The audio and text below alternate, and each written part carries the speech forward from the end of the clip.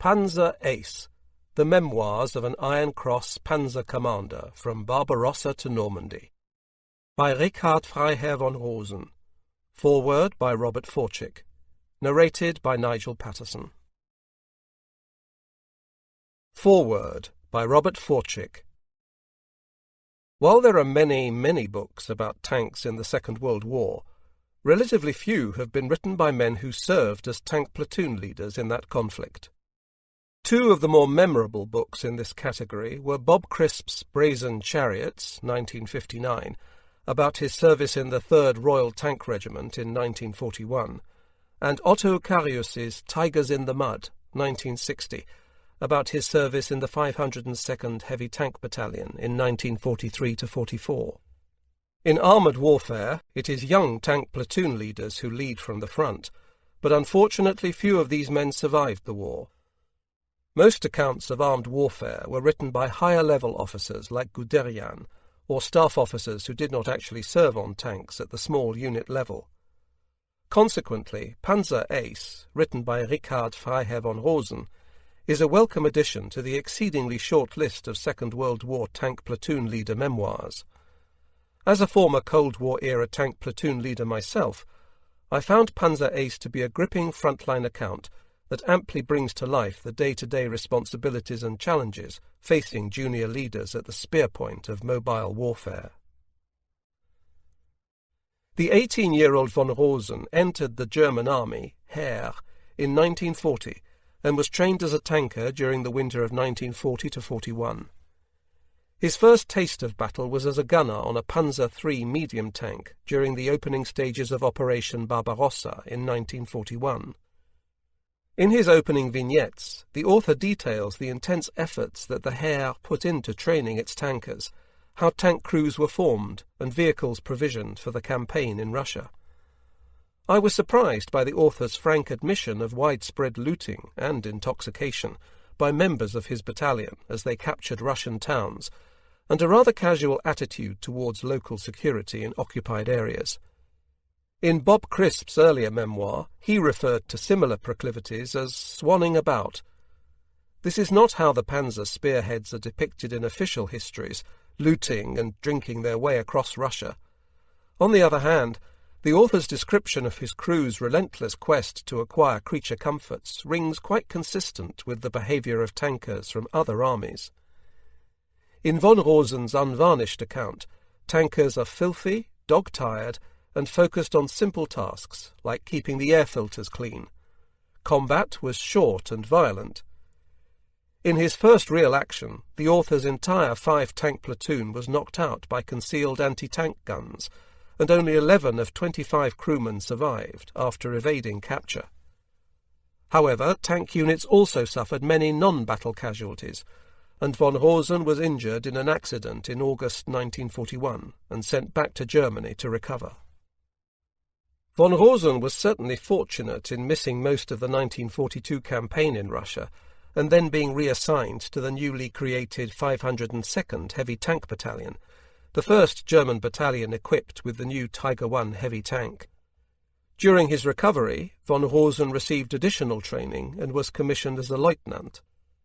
In late December 1942, his unit was hurriedly transferred to southern Russia in response to the catastrophe at Stalingrad. It was in January 1943, on the frozen Kalmuk steppes, that von Rosen gained his first experience as a tank platoon leader. His unit, redesignated as the 503rd Heavy Tank Battalion, conducted a fighting withdrawal back to Rostov, then to the Kharkov area. Armoured delaying operations are one of the toughest missions that a platoon leader can receive, and conducting it amidst a Russian winter was no small accomplishment. Afterwards, von Rosen describes the lead-up to Operation Zitadelle, the German offensive against the Kursk Bulge, with interesting details about training and preparations. One of the author's most telling observations about Kursk was, "We would discover that the Russian soldier we would face was no longer the man of 1941–42, but a soldier our equal in fighting efficiency and morale."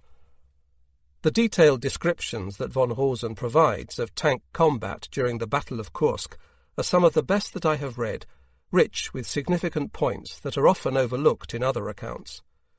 Not surprisingly, given the fierce Soviet resistance, von Rosen was wounded in action during the battle and again sent back to Germany. After nearly a year away from the front, von Rosen returned to duty in June 1944, just as his battalion was transferred to France to deal with the Allied invasion of Normandy. Although the 503rd Heavy Tank Battalion played a major role in frustrating the British offensive known as Operation Goodwood, the battalion was eventually ground down by heavy losses. The author's descriptions of Allied artillery barrages and air attacks indicate how German panzers could no longer operate in broad daylight as they had earlier in the war. After the Allied breakout from Normandy, von Rosen managed to reach Germany, where his unit was re-equipped with the new King Tiger heavy tank. In September 1944, von Rosen was promoted to company commander. However, he notes how veteran tank crews had become a precious commodity, and his former commander tried to pinch some of his best tankers from him. The Third Reich's manpower crisis was becoming acute, and the author notes that the quality of the German NCO Corps had begun to decline, and that some of his replacements were far less effective than the soldiers of 1941–42. After a brief period of reconstitution, von Rosen's company was sent to Hungary in October 1944 to try and prevent the loss of Budapest to the advancing Red Army. In Hungary, von Rosen found that even the King Tiger was challenged by the increased skill of Soviet anti-tank defences, noting, "It was a grim feeling to be sitting in a panzer, see a muzzle flash ahead, and then wait for the hit. We could receive a hit so powerfully that it stunned us all." It is also amazing to read how the German High Command foolishly employed the King Tigers on marshy terrain, which put them at a clear disadvantage. On soft ground, the King Tigers were easily mired, and on one day von Rosen had 5 of his tanks stuck, which required retrieval under fire, a nightmare for any armour leader. The rainy autumn weather in Hungary seriously hindered German efforts to counter-attack Soviet breakthroughs, and von Rosen's recollections of rain-soaked nights inside his Tiger are particularly poignant for tankers. One might think that a panzer was watertight. On the contrary, water always found its way in. Because movement in the panzer was very limited by how cramped it was, if it rained all day, it was very unpleasant inside. Constant drips falling on your head or neck could drive you mad.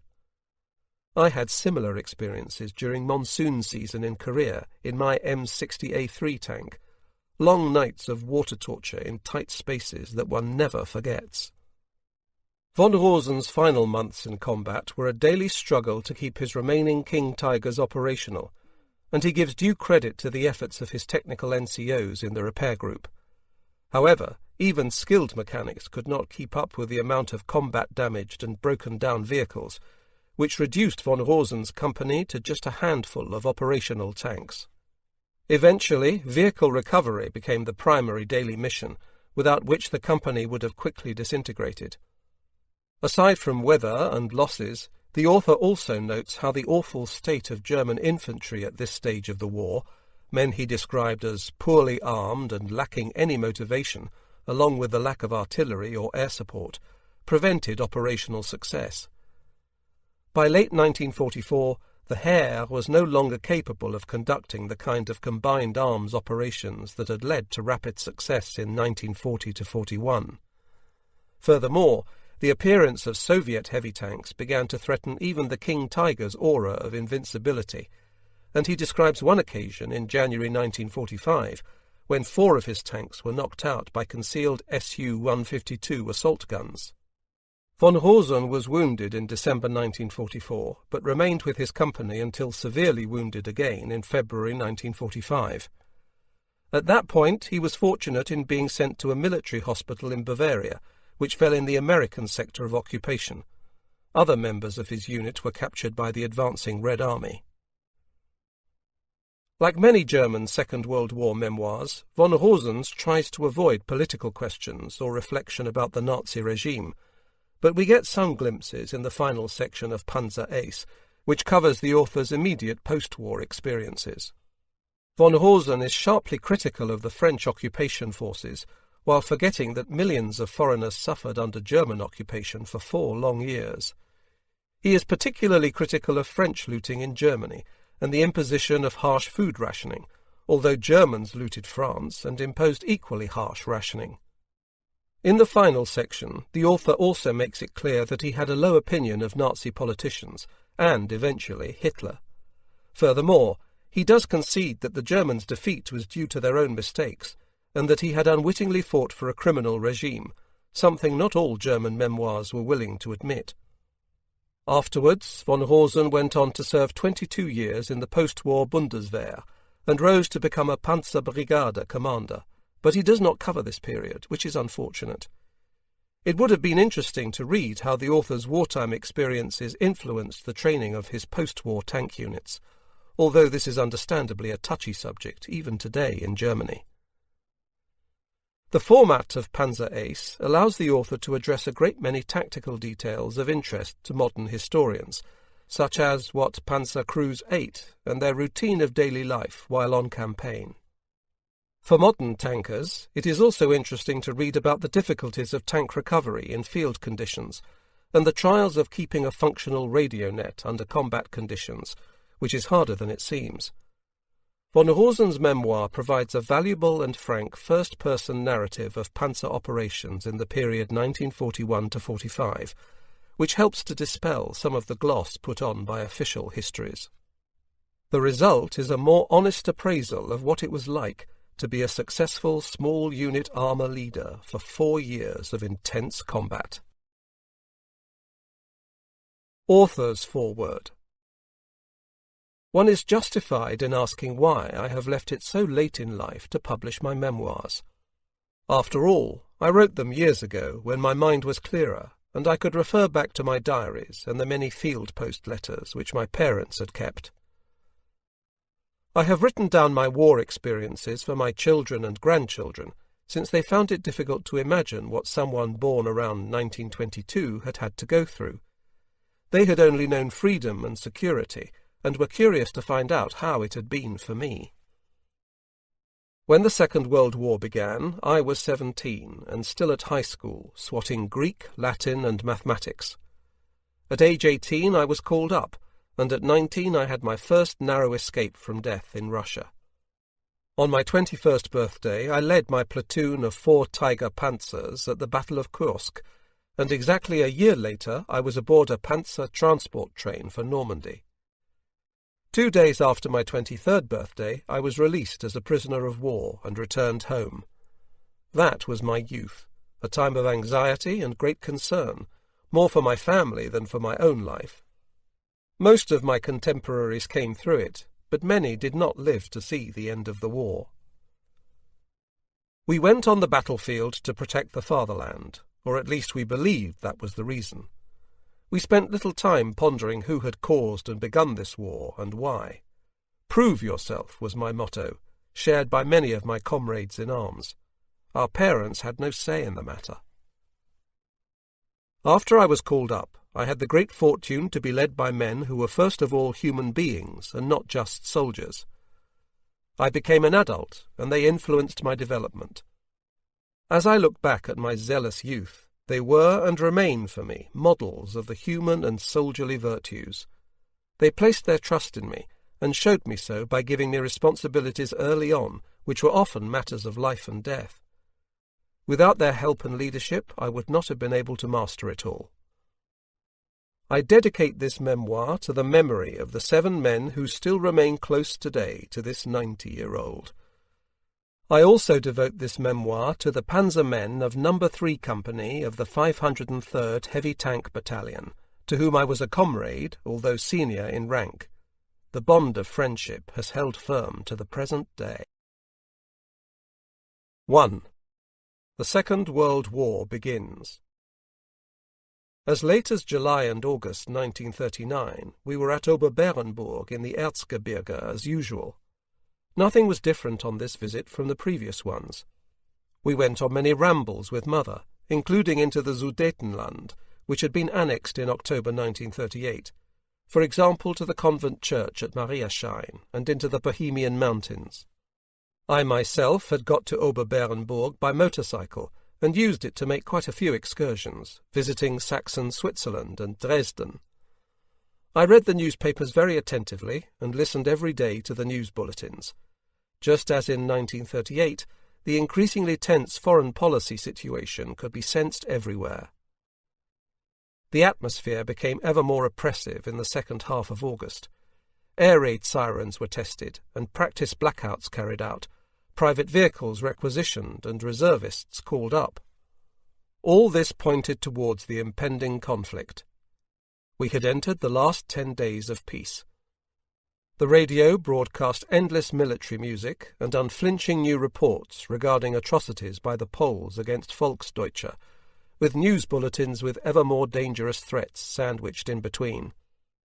Many of the reported attacks had been staged by the Nazis, such as the incident at the Gleiwitz radio station on the 31st of August, but others actually did happen. Whom should one believe? A typical comment by adults was, "Without a miracle, war with Poland cannot be avoided," or, "Once the harvest is in, it will start." On the 23rd of August we breathed a sigh of relief. Shortly before, the unexpected had come to pass. Behind the backs of the Western Allies, the arch-enemies Hitler and Stalin had concluded a non-aggression pact. There was a secret protocol, hardly any knowledge of which had been made public, in which the Baltic states had been conceded to the Soviets' sphere of influence.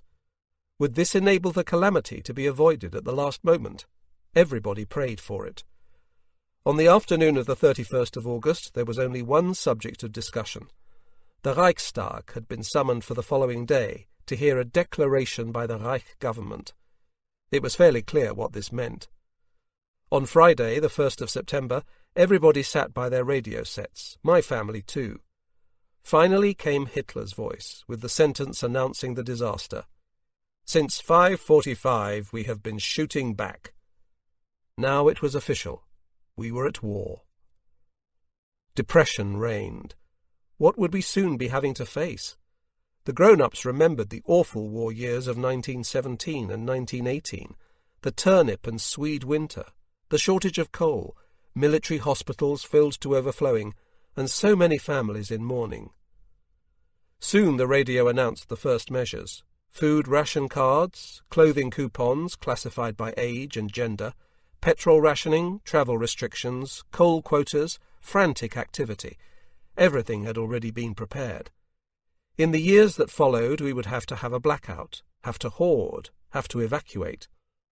The only sources of information were the official Reich radio service, which broadcast reports prepared by the propaganda ministry, and the newspapers, controlled by the same body. Listening to foreign radio stations was not yet illegal, but for the most part their broadcasts in times of crisis did not provide the true circumstances affecting Germany. In any case, their customary exaggerations condemned them as a non-credible source. East Prussia had been separated geographically from the Reich since 1919, and the Reich's claim for an extraterritorial railway line and road across the Polish corridor to connect with it seemed to me reasonable.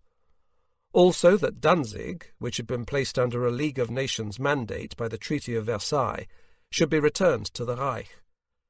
I found the claims of Polish atrocities against the citizens of German stock in the Polish corridor and the province of Posen believable, while being dubious about the alleged Polish attack on the Gleiwitz radio station.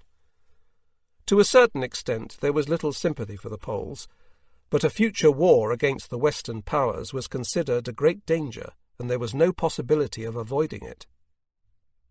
Even amongst my own generation there was little euphoria and enthusiasm for a war, but if the fatherland was in danger, then one had to make a stand and become involved. Whatever events had unleashed the war were irrelevant. Many believed secretly that it would be a short war, ending with a quick victory. The very first special bulletins from Poland reinforced the hope that, once again, the Führer was right. Then, 2 days later, came the damper. It was Sunday, and Aunt Ina had heard on the radio that France and Britain had declared war on Germany. A local war against Poland was developing into a kind of world war, for Great Britain brought into the war the British Empire, Australia and New Zealand, India, and a few days later the South African Union and Canada. This did not look good. I prepared for my return journey to Rastatt. Private journeys by car or motorcycle were forbidden, and so I had to go to the office of the district administrator at Diepoldiswalde for an exemption certificate. I also received a docket allowing me 5 litres of petrol, enough to get me home to Rastatt. After breakfast on the 9th of September I set out, and spent that night in the Panzer barracks at Bamberg, which I would enter 14 months later as a soldier. The next day I arrived at Rastatt. I became a dispatch rider for the military district and had a red corner stamped onto my number plate which showed my authority to use my motorcycle. Rastatt was in the so-called red zone, which was being evacuated. Women and children had already gone, and all schools and most businesses had shut down. The nearby Rhine front was very quiet, the French idle in their Maginot Line, the Germans behind their Westwall. Only the big bridge at Wintersdorf had been demolished. Neither side wanted to fire on the other, and a friendly traffic existed across both sides of the Rhine. At least that was how it was on the Upper Rhine, the end nearest Switzerland. In those days they called it the drôle de guerre, the phony war. I made myself useful at home. The nightly blackout was strictly enforced. Slackness attracted a fine. Not just once did the neighbourhood warden hammer on the door and shout, "Blackout!" Not the slightest chink of light must be seen from outside. In peacetime, air raid and blackout practices had often been held, but these were not taken too seriously. One only bothered with the rooms being occupied at the time. But now it was part of everyday wartime life. Here was something I could do to keep myself busy. Wooden frames had to be made and covered with black paper to put over the windows in the evening. Makeshift solutions were no longer acceptable. Everything had to be done for the long term. In time the system was perfected. Black curtains for the bedrooms, while rooms with sliding shutters or blinds had only the air slits pasted over. These were checked from time to time. There was no longer any street lighting. The neighbourhoods were black as pitch. In train compartments only a dim blue light was permitted, while all road vehicles had to place a cap with a small slit over their headlights, so that one could be seen by oncoming traffic. Even pocket lamps had to have a cover projecting the light down onto one's feet. Pedestrians wore phosphorescent badges on their lapels to avoid colliding. An air raid shelter was set up in our cellar, which in May 1940 offered us protection from French artillery fire. From October 1939 I attended high school at Baden-Baden. There were just a few of us who met up each morning on Rastatt railway station. Mostly we did go to school, but occasionally preferred to climb the Battert, a 570-metre hill on the edge of the Black Forest, or spent the morning in the reading room at the Spa House. We were known to the people of Baden-Baden as the Westphal Gypsies, and it was rare that any of us was absent. Our schools were reopened on the 7th of January 1940, but closed again shortly afterwards. It was a bitterly cold winter, and no coke was available for heating purposes. At the beginning of February 1940, I submitted my application as a volunteer for the Army Officers Course, since that had always been my ambition. My papers were sent to the Panzer troops. At the end of that month I was accepted as a volunteer, and shortly afterwards passed the medical as fit for war duty. At the beginning of July I attended for psychological testing at Stuttgart for 2.5 days. This course was feared and the failure rate high, but I returned home with a feeling of confidence. Meanwhile, the 8th grade scholars, amongst whom I had been transferred at Easter, had been informed officially that every one of them called up for military service would be awarded the Abitur, secondary school graduation certificate, if conduct and achievements in class justify it. Accordingly, from early summer 1940 most of my class had left, the majority to enlist voluntarily, some into the SS, after doing 3 months compulsory labour service with the Reichsarbeitsdienst, RAD, State Labour Service. On the other hand, I was informed by the military district command that I could expect to be called up on the 1st of October. It seemed that my hopes were to be fulfilled. As an aspirant for an active officer's career, I was exempt from the RAD. My mood after the initial military successes was almost euphoric. To have preempted the British in Norway was a masterstroke. The Battle of Narvik was extremely dramatic. General Dietl defended the town for 4 weeks in the mountains between Narvik and the Swedish border with his force of Bavarian and Austrian mountain troops. He became a national hero.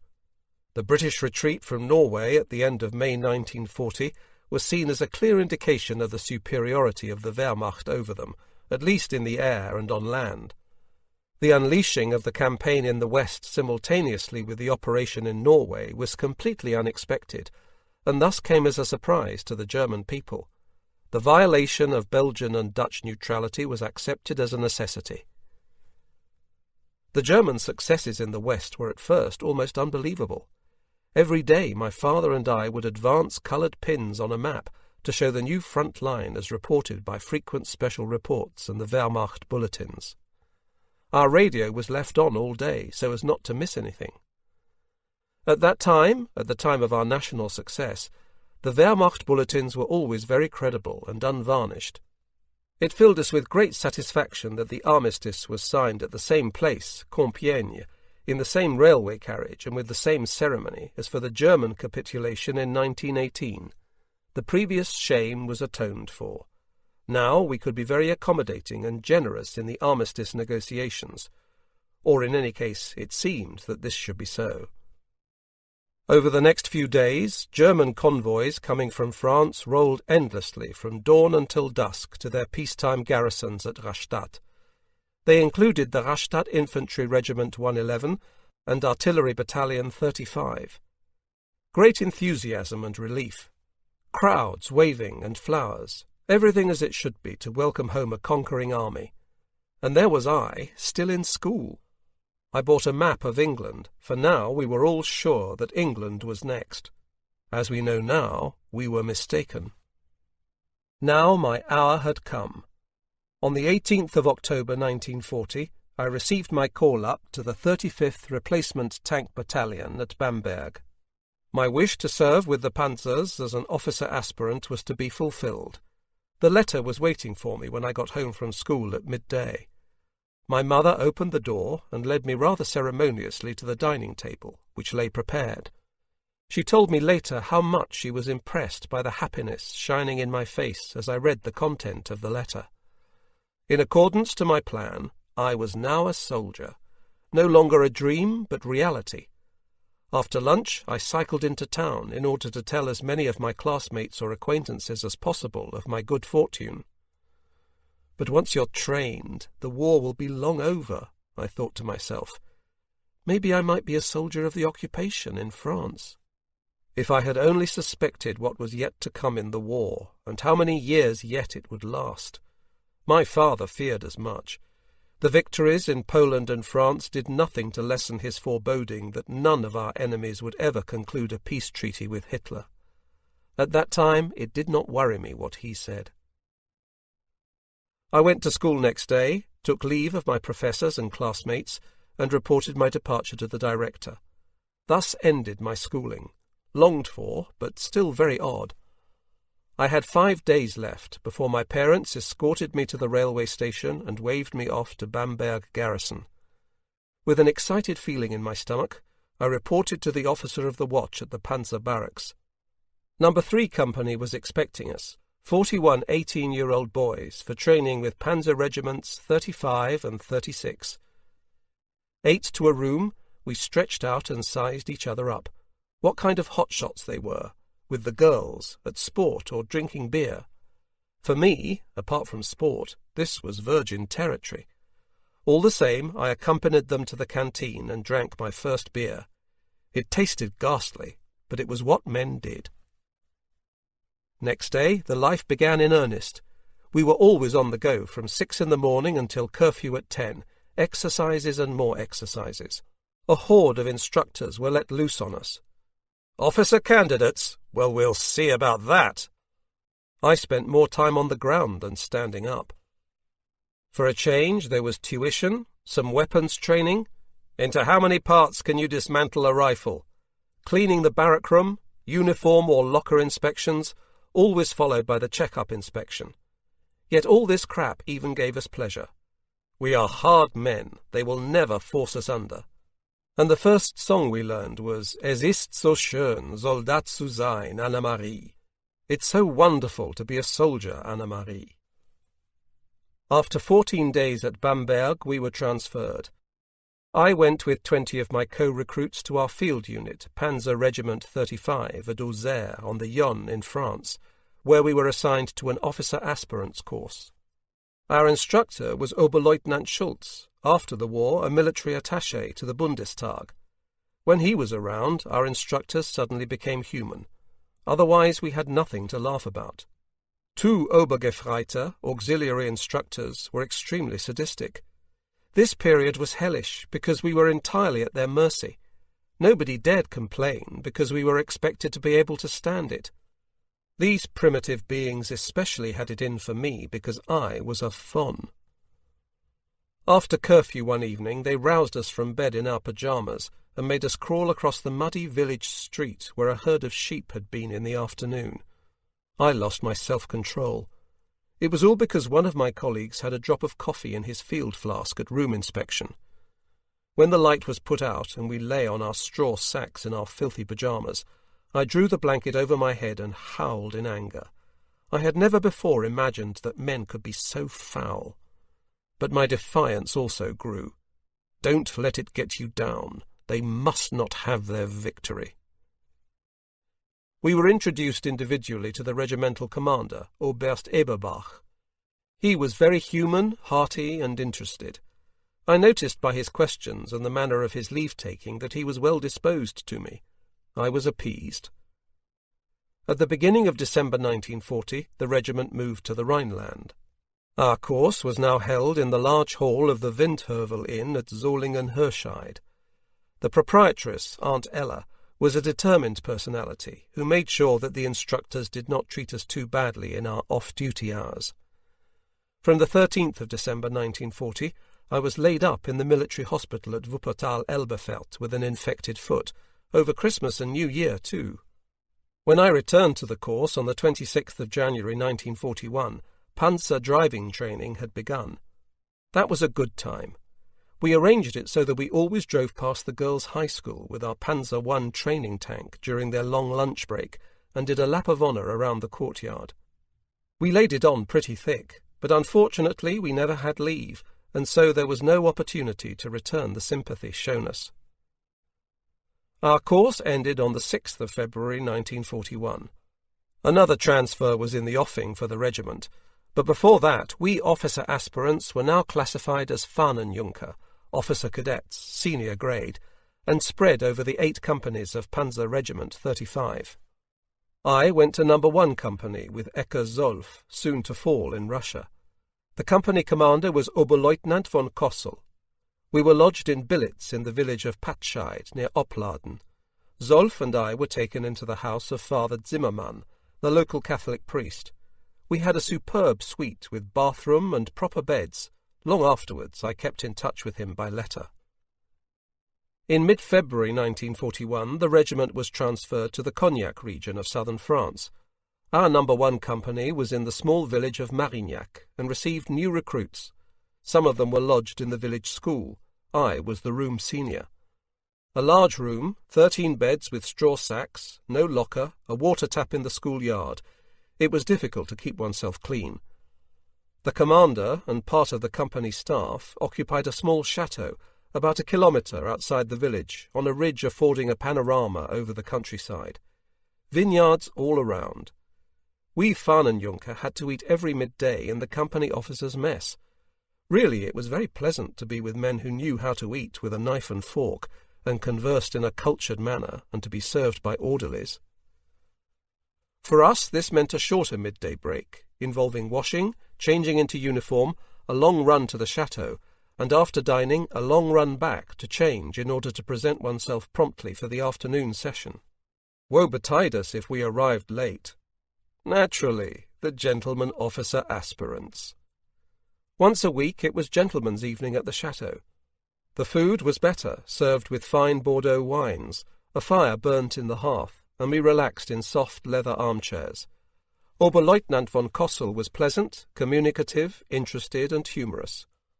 I was in his good books. The training schedule was now primarily panzer training with hardly any more discipline training, and we had a lot of fun.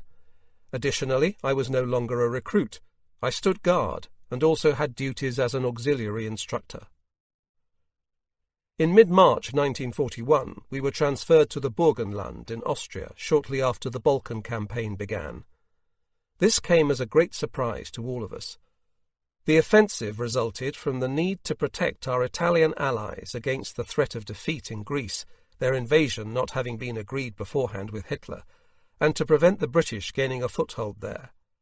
Everything was settled so quickly, however, that we were not called for. At that time, I was promoted to Pfannenjunker-Gefreiter, officer cadet senior grade, private soldier. Now I was a proper soldier. We spent a whole Saturday in Vienna, glorious, but it could not be repeated. Once again we were transported away by train, cattle wagons, straw, soot and filth. The train rattled through the protectorate of Bohemia and Moravia. Where was this train going? On the 25th of April 1941, my company arrived at the Wartelager, a large military training depot near Posen in the former Wartegau, now in Poland.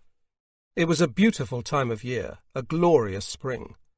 On Saturdays and Sundays, a company lorry drove into Posen.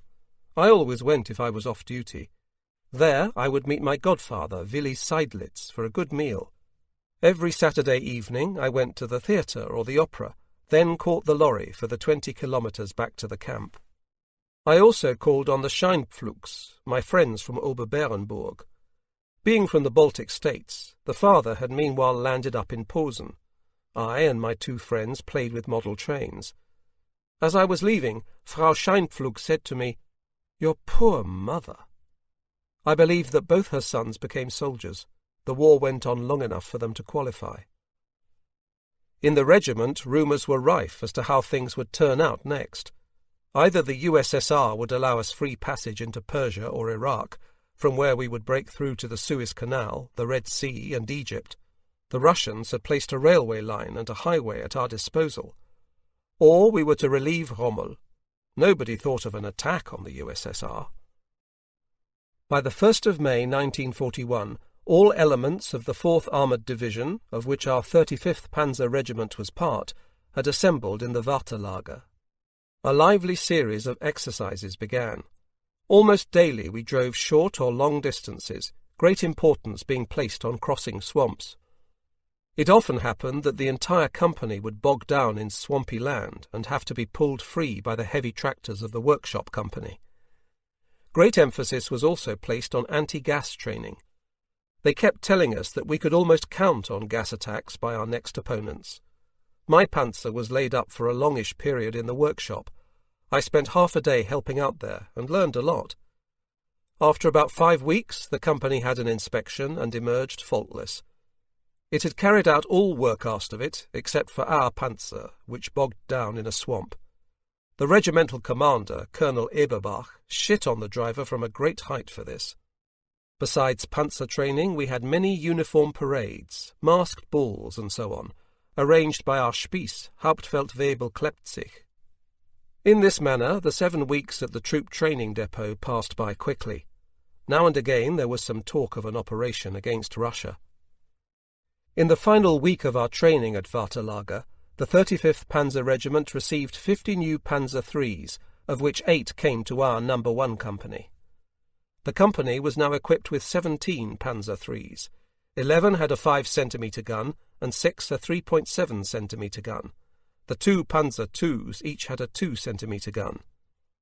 I had been in the rank of Gefreiter since March 1941 and became the gunner in a Panzer-III with a 5 cm 38 L42 main gun and 2 coaxial 7.92 mm MG-34s.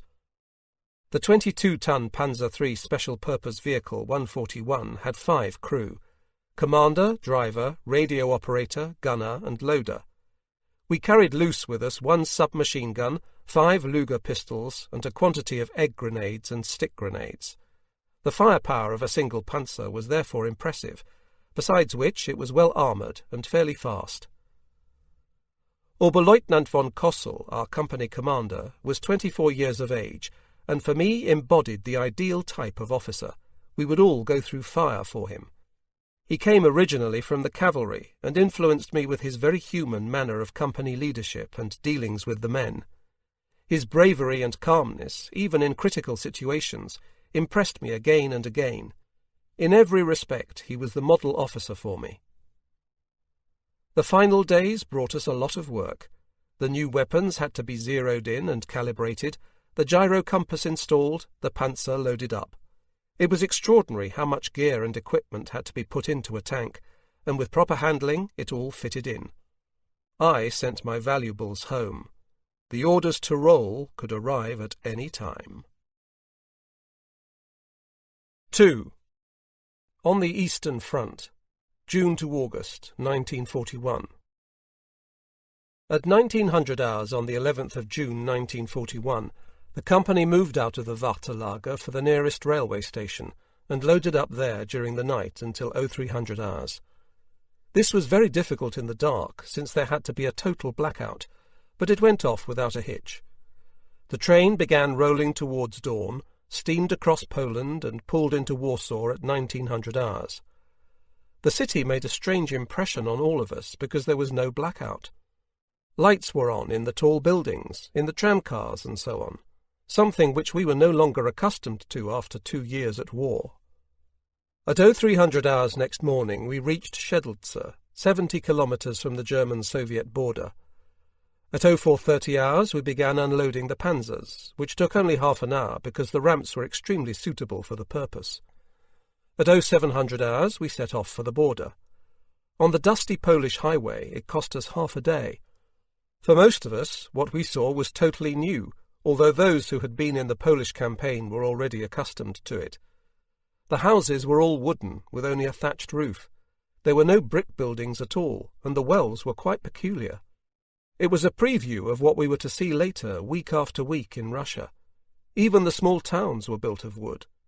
We especially noticed the many Jews here, identified by the yellow star. Our readiness areas were precisely laid out, the endless great forests turned into one giant troop depot. Division after division lay here, completely camouflaged against air reconnaissance. The regiment lay in the Volhynia area. Our No. 1 company had its quarters in the middle of the forest. We lay there for 4 days, each crew putting up a tent. The weather was wonderful, and we were occupied all day with technical duties, which in such an environment provoked a lot of fun. These woods were quite magnificent, all deciduous trees. The only bad thing was the many mosquitoes which bred in the nearby Rokitno swamps. After 4 days it began to rain so heavily that we were driven out of our tents, and the personnel moved into a barracks 5 kilometres away, where the company was given comfortable and, above all, dry quarters. We brought up the panzers to a wood closer at hand, camouflaged them perfectly against aerial reconnaissance, and carried out the duties of oil changing, weapons cleaning, and, most important of all, the fitting of a new refuelling system using a petrol trailer. Each panzer had one of these 2-wheeled trailers carrying 2 200-litre barrels to be towed behind it, inside which was a pump for refuelling on the move. Before combat, the trailer could be released without difficulty from inside the panzer. The whole thing was found to be unsatisfactory, however, and was later discarded. It was a devil of a job to fit the system, but we succeeded. On the 16th of June 1941 we loaded live ammunition, which took us all day. We had to ship aboard each panzer about 4,000 machine gun rounds and fill the ammunition belts with them, also around 70 high explosive and 60 armour-piercing shells, and 10 special shells. Pistol rounds, flares and hand grenades were also loaded and primed. The same day we were immunised against cholera. This was done twice before the operation. In the evenings I went from No. 3 Company with 4 men to No. 4 Company, where Oberleutnant Kraus gave us a brief introduction to the Russian language. Apart from writing the Russian alphabet, we also learned some expressions useful on operations. I never understood anything else of it. Towards evening on the 18th of June, The commander assembled us to give notice that the operation would begin within the next few days. Then he notified our company of its first objective. We were to be the spearhead company, and our orders were to move as fast as possible through thick woodlands with swampy marshes to the town of Kobrynia, which was 60 kilometres the other side of the border. The strength of the Soviet forces at the border was not known for certain. Our leading panzer was 114, with Unteroffizier Probst as commander. We had mixed feelings now that we knew that in a few days everything which until then had been harmless fun would come to be in bitter earnest. In the evening the sentries were doubled, in case the Soviets dropped paratroops. The day of the 20th of June began with regimental roll call. The entire 35th Panzer Regiment was formed into a triangle for Oberst Eberbach to address us. He spoke grippingly and warned us about the Russians. "You are going into a country in which the people live so primitively that you won't believe it. They don't even have proper toilets." Possibly he spoke in this manner to calm our anxieties, or to instill in us a feeling of superiority. In conclusion, we remembered our fallen comrades on the battlefields in Poland and France, then returned to our quarters.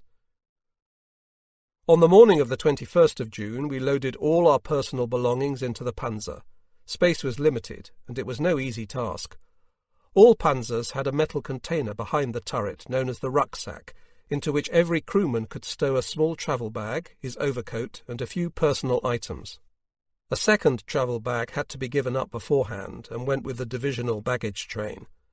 At the rear of the Panzer was a large wooden trunk for blankets, ground sheets, and the like. There was also space in it for brochures, that is, plunder. For that reason it was also known as the brochure trunk. Almost every Panzer had one. We fixed an empty ammunition box on the track cover. These were small wooden boxes with a good clasp and an interior lining of sheet metal for our rations. A wire was wound around the rucksack, and we hung our field flasks from it so that they were always ready to hand. On the day before the invasion, we received our special rations, for which we found space in the engine compartment and fighting compartment. They consisted of 3 tins of rice or vegetables, 5 small sacks of bread, 3 boxes of Coca-Cola, and a miniature stove per man. This was in addition to our iron rations. None of it could be touched unless ordered. Towards midday everything was ready. At 1600 hours the company assembled to hear the commander's brief address in his usual humorous style. Then we were dismissed to our panzers nearby, which had been towed out of the woods and lined up on the highway. Around 1700 hours the battalion HQ rolled past, and we followed, driving through Volhynia, then onwards to Brest-Litovsk. Our destination was woods north of the town, about 3 kilometres from the river Bug, which formed part of the frontier at that point. On the way we drove past gigantic fuel dumps which the RAD had laid out within the vast forests. The RAD boys stood on either side of the highway, watching us enviously. At nightfall the drivers had the difficulty of driving in the dark. Now and again a short technical halt would be made. Meanwhile I slept on my gunner seat. It was a slow process, learning to sleep just anywhere. The seat was neither soft nor comfortable, and I was so tall that I could not sleep sitting upright, but in the end I did get used to it. When I awoke at midnight, I found that we had reached our readiness area. Individual panzers were shown to their appointed places, fueled up, gun and machine gun barrels given a clean and drained of oil, all vehicles impeccably camouflaged, the tracks covered over, and now it was serious. We were told to keep a watch for enemy aircraft. All jobs done, everybody stretched out and tried to sleep. If the code word was given, the operation would begin at 03:15 hours. If not, we would have to stand by. The operation begins. 22nd of June, 1941. I had had a light doze. By 0300 hours, on account of the tension and excitement, nobody was still asleep. We got up and talked. Then, at precisely 03:15 hours, the first rounds were fired. Our artillery batteries opened a crazy heavy fire from all sides on the Russian positions. Close by us was a 10.5 centimetre battery. After a short while, the morning sky had turned red. Wherever one looked was on fire. The Soviets made no reply. After half an hour, the firing ebbed somewhat, got stronger again, then almost ceased altogether. We could hear the rat-a-tat-tat of machine gun fire in the distance. Our infantry crossed the Bug and established a bridgehead. Towards 0400 hours, the entire fighting force of the company was drawn up, to hear the commander reading the Führer's order of the day to the German army of the East. "The hour of the crucial test has now arrived for you too. Upon you lies the responsibility of saving the culture of Europe from Bolshevism." Our wheeled vehicles, classified as Tross, the rearward services, had not come up this far. A panzer company was made up of the panzer crews, the Kampfstaffel or battle component, divided up into the Gefechtstross, the combat train, including the field kitchen, and Tross 1 and 2. Tross 1 included the repair unit, ammunition and radio. Tross 2 was the wheeled tross, with the orderly room, motor pool, provisions, clothing, weapons and equipment, motorcycle dispatch riders, drivers, paramedics, and so on. Our morale was excellent. Towards daybreak we received another delivery of field post, then waited for our orders to move out. Our infantry and pioneers ahead at the Bug River were not ready for us yet. During the early morning the infantry had established a bridgehead over the Bug without many losses, and the pioneers were now at work erecting a makeshift bridge. They completed it around midday, and at 1300 hours my No. 1 company received orders to move out. As soon as we got into gear on the highway, the battle with the dust began. Without our issue of protective goggles, we would have been blind. The convoys snaked their way from all sides onto our highway. We had priority everywhere, since we were the spearhead company of the Panzer division. On the way there were several stops for congestion on the road. Here the first 2 German wounded, an Unteroffizier and a Gefreiter from the 12th Infantry Regiment of the 4th Armoured Division, spoke to us. Both had minor wounds and told us about the Russians' tactics. The infantry had found it very difficult to make progress on the other side because of the swampy terrain. Towards 1500 hours we reached the makeshift bridge over the Bug. The river here was about 150 metres wide. We had to wait for over an hour because the bridge had been damaged by the weight of troops passing over it. At about 1630 hours the company finally crossed it, and now we were on Russian soil. A slug of cognac, and on we went. Soon we saw the first prisoners, escorted by infantry. They had good uniforms, the mud on it providing good camouflage. On the Russian side it was very marshy, and we had to take care not to bog down. We got through without a hitch. The company formed up, and we set off in good order at a decent pace, first through woods already cleared by the infantry and littered with Russian equipment. They had pulled back very hastily. After about 5 kilometres, a halt was called to give the battalion a chance to form up. The battalion commander, Major von Lauchert, came forward to us. No. 1 company was now given another 3 Panzer IVs, with a 7.5 centimetre gun and 2 machine guns, and got ready for the drive to Corbigne. On the way, enemy resistance was to be expected. Our spearhead panzer was commanded by Unteroffizier Probster, then came Lieutenant König, and the No. 1 group vehicle with the company commander, followed by 3 Panzer IVs, our hard nuts to crack, the 2nd platoon, the light platoon, and finally the 3rd platoon. Behind us rolled No. 2, 3 and 4 companies, then the 2nd battalion. Other elements, such as anti-tank guns, pioneers, artillery and so on, had been attached to our regiment, and as a whole within the division formed the assault group Eberbach, named after our regimental commander, Oberst Eberbach. He had already been awarded the Knight's Cross in France, and at the end of 1941 was only the 2nd officer of the Panzer Arm to receive the Oak Leaves for the outstanding successes of his assault group. Our task was now to force our way as deeply as possible into enemy territory. At dusk that first night, we set off at about 2100 hours and headed into the unknown. At first we crossed open country. Behind a hedge I saw my first dead Russians. The sight of it never gave me pleasure to the extent that I imagined it would earlier. We assumed that the enemy would be positioned behind every clump of woodland, and found it incomprehensible that he had not prepared his defence in those areas of territory ideal for it. The spearhead panzer reported all details to the commander by radio. Every panzer had at least a receiver, a large number of them a transmitter also. The convoy followed a woodland trail through the thickest area of forests. Of the enemy there was no sign. Slowly night came. Our morale was sky high. I sat behind my weapon, but the night was black as pitch, and since I could see nothing through the sight, I had a sleep, as did my loader, Gefreiter, whose peace was always difficult to disturb. Following the changeover, our new commander, Feldwebel Volz, stood in the turret and maintained contact with the driver, Gefreiter, via the intercom system. In the darkness, the commander had to give steering directions to the driver, for on such a dark night and with the tremendous dust being kicked up, the driver could see very little through his viewing slit. Getting out during a short rest, one would sink ankle-deep in the fine sand. We proceeded on narrow forest tracks with few halts, the leading panzer maintaining constant radio contact with the company. Towards midnight, we reached the major Brest-Litovsk Rollbahn without having met any enemy. This Rollbahn was the road to our destination. Rollbahns were shown on Russian maps, of which we had reprints, as autobahns.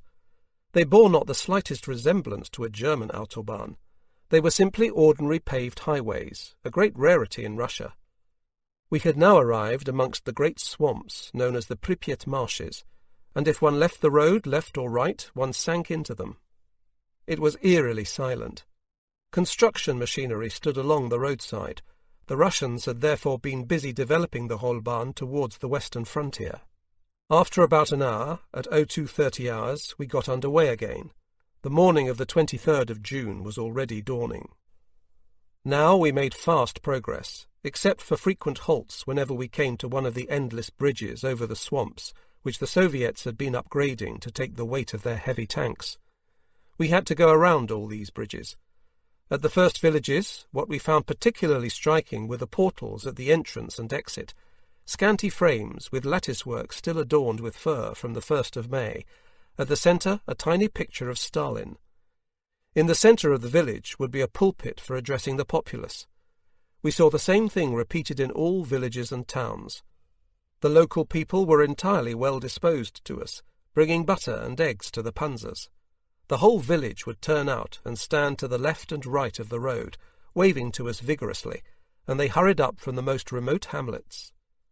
The sun rose ever higher, and by 0900 hours we could make out in the distance the silhouette of Kobriny, and with a quarter of an hour we reached its first houses. That night the company had advanced 60 kilometres, a remarkable achievement bearing in mind the early heavy going and interruptions. To our chagrin, the 3rd Armoured Division had got to Kobriny before us, and was already continuing along the Rollbahn. This division had had 2 permanent bridges readily available for crossing the Bug, and so, unlike ourselves, had not had to wait for pioneers to build a pontoon bridge before they could set off. We were therefore a little depressed that we now had to follow behind the 3rd Armoured Division. We parked our panzers in a large garden, camouflaged them well, of course, and attended to minor defects. There was no petrol yet. It was said to be coming up soon. Rich pickings were rumoured, and the commander detached a Panzer II to loot a large warehouse. I reported myself out for a light-hearted stroll through the town. I had left my pistol in the camp, and noticed suddenly that there were no other German soldiers in the vicinity, but instead some very shady types. When these began to get unpleasant, I retraced my steps to more inhabited areas of the town, where I came across armed soldiers breaking open a street kiosk. I left with a giant sack filled with cigarettes and soap for the company, where it was all shared out fairly. Our panzer got 30 bars of toilet soap. Other colleagues brought in similar plunder. At midday we received permission to open a box of the special rations. Just as we started eating, we got the order to refuel and roll. We drove across the market square past a giant plaster statue of Lenin, flanked by 2 Soviet tanks. As we discovered, every town had at least one statue, each of Lenin and Stalin, sometimes even 2 of them seated together on a bench. We crossed the suburbs to reach the railway goods yard, which hosted a huge fuel dump. Here we took what we needed: oil canisters for air filters and engines, water canisters, very important because of the heat, and many other useful items. Then we refueled from gigantic barrels. The primitive Russian refuelling installation caused us a number of problems. After the whole company had fueled up, we found a spot nearby for sharing out the plunder. Shirts, briefs, underwear, blankets, sleeping bags, cooking utensils, party badges, trousers, boots, and so on. The company had also come across a case of butter and some big Dutch cheeses. We had no bread, and so ate cheese spread with butter, which tasted marvellous. We were quite happy to make do in the circumstances. Towards evening, we drove across town again to the Rollbahn. Ahead, the 3rd Armoured Division was in action. Russian tanks had attempted to attack the town, but came to grief with much bloodshed, and we soon saw the pitiful remains. No. 1 Company had orders to secure the area 10 kilometres beyond Kobryny. As it grew dark, we were at readiness in a small wood and camouflaging up, but after half an hour, just as we finished, another order came for us to do the same thing in another position. Meanwhile, night had fallen, black as pitch, and we noticed fires all around us.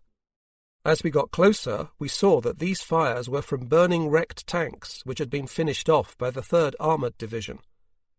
Towards midnight, the company put up at a farm.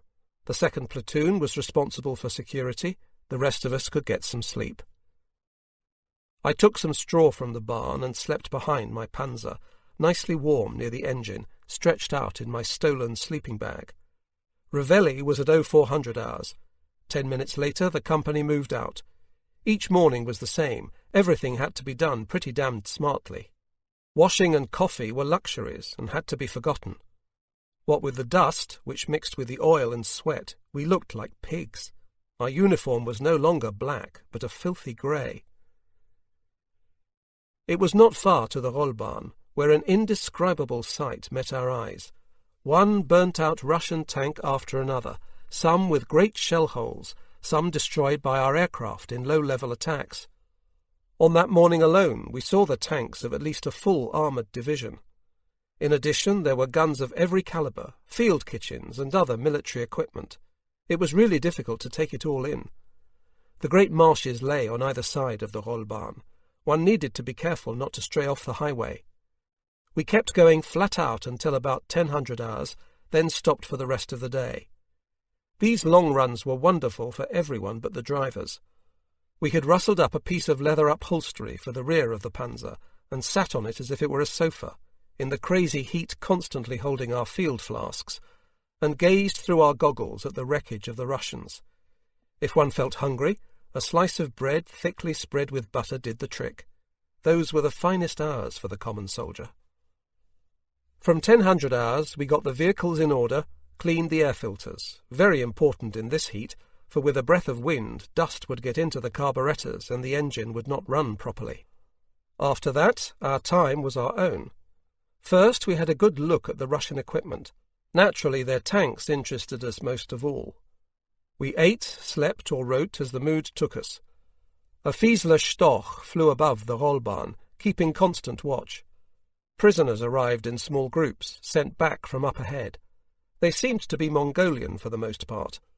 Some wore civilian clothing, contrary to the rules of war, but were instantly recognizable as soldiers. When darkness fell, we set off again and drove through the night. I slept wonderfully on the hull at the rear of the Panzer. At first light, I was awake again, the same scene right and left of the highway. Towards 1000 hours, the order came for the company to secure a bridge against ground attack aircraft. We soon reached the said bridge and took up position. It was not a very favourable spot for us, since there was no cover anywhere. Camouflaging a Panzer in the open was very difficult. An 8.8 centimetre flak battery had come up to protect the bridge against air attack and was very close to us. It was being hinted that the Russians would do anything to either capture the bridge or destroy it. There was a lot of work to be done on our vehicles, for after such a long run everything had to be checked over. We worked on the tracks, air filters and weapons were cleaned, we fuelled up and so on, all of which took up a lot of time. I was just about to have a wash for a change when the flak suddenly opened up. We saw 6 bombers at very high altitude quickly turn tail under fire, but they came back a quarter of an hour later, and scarcely had we recognized them than their bombs exploded in the midst of the flak position, though without causing any great damage. The flak was very accurate, and soon a bomber was plummeting earthwards. It roared ever faster towards the ground, where it exploded. On the way, a wing became detached and spun down slowly like a flaming torch. That was the first of the many aircraft that I saw shot down. After another 30 minutes, another wave came. We saw the bombs drop and explode between the widely spaced panzers. Our chief radio operator, Gefreiter Hiltwein, was wounded with a splinter in the knee. Until then we had watched without taking cover. This was all new to us. The commander now gave the order to dig foxholes beneath the panzers. We hacked out a large square hole, tossed down blankets, and then the panzer was driven over it for cover. If another air raid came, we would all crawl under the panzer and be safe to some extent. One could hardly believe the monkey-like rapidity with which we abandoned the panzer and got under it on such occasions. That morning there were 6 Russian air attacks, in which they lost 3 aircraft to flak and our fighters. Because of the immense plague of mosquitoes, we made a small fire and played cards. I lost 20 Reichsmarks, but what did money matter any longer? The amounts being bet sometimes went as high as 200 Reichsmarks. Then gambling was forbidden, thank God. For the rest of the day we had quiet, and not even at night were we disturbed. Next morning, the 26th of June, we went to alert status, but nothing happened. Waiting for the first real engagement with the enemy began to get on our nerves. Towards 1100 hours, the order came to get the vehicles ready. In great haste, everything was loaded aboard and stowed. Barely half an hour later, we moved out, down the Rollbahn again, just as on previous days. Around 1500 hours, we suddenly received orders to go to battle readiness. The weapons were loaded and freed. We were to attack an airfield to the left of the Rollbahn and secure it for the use of Mulder's squadron. Soon the company bore left off the Rollbahn, along a narrow woodland track. Here the dust was appalling, and despite our tight hatches it still filtered through the cracks into the interior. This made it very demanding for the drivers, who literally drove into a grey fog with no sight of the vehicle in front. Through my gun sight I could also make out nothing. It was amusing to ask ourselves what would happen now if the enemy attacked. Nevertheless, calm and composed, we headed ever onwards into the unknown for 20 kilometres. On the way we came past our artillery, which had the airfield under fire. All safety catches were off now. At any moment we might encounter the enemy. Suddenly the wood cleared, and the great airfield lay before us. Everywhere were Soviet aircraft either burning or already smouldering wrecks. The Mulder's fighter squadron, coming in at low level, had done its work well. There was no sign of the enemy. The company formed a battle line and brought the edges of the woods under fire, on the assumption that the Russians might be hiding there. Then it grew dark, and we withdrew from the airfield, cleaned the weapons, ate and slept. 27th of June 1941. Reveille was at 02:30 hours.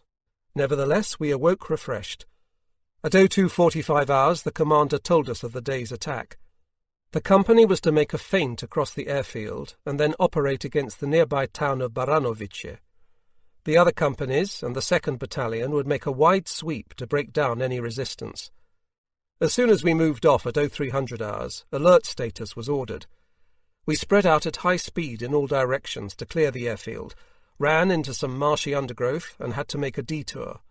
This led us past a large fuel depot, which, as we found out later, was heavily mined. Some of our vehicles came very close to running into the minefield. The Russian artillery fire was so accurate that we suspected they must have a spotter nearby. Their shells fell fairly close, and every time one exploded we would involuntarily duck our heads, even inside the panzer. We guessed that the observer was in a water tower, fired on it and tested our weapons at the same time. A success. The enemy artillery ceased fire. We set off again towards the town, which was close by. In a meadow we passed 8 brand-new anti-aircraft guns, probably never used against us, a welcome capture. We were ordered to bombard the town, but then the order was cancelled because No. 2 Company had already entered it. When we reached the town limits we went straight in. The streets were empty. Our panzer got stuck in a hole, and only the skill of our driver managed to get us free. Meanwhile the company had gone on ahead.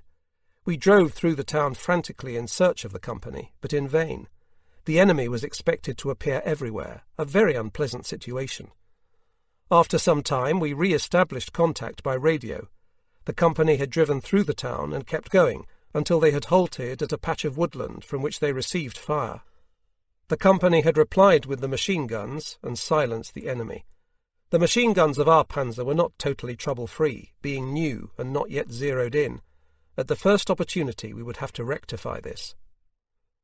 By radio came the report that the advancing 18th Armoured Division was already in our vicinity. This meant that the encirclement of Białystok was complete. The company turned about and returned to the town, where relatively little damage had been inflicted. We stopped in the town centre. Each panzer had to have one man to keep guard on it, while the rest of the crews could go organising. Soon we found a warehouse with hundreds of crates. All were forced open with the bayonet, and anything useful taken away. Wine, mineral water, especially important in the heat, chocolate creams, sweets. Soon every panzer had a few crates, and beaming faces everywhere.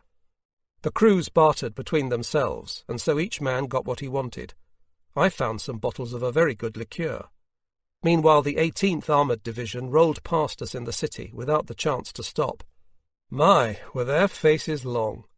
It seemed laughable how they drove through town in full fighting order, protected on all sides, while we had been here quite some time and moved about completely freely. Further searches had revealed a clothing store from where anybody could have shirts, socks, briefs and ladies' clothing for making scarves. There was no more washing clothes. Anything dirty was thrown away and replaced by something new. To cap it all, my tank commander, Feldwebel Volz, had discovered 4 giant barrels of beer, and our panzer kept one. Now we drank the whole time, even when on the road. Soon we had no idea where to stow all our loot. This was not at all in accordance with good order and military discipline, and after 3 hours in the broiling heat we turned about, drove back across the town, where the populace was now daring to venture out on the streets, and an hour later we reached the airfield, sighting our first fighters circling overhead. Mulders wanted to land here. Dead Russians lay everywhere, but as strange as it may sound nowadays, we only slowly grew accustomed to the sight. We kept driving for about half an hour, until a halt was called in the shelter of some woodland. The mosquitoes plagued us so infernally that we made small fires everywhere, but these were not much use. We worked on our panzers through the midday hours. My machine guns were calibrated by the armourer, or at least he had a try. Finally came a delivery of field post, though I got nothing. In the evening we slept together near the panzer. Tomorrow was my birthday. How often I thought of my family. How were they really getting along? In our filthy uniforms we were a seedy-looking crowd, not a clean spot anywhere, our skin grey with dust, the pores black. If one rubbed a hand over the skin, it left little black rolls, and the fingerprints stood out. Everything was sticky, filthy, and stank. Nothing could be done about it. If only we had some water for a washing, or a bath. Such thoughts were best left aside. At 0100 hours we were awoken suddenly and informed we were moving out. This was not easy in the darkness. I remembered in passing that this was my 19th birthday. We got rolling again, everybody half asleep. After 2 hours, a halt. Day was breaking. Now we could get back to sleep. In the morning I wore my new Russian underwear for the first time. The dirty ones were simply thrown away. That was what we always did. Finally we could wash a bit. Each man got a quarter bucketful of water. Before washing it was brown, and after... My loader, Walter Eskliman, went off on a hunt for poultry, and came back after some time with a chicken he had shot. We cooked it in our wash bucket. I was just getting the fire going, and the chicken was almost ready, when suddenly I heard a shot, and Eskliman tipped over from the panzer. While cleaning his pistol, he had shot himself through the stomach, a clean through and through, although it looked fatal. A motorcycle rider brought the battalion doctor and an ambulance 10 minutes later. After emergency dressings were applied, he was taken off to the main dressing station for an operation, which saved his life. Our mood was now very low, my birthday joy forgotten, and nobody wanted to eat the chicken. I was assigned another loader, and around midday we got under way again. The dust made us suffer terribly again. Our throats were dry, Our eyes smarted. Even the protective goggles were not totally effective, for dust found its way through every tiny crack. Around 0400 hours we got back to the Rollbahn of our previous advance, and now we headed east. Some panzers had gone into the workshop for repair, a number having damage caused by the Russian petrol and oil. Thus the company's numbers were reduced. At the sides of the Rollbahn, always the same picture of endless material wreckage. Was everything being destroyed? Our tankers overtook us on the way, and we were refuelled during a rest stop. Then darkness fell, and with it came another difficult period for the drivers. I stood up in the turret and gave our driver his instructions through the throat microphone, while the rest of the crew slept. The journey was very tiring. In the dark one had to keep the sharpest possible lookout. So on it went until 0500 hours next day. Upon arriving at the town of Kursk, we rolled in straight away. On the outskirts, the Russians had built a sports stadium in the Bolshevist Roman style. The figures had a blue face, otherwise everything else was white plaster. The columns were painted blue from top to bottom. Also not forgotten were the statues of Lenin and Stalin, never absent. We stayed for half an hour in the town while a shop was ransacked, but to our disappointment it had already been thoroughly plundered. Then we moved on with a dreadful rattle over the miserable paved streets. In the town centre was a large square surrounded by party buildings. Dead centre stood a very large pulpit painted with a relief of the October Revolution on the front face. Left and right of it stood statues of proletarians, and over everything at the rear towered a larger-than-life statue of Stalin. Loudspeakers were fitted at every corner. The public assemblies were held here. We also saw, as later in other places, banners stretched across the street, which probably said, "Workers of the world unite," or something similar. The town centre was almost undamaged, but other neighbourhoods were totally gutted, probably torched by the Russians themselves. From the giant fields of rubble to our right and left, only chimneys and great iron stoves poked through. We sped along the Rollbahn, we could make 40 kilometres per hour on the road, until 0600 hours, and stopped at a small village to work industriously on the panzers, the most important thing as ever being to clean the air filters of dust. This took 2 hours, and then the Spieß brought out a large number of big boxes containing several thousand looted eggs. Anyone could help himself. I boiled 100 for my crew and packed them in an empty ammunition box, together with 50 raw eggs. For myself, I used 20 eggs to make an omelette, which I ate alone. I had no fat, and so it was quite hard. The consequence was frightful stomachache, and I vomited the whole thing up. At midday we set off once more. I lay on the rear of the Panzer hull, miserable and suffering, and had to use the floor hatch several times. It took 3 or 4 hours to reach the airfield, where Mulder's squadron was to be found. Then we settled down quietly. This was a major disappointment, for the 3rd Armoured Division was ahead of us on the Rollbahn, and we wanted to be the leader, wanted to show what we could do. Soon, however, we would have the chance, for at midday the commander's panzer, the 100er, that is, Panzer No. 100, broke down with engine damage and had to go into the repair shop. Oberleutnant von Kossel now took over our panzer, bringing with him his loader, Schütze Hofweber, who was up to the mark. Feldwebel Volz, previously our commander, now became our driver. Hartmann remained the senior radio operator.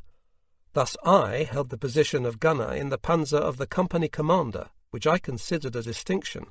Yes, I was proud to have this prominent place. Towards evening, Russian aircraft approached the airfield. Our fighters went up to intercept them, and eventually shot down 7. The fighters circled continuously above our panzer. We felt a mood of great enthusiasm. In the night, the mosquitoes pestered us dreadfully. On the morning of the 30th of June, the usual camp regimen. Not until the afternoon did we finally get on the Rollbahn, hoping for a decent encounter, but irritatingly often we found the highway totally blocked. Sometimes 3 convoys would all be heading in the same direction alongside each other. Overtaking was impossible.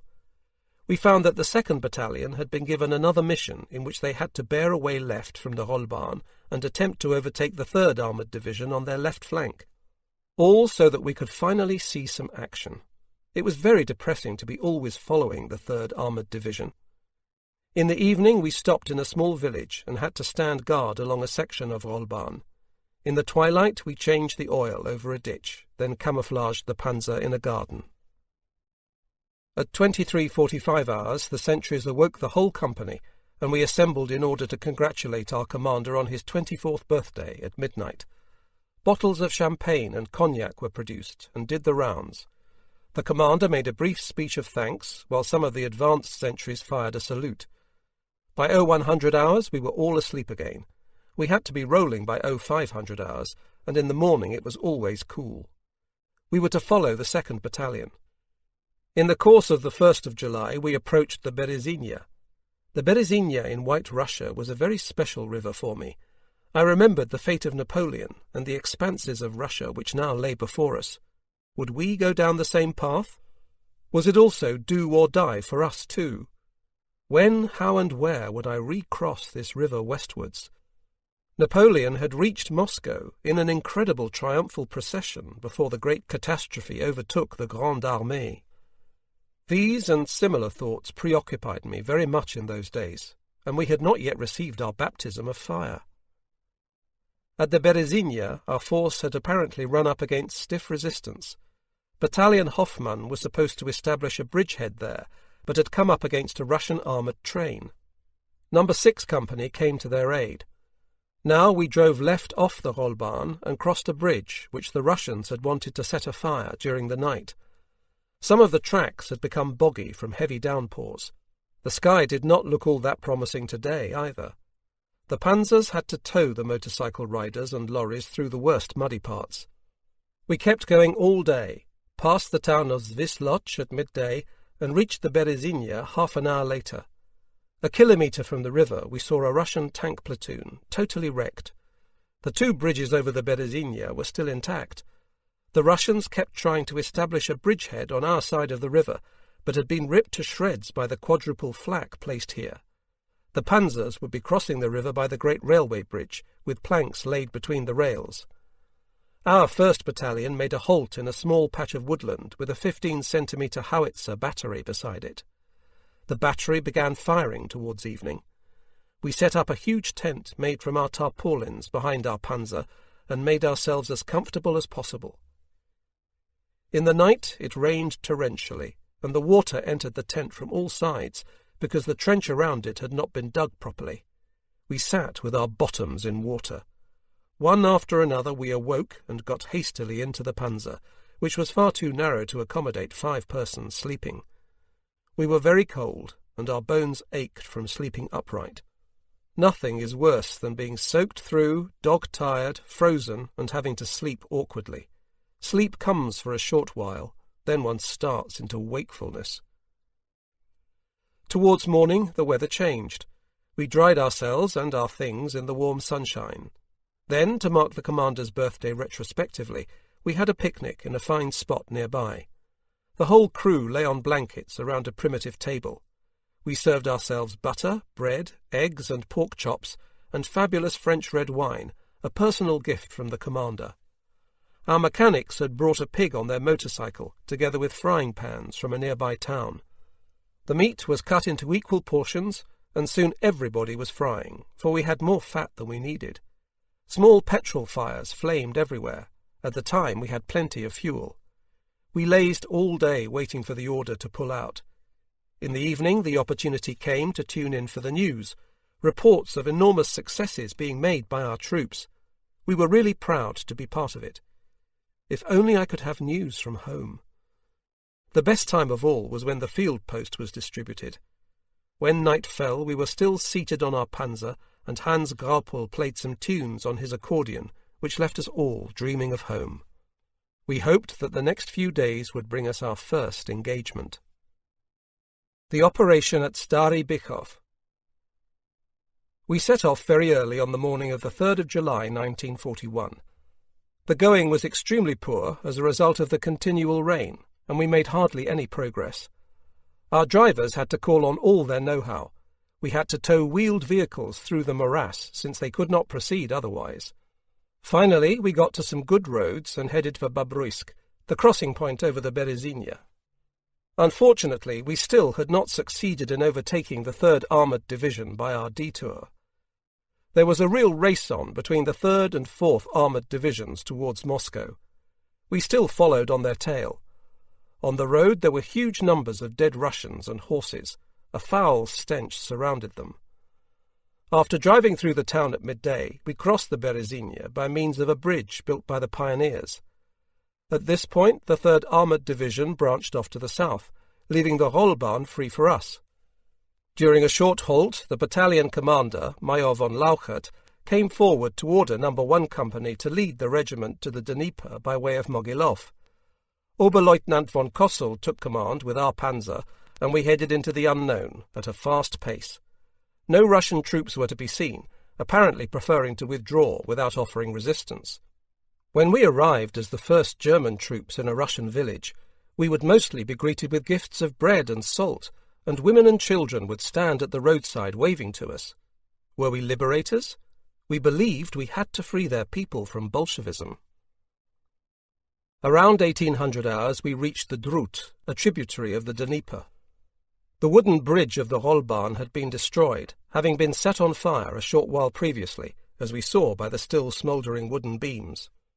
We exchanged fire with Russian infantry on the other bank, and then it all fell quiet. Our light platoon, with Panzer IIs, had been sent out to scout for a place nearby to ford the river, and now our regimental commander, Oberst Eberbach, came forward to us to see for himself why we had stopped. Suddenly, an officer from Divisional HQ arrived on his motorcycle to give Eberbach new orders from division. We were no longer interested in Mogilov. The new objective was the bridge over the Dnieper at the town of Stary Bichov. Quick glance at the map. Distance about 50 kilometres. Kossel, that is your objective. A place to ford the river was found about 700 metres upstream, but it presented difficulties. We began the amphibious crossing before dusk. Some panzers sank down halfway across. The water was so deep that it came in through the driver's hatch. The bank on the far side was very marshy, and many panzers sank in over the running wheels. It required substantial effort to pull them free. Thick woodland stretched almost to the river bank, so that we had only a small strip for movement. Finally, long after it had grown pitch dark, our first 3 panzers reached the Rollbahn on the far side, while the main body of the company was struggling in the swamp and morass. We waited for morning on the Rollbahn, from where we were to begin our advance. I was up all night on watch, together with the gunners of the other 2 panzers. We lay with machine pistols in cover in front of our vehicles. That we were almost head-to-head with the Russians we noticed at first light, and we took them prisoner. They were glad that for them the war was over. 4th of July 1941. Reveille for the company was at 02:30 hours. At this time the other elements of the company had reached us, plus a platoon from No. 4 Company sent as reinforcements. It had been a busy night for them too, helping bring all the panzers across the ford and swamp. The commander called us together and told us our assignment. Stary Bichov and the Dnieper Bridge. We leave in 15 minutes. No time for washing or breakfast, and no coffee either, because the field kitchen had not been able to follow us over. Our engines were warmed up, the spearhead vehicle moved off, the advance was rolling. Spearhead vehicle was the leader of the first platoon, Lieutenant König, followed by Feldwebel Schneider's panzer, then the commander, in whose panzer I was gunner. Behind us came the 2nd and 3rd platoons, the heavy panzers of No. 4 Company's platoon, and at the rear our light platoon. It was very cool on that glorious summer's morning, but in the panzer itself it was stifling and muggy. While the 2 leading panzers kept going with hatches closed, the loader and I sat with the hatches open, the commander standing in the open turret. We kept a close watch on the Rollbahn and the woods to left and right. It seemed likely that the enemy would have hidden himself in them, and that he was bound to make an attempt sooner or later to halt our advance. Then the woodlands on both sides were replaced by fields of tall corn. The spearhead panzers made a brief stop to observe, and suddenly enemy fire was raining down on our panzers. Never in training had I got inside and closed the hatch so fast. Our spearhead was shooting at 2 anti-tank guns blocking the road. These guns were quickly silenced, though the Russian infantry kept firing, but they had nothing which could penetrate our armour. We pressed on, leaving the rearguard to mop up the resistance. For us, the race to the Dnieper bridge was the important thing. We had to reach it with all speed and surprise the Russians before they could demolish the bridges vital for our advance. We came to a fork in the road where, according to the map, we had to bear right off the Rollbahn to follow tracks and paths across fields to get to Stary Bychów. After 2 kilometres we reached a small stream with marshy banks, which we crossed quickly by means of a wooden bridge. In our keenness to keep rolling, at first we failed to notice that the bridge had given way with the 6th Panzer on it. This separated the company into 2 parts. 5 panzers had crossed the water, the rest had stopped at the wreckage of the bridge. A simple detour around the spot was not possible here, and a place to ford had to be looked for. This would take time, while our only chance of success lay in taking the enemy by surprise. Oberleutnant von Kossel therefore decided to press on with the 5 panzers in an attempt to reach the objective. We stepped up the pace, for a long stretch of track remained to be covered ahead of us. In the panzer with the hatches shut, it now got so hot that the loader and I fell asleep on our seats due to fatigue. The previous night I had not slept a wink. The commander let us sleep and did not wake us until he saw the town of Stary Bychów on the horizon. We assumed that the town with the bridge over the Dnieper would be defended, but were mistaken. The Russians had not expected that we would turn up here today. The German main thrust hitherto had been towards Mogilov, much further to the north. Our 5 panzers, actually a laughably small strike force, pushed on fast towards the town. The terrain was open and easy to observe. Suddenly we came to an anti-tank ditch which formed part of a complete ring around the town, though at some places it had not been finished, and here we could cross over. We continued in single file without making contact with the enemy. The peace made us feel ever more uneasy, for sooner or later Ivan was bound to notice us coming and react. In such uncertain situations, the effect on the nerves is always especially great, until the moment when the enemy chooses to reveal his presence by opening fire.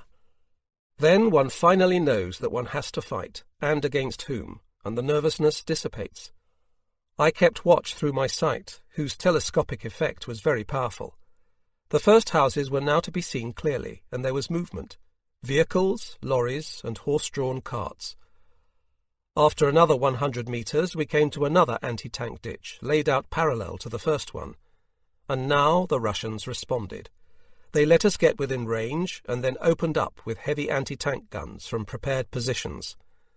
By the muzzle flashes there were various sights, the shooting poor from all of them. We replied with round after round of high explosive. This second ditch was also incomplete and had gaps. We got through, and now, ignoring their fire, headed flat out for the first houses and into the town. People ran, took cover, fled.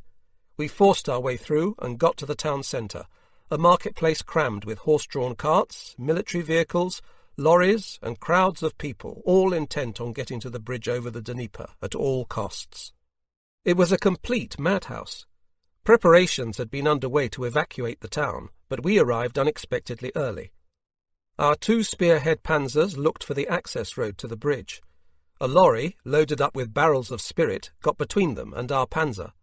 I fired a round into the cargo, and at once the vehicle burst into flames. We swerved wildly through several streets, sweeping them clear by our presence alone, until the spearhead pair found the road which sloped down to the bridge. We stepped on the gas for the last 100 metres, and saw it before us, intact. Here too the area was teeming with fleeing Russians, soldiers and civilians.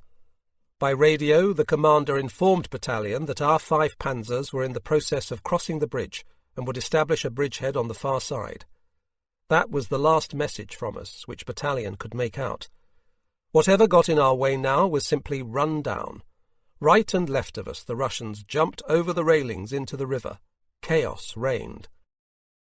After reaching the other bank, we made a short halt in order to survey the terrain. From the end of the bridge, the road ran towards a high embankment.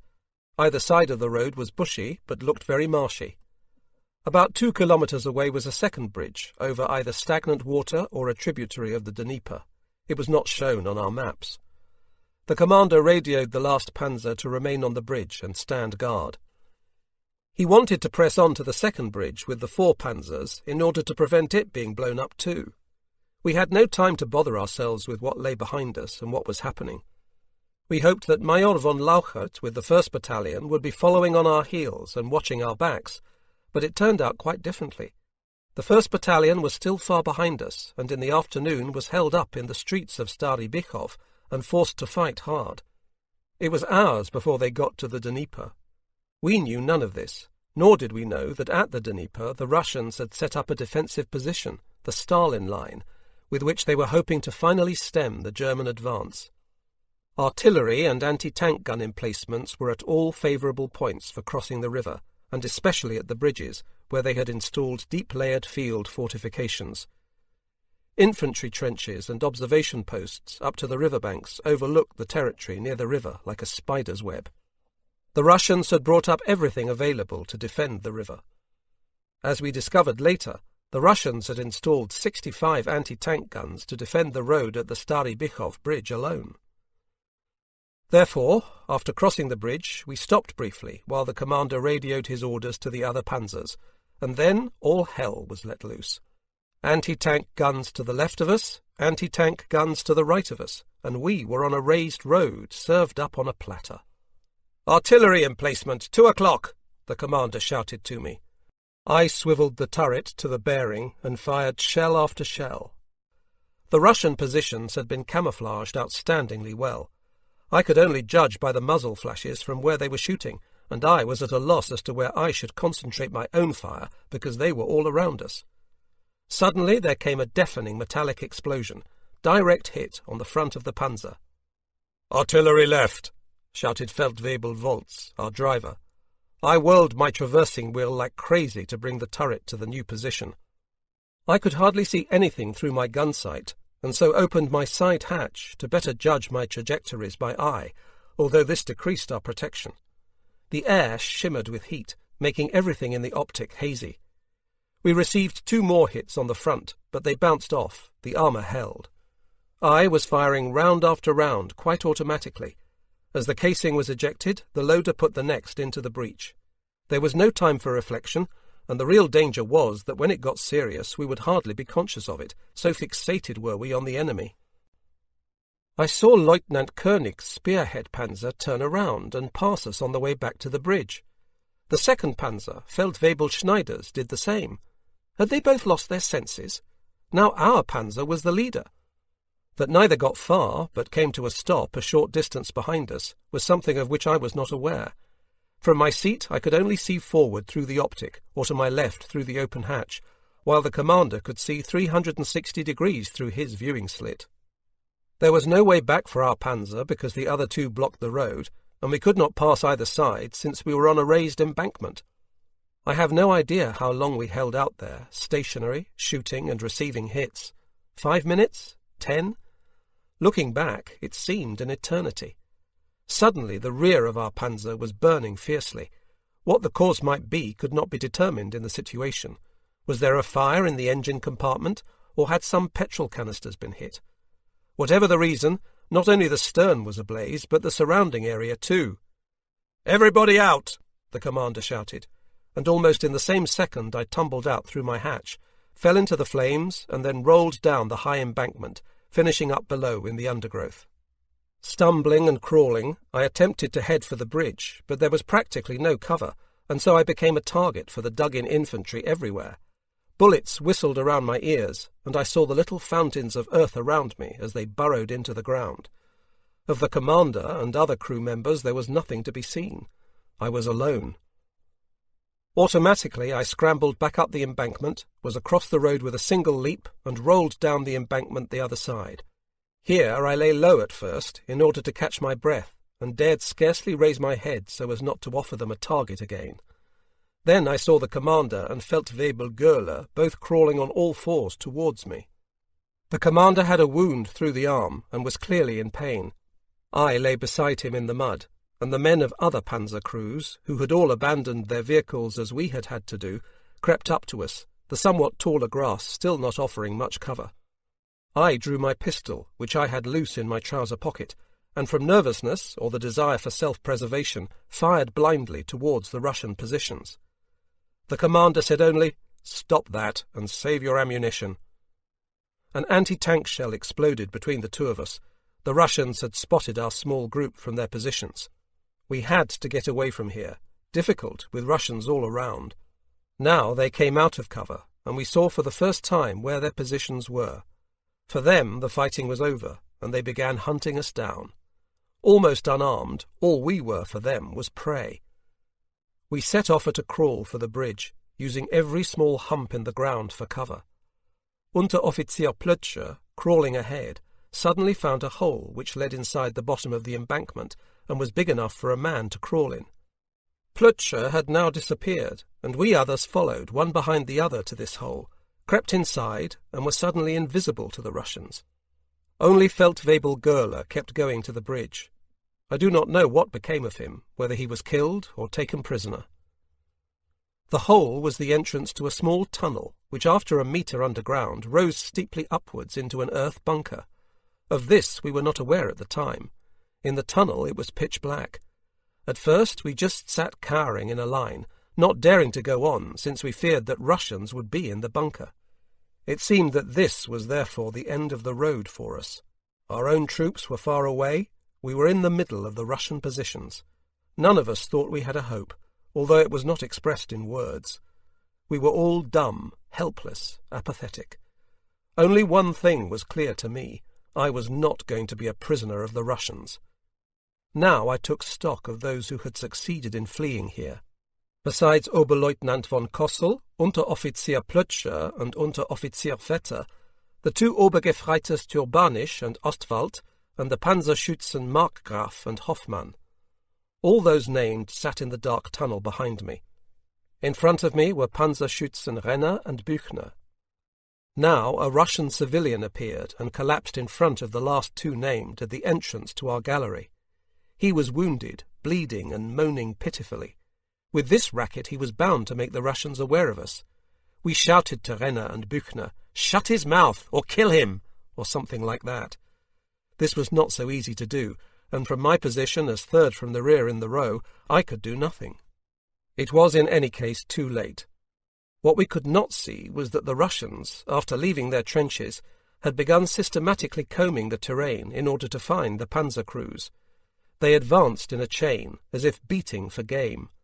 Some of them were at our panzers, others heading directly for the hole. And next came harsh shouts, "Ruki vierch!" Hands up! The wounded civilian crawled out of the hole on all fours, and now I saw the Russian boots. "Davai! Davai!" Quickly, quickly. I could not see the hand movement which went with it, but Büchner and Renner crawled out of the entrance and went towards the Russians with hands raised, and were received with a wild uproar. The man behind me laid his hands on my shoulders as if to restrain me. Those were seconds I shall never forget as long as I live. Incredibly, the Russians did not bother to see if any other Germans were in the tunnel, and neither, as was their custom, did they toss a hand grenade into the entrance. If they had done so, I would have thrown it back, and if a Russian then crept into the entrance, I would have shot him dead with my pistol, which I held ready. I still believe it today. Our situation was so desperate I would have done for the lives of us all. And so, what saved us? In those dramatic seconds, a German fighter aircraft swept over the Russian position and began raking the ground with machine gun fire. The Russians took cover and had to endure several attacks. Their interest in us was diverted by having to think about their own safety. We sat in the tunnel, each preoccupied with his thoughts, one apathetic, the others anxious and nervous. I had to keep my nerve, not to fail. These were my only thoughts, if at first totally wild and confused, to pull myself together and not let the others affect me.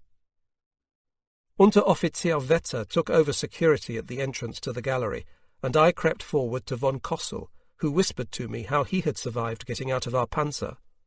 At the moment I got out, and our loader Hofweber was about to use his hatch to escape, the panzer was broadside on, mortally wounding Hofweber. It had been a terrible thing to hear his cries, but he was beyond help.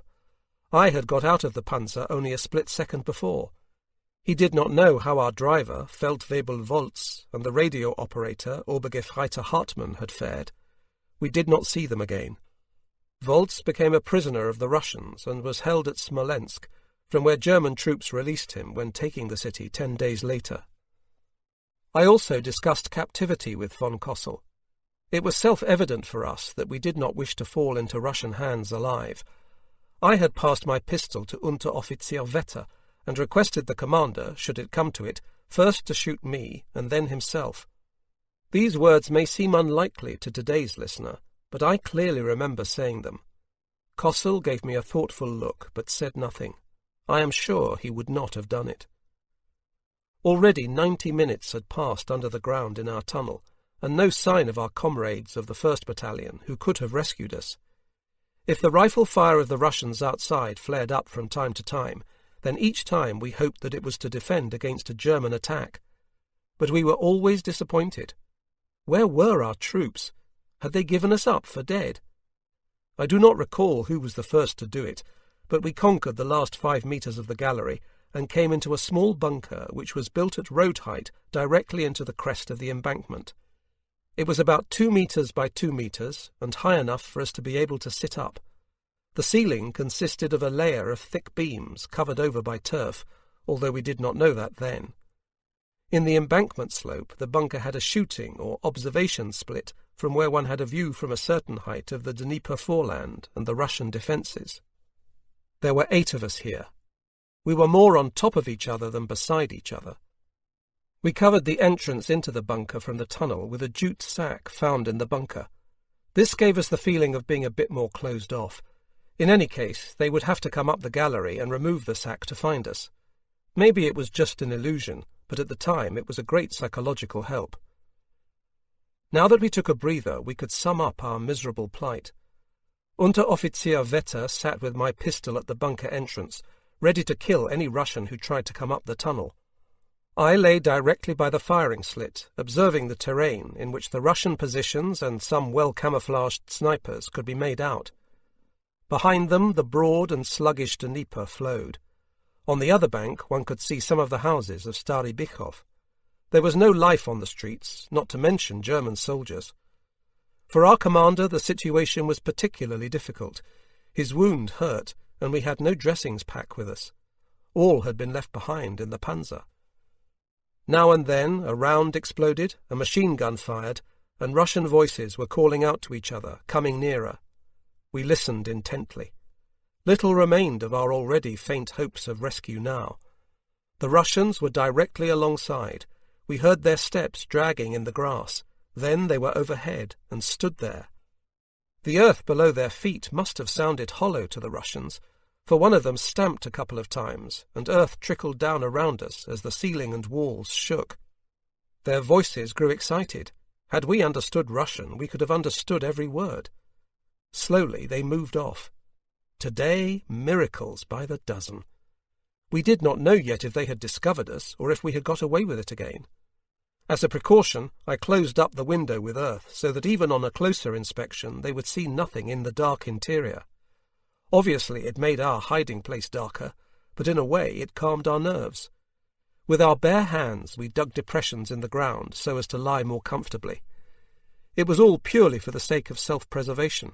The work gave us something to concentrate on, and kept up our hopes of rescue. The Russian firing grew livelier. Now their artillery joined in, and the heavy shells roared into Stary Bichov. We could not see this, but guessed it was the target by the distant explosions. A very heavy vibration caused sand to trickle down again from the ceiling and walls. What was that? Certainly not artillery. "The Russians have blown up the bridge," somebody said. This was bad news. Our last hope that our comrades could come and get us was gone. We talked in whispers, trying to rustle up encouragement. It was oppressively hot in the bunker. Outside, the sun stood high. We had been here 5 hours and had no water. It was fairly clear that no help would be coming our way today. We heard the Russians coming again and lay there apathetically. We could hear their steps distinctly in front of our bunker, then again on top of it. They were still searching for wounded and German panzer men in hiding, but our wrecked panzers interested them more than our dungeon.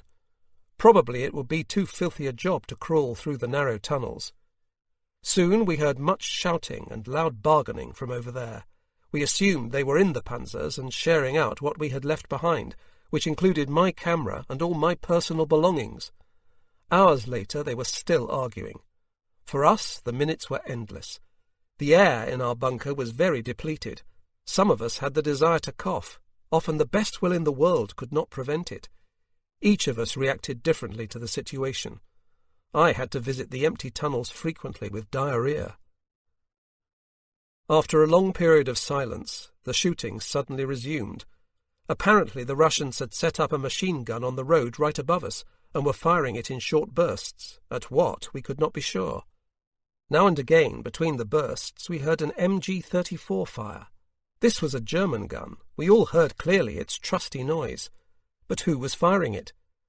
Then we realized it was the Russians using an intact machine gun recovered from one of our panzers. Our nerves were in shreds. Sometimes the shooting stopped, only to resume closer or further away.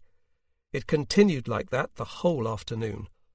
I kept telling myself that we had got through the strong Stary Bychov defences and across the river without losses.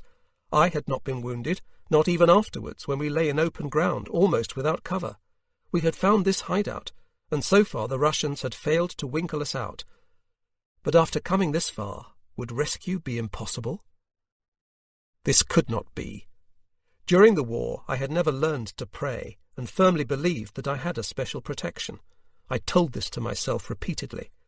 Oberleutnant von Kossel was much troubled by his wound. We talked about the possibility of leaving the bunker and swimming across the river, but had decided it was hopeless. The Russians had positions everywhere, and we had no information about their posts and sentries. All we knew for sure was that the machine gun above our heads occasionally fired short bursts. Furthermore, there was bright moonlight and almost no cover in the ground we would have to cross to get to the river, so the operation was out of the question. We still had the hope that perhaps next morning, after they had had time to prepare, the German attack across the Dnieper would succeed and our comrades would fetch us out. We also hoped that the bridge might still be usable for getting across. Outside it had grown dark, the moon hidden by cloud. Most of us were dozing with exhaustion. One or other had to be shaken awake if he snored too loud or spoke in his sleep. In the quiet of the night every sound carried. Again we heard footsteps approaching. Not even the night brought us peace. The steps came nearer, but strangely no person. Now the noise was overhead. The sand trickled down from ceiling and walls. There was a mooing, and then we knew that the visitor was a cow quietly grazing. We could hear the Russians talking quite clearly. We assumed they would still be in our panzers. The commander sent me down to the tunnel entrance to establish what was up. I stayed there about an hour, and saw by the lights from inside our panzers that the Russians were still rummaging. Horrified, I thought of our secret code books, which would now be in Russian hands. I also saw 2 sentries on the road almost above our bunker.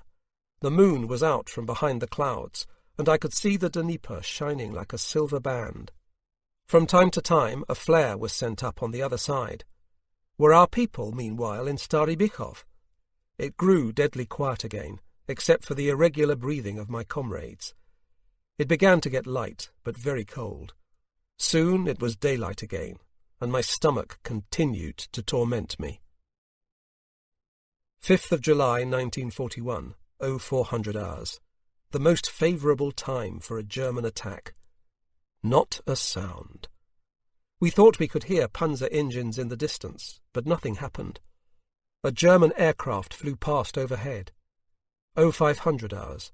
All quiet, and now it began to dawn on us that we were not going to be rescued today. Our disappointment was unrestrained. The Russians above kept coming and going, and the longer the day went on, the clearer it became that we were going to have to take things into our own hands. We discussed leaving the bunker in darkness to get down to the Dnieper and swim across. This was our last and only chance. At midday there was tremendous heat. We could tolerate hunger, but the thirst was a real torment. The tongue stuck to the gums, our feverish eyes stared. Abandoned to our fate, yet the thought of possible escape in the evening helped us keep it together. We had either to try it or give in. Through the firing slit we looked at the ground we would have to cross. We guessed there would be Russian sentries near the river banks, but could not make them out. And what would be on the other side of the Dnieper? Were German troops there? Now we discussed the details of our escape. We would leave the bunker through the firing slit. It would have to be enlarged. We drew up the order of departure and set the time for 2200 hours, by when it would be dark. Because the Russians had gone over the ground time and again in the search for us, we assumed that they would not be expecting Germans to be hiding among their positions.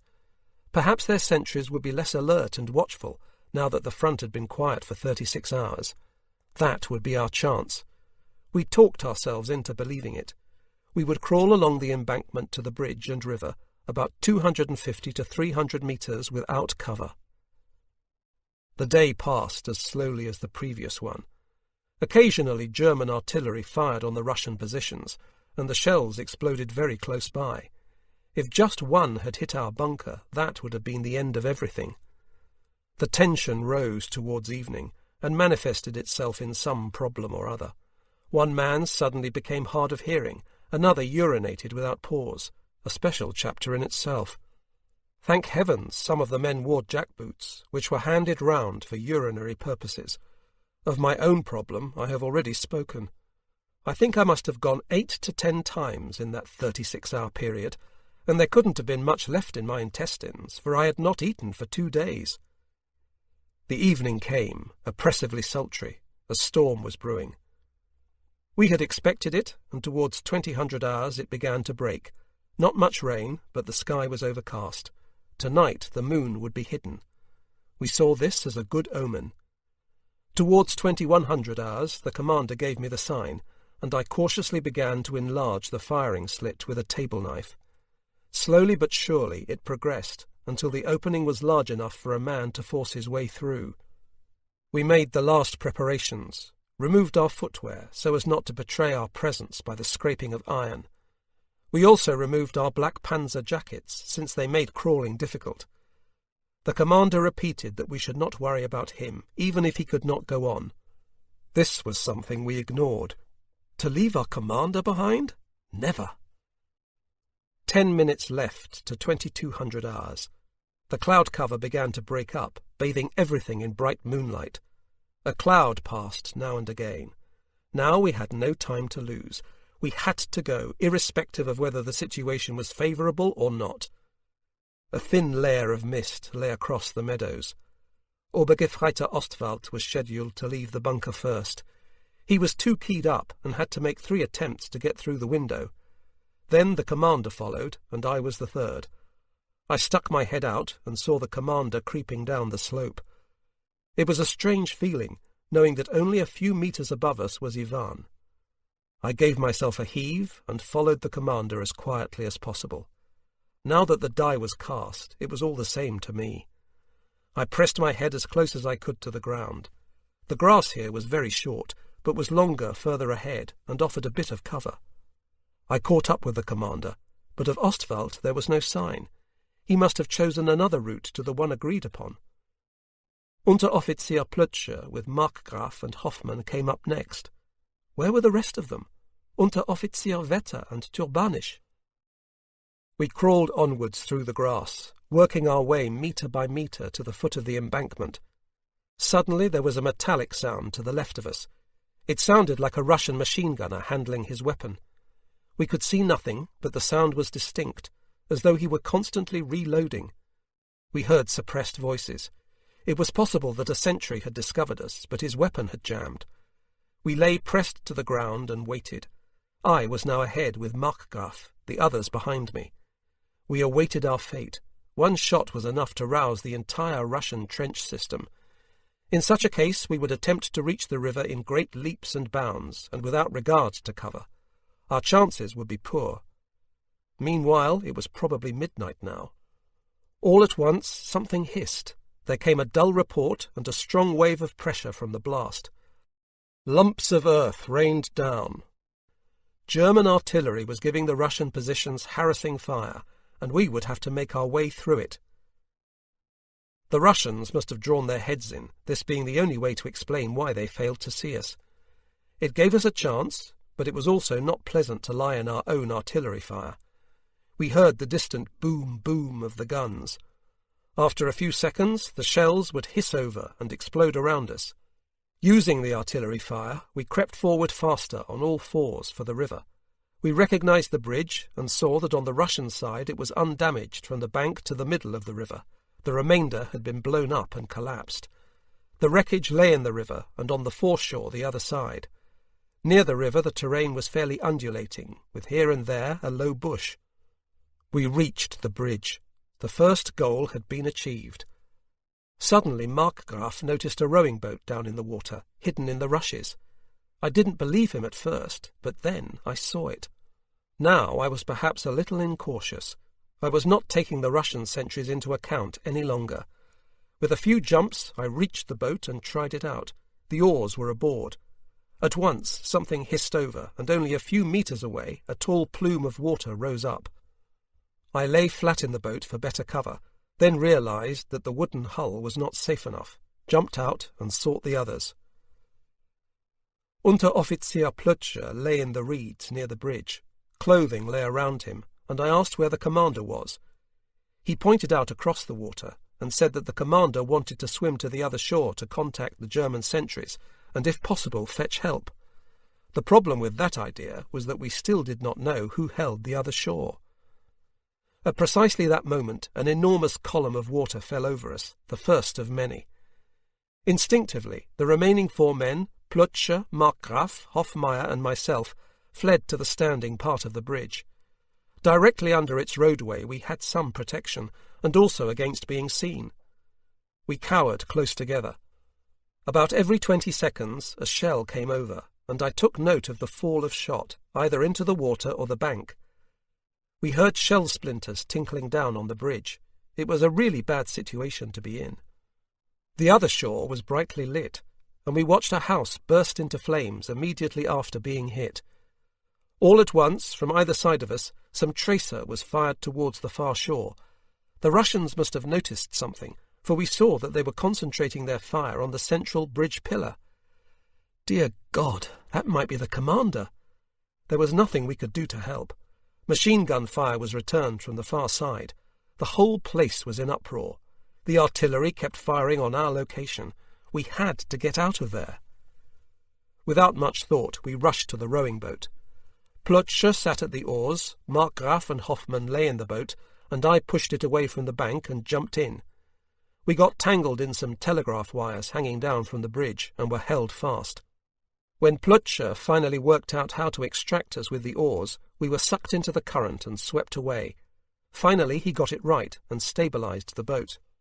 Slowly we made progress against the current. We had to row under the bridge upstream, for downstream below the bridge we had seen a machine gun nest. When we got to the first pillar we got tangled with the telegraph wires again, and it required a great effort to get free. I pushed the boat away from the pillar against which the current was forcing us, and now we had some cover behind the great ice deflector in front of the pillar in the river. Next we had to row across the current to the ice deflector of the next pillar. Pz.Mk.III rowed with all his might, and came close to the next pillar. Here the Russians must have seen the boat. There was no doubt this time, because they fired at us and sprayed the water with bullets. We thought at first that the shooting came from the far bank, that maybe it was Germans firing, under the mistaken impression that we were a scouting party. Therefore we shouted as loud as we could, "Kameraden, don't shoot! Germans!" We repeated it 3 times, and here was another miracle, for the Russians stopped shooting. We were now in cover behind the second ice deflector, and from here the boat reached calm water. There we suddenly heard a weak voice close by, calling, "Pz.Mk.III! Pz.Mk.III!" That was the commander. We reached the other bank quite quickly. I sprang out of the boat and waded in shallow, then breast-high water, holding to the beams of the wrecked bridge, towards where Kossel was holding tight along a beam and staggering towards me. He was totally done for. The 2 of us got to the far bank easily and stretched out in a depression that gave us all-round cover. First, we paused for breath. 5 of us had made it across the Dnieper safely. We were all completely exhausted and could not believe that we had succeeded in escaping. We had no idea where our comrades Vetter, Turbanisch and Ostwald were. Our next move was to get away from the riverside to the high bank. This needed great caution in case the German sentries, who must have been posted somewhere in these parts, opened fire on us. With Pz.Mk.III, I crept along the waterfront in search of another resting place for the commander, since we could not stay so close to the river. By daybreak we had to be away. After a short while the commander came crawling up on all fours with the other two, and we all needed another longer rest before the final stage. I remained with Kossel while the others crawled off to find the German sentries. The Russians must have noticed this, for they set up a machine gun in midstream on the still-standing part of the bridge and fired some tracer in our direction.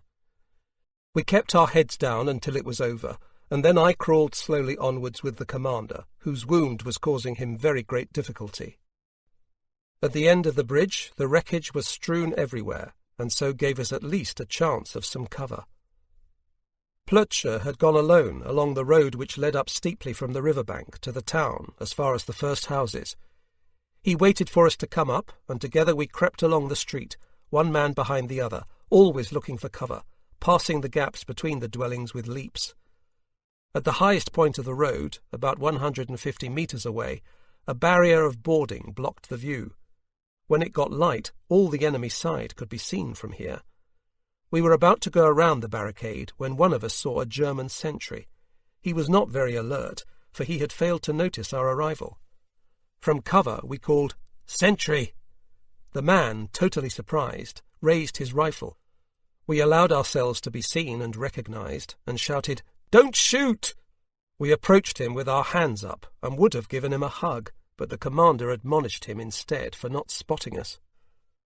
The sentry brought us to his unit, and the duty officer had us taken in his Kübelwagen to the regimental HQ of the 35th Panzer Regiment, which lay in a wood outside Stary Bychów.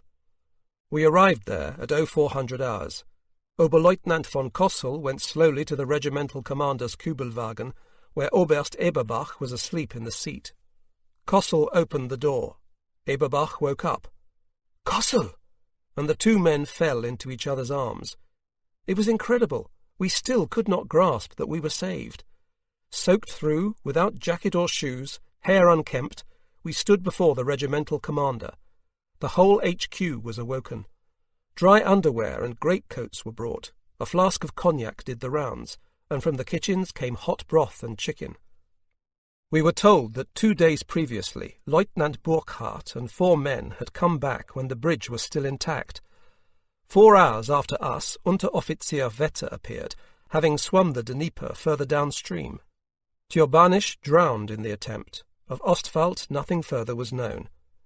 Thus altogether 11 men of the original 25 had made it back.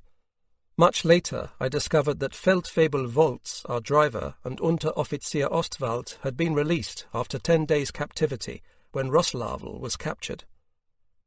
Oberleutnant von Kossel initially remained at the regimental command post, while the rest of us were returned to our companies towards 0600 hours, where we received the warmest welcome.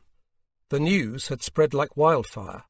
First we ate, then towards 0800 hours the whole company fell in for the commander, who made his appearance virtually in rags and a thick dressing. He took his leave of me and was flown to the Charité Hospital in Berlin, from where it was hoped he might return in a week. Oberleutnant Rosshirt commanded the company until Kossel's actual return a fortnight later. The rest of us slept for a whole day, having so much sleep to catch up on. On the orders of the regiment, Unteroffizier Pz.Mk.III and I collaborated in writing a report, which 70 years ago set down the essentials. The events of the time burnt themselves into my memory. We were given fresh uniforms, and I went to Lieutenant Burkhardt's Panzer as his gunner. The wagon was in good working order, and so did not require much attention. We rested. I received my birthday mail, which had arrived meanwhile. My parents sent me a packet containing a watch, my first. A little while later we moved out and had another look at the route we had taken on the morning when we occupied Stary Bychów. We went on standby again in a wonderful wood on the edge of town. We made ourselves at home and had everything we needed except water. We were to lay here until the attack over the Dnieper was resumed. The divisional motorcyclists were right forward at the river. Elements of Mulder's fighting squadron were at the airfield. Caravans, tents, field beds, radios, they had it all. If they needed beer or anything else, a Junkers transport aircraft brought it up. We had the greatest difficulty keeping ourselves and our clothing clean with the little water available. We were as filthy as pigs. We opened out our ground sheets near our Panzer, wrapped ourselves in a blanket and slept. We had no complaints. The time passed doing nothing, and we enjoyed our lives, which had hung by such a thin thread. In the evening I was informed of my promotion to Unteroffizier with effect from the 1st of July for courage in the face of the enemy. It came so suddenly I could hardly believe it. The lieutenant organised a bottle of champagne, and we sat around a campfire near our Panzer and drank together.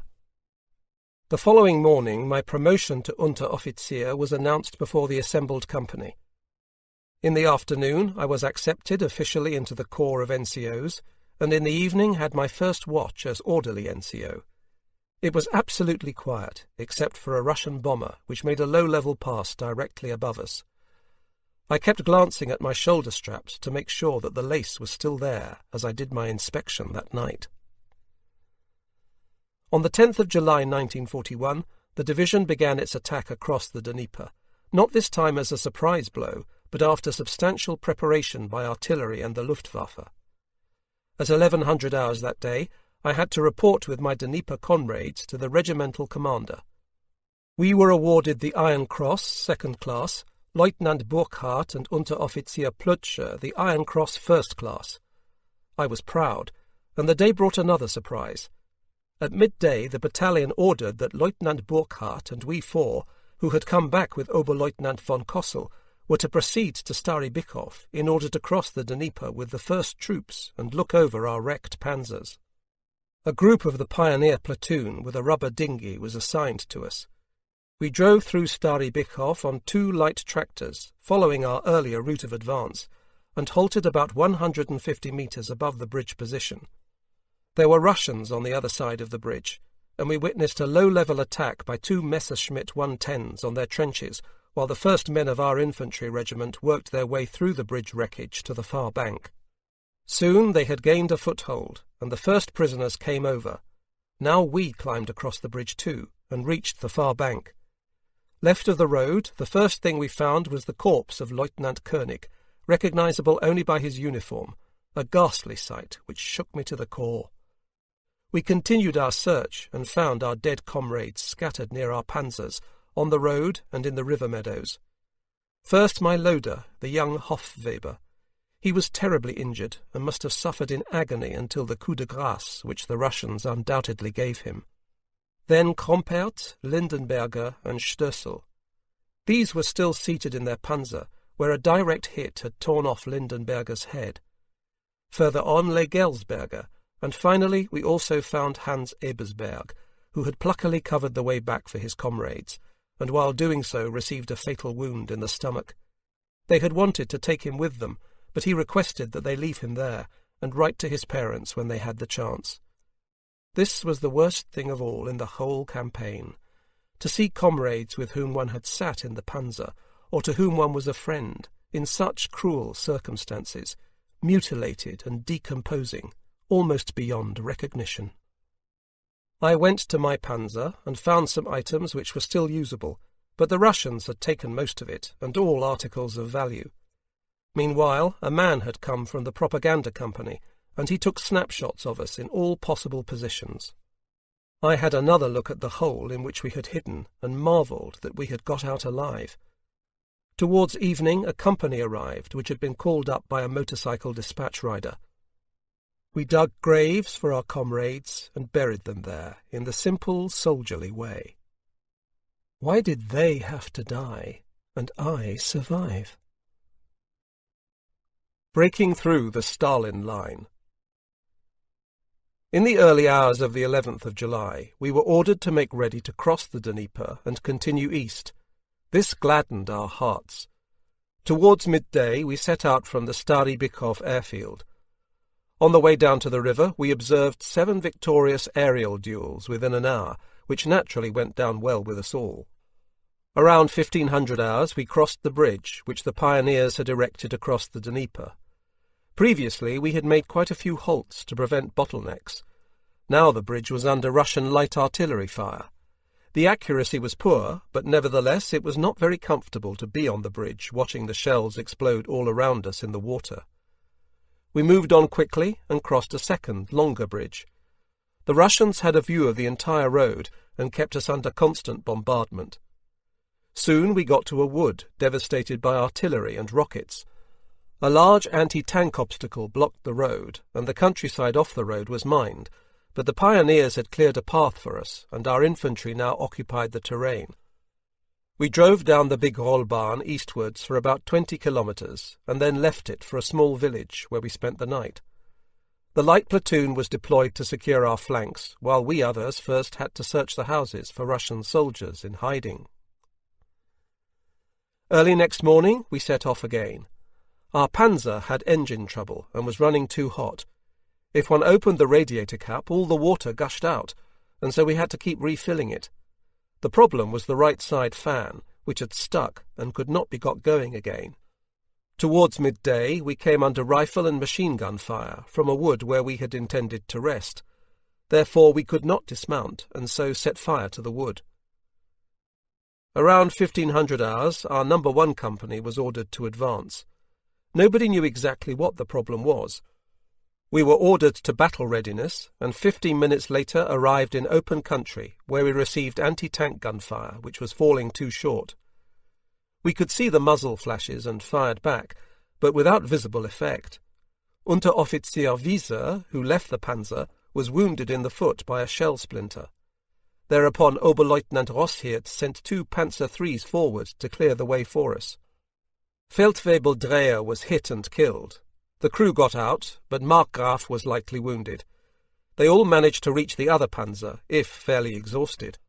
A further frontal attack would achieve nothing, and so with elements of No. 3 Company we detoured around this wood with its thick undergrowth and a field of wheat. Soon we caught sight of the Russian anti-tank guns and came under fire. We crossed a trench without loss and, rolling forwards at a fast pace, forced the Russian gunners to pull back, their 2 guns being rendered useless by a hand grenade in each barrel. Now we received more heavy anti-tank fire and could not identify from where it came. 2 panzers were hit. Our losses were becoming too heavy, and the order came by radio: "Cease fire, secure, turn back." We carried out the order, comical though the situation appeared to us. The panzers turned about, and the Russians fired into our rear. The company took the same way back. On the way we attempted to take in tow Feldwebel-Dreher's wrecked panzer, but this failed. We cleared it out completely and took anything of use with us. At dusk we reached the wood in which the battalion lay. The other companies had also had losses. Immediately upon arrival we tanked up and re-ammunitioned. Our panzer was running so hot that the carburettor caught fire, although it was quickly extinguished. In any case, we were not going to be able to move again until the mechanics got the fan working.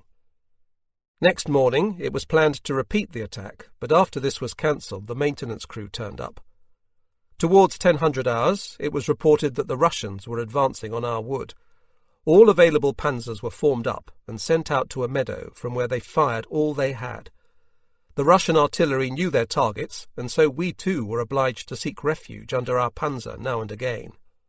The Russians attacked in waves, so that the situation occasionally looked very threatening. Our panzers began to run low on ammunition, and so we had to belt ammunition the whole time at the side of our non-operational panzer, if not lying in the muck when shells began to fall nearby. This went on all day. In the afternoon our panzer was repaired. Towards evening came the report that the commander of No. 2 Company, Oberleutnant Rachfal, had fallen. His tank had run over a mine, he had had to abandon the vehicle, and so fell into the hands of the Russians. My panzer was now drawn into the defensive line, which pushed up closer to the Russian positions in the darkness. Overnight there were no events to report, except for some houses being set on fire. Oberfeldwebel Walowski of No. 3 Company was wounded by a Russian who crept up to his panzer. At first light we pulled back a little.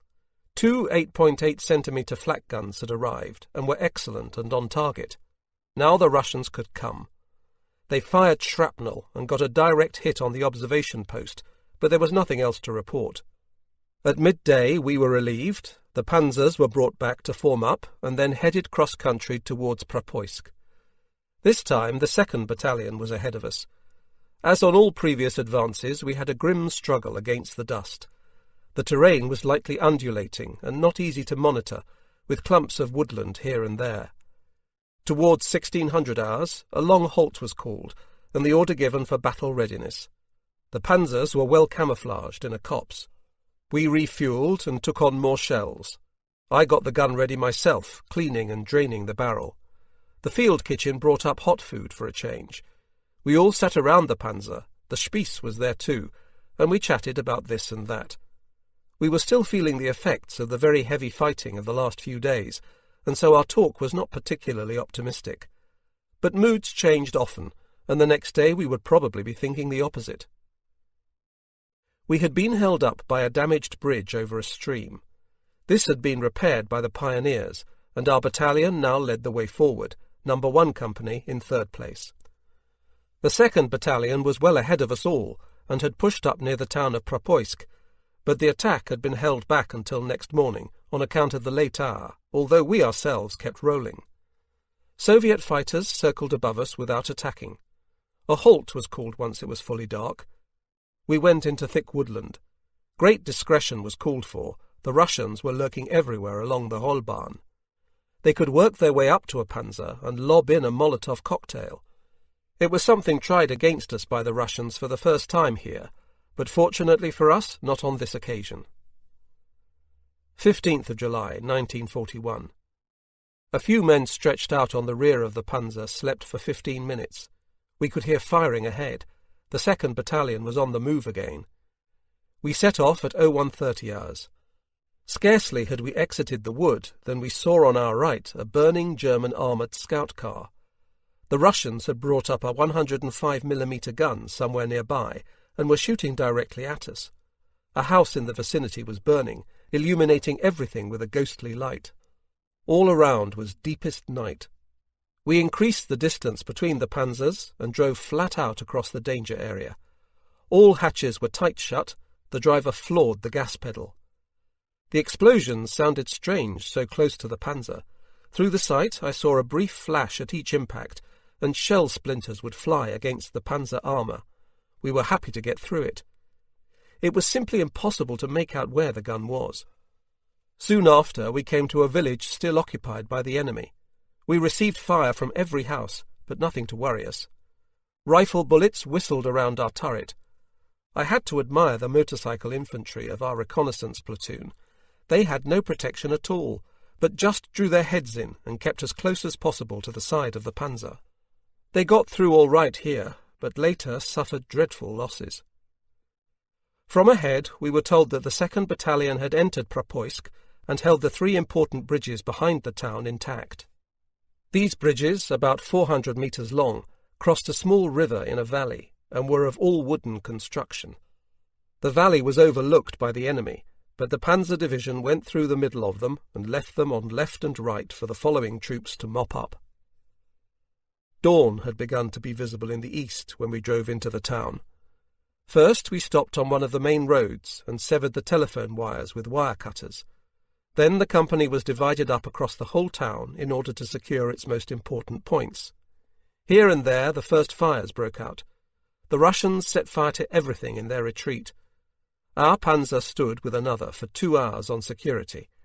The crew of the other panzer rooted out 20 Russians from a house. They threw down their weapons and surrendered.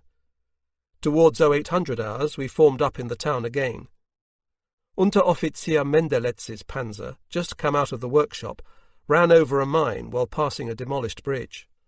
Nobody was hurt, but the drive wheel at the rear was done for. Lieutenant Burkhardt took our panzer to tow him in. Meanwhile, I went with my loader into town to look over the shops, but found nothing much worth having. We spent a while rummaging in a Russian mixed goods store, which sold everything from furniture to underwear and toys, naturally all cheap Soviet stuff. When our panzer came back, Burckhardt hadn't been able to tow Mendeletz, and so we loaded aboard a 20-litre barrel of some cheap alcoholic drink and set off to join the company. It was no easy task to find it, and we cruised the streets for a good half-hour. The population would have been around 15,000. Because the buildings were all wooden, it had started to burn everywhere. After half an hour we ran the company to ground at a fuel dump on the edge of town. 2 men armed with a pistol and hand grenade got out from each panzer to search the place. It was found that the barrels and tanks were empty. The company now received orders to secure the town against attack. The situation was approximately as follows. Our panzer was the most advanced, with a potato field ahead of us. The Russians had dug an anti-tank ditch 200 metres in front of us. The panzer itself stood in an abandoned gun emplacement, and so therefore we had a good field of fire. There were shell casings and cordite bags lying everywhere. We stretched out in the sun and tried to catch up on lost sleep. Suddenly, Lieutenant Burckhardt saw a head appear behind a row of potatoes. He pointed it out to me without making a fuss. I went at once to my gunner's seat and traversed the gun slowly. The Russian made no move. I fired a high-explosive shell which could not have missed. The whole affair seemed peculiar, and so the light platoon was sent to investigate. It turned out that between our panzer and the anti-tank ditch in the potato field in front of us was one infantry slit trench after another. One could not do very much from the panzer, and so the light platoon got out and we fired at everything that moved. With hand grenades and pistols they cleared all the slit trenches, one after the other, so that by midday it seemed that the job was finished, except for the occasional find here and there. Wrong again. Suddenly there appeared close to our panzer, from a large previously undiscovered trench, 15 men and a commissar. When we opened fire on them, they put their hands up. The crew wanted to disarm them, at which the commissar threw some egg-shaped hand grenades at us, and they all disappeared into their bunker again. A hand grenade of our own, which we tossed in, was returned at once. The next hand grenade killed the commissar, and the rest of them surrendered. Relative calm returned until the evening. Another unit, motorcycle infantry I believe, took over the security. Previously we had set a nearby village alight with gunfire in order to illuminate the surrounding terrain. While doing this, a shell burst in the barrel of the commander's panzer, rendering it useless. Because our panzer was in the best condition, Lieutenant Burckhardt was replaced by Oberleutnant Rosshirt as commander. The former commander's panzer went to the weapons workshop. In the previous weeks of fighting, the company had had several breakdowns due to engine failure, and was down to its last 5 Panzer-IIIs. Russian oil and petrol and the long-distance runs had taken their toll. We drove through the burnt-out remains of Pz.Mk.III and, together with other 1st Battalion companies, secured ourselves against Russian attacks in a tall cornfield. 1 man per panzer had to stay awake, and so towards midnight I could finally turn in. Packed into a sleeping bag with a blanket on top, I had a wonderful sleep in the corn until 0200 hours, when we were awoken again. All of the 1st Battalion formed up in order to follow the 2nd Battalion, which had meanwhile reached Krychev and secured a bridgehead there. That morning it rained torrentially, so that we had to shut all the hatches tight and try to sleep during the drive. After 25 kilometres an order came, probably by radio, and the entire battalion suddenly had to turn around, drive back through Pz.Mk.III and park in a wood. By now the weather had improved somewhat. There was much to do aboard the panzer, always the same, clean weapons and so on, all of which took up a lot of time. The right-hand fan had stuck fast again, so that the same work had to be undertaken as a few days previously. Once this was finished, one could have a quick wash and shave, or lay out on a blanket and sleep. To have a meal in peace once in a while was a boon. The wood had wonderful strawberries, and eaten with sugar, which we never lacked, they tasted quite excellent, and moreover contained the vitamins so sadly missing from our diet. So, towards 1500 hours the following day, the order came to make ready, and a little later the battalion moved out and crossed the 3 great bridges beyond Pz.Mk.III. First we drove 35 kilometres on the Rollbahn, went through Chernikov, and then left the road to the right, and came to a halt in woods 23 kilometres from Krychev. Here, so we were told, we would have several days' rest. We put up a tent near our panzer and had a glorious sleep. Our people brought a pig, and over a small fire I spent 3 hours making wonderful roast pork. It tasted just like home cooking. The only thing missing was the potatoes, so we had to make do with bread. Meanwhile, Lieutenant Burkhardt had driven to the workshop to check on the panzers there. We simply had to increase the numbers, and so he went there to see for himself and bring back as many as possible to the company. On the Rollbahn, troops of our division rolled by unceasingly. There was a lot of heavy artillery in particular, which we thought would be for the bombardment of Moscow. In the afternoon, I bathed in nearby water, the first time I had had a proper wash in the entire campaign. We were black as soot from dust, filth, oil, and powder smoke. Our bodies were grey, the pores black. Dust clung to hair and beards. All the next day there was nothing to report. The barber came to shear us, the tailor and cobbler also paid us a visit. Both were overwhelmed with work. That day those of us who had been involved in 3 attacks were awarded the Panzer Assault Badge, although we did not receive it until much later, because division had run out of them. In the evening, at No. 3 Company, a concert with the regimental band for the birthday of the battalion commander was scheduled, but towards evening came the order for battle readiness. No information was forthcoming as to why. We had been promised several days' rest here. Later, we discovered that the Russians had recaptured the Rollbahn in our rear and surrounded the Panzer pioneers who had camped on it. We moved out at 1900 hours, No. 3 Company in the lead. The spearhead vehicle was that of Lieutenant Hohenstetter, who had been in charge of our course in the Wartelager. Beyond Chernikov, we crossed a bridge which was under observation by the Russians, so that every time a panzer arrived on it, a shell would explode nearby. The bridge was hit several times, but was quickly repaired.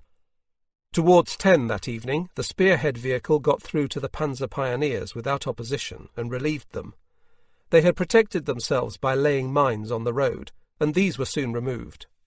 The advance was resumed. On the road it was pitch dark. Wounded, and back to the home front.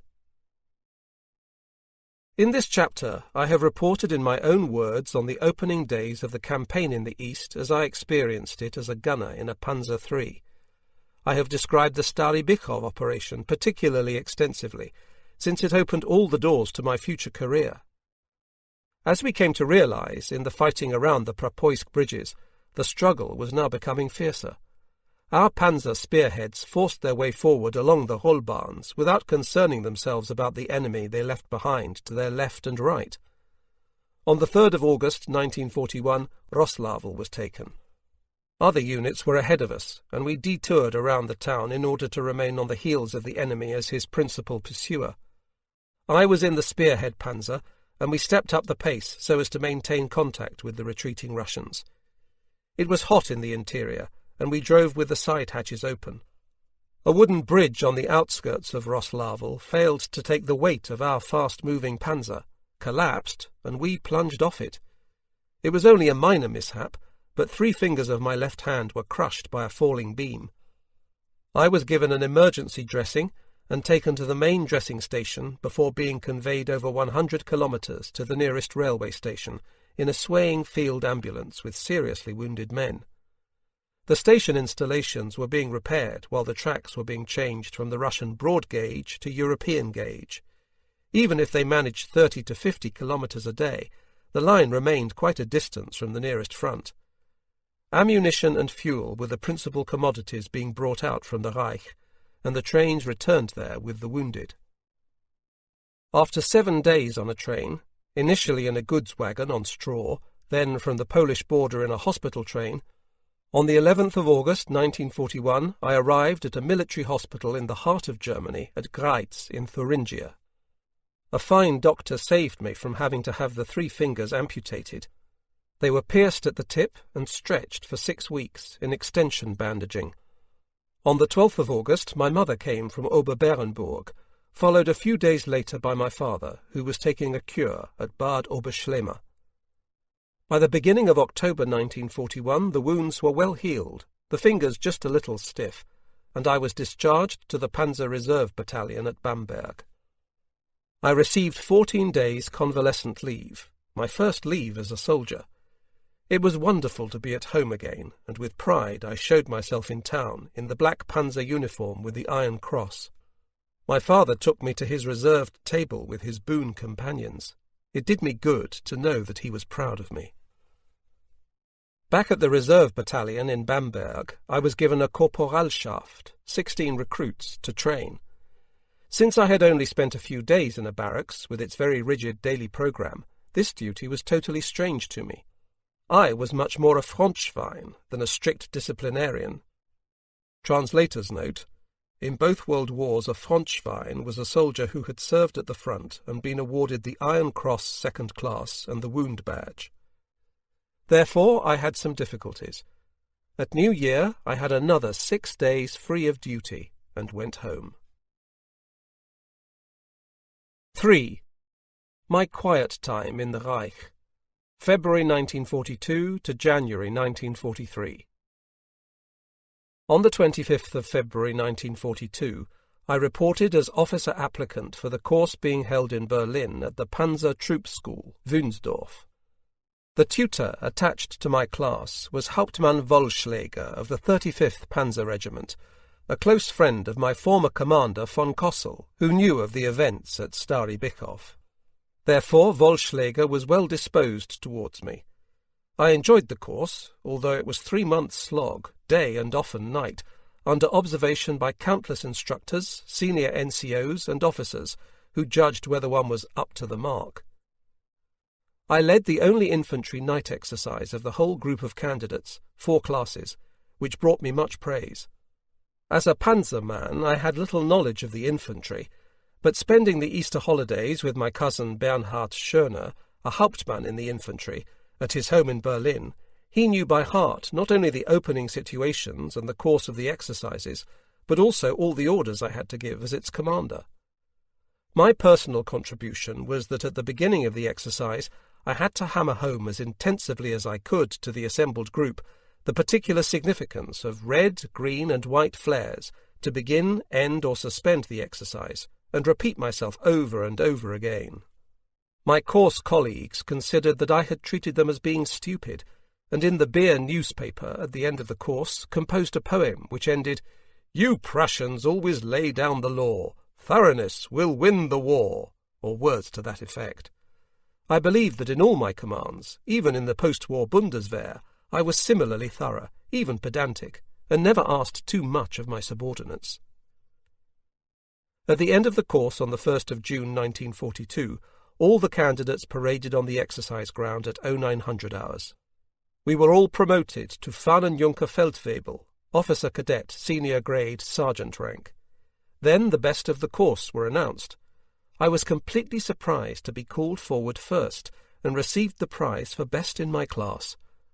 After the ceremony, we sat in our rooms, sewing the sergeant's star on our uniforms. At 1100 hours we had to parade again, and now, in a rather solemn ceremony, 70% of us were promoted to lieutenant. As the best in platoon, my effective date was not the 1st of June 1942, but the 1st of February 1942, so that I had several months' seniority over my colleagues. The junior lieutenant's uniform hung in the locker. 4 weeks previously we had received our uniform purchase warrant, and could now have our uniforms tailored. All active officers provided their own uniforms, receiving a one-off clothing payment and a monthly clothing allowance. Now we had to order jacket, long trousers, riding breeches, boots, greatcoat, cap, dagger, and if one wanted, a sabre. This had kept us and the tailors very busy in the next few weeks. The following morning at 0700 hours, buses arrived to transport us to the Sportpalast to hear an address by Hitler. The place was packed with all men from the Army, Luftwaffe and Kriegsmarine promoted to the equivalent rank of junior lieutenant with effect from the 1st of June 1942. We had to wait 4 long hours until the event began at midday. I was not impressed either by the entry of the Führer, the introduction by Göring, nor Hitler's speech. The jubilation ordered was more mechanical than emotional. Although this was the first time I had seen Hitler in the flesh, I was not stirred. I was simply happy to have achieved my first career goal, for there had been some stumbling blocks, even at Wunsdorf. In the evening, colleagues and I celebrated our promotions in the Hungary bar near the Gedächtniskirche until my train to Rastatt left at midnight. 8 days operational leave. Subsequently, I had to report back to the Panzer Reserve Battalion at Bamberg, where I hoped that the 35th Panzer Regiment would soon request me. There was no rush, however, for the battalion liked to hold on to its young officers for several months in order to have youthful instructors. First of all, I had to provide basic training to the recruits of No. 3 Company. This was pure infantry business. I say again, I liked nothing in the whole infantry bag of tricks. I could attempt to provide training which was more human and intelligent than what the barrack wallers served up. I found the unnecessary grinding down, which I had myself experienced, repugnant. In Bamberg at that time, a company had been formed as part of a new Panzer battalion, which was to be equipped with the newest German development, the Tiger. They were still at the prototype stage, but wonderful things were predicted of them. Weighing 58 tons, an 8.8 centimetre gun, thick armour, almost a life assurance. The commander of this forming company was Hauptmann Lange, who was at liberty to choose his future personnel from the reserve battalion. He asked me in the mess one day if I was interested. I was fixated on my old regiment, however, and wanted to go back to von Kossel, and so firmly declined his very interesting offer. But Lange had a hotline to the Army Personnel Bureau in Berlin, and a few days later my transfer came through, to No. 2 Company of the 502nd Heavy Tank Battalion. At the same time, the formation of this company was moved from the barracks at Bamberg to the Fallingbostel Troop Depot on Lüneburg Heath. I arrived there at the end of June. Advanced detachments were also coming from other panzer garrisons, so that in a short time the 502nd Heavy Tank Battalion was up to full strength in personnel in all its companies. Our No. 2 Company had 7 officers and some Panzer IIIs for its light platoon, but still no Tigers. As the youngest, I had to take over infantry training, for soldiers always had to be kept busy with something while we had no Panzers. It was my task to provide 4 hours of purely theoretical instruction in shooting every week.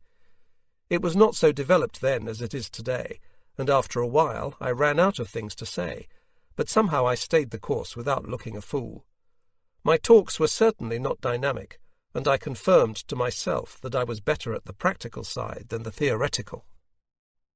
From the 21st of July to the 20th of August 1942, I was in the military hospital at Bergen-Fallingbostel with volvulus, and had to undergo a similar operation as the one 2 years before at Rastatt. I had convalescent leave until the 30th of September, and spent it very pleasantly at home. Meanwhile, No. 1 Company had received their Tigers, and the entire battalion, bar No. 2 Company, was transferred to the Leningrad front. There, the first operational deployment of Tigers took place in very unfavourable circumstances. A crazy order was given for them to attack over a log road in heavy swamplands.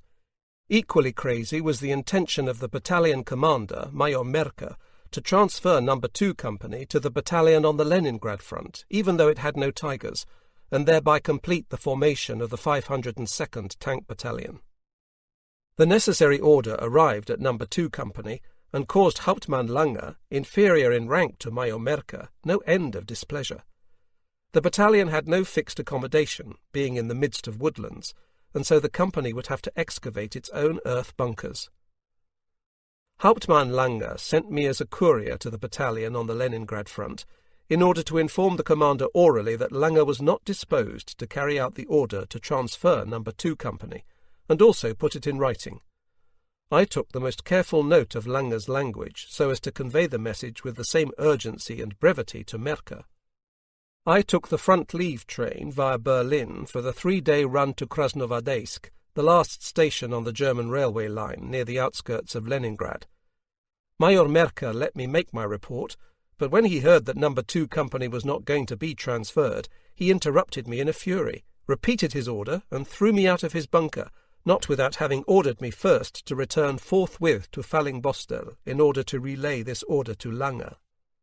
Thus I was at the Leningrad front for 2 hours, and now returning to the Reich, this time a 5-hour run in a convoy of lorries passing through dangerous partisan country, then a flight, my first ever, in a U-52 from Pleskau to Riga. I had 6 hours there, free to do some sightseeing, then caught the front-leave train to Berlin. Hauptmann Lange laughed when I described Merker's reaction. He went to the telephone and spoke to the Army High Command in Berlin. Result, No. 2 Company was not transferred. We stayed at Fallingbostel. In December 1942, rumours were rife that No. 2 Company would eventually be incorporated into the Waffen-SS, because the Panzer Regiment SS Leibstandarte Adolf Hitler was to receive an additional Tiger Company. Since the reservoir of experienced Panzer men in the SS at this stage of the war was not so large that an operational unit could be formed quickly, somebody remembered our No. 2 Company, which was at that time separated from its battalion at Fallingbostel. What could be better than simply to transfer this company of experienced Panzer men into the SS? Then the issue of Tiger Panzers would follow much more quickly, because SS units got preference in all matters of supply and equipment. The rumour was therefore based on a certain logic, and there had been similar cases. Those who would have been affected were not consulted, but thank heaven it did not come to that. Meanwhile, the situation on the Eastern Front had come to a head. 2 Soviet army groups had met up at Kalach after a wide pincer movement and encircled the 6th Army at Stalingrad. 4. Back to Russia. January to May, 1943. Stalingrad was one of the greatest disasters in German military history, but it was not the only defeat of strategic dimensions. In November 1942, US troops had landed in strength in Morocco and Algeria. At the same time, Rommel had been forced to retreat westwards with his army after El Alamein. These 3 events, together with the collapse of the U-boat war in the spring of 1943, were the military turning points of the Second World War. The war could no longer be won. We were now to head to the Stalingrad front to take part in the relief offensive as an independent company. While our 502nd Heavy Tank Battalion was tied down on the Leningrad front in the north, we were attached to Army Group Don. As an independent company, we needed additional signals, supply and workshop units, which otherwise only existed in the battalion organization. What happened next was a masterpiece of organization by Army High Command. Within 2 days we received from all parts of the Reich a supply, transport, workshop and tank recovery platoon. The equipment came from one direction, the personnel from another. Within days the company grew from around 150 men to 500. At the same time the new Tigers came from the Henschel works at Kassel, a total of 9 between the 21st and the 26th of December. 1 Tiger for the company commander, 2 platoons each with 4 Tigers, and a light platoon with 8 Panzer-IIIs made up the fighting component of the company. Each platoon had 2 officers. I was half-platoon leader in Oberleutnant Scherf's 1st platoon. This generous allocation to the Tiger Company would not last long, however, for coming events reduced the number of officers, and we received no replacements. When one reads all this, perhaps it is possible to imagine what feverish activity consumed us in those days. The first railway transport left Fallingbostel station on the 17th of December 1942. On the 24th of December, I was sent with a lorry and 2 men to a Saarbrücken foundry to fetch ice shoes for our Panzer tracks. Christmas evening I spent in a tavern at Echternach, where they prepared for us a hare which we had run over in the street. I telephoned home and so had contact with my parents. People today will hardly understand how difficult this was then. One could not dial a trunk call. At that time, in most towns, one could dial a number direct, but a trunk call had to be connected up from one exchange and often through various others. This could easily take hours. A call could be booked as urgent, but then it cost double. The blitz call was 10 times dearer. In the latter case, one could be connected within 10 minutes. Probably my call unsettled my parents more than it pleased them, for they might have thought that I was calling from the front, from the place being most mentioned in the army bulletins, Stalingrad. On the drive back along the Cologne-Hanover Autobahn, I relieved the exhausted driver during the night. There was thick fog, the headlamps were blacked out, so I saw virtually nothing. Driving was such hard work that I fell asleep for a few seconds. The lorry left the road and mounted the verge, the radiator colliding with a large signpost. The radiator withstood the impact, but a mudguard was crushed inwards and the windscreen cracked. Now the cold kept us awake. On the 26th of December, I got back to Fallingbostel in the early morning and got a rocket from the commander for the damage to the lorry, but before we began loading up, the workshop had repaired it. My transport left Fallingbostel at 5 in the morning of the 28th of December 1942. In the cattle truck this time was a round iron stove and fuel for it. It was beautifully warm, sitting right in front of it. Thank heavens there was a stop now and again, when the steam locomotives, there were only stretches of electrified track in Bavaria and Saxony, had to stop for water and coal. Then one stretched one's legs and food would be served from the field kitchen lorries. Some people played marathon skat. I once played for 24 hours non-stop and lost a fortune. Others dozed or slept. This kind of railway journey was certainly neither full of new things to see nor comfortable. If the train halted along an open stretch of track for signals, this would be used as a toilet stop, since there were no facilities on board. And this all in deepest winter. When the signals changed, the locomotive whistle blew, and then generally the driver would allow enough time for trousers up and scrambling back aboard. While on this subject, I would mention that if there was a long run without a stop, naturally this could be very unsettling, and the business had to be conducted at the open door of the wagon. If the running board was icy, or the night was dark, or a tunnel came up suddenly, it was a dangerous operation, but we quickly became used to it. Although we were categorized as Blitztransport and had priority over all other traffic heading east, the journey went on for days. On New Year's Eve, the train reached Gomel in White Russia. Here we had to change the Panzer tracks. Our normal tracks were too broad for rail transport on Central European stretches, and so there were special wagons for Tigers which had the narrower Tiger tracks. The changeover was done at Gomel.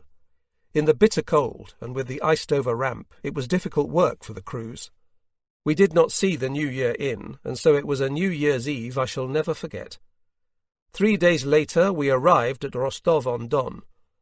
The railway buildings and platforms were crammed with nervy Romanian soldiers, a stoic mass, few carrying weapons. They looked like an army on the run. German railwaymen advised that the Russians had broken through the Romanian lines again, and now there was no end to their panic. The railway people said we should sit in our panzers for the rest of the journey. The Russians could break through anywhere and suddenly appear on the railway line. So we did what they said. The panzers were manned so that we could defend ourselves should it become necessary. It was bitterly cold in the panzer. It did not seem to us that we were setting out on a bright and joyful war, despite the super panzers we had brought along. On the 6th of January 1943, the train reached our destination at Proletarskaya, on the edge of the Kalmuk steppe. Previously, we had passed through Manich, the geographical border between Europe and Asia. That evening, the entire company was assembled to be told that we were now attached to the 17th Armoured Division. Next morning, we set off on a 10.5-hour drive to the Kubelay sector, our future operational area. We formed part of the 39th Panzer Regiment and would work together with Panzer Company Zander of the regiment. It was steppe warfare with no fixed front on either side. Our objective was to seek out and destroy the enemy. The operation began on the 8th of January 1943. It is not my intention to describe it, even though I remember it well, but what happened straight away was something I had never experienced before. Towards evening, on the first day, we had to beat off an attack by Russian infantry supported by tanks. We were on fairly elevated ground and could see over the terrain before us for miles. In the distance, I saw the black dots of an immense army of ants making its way towards us. Between them were larger black points, tanks. 2 Russian infantry regiments, about 4,000 men with armoured support, were attacking us. We let them approach, destroyed the tanks, and then went for the infantry, which began to dig in hastily. They were brave, one has to give them that. We couldn't force them to retreat, and as darkness fell we pulled back because they would not leave their positions. In the action report it stated that we wiped out about 1,000 Russians. We lost a Panzer.III, which, without our being able to prevent it, as if intentionally, had headed ever deeper into the Russian lines, and suddenly disappeared into the haze. We never heard from the 5-man crew again. Furthermore, we had 3 wounded, and had to tend to Lieutenant Forkel, who had a broken arm. We spent the night in the open, but never again. The temperature fell to -30 degrees centigrade. In future, the last operation of the day would be to occupy a village to spend the night in. If the Russians got there first, we attacked and ejected them. In that respect, the Russians were no different from us. There were not too many villages in the steppe, and so one had to make sure they were preserved and not destroyed.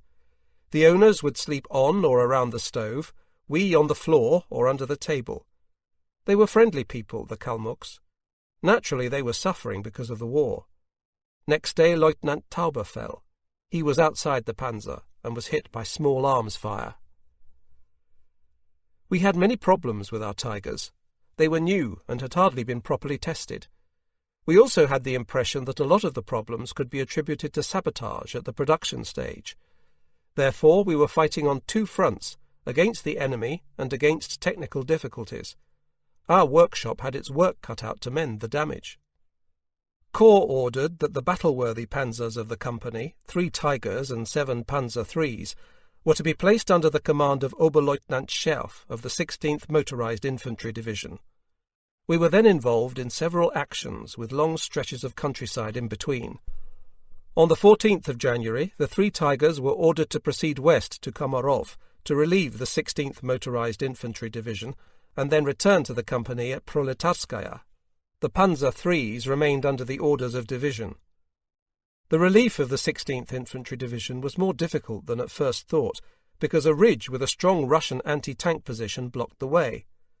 The 3 Tigers exchanged fire with the anti-tank guns, but there were more guns than we had previously identified. We received hits. Suddenly, over the radio, a shout from Scherf to me. "Have shell damage! You take over!" I was perplexed. I had never been in such a situation before. Now it was up to me to take out the enemy guns. I reacted at once and radioed, "Understood, out," and without further reflection, "Rosen to 224, anti-tank gun on the ridge ahead, go!" Naturally, we never used names over the radio, but I cannot remember the cover names we used. And what a surprise for me! Panzer 224 set off at once. My own driver followed as fast as the terrain allowed, and we reached the position on the ridge. To my great relief, we did not come under fire. The Russians had run for it, leaving behind all their guns and some American jeeps, which were now becoming an increasingly common sight here in the east. The attack had been a success, my first as commander. For me, all my doubts were dispersed, and now gradually I became an experienced platoon leader, while a relationship of trust developed between my panzer men and myself. We could rely on each other. It lasted until the end of the war. Nothing now prevented the relief of the 16th Infantry Division. We had carried out our mission, and the 3 Tigers were to make their way back to the company at Proletarskaya. I don't remember what the distance was, maybe 30 kilometers? It was reported that Tiger 224 had engine damage. It could not be started up and would have to be towed, a difficult job over so long a distance. Scherf told me that he would go on ahead to company with his Tiger to inform the retrieval platoon and send them out towards me. With our radio equipment, it was not possible to contact the company over such a distance. I was given the order to tow 224 as far as I could. In an emergency, I would have to blow it up. We needed to get a move on. After the division's troops had pulled out, we were now alone in wide-open country, and our route passed for the main part through no man's land. Scherf bustled. We attached the towing hawser, and my platoon set off at a very reduced speed, as one can imagine. We could not make out the road. Everything lay under a blanket of snow, and the tracks in the snow could equally well have been made by Russian as German troops. While daylight remained, I could see Scherf's Tiger tracks in front of us quite well, but soon darkness fell, and standing in the open turret hatch it was damned cold. Careful! If one's ungloved hand touched the armour, it stuck. From his seat the driver could see even less than I from the commander's position in the turret, and so I had to talk him through it. "Herr Lieutenant, the engine is boiling. I have to stop," he called up to me after a while. Damn! Right in the middle of the step.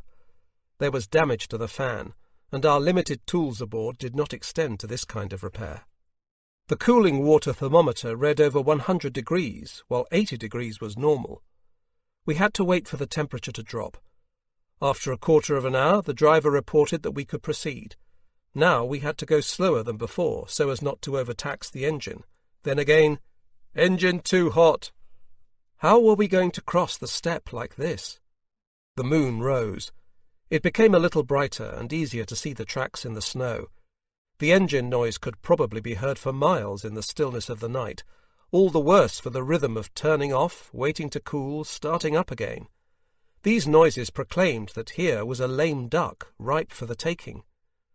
When the engine was switched off, we too listened out for noises, but all we heard was the howling of wolves. When we stopped, the loader lit the blow lamp which every panzer carried for preheating the engine. It was our only source of warmth. It sooted up, and the sticky lamp black got everywhere, especially on the skin. Freezing to death was, however, worse. It began to get light. Where we were and how far we had to go to the nearest German positions we had no idea. I had no map. In any case, our trail was not a road which might have appeared on a map. To my left on the horizon some black dots suddenly appeared, moving towards us. Russians? I watched them through binoculars. Russian horsemen. There were no Germans on horses here. 20 to 30 of them, who now halted and watched us. We had just made a stop to cool the engine. "Gunner, turret 3 o'clock, riders, range 2,500 metres, high explosive shells, fire at will." That was how it was ordered by the book. In this situation it was done a little less formally, but quicker. 3 rounds into their midst, and I saw them turn about and disappear into the countryside. We moved on, and came to a small wooden bridge over a ditch. Because of drifting snow, it was hardly noticeable. The panzer under tow went too far left. The driver failed to recognize the situation and slipped off the bridge into the ditch. On that smooth surface, I could not pull him free with my panzer. Only recovery vehicles would help. With their winches, they could retrieve even heavy vehicles such as this. So what now? I could not leave their crew here in no man's land. I did not trust myself to blow it up. Scherf had gone off to alert the retrieval platoon. But where was it?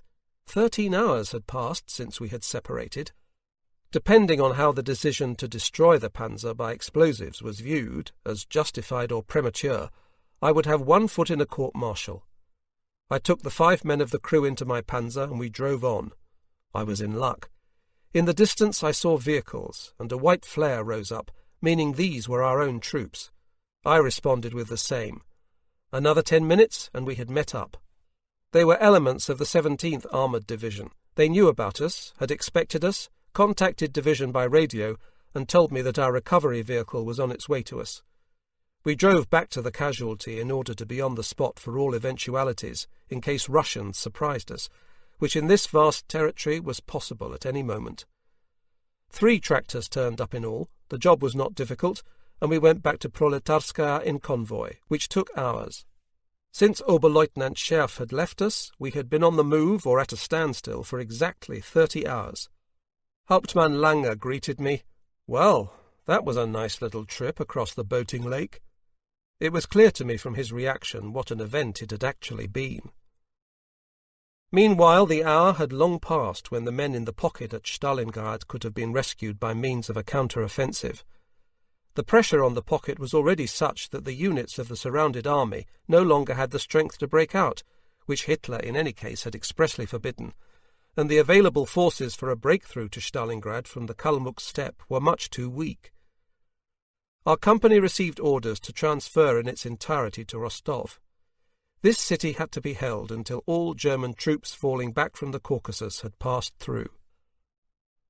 Another newly formed Tiger battalion had also arrived in our sector in January.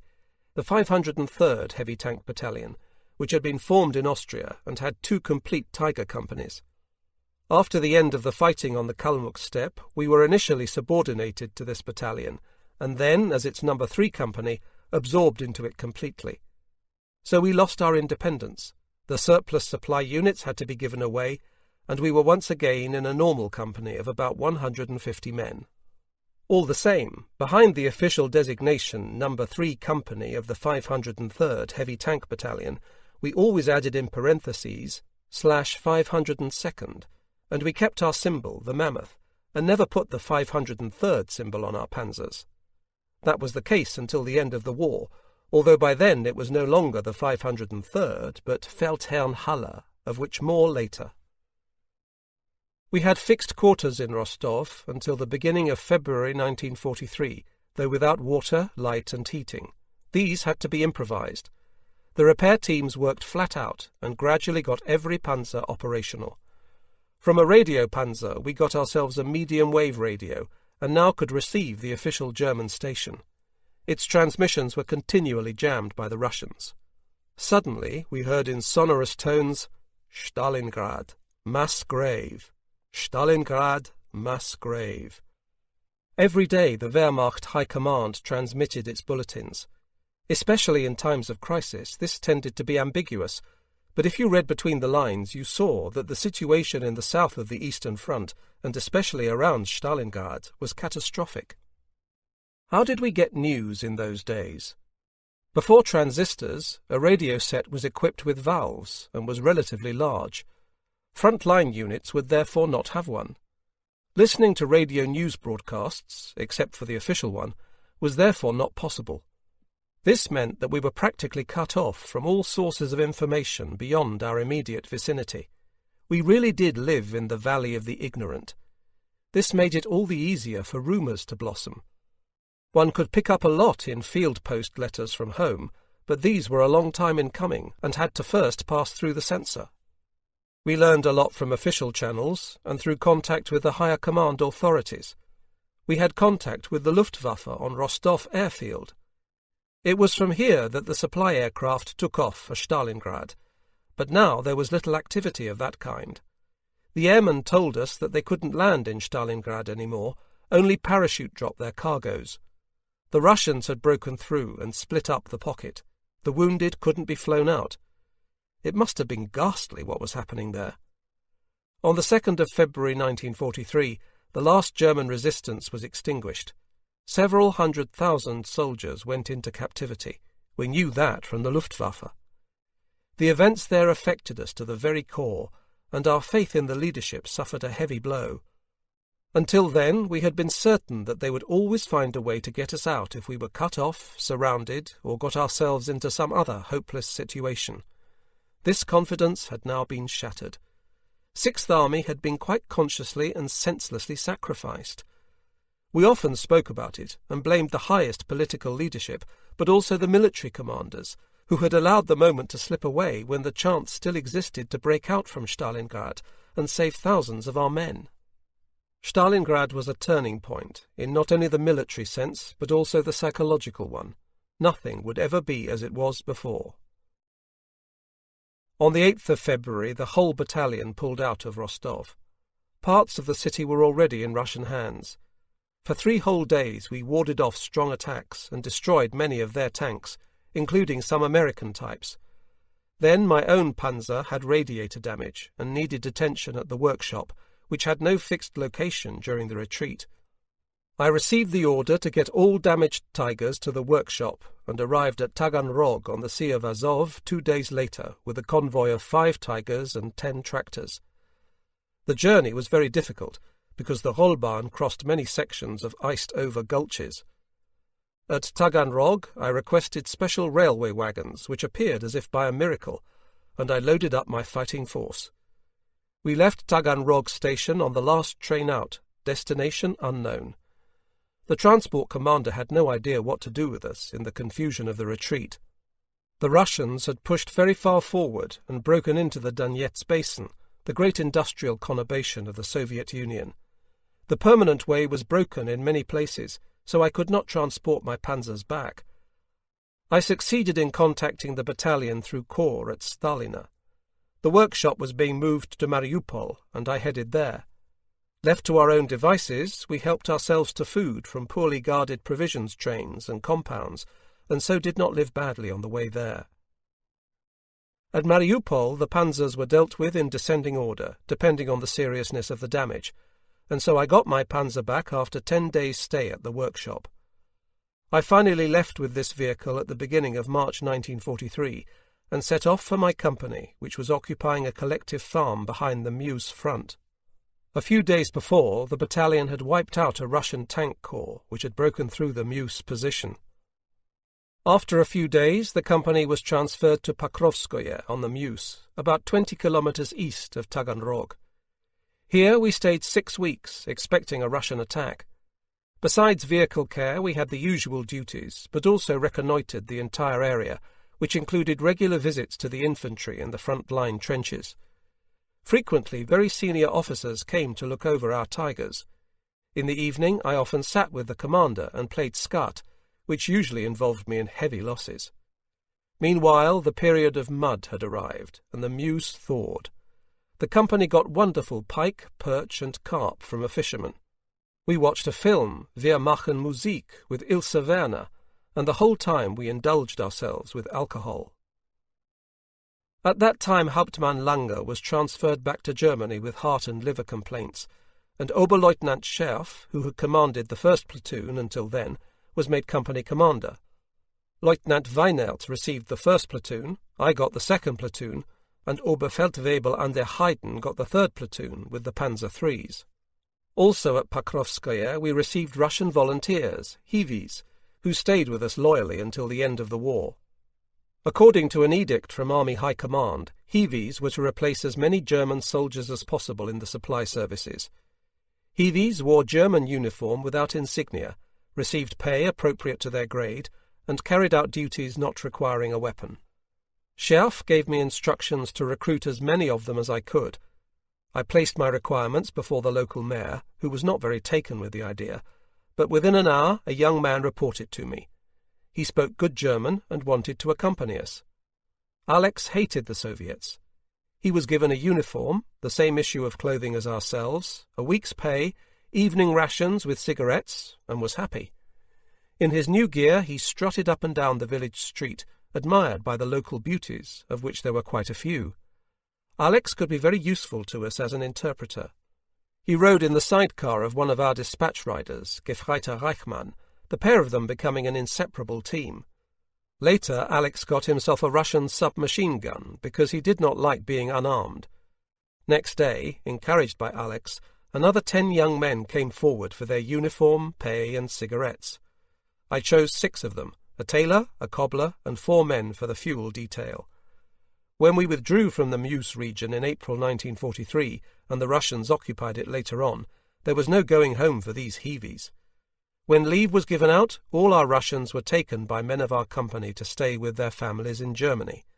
We did what we could to lessen the burden of their fate, and for us they became members of our company. On Easter Sunday we received orders to move out. The entire battalion was transferred to the Bielgorod area, about 60 kilometers north of Kharkov. This came with rumours of a new German offensive for the spring of 1943. I was advance party leader for the battalion and had to arrange parking for all the companies who would be arriving the next day. No. 3 Company was given a very beautiful wood just coming into leaf. Each crew put up a tent and settled in as best they could. The days were filled with technical work. After the long journey there was plenty to do, the panzer tracks in particular needing attention, and furthermore things had to be readied for the imminent operation. The territory and roads to the front, which ran about 30 kilometres along the Donets, had to be scouted and all commanders given a most exact picture. I reconnoitred personally the possibilities of crossing the Donets at the Bielgorod bridgehead. Day and night huge convoys drove along the nearby Kharkov-Bielgorod Rollbahn. Almost all SS divisions were represented. Grass airstrips had been laid out all around for the Luftwaffe, heavy flak and emplacements everywhere to cover the massive advance. The Russians made a few bombing raids by day and often by night, but were not very successful. Meanwhile, new Tigers had arrived for my battalion from Germany, which now had to be unloaded and transferred to the companies. A great amount of work was required to get these panzers operational, some being already damaged, and this took several days. Each company now had 14 Tigers, the battalion as a whole 45. We had given away the remainder of our Panzer.IIIs. Besides the work, we spent some very pleasant hours. Close by was a beautiful lake for bathing, though the water was very cold.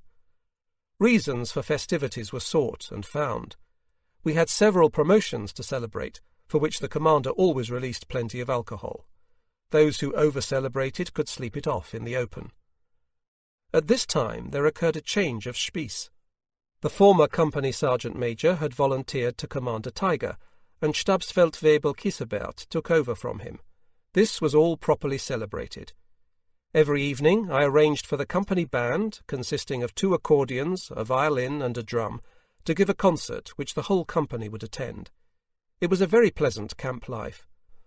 To enhance our living conditions, I held a competition for my platoon. The crew which set up the best tent and surroundings would receive a bottle of cognac. All crews worked at it for 2 days, until I awarded the prize to Panzer 323. My platoon had rigged up tables, benches, washing facilities, lighting, and much more in the short time allowed. Every day we awaited the order to commence the operation, the fire fuelled by the craziest rumours, but nobody knew anything definite. At the beginning of May, I discovered that the planned offensive had been postponed for several weeks, and the battalion would be returning to Kharkov. The company was kept in the dark about it all. I went as the advance party leader to Kharkov to set up quarters. The lodgings were very nice, each panzer crew having its own little house. In my house there were 3 adjoining rooms, one for me, the second for the Unteroffiziersführmeister and Ziegler, and the third for Obergefreites Spiekermann and Werkmeister. I had a beautiful room with a writing desk, sofa, and white bed. The billeting people were very attentive towards me. After the primitive experiences of the past, I could ask for nothing more. The commander had the best quarters, a living room with piano and a bedroom. This was the venue for our larger festivities, to which the officers of the other companies were invited, and which generally ended in the early hours. The longer these parties went on, however, the more important it was that the next day should start punctually. The company often had the opportunity to visit the theatre or cinema. I saw an excellent performance of The Gypsy Baron by Ukrainian actors, though never understanding a word of it. I spent a lot of time in my Volkswagen searching out additional sources of food for the company, and so got to know Kharkov and its surrounding districts, with all its collective farms and stores, intimately. Of all the Russian cities of over 1 million inhabitants that I saw, this was the one I liked best. The city centre today is just as it was before the war. Small, single-storey houses, mostly brick-built and embellished with carved work. Only a few districts had suffered badly from the earlier fighting. The city centre was fully European, some parts positively American. The buildings were very impressive. The city streets were broad and clean, trams and trolleybus routes went everywhere. Large department stores were to be found alongside concert cafes, in which anything could be ordered, from pure coffee to whipped cream, but at what a price! My gunner came back one evening having spent 40 Reichsmarks. What was really surprising was how quickly the citizens of Kharkov had adjusted to the new situation. Everywhere German advertisements were to be found alongside Russian posters. Commerce flourished and exceeded that of a German city in peacetime. We had a change of commander. Hauptmann Graf Kageneck brought dash and refinement to the battalion. We would go through fire for him. We knew meanwhile that Operation Zitadelle was planned, but not the date. We were also advised that in the coming operation the battalion would not work as an integrated unit. No. 1 Company would be subordinated to the 6th Armoured Division, No. 2 Company to the 19th Armoured Division, and our No. 3 Company to the 7th Armoured Division. The pace of everything was stepped up. Once the panzers were in shape, we had panzer battle instruction, lessons in tactics and exercises. Twice a week in the afternoon we had officers' training with map exercises or conferences about the terrain. The platoons went daily to the environs of the city in order to complete their own training. Great activity prevailed in the Tiger driving schools, from where the greatest possible number of Panzer drivers had to be obtained. In places, the terrain around the city was very difficult, and made great demands on the drivers. I had to take charge of driver training. Oberleutnant Scherf convinced himself now and again of the progress being made. At that time, the Tiger and its capabilities were fairly unfamiliar to the men in the field. To illustrate this and other new weapons, the 7th Armoured Division, to which No. 3 Company belonged, held a demonstration before an audience of illustrious spectators. All commanders from the divisions, regiments and battalions of the corps were ordered to attend. With my platoon, I had to pass through a swampy area which had been made passable by a log road made by pioneers of the Grenadier Regiment. Would it withstand our 58-tonners? I led my platoon safely over this log road with its tree trunks, but by the 4th Tiger things got very problematic. Next, I had to lead our platoon down a woodland track. Seeing a large group of spectators standing either side, I suspected that this was where the next event was to happen, and I was right. Suddenly smoke bombs with tear gas were hurled by grenadiers at my Panzer from both sides. Turret hatch shut. Gas masks on! An unpleasant, acrid, dense smoke filled the interior, enshrouding the driver. I ordered him to go full ahead and directed our vehicle out of the woods. It hadn't affected us much, and we were still operational, but the poor grenadiers caught some of the smoke. The remainder of the exercise went off smoothly, and we left behind a very good impression. We had practical gunnery training on the nearby front at Chuguyev on the Donets. I and my platoon were subordinated to one of the infantry divisions there for 3 days. We fired from 3 different spots, as ordered by the sector commanders, at the easy-to-hit Russian positions on the forward slope. The infantry was extremely grateful to us. Now they could have some peace for a while. As confirmed by the infantrymen, my platoon destroyed around 60 bunkers, anti-tank gun and mortar emplacements. My platoon had 1 man slightly wounded. We considered the whole thing as light entertainment. Towards the end of our time in Kharkov, I got to know a German farm manager who was in charge of a collective farm nearby. I had come across this collective farm in my search for fresh vegetables and potatoes for our field kitchen. We received only the dried type, which we had had up to here. When he heard my surname, he told me that there was a Russian family called Rosen in Kharkov, which came from an old line of nobility. He said he would look up the address so that I could research further. I knew that there was a branch of the Rosen line which my family had lost contact with since the Russian Revolution. I knew from the family history that a certain Andreas had lived in the Kharkov area, but the sudden order to move out prevented me from making further inquiries. 5. Operation Zitadelle, June to July 1943. At the beginning of June, I received my orders for the coming operation. From the beginning of the attack, my 2nd platoon would be attached to the 7th Panzer Grenadier Regiment of the 7th Armoured Division.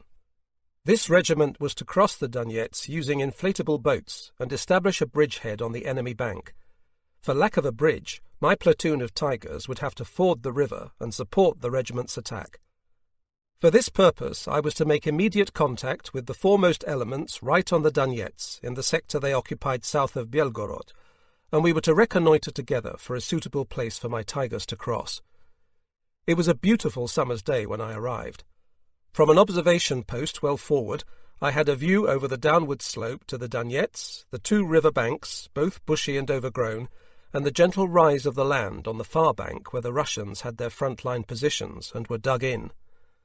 At the river itself there were only a few German outposts, and so we assumed the same for the Russian side, but naturally nothing was known for sure. Towards evening, the commander of the 25th Panzer Pioneer Platoon, Oberfeldwebel Baumann, and 2 corporals reported to me. They would be leading the necessary pioneer part of the operation. When it was dark and the moon hidden by cloud, we went with a Panzer Grenadier scouting party down the kilometre or so to the river's edge. No sound could be heard but the murmur of the waters. The Russian side was as silent as the grave. The high undergrowth was favourable for an approach to the riverbank. I took a good look at it. It stood vertical, about 1.5 meters above the water. If the far bank was the same, mounting it from out of the water would be difficult. Now we had to measure the depth of the water and the suitability of the riverbed for a 58-ton tiger. In the opinion of the grenadiers, who had been here a week, this was the shallowest part in the entire sector. I got undressed, and the grenadiers took up positions along the riverbank. I listened out for any activity on the Russian side, and then slipped into the water, only 1.5 meters deep. The waters flowed past calmly, and I waded, only my head above water, to the other bank. The river bed was firm and not muddy, but the bank on the other side was as steep as our own. Furthermore, the bank fell almost vertically for about 2.5 meters. The tigers could not manage that. I regained our side of the Donets, was pulled out and helped up, and then we held a conference in the cover of the bushes. Oberfeldwebel Baumann, the pioneer, saw no great difficulty in flattening the riverbanks with explosives to make it negotiable for the tigers. The bed of the river itself and the depth of the water did not present us with a problem. Back at the Panzer Grenadiers command post, we were served hot tea, and then the plan for crossing the Donets was agreed upon. I returned to Kharkov that night in good humour. Our task was now clear, but what remained unknown was the date when it would all start. The 28th of June, 1943, was my 21st birthday, and I had come of age. Oberleutnant Scherf handed me a certificate confirming this fact. In the evening we had something of a banquet, with much alcohol flowing, attended even by our new battalion commander, Major Graf Kaganek. My parents told me in a letter that they had sent me 2 black-currant cakes and 2 cheesecakes. I cannot remember what else there was to eat, but it would certainly not have been just soldiers' rations.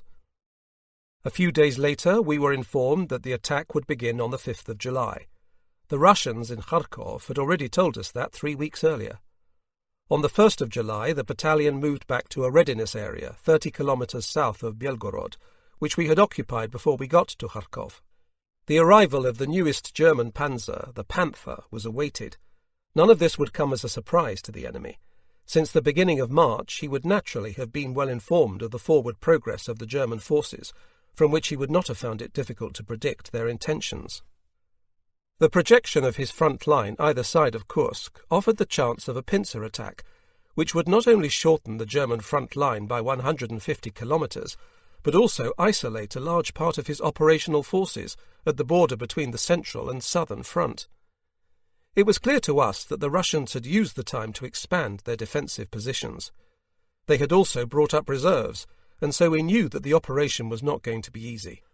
Moreover, we had not anticipated the extent of the expansion of the defences. They had made great strides in the training of their officers and men, and we would discover that the Russian soldier we would face was no longer the man of 1941-42, but a soldier our equal in fighting efficiency and morale. On the day before the attack, the company moved out at around 1800 hours and headed towards Belgorod, where a readiness area was occupied behind the companies of the 7th Panzer Grenadier Regiment. The 4 panzers of my 2nd platoon drove further on to join the advanced elements of the 7th Regiment. As some weeks previously, I stood at the edge of the woods above the gentle downward slope to the Donets. Oberfeldwebel Baumann arrived with his Panzer Pioneer platoon, and now we waited. My men slept in the Panzer, which I would like to have done as well, but the responsibility of being the can opener for the Panzer units following up put a heavy burden on my shoulders.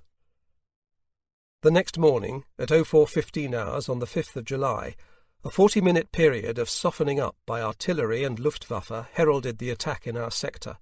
The men of the 6th and 7th Panzer Grenadier Regiments and Oberfeldwebel Baumann's Pioneers went down quickly to the Donets. While the first inflatable boats were crossing, the Pioneers prepared the explosive charges to reduce the height of the fording points on the riverbanks. Our engines were warm, the crews in their positions, the radio plugged in. We awaited the signal to go. From beyond the far bank we heard the first sounds of fighting, the rattle of machine guns, the rumble of Russian mortars and artillery. In the pale light of dawn, the mushroom clouds of smoke from impacting shells were visible. Finally the signal came. 2 green flares from Oberfeldwebel Baumann told us that the demolition charges had been laid. Panzer Marsch! Flat out we crossed the open terrain and in full view of the enemy headed for the fording point. The order in which my 4 panzers would cross the river and where the others would wait had been set down precisely. Baumann confirmed all clear with a movement of his hand. We manoeuvred down the reduced slope at slow speed, went into the water, motored across to the other bank, and began the climb out. The explosion had loosened the earth considerably, and the surge of water forced back towards the bank by the bow of the Panzer clogged the bankside with mud. As my Panzer began to climb up out of the river, the tracks had no firm ground to grip and slipped round. A second attempt was equally unsuccessful, and now we began to receive mortar fire uncomfortably close. This was not good. I reported by radio the failure of the fording attempt and received the order to remain where I was with my platoon. Soon the commander of the Pioneer Battalion appeared. He had orders to erect a bridge with a capacity of 60 tons near my fording points. My job was to protect the Pioneers, for a Russian counterattack was possible. First, I had to get my Panzer ashore again on our side of the river. Feldwebel Weigel's Tiger 324 had to tow my vehicle up the bank. His gunner, Unteroffizier Jeckel, carried out the very arduous task of attaching the towing hawser to the rear of my Panzer, for the coupling hooks were under water and difficult to release. We were obliged to stand chest-high in water for this work, while subjected to Russian harassing fire. It succeeded. The Panzer was towed out, and now we positioned ourselves at the bridge-building point, where meanwhile the first Pioneer vehicles had arrived. It was calculated that it would take 5 hours to build the bridge, during which time the Panzer Grenadiers would have no tank support. Soon the first wounded came back in the inflatable boats. They were not friendly greetings they shouted at us.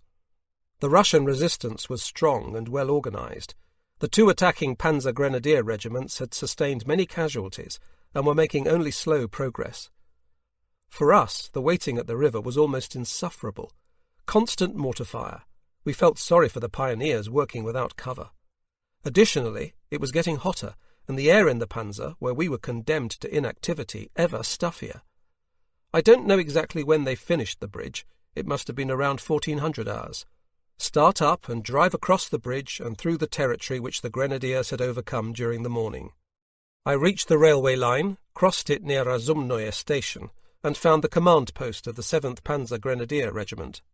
The foremost Russian defensive position, which had held up our Grenadiers for so long, was right here at the railway line. Short situation report using a map, brief instructions to my Panzer commanders, and we set off. We reached the leading Grenadier companies and were involved in bitter fighting the whole afternoon. The Russians had built a deep-layered defensive system with earth bunkers and anti-tank guns, superbly camouflaged and therefore difficult to spot. The Grenadiers heaved a sigh of relief that they had us to get this enemy off their backs, as they already had enough to do dealing with Red infantry in countless foxholes and machine-gun nests which had to be winkled out in hand-to-hand fighting.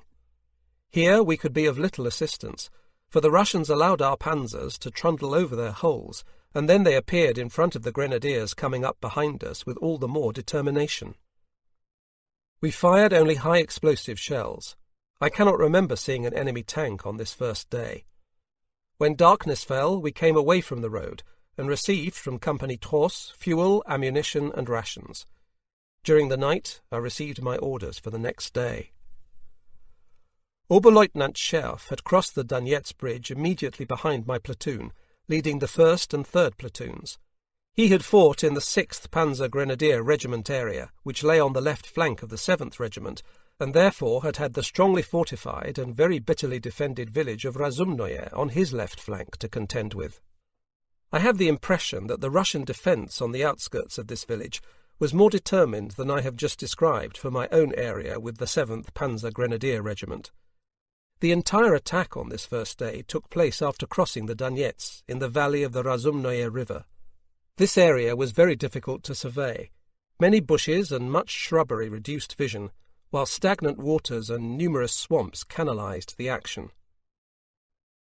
The battle area of the 7th Panzer Grenadier Regiment was bordered to the right by a steep, rugged range of hills. The strongly defended town of Krutoy Log lay on the plateau of the latter. The 7th Armoured Division attack was to have been continued against it. The difference in height was about 50 metres, and there were only a few tracks rising steeply upwards from out of the valley. During the night, the Grenadiers captured a track, by use of which the 7th Reconnaissance Battalion secured a small bridgehead on the plateau as a starting point for future attacks. On the 6th of July, I was subordinated directly with my 2nd platoon to the 25th Panzer Regiment and was given their radio codes, which changed daily. My orders were to reach the plateau in the early morning, using the track cleared by the Grenadiers, and there expand the bridgehead to the north and east, so that the 25th Panzer Regiment following up could take it over for their jumping-off point to attack. Then, upon receiving the order, we would return and, together with the spearhead company of the 25th Panzer Regiment, break through the defensive position thought to be there and carry forward the attack into the hinterland, passing Batracka Dacha. The climb to the plateau was difficult, but passed off without breakdowns. We assumed battle formation and, initially without coming across the enemy, headed in the direction ordered. On the horizon, about 3 kilometres away, I made out a broad area of woodland across my line of advance. I felt uneasy about it, and we approached slowly. Then I had my platoon halt to wait for the 25th Panzer Regiment behind me to catch up. I opened my turret hatch and saw that I was directly alongside a foxhole from where a Red Army soldier looked up at me in fear. I beckoned him to come up and then make his way to the rear. He made no move. I drew my pistol and repeated my hand movements, making clear to him what he had to do. No reaction. I fired a round near the foxhole to reinforce my order. No reaction. Then I took a hand grenade, pulled out the pin, and threw it down. The Russian picked it up and threw it back at the Panzer. In the face of such courage, I drove forward 50 metres. He would have been captured by the Grenadiers following later. I have no idea how long we remained stationary there. The ascent from the Razumnoye valley to the plateau took the Panzer Regiment some time, for the access route was not without its problems. When the 1st Battalion had arrived and taken up its attack positions, I received the radio message to advance. About 30 to 40 Panzer.IIIs and IVs were behind my platoon. What was behind them I do not know, but I assume it was the 7th Panzer Grenadier Regiment. Everything before all this had been a mere prelude. The opposition we were about to encounter was something we had never experienced before. Our panzers set off again and approached the wood. There was no way through it except through a glade to the right, which forced us to close up, but there was no alternative. Therefore we drove towards the glade. To the left it was about 500 metres to the wood, to the right a bit more, but it was also thick woodland there too. Suddenly we saw muzzle flashes, at first from the right, but not from standard anti-tank guns, whose flashes were different. Afterwards I established that they came from Su-152 self-propelled assault guns, armed with a 152mm flat trajectory howitzer, which we had not previously come up against. They had a low profile and were therefore easy to camouflage, but slow in reloading. My 2 Tigers of the right-hand group were in good form, engaged the enemy and shot better than the Russians. Black smoke rose up from the vehicles hit, but at the same moment the Russians opened up from the edge of the wood to the left. 4, 5, 6 muzzle flashes like a necklace of pearls. They seemed to be T-34s. We knocked out some of them and then felt our way cautiously forward. When we had the wood closer on both sides, we received fire from the left again, but the right side was silent. My Tiger was hit, but the front armour was thick, and thank heavens the track and wheels escaped damage. I don't know for certain how many of them we finished off. It was unpleasant driving through the woodland glade. Apparently the Russians had either not defended the wood in depth, or we were going into a trap. We discovered later that their hidden anti-tank guns let us pass by without firing, in order to get at the lighter armoured Panzer.IIIs and IVs behind us. Thus the 25th Panzer Regiment had some losses here. Our initially rapid advance now developed into a tough struggle through this deep-layered Russian defensive front. We were continually raked by fire from right and left. It was of some comfort to me that the tanks of the 25th Panzer Regiment were close behind.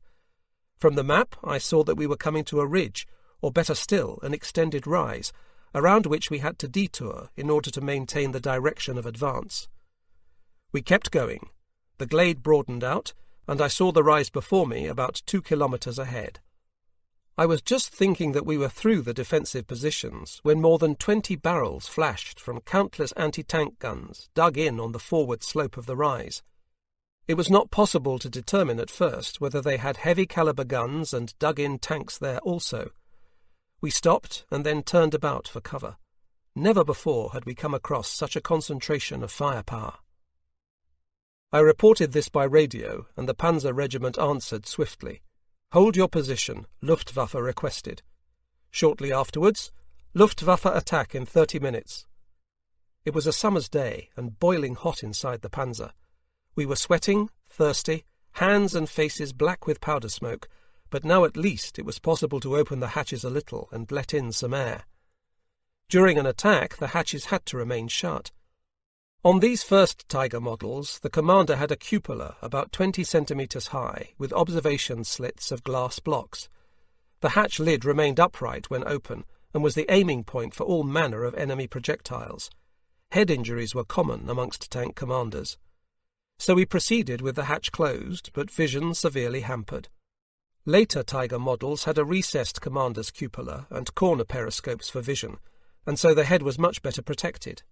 When opened, the turret lid remained horizontal, so that even in an attack the cupola could be kept open.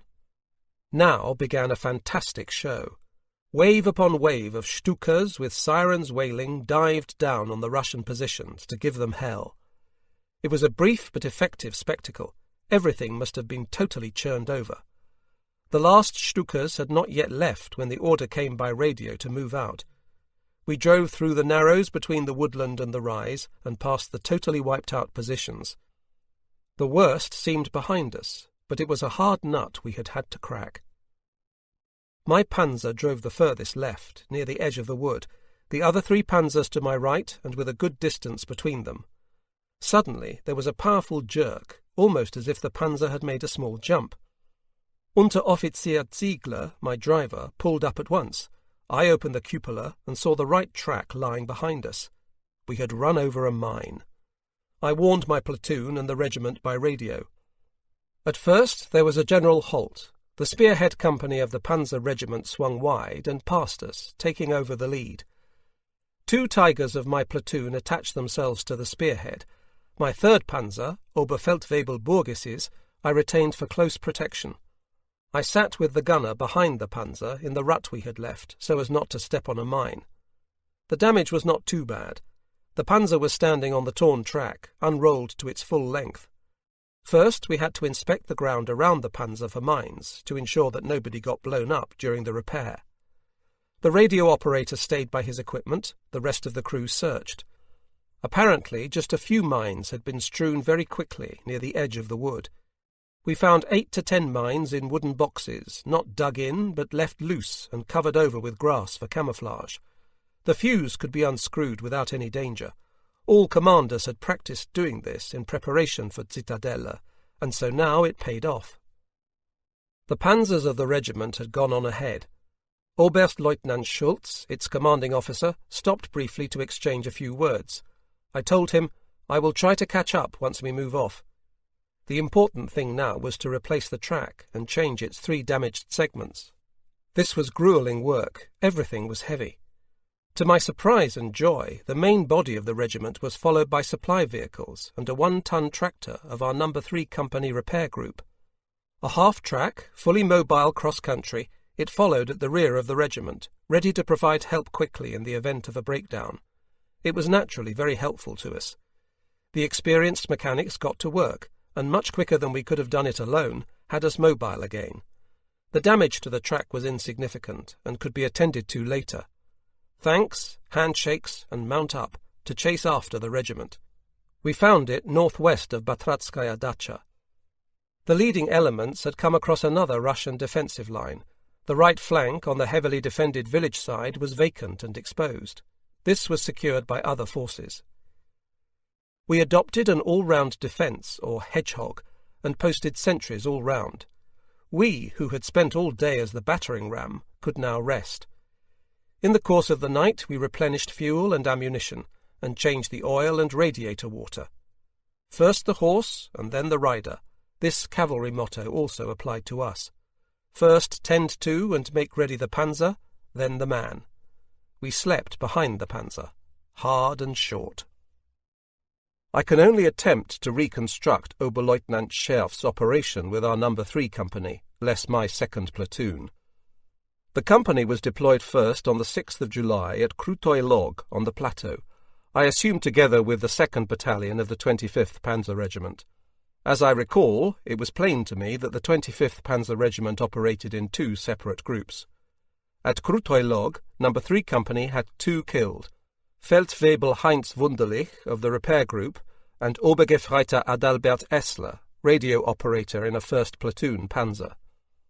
After the 106th Infantry Division became involved in the battle for Krutoy Log and the situation improved, the 2nd Battalion of the 25th Panzer Regiment and the 3rd Company of the 503rd Heavy Tank Battalion followed the advancing 1st Battalion of the 25th Panzer Regiment.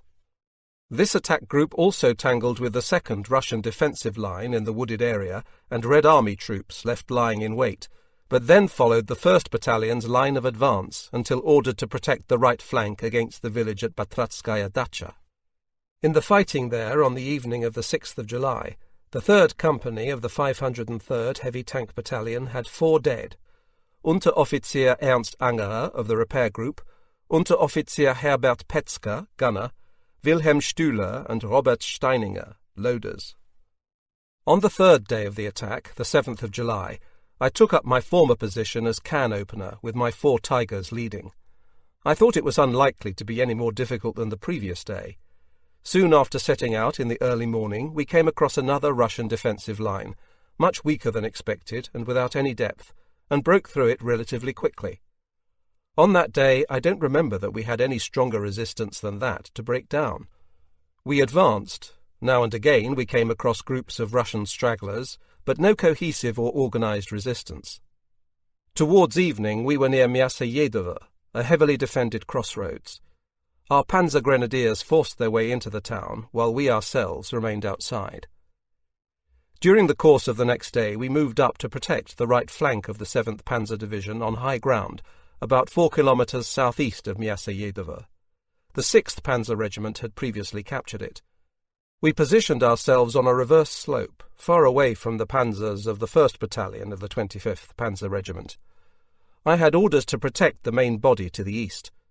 I positioned myself with 2 panzers behind the crest, so that I could observe and fire over it without offering myself as a target.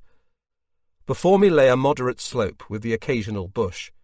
In the valley bottom, in a large semicircle, was sparse deciduous woodland with thick bushy undergrowth at its edges. If I looked left from my high point, I had a good view over the terrain. The air shimmered with heat. We stood 4-hour watches, turn and turn about, with 2 panzers each. At last we could wash. There was little water, but each of the 5 crew received a bowlful. It felt good. Usually we washed our hands with petrol. The night passed quietly, and I slept well again. I had a lot of sleep to catch up on. The 25th Panzer Regiment continued to protect the division's left flank. No great change was expected for the following day. I was summoned to the regimental commander. He gave me the task of reconnoitring the wood in the valley bottom. Tank noises had been heard there during the night. 2 of my panzers stood watch on the ridge, giving me covering fire at the same time. I led, accompanied by Feldwebel Weigel's Tiger. Hatches shut, battle readiness, Panzer marsch! We rolled slowly down the long slope through open country towards the wood. 400 metres short of it we stopped to observe. Nothing was to be seen. We continued forward, and then suddenly there was a flash. For a fraction of a second I could see the shell heading directly for me. It hit the bow of the panzer, and so did the second one. The air was shimmering. I couldn't make out anything, and fired an explosive shell towards where I suspected the source to be. We received another hit, this time from the right. I pulled back and drove in reverse to our starting point. Both Tigers had some fresh scars each, but nothing had penetrated. There was less concern about a shell entering than a hit to the lateral gearing, which would have put the drive wheel out of action. It was our weak point, and the Russians knew it. The 2 panzers I had left behind on watch had seen everything and also opened fire. They saw 2 self-propelled assault guns appear at the edge of the wood, fired at them, and then withdrew behind cover. I reported the incident to the commander orally. Now we had to be doubly cautious, so as to avoid any nasty surprises. In the evening, Feldwebel Grohmann, our No. 3 Company orderly room sergeant, came by with mail and a box of Coca-Cola for everyone. He told me that Oberleutnant Scherf was in action with the company at Pz.Mk.III. Gefreiter Albrecht Schmidt had fallen there on the 8th of July. On the first day of the attack, Lieutenant Jammerat of our No. 1 Company had been killed. He had been my classmate on the officers' course at the Panzer training school at Wünsdorf. News like that came as a blow to remind me how many guardian angels I had had until then. Mail from home. Everything was all right there. The family was going to Oberberenburg again. Yes, it was always so beautiful there.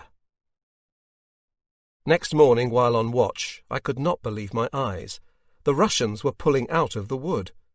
I had a brief glimpse of 3 tanks before they disappeared at great speed behind natural cover.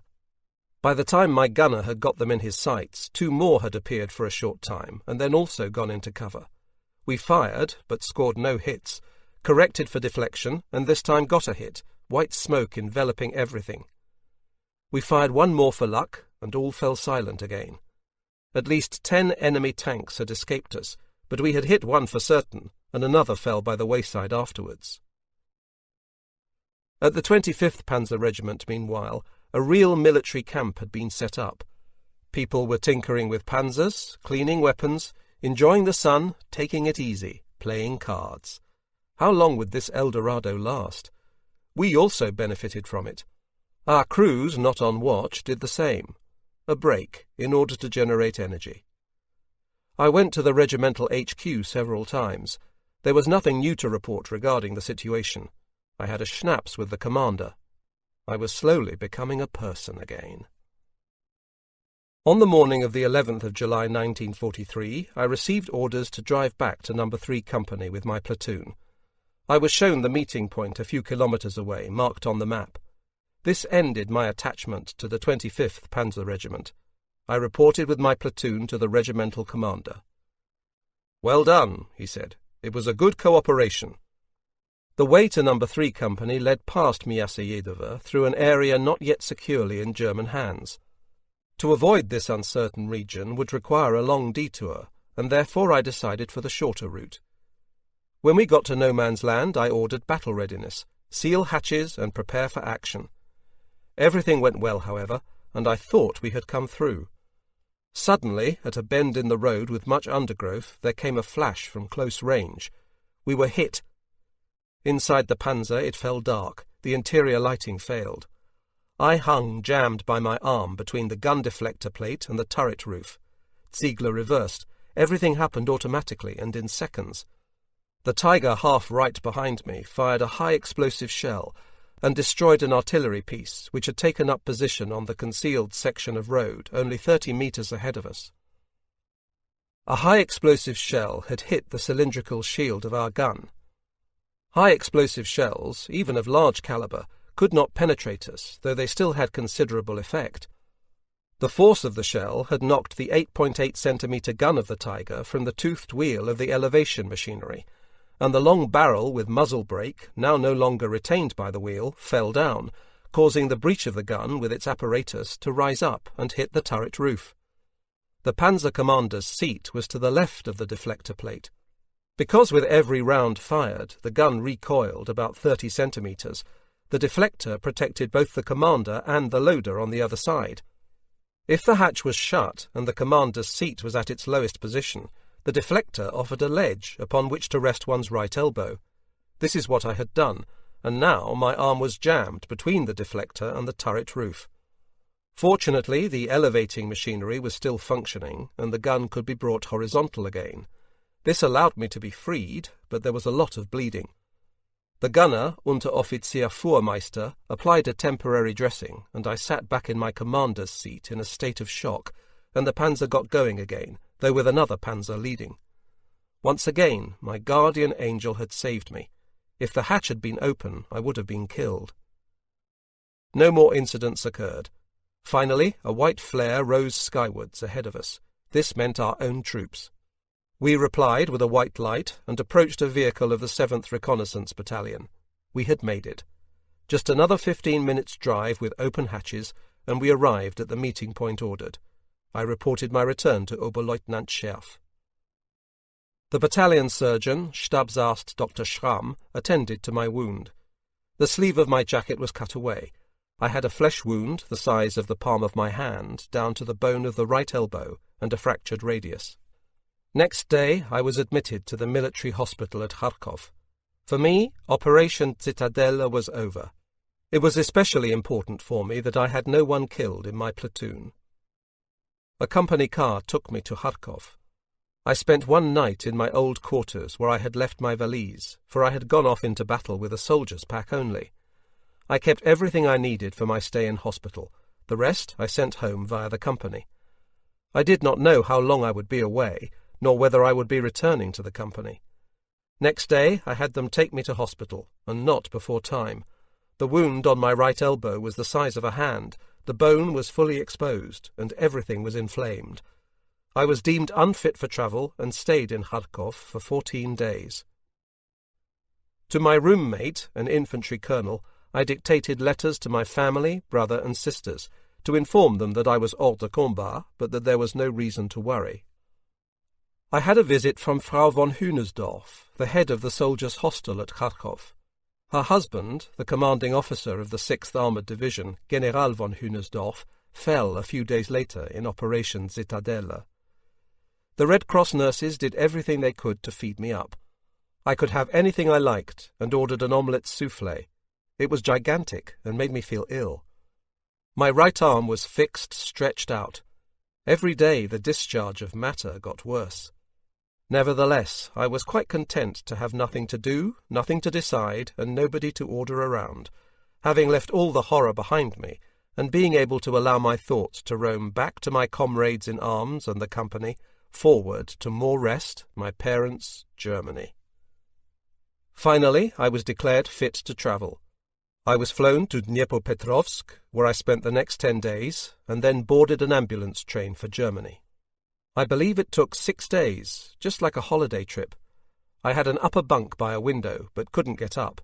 Food and treatment were first class. Twice a day a doctor visited. It was made clear to me how lucky I'd been. Immediately below me lay a young lieutenant, completely paralyzed. Every day a doctor came to empty his intestines with rubber gloves. Dreadful, to be without any hope of a future, only able to continue vegetating with the help of others. Our train made slow progress. The rails were held together by simple bolts, and no great speed was possible. Again and again there were long halts. Every ambulance train had a travelling security squad, armed soldiers distributed to individual coaches and on the locomotive. The whole rear area through which we travelled was infested with partisans. They made daily attacks on the railway line, and trains also were attacked, including hospital trains, although these were always identified with the Red Cross symbol. Between the 7th of July and the 3rd of August 1943 alone, in the Army Group Centre area, partisans derailed 56 trains. In the course of August, they destroyed the tracks in over 12,000 places. Right and left along the stretch of railway line we saw overturned and burnt-out wagons. We came through unscathed, however. Our destination was Lublin in Poland. Here I was hospitalized again after a thorough delousing. Now came the selection process. A patient would be sent to one or other German hospital depending on the nature and seriousness of his wound. In Lublin one had the sensation of being almost home. I discovered with great pleasure that my room nurse was a young Red Cross assistant from Rastatt and a former school friend of my elder sister. They would not let you know where you were going to end up. The new hospital train headed for Saxony. I would have found Dresden to be just right for my stay in hospital, but my carriage kept going. We were unloaded at Zwickau. A wing of the great provincial hospital there had been set aside as a reserve military hospital. I arrived on the 21st of August 1943 and remained there until the 12th of February 1944.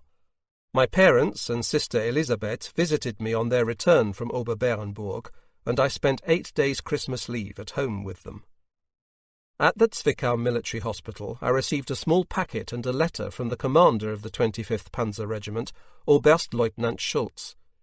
Enclosed was the Iron Cross, First Class.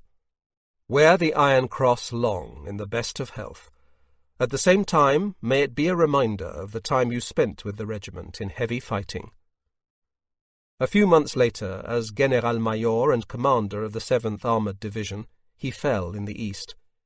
He was the 6th soldier of the Wehrmacht to be awarded the Knight's Cross with oak leaves, swords, and diamonds. My wound healed very slowly and lasted until the suppuration stopped. Having to dictate all my letters got on my nerves, and so I learned to write with my left hand. I even did some sketches, but none has survived. My right arm was completely stiff. Every couple of days, under anaesthetic, the doctors moved it forcibly and then put it in a plaster cast at the desired angle. I would stay in bed for a day after that. When the anaesthetic wore off, the pain was hellish. Between these appointments, I had a chance to visit the theatre, concerts, and the cinema. I was determined to make the best of the time. I had contact with my company, mainly with Lieutenant Weinert, who fell that November. I also received news of the death of von Kossel. My stay in hospital was rounded off with a course in Bonn for convalescing officers. I gave this short shrift and went to Paderborn, where our Tiger Reserve Battalion was stationed, hoping as always to be sent for by Scherf. Instead of that, I caught diphtheria and was admitted into the Leo Convicts Isolation Hospital at Paderborn and not discharged until the end of April 1944. I received another period of convalescent leave, which passed very pleasantly, and then, finally, came orders from 503.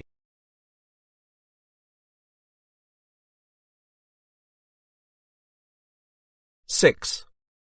The Invasion Front, 1944. On the 6th of June 1944, the Allies landed in Normandy. After Operation Zitadelle, from the summer of 1943 until the spring of 1944, the 503rd Heavy Tank Battalion, as part of Army Group South, was involved in constant rearguard fighting through the Ukraine and Romania to the Hungarian border. Graf Kaganek, our commanding officer, was awarded the Knight's Cross with oak leaves. The battalion had now arrived at Ordruf Troop Training Depot in the Harz Mountains for rest and recuperation. I rejoined the unit at the beginning of June 1944. Hauptmann Fromme had been appointed its new commander, while Scherf, now also with the rank of Hauptmann and the wearer of the Knight's Cross, remained in command of No. 3 Company. I found that many old faces were no longer around. No. 3 Company was the last of the battalion to arrive at Ordruf from the Eastern Front, and most of its men were now on leave. Hauptmann Fromme employed me at first as officer for special duties at Battalion HQ. I had to prepare for the visit of the Inspector General of Panzer Troops, Generaloberst Guderian, and as his liaison officer ensure the smooth running of his programme. On the 15th of June he was a guest at our officers' party.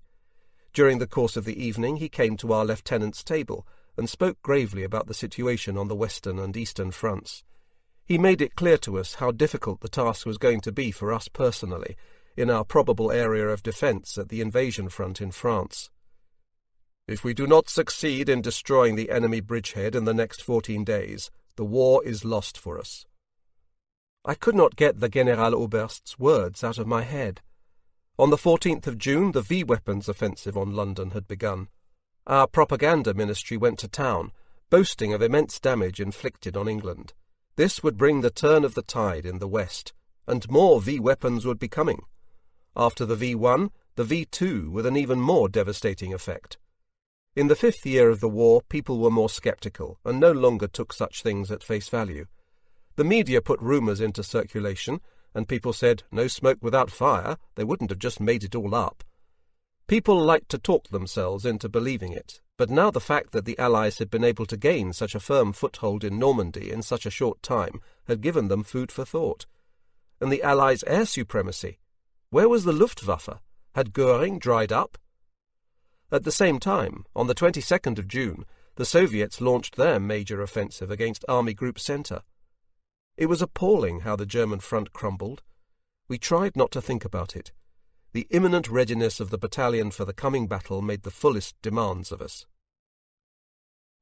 One Sunday, in nearby Erfurt, we watched the final game of the 1944 German Football Championship. It was played on a park pitch, not in a stadium as it would be nowadays. I wasn't interested in football, but it was good to get away from the troop training ground for a day. It seems almost unbelievable that football was not then what it is today. The favourite sport was field handball, which was a great festive occasion for all companies in the hours set aside for sport. On the 26th and 27th of June 1944, the battalion was listed for transfer to the invasion front in 8 trains. I commanded one of these. On the evening of the 27th of June, my train was first for loading at Ohrdruf and was due to pull out at 0600 hours next morning, my 22nd birthday. After we finished loading, I drove to Erfurt in the Volkswagen Kübelwagen. I had a chance meeting with an old acquaintance a few days previously, and he wanted to wish me well and celebrate my birthday with a few drinks. I set my alarm for 0400 hours, and it failed to go off. I awoke at 0530 hours, 30 minutes before the scheduled departure of my train from Ohrdruf. It was a crazy drive. From far away, looking towards the goods yard, I saw a great cloud of smoke rising from the locomotive, which was frequently letting off steam.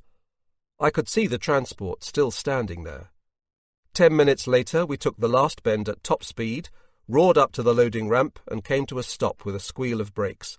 I jumped out of the car, told the impatient railway official that he could show the driver the green flag, and leapt onto a wagon. The train was set in motion at once. Everything had turned out well again. Once more we were the leading transport, with priority over all the others. Systematic Allied air attacks had disrupted the railway network repeatedly in the initial stages of the invasion. Often we waited for hours in a tunnel if the aerial situation came to a head. Again and again there were long detours whenever wrecked bridges or railway installations made it necessary. All the transports finally reached their destinations undamaged, but not until the 2nd and 3rd of July. We were unloaded at Dreux, about 70 kilometres west of Paris, then moved by night via Verneuil, L'Aigle, Argentan, Falaise to our future operational area east of Caen. It was not possible to move by day because of enemy fighter bomber activity, and so every night, depending on the weather, we took to the road from 2300 hours until 0300 hours, then sought shelter in a wood until the following night. We were always happy to see the sky overcast because this prevented enemy aircraft from flying. On one of our nocturnal runs, we passed a V-1 launch site. The flying bombs rose into the skies trailing fiery tails and disappeared westwards. It was very impressive, but would this bring about the turn of the tide in our favour, or be decisive in the outcome of the war? Or was this just the propaganda ministry merely buoying up our hopes? I had my doubts, for until then the V-1 had not changed anything. When would the V-2 be coming? This was allegedly a much more powerful and accurate weapon. Was this all fantasy, or was there really a miracle weapon? If this was only propaganda in order to keep us fighting to the last, then it would be the greatest crime imaginable that had ever been committed against the German soldier. But I preferred not to believe it yet. The 503rd Heavy Tank Battalion joined the 85th Armée Corps on the 7th of July 1944. Next day we were attached to the 22nd Panzer Regiment of the 21st Armoured Division, which until then had only had a Panzer IV battalion. In association with the latter, we now formed the Armoured Reserve, which would be held in readiness for any eventuality immediately behind the front line. While the regiment lay at Troarn, we were assigned to the Émiéville area. Up to the time of our arrival at Émiéville, the situation on the invasion front had developed as follows. 21 divisions of the Wehrmacht and Waffen-SS were defending a front 140 kilometres long between the Orne estuary and the western coast of the Cotentin Peninsula. Our losses were increasing. The British had occupied a 25 square kilometre bridgehead east of the Orne since the first day of the invasion. A fixed front line with trenches had not developed, and the front was in constant flux as a result of limited attacks, defensive successes, and pinning down operations by both sides. The Allied forces had not yet been able to achieve a decisive breakthrough, but it was obvious to everybody that they would have to try it eventually. On the 8th of July, the battle for Caen began, German troops abandoning the town as ordered on the 10th of July. The front line was pulled back to the eastern bank of the Orne. The suburbs to the southeast of Caen therefore remained in German hands and blocked the Allied advance into the Falaise plain. Our No. 3 company lay in the park of the Manneville stud farm, 2.5 kilometres from the battalion command post at Émierville. The rearward Trosse was some distance away at Troarn. In the second week of July, our commander Hauptmann Fromme was admitted to a military hospital in Paris for several days to have an inflamed eye wound treated. In his absence, Hauptmann Scherf took command of the battalion, and I, as the senior lieutenant in the company, took over the fighting Staffel of No. 3 Company. I informed all panzer commanders of our future operational area and the various approach roads to the front line, so that we would know the local circumstances well. I pored over the map, trying to imagine every possibility the enemy might use for an attack, and imprinted the map as accurately as possible in my mind, for inaction very much depends on it. Every fighting company of the battalion was scheduled for a 24-hour spell as alarm company, and had to be at immediate full readiness during this period. Initially, the front line remained quiet. We had made ourselves at home under the cover of ancient trees in the Manneville Park. A trench had been dug under each panzer. Some of the crew slept in the vehicle, the others below it. I always slept in the trench, for I could stretch out there. In the panzer, I would have to spend the night sitting in my commander's seat. Below the main building of the stud farm were cellars, where a dressing station had been set up by the Luftwaffe Field Division, which had been stationed here before us. My favourite place was the field kitchen, for food sets the mood of the company. The stud farm also had a market garden. The old gardener had decided to stay on, and I paid him a decent price in francs for large quantities of vegetables and salads, and from other sources more delicious ingredients of value in the kitchen. Our meals at this time were really excellent, and the No. 3 Company kitchen was highly regarded with envy by the whole battalion. Now and again a large barrel was filled with cider, and everybody could help himself from it, provided he was not from that day's alarm company. In the evening the crews would frequently prepare extra dishes, especially fried potatoes and pudding. I would often be invited to join them, and one evening I had 3 invitations. There was no shortage of alcohol, and soon a stag party atmosphere would develop. Near the park was a field with wonderful new potatoes, where Lieutenant Fürlinger set up our flak protection. He was always a welcome guest at our parties. Unfortunately, he fell in Hungary in 1945. Those evenings in the open air were glorious, and we enjoyed the unexpectedly peaceful mood. Only rarely did one hear firing from the front, only a few kilometres away. It reminded us that this idyll would not last forever. Duty took me to Caen on the 8th of July or thereabouts. The city was a sorry sight. The destruction inflicted by Allied bombing before the invasion was enormous. Only a few civilians had remained behind. By midday I was back with the company. When one looked west from high points in the countryside towards the sea, countless barrage balloons could be seen on the distant horizon. They served to defend the unprecedented assembly of warships of the Allied invasion fleet against the Luftwaffe. But what Luftwaffe? It was depressing to accept that our Luftwaffe was no longer capable of effective action. In the west it had disappeared from the skies. That night there followed a renewed air attack on Caen. We could see the glow of the fires above the city. A terrible conflagration must be raging there. Here a different war was being fought from what we had known in the east. The enemy's air supremacy was undisputed. Next morning the battle for the city flared up. Our troops pulled out 2 days later. Now the front had edged closer to us. Towards 0500 hours on the morning of the 11th of July 1944, a battalion dispatch rider awoke me. Immediate alarm readiness. I was ordered to the battalion command post in person. In haste I distributed my orders and rode their pillion. Hauptmann Scherf explained the situation to me. After a brief heavy artillery bombardment, enemy forces, that was to say British armour and Canadian infantry, had broken through our main front line between Couverville and Colombelles and occupied the high ground north of the factory complex at Colombelles. The 32nd Luftwaffe Jäger Regiment had avoided contact with the enemy at Couverville and the roads to Giberville and the region east of Caen now lay open to the enemy. A large number of tanks had been observed.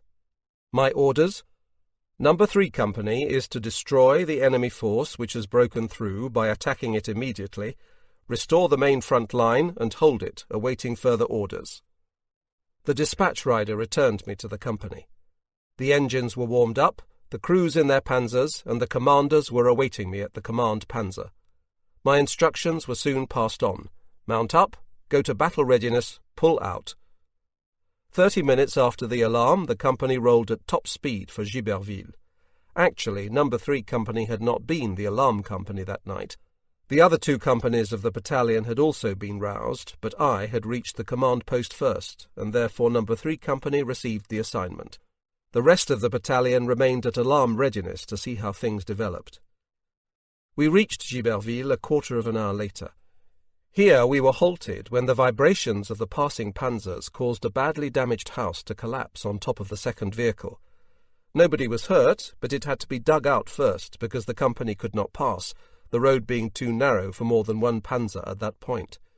It always happens when one is in a rush. I used the time to go by motorcycle to the northern end of Giberville village to make contact with our units there. In the last house, a baker's shop, an artillery observation post of the 200th Assault Gun Battalion was located below the roof.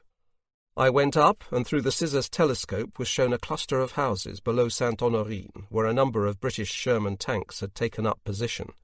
It must have been these which had forced out the grenadiers of the Luftwaffe Field Division. These were therefore our target. I returned to the company, assembled the commanders, and gave my orders for the attack. Commanders sitting up, clear for battle. Scarcely had the 1st Panzer, Lieutenant Kopper, reached the northern exit from the village than he came under heavy fire. We came to a standstill for a moment, and then everything turned out wonderfully. The 1st platoon, under Oberfeldwebel Sachs, bore left, the 2nd platoon, Lieutenant Kopper, bore right, leaving me in the centre between both platoons at the level. I had left the 3rd platoon, Lieutenant Rambaud, a little behind me in reserve. This spreading of the company was a major moment of weakness from the enemy point of view, and soon my panzer was receiving the first hits. No sooner were the other 2 platoons in position than they returned fire. By radio I gave the order Überschlagender Einsatz, in which one platoon advances at high speed under covering fire of the other platoon, the manoeuvre continuing alternately until something else is ordered. There was no reaction to my radio order, and I repeated it in a sharper tone of voice. Nothing changed. My panzers continued to engage the enemy from where they were. Thick black clouds of smoke were rising from the British tanks. Now and again I saw a stab of flame from an internal explosion. When the other panzers continued to ignore my order, I blew my top. "If you don't attack at once, I shall turn my turret to 6 o'clock and fire behind me." Incredible! No reaction. All the time shells from the enemy tanks were hitting my panzer or whistling close above it. I could imagine more pleasant places to be. Just then I noticed through the viewing slit of my cupola that the wireless aerial had been shot away. I realized at once why my company was not responding. What to do now? I couldn't change panzers for one with an intact radio, and in any case my panzer was receiving too many hits. Therefore I was left with no choice but to attack. I went ahead at full speed for 300 metres and received no hits. When I looked around, I saw to my satisfaction that the 1st platoon was following me, while the 2nd and 3rd platoons were stationary, giving covering fire. My platoon commanders had therefore grasped the situation and knew what to do without further orders. We now made the attack without radio communications. All movements were done automatically, as if on the exercise ground. One platoon gave covering fire, the other moved forward at top speed.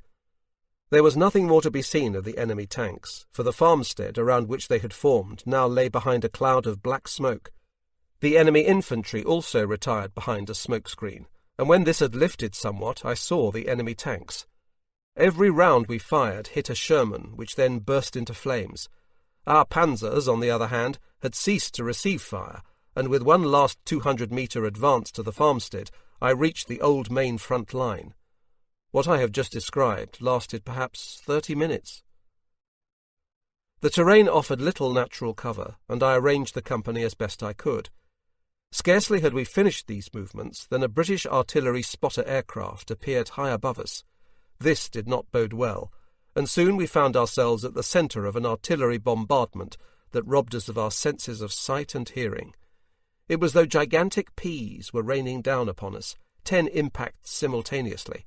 The ground shook and trembled as if in a great earthquake, and at once, with so much dust and filth whirling around in the air, it became as dark as night. This lasted 5 minutes. We recovered quickly from the horror, even though we had never experienced anything like it before. I had never believed such a massive barrage possible. It fell quiet for an hour. I pulled us back 500 metres, and then it started all over again. There was nothing we could do but keep our heads down in our panzers and sit it out. My Tiger received a direct hit. We all felt the hefty blow. The lights failed, and we were dazed for a few moments, then surprised to find we were still alive. The British were firing with sensitive fuses, but luckily, shortly before leaving Germany, the turret had been given an additional layer of armour. Some of the welded seams had torn, which would require repairs once we got back. We were marooned there for over 8 hours waiting for the relief to arrive, during which time the same bombardment was repeated several times. The British naval gunnery was so accurate that though we kept changing location, every salvo straddled us, while most of the shells exploded amongst us. Because we put a good distance between our panzers, we had no further losses.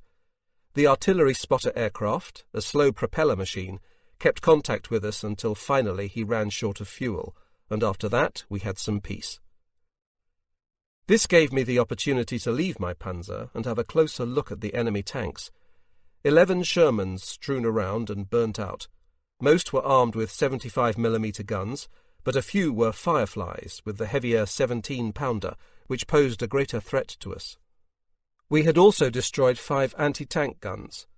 I noticed between the houses of the farmstead 2 totally undamaged Shermans, which had collided and got locked together while trying to turn. These had then been abandoned by their crews. In one of the tanks I found a whole handful of material, with plotted information, radio codes, orders and such like. I got these back by the quickest route to our battalion, which had set up an advanced command post on the railway line near Demouville. In the course of the morning, Hauptmann Fromme returned there from the Paris hospital, and upon hearing my report he gave me the task of towing in both Shermans, if it were possible. I drove forward and arrived just as the grenadiers of the Luftwaffe Field Division returned to reoccupy their old positions and relieve us. Lieutenant Copper led the company back to the Manville stud farm. With my panzer and 2 drivers from the repair group, I remained forward to protect the Shermans. After a while we got them running again. Under the eyes of the British, who were able to watch all this from nearby Saint-Honorine, we drove off proudly with the 2 Shermans. We considered this to be a triumph. The company had no casualties, and the damage to the panzers from hits was repairable. On the drive back, my column passed a troop of British tankmen made POWs that day. Wide-eyed, the poor fellows recognized their Shermans. Under interrogation later, they expressed their appreciation of our rules of engagement, for I had forbidden anybody to fire at tank crews abandoning their vehicles. We did not have long to enjoy our triumph. The next few days were not so tranquil, for in the park and around it artillery and rocket launcher batteries had driven up and practised briefly now and again. The enemy's reply was never long in coming, and when they supported this with the ship's gunnery from offshore, it became more unpleasant for us, and we had to spend many hours in the hero's refuge below our panzers. There were many indications of a British offensive in the offing. After our success of the 11th of July, we believed we could handle it, but we really had no inkling of what we would be up against. The commanding officer had promised me the reward of a few days' leave in Paris, but unfortunately nothing came of it. Many years later, I discovered from British sources what the purpose of their attack on the 11th of July 1944 had been. On the 9th of July, the commanding officer of the 51st Highland Division, Major General Bullen Smith, had received orders to occupy the village of Colombelle with its factory complex, and so enlarge the British bridgehead east of the Orne in preparation for Operation Goodwood. The 153rd Brigade, under Brigadier Murray, reinforced by one squadron of Sherman tanks of the 148th RAC, Royal Armoured Corps, and 2 platoons of 17-pounders of the 61st Anti-Tank Battalion, was detailed to carry out the attack. At 0600 hours on the 11th of July, Major Wright of the brigade reported the appearance of my Tigers in front of his company. At 0745 hours, he reported that 10 of the 11 Shermans had been destroyed in less than 45 minutes. At 0800 hours, the commanding officer, 153rd Brigade, broke off the attack and ordered a general retreat to Saint-Honorine. The divisional artillery of the Highlanders protected the withdrawal with a smokescreen. The British plan had failed. The panzers of the 22nd Panzer Regiment and 2 companies of the 192nd Panzer Grenadier Regiment, which had been put on alarm status in the early morning, were no longer required. Our first engagement on the Normandy front was successful, but was only of local significance and could not influence the overall situation. 7. Operation Goodwood. The overall position on the invasion front in mid-July was quite favourable for us. The British were intent on changing this at all costs to break through the static front line and gain territory beyond. To achieve that, they needed to extract their armour from amongst the great hedgerows and sunken roads, favourable to the defenders, and reach the plains near Falaise suitable for the deployment of their tanks. The crux of these wide-ranging British plans was the Bourgebus Heights, the key position for launching their operation, which lay 8 kilometres east of the British bridgehead on the Orne. From there, the British would bring the German panzers and reserves to battle and wipe them out, and so clear the way to Paris. On the 18th of July 1944, British 8th Corps, with 3 armoured divisions, including the Guards Armoured Division, a total of 877 tanks, left the Orne bridgehead. The right and left flanks of the attack divisions were protected by 1 British and 1 Canadian corps. The attack was prepared by 2,077 bombers, which dropped 7,870 tons of bombs, and 270 medium and heavy guns, with 250,000 shells at their disposal.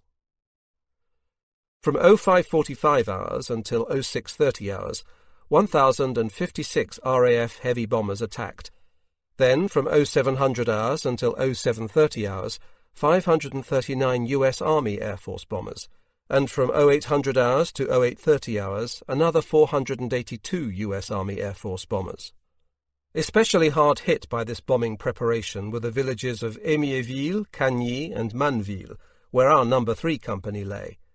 Never before had such an armada of bombers been used to soften up an enemy prior to an attack.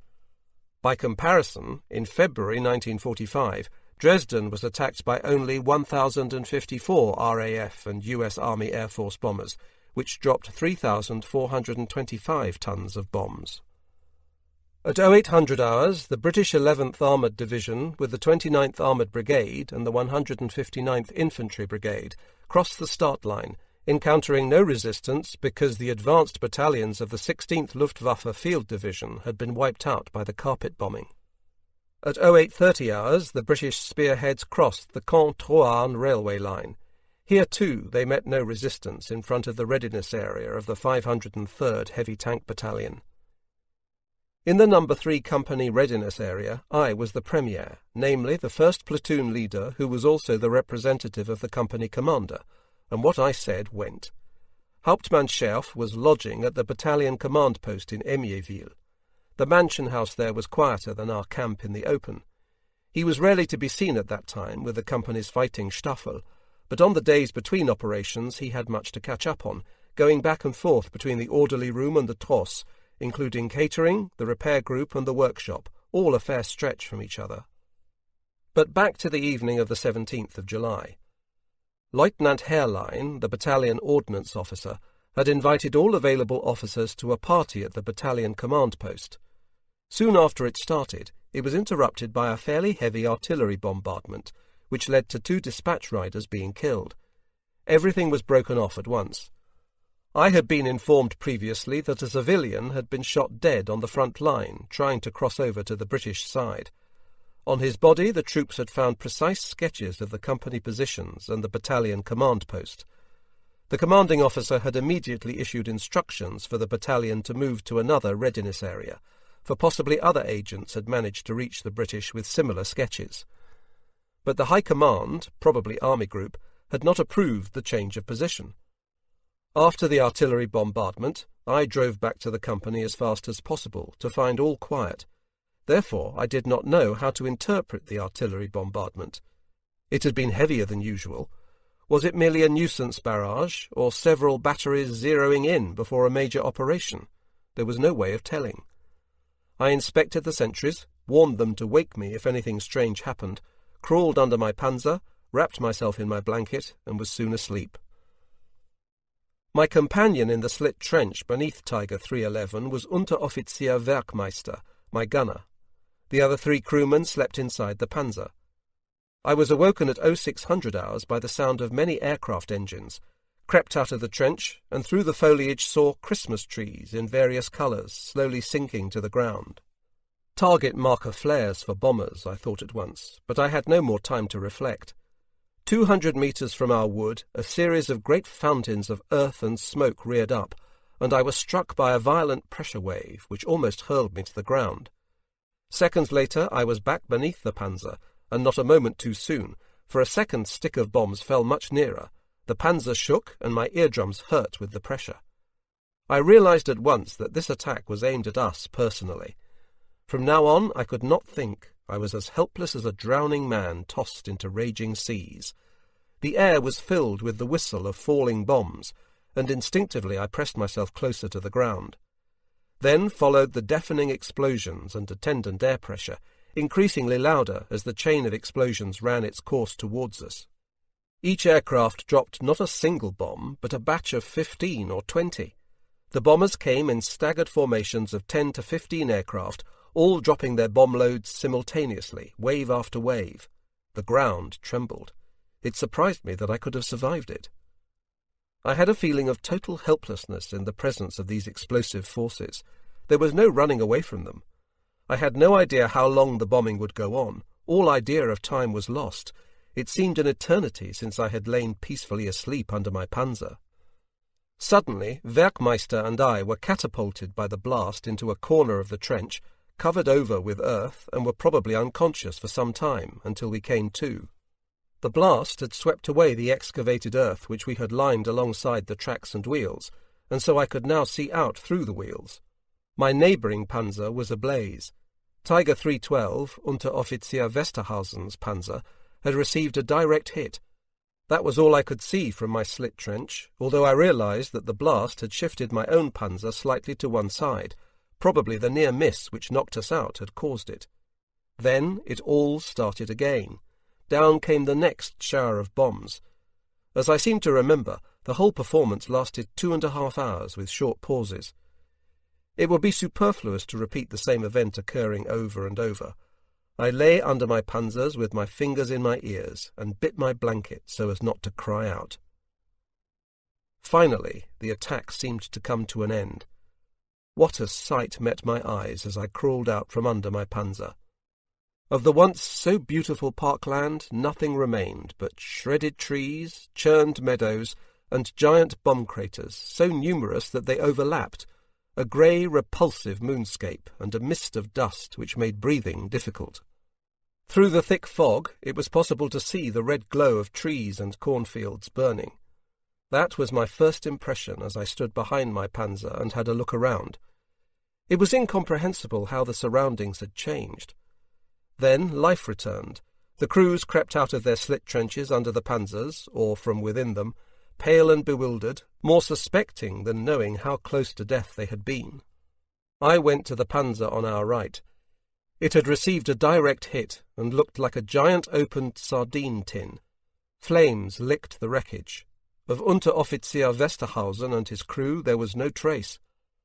I worked my way through a veritable primeval woodland, and now came to the gigantic crater in front of Oberfeldwebel Sachs's Tiger 313.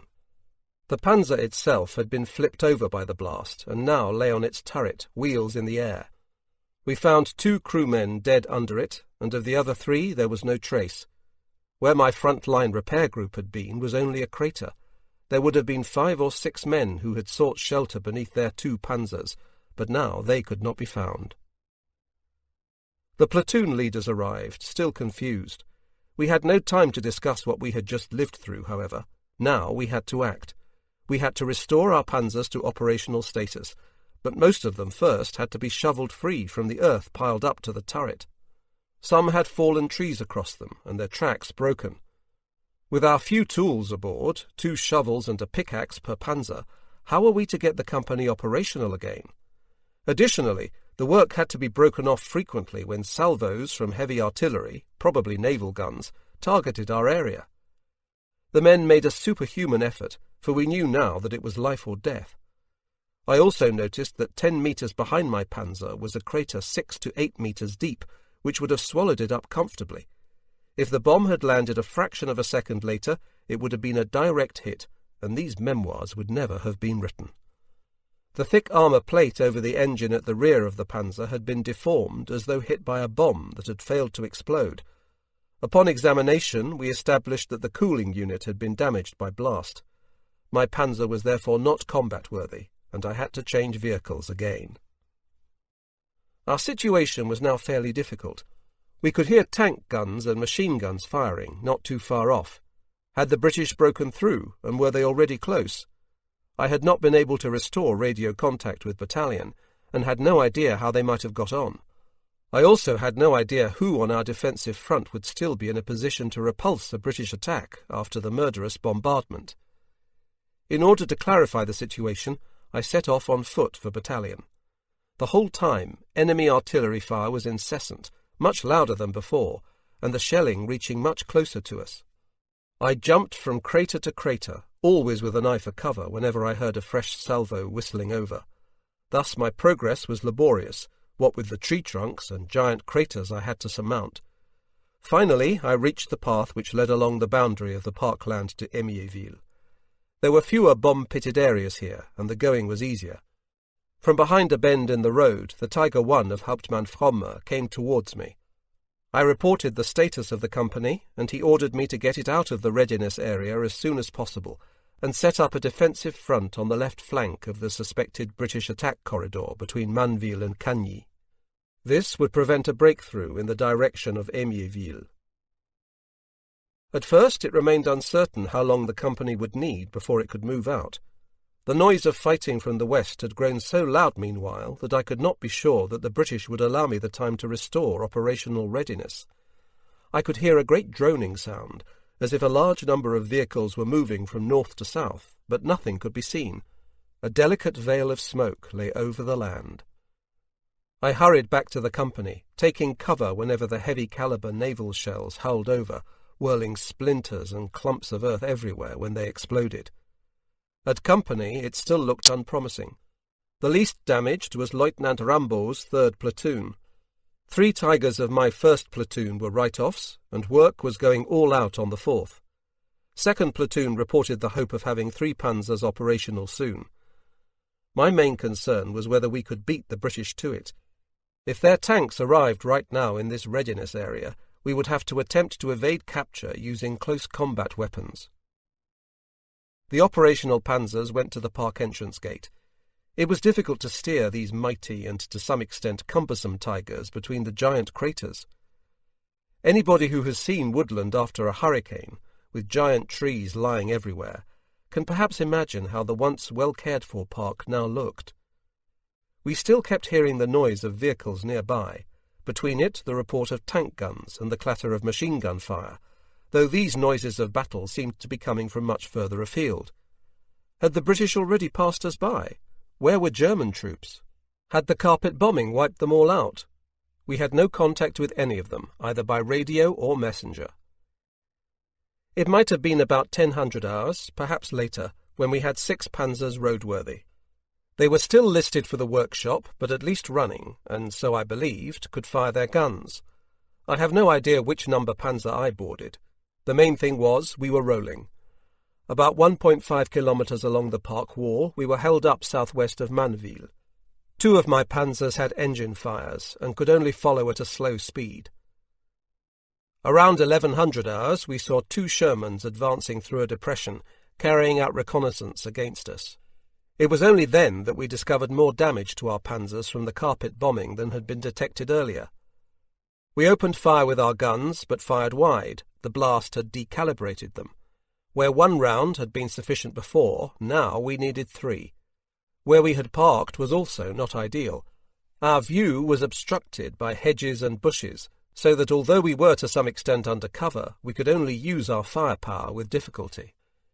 In order to have a better field of fire, we shifted our position, for, to judge by the noises, the British corridor through which they were making inroads had to run immediately in front of us. My aim was to attack them in the flank. Going around a small wood, the company drove at first to the southwest in the direction of Cagny, from where it would then turn west to the Le Prieuré farmstead. That, at any rate, was the plan. During the manoeuvre there were 2 sharp explosions, one after the other. Feldwebel Schönerock's panzer burst into flames. It had been penetrated by a hit from ahead, as had the panzer of Feldwebel Müller. We retrieved the wounded and took them on the rear of a panzer to the nearby dressing station at Manville. The worst case was Unteroffizier Mattes, with severe burns. The other Tigers pulled back 200 metres on my orders and took up fresh positions. We did not know exactly from where the fire had come. As both panzers had received frontal hits, the shells must have been fired from Cagny, 1,200 metres ahead of us. But at this time Cagny was in German hands. It was one puzzle after another, for until then we knew of no British weapon which could penetrate the frontal armour of a Tiger. At last I had finally managed to restore radio contact with Fromme, the battalion commander. He was with the panzers of the battalion HQ, very near the Manville chateau. Pz.Mk.III was also there with his Tiger 300.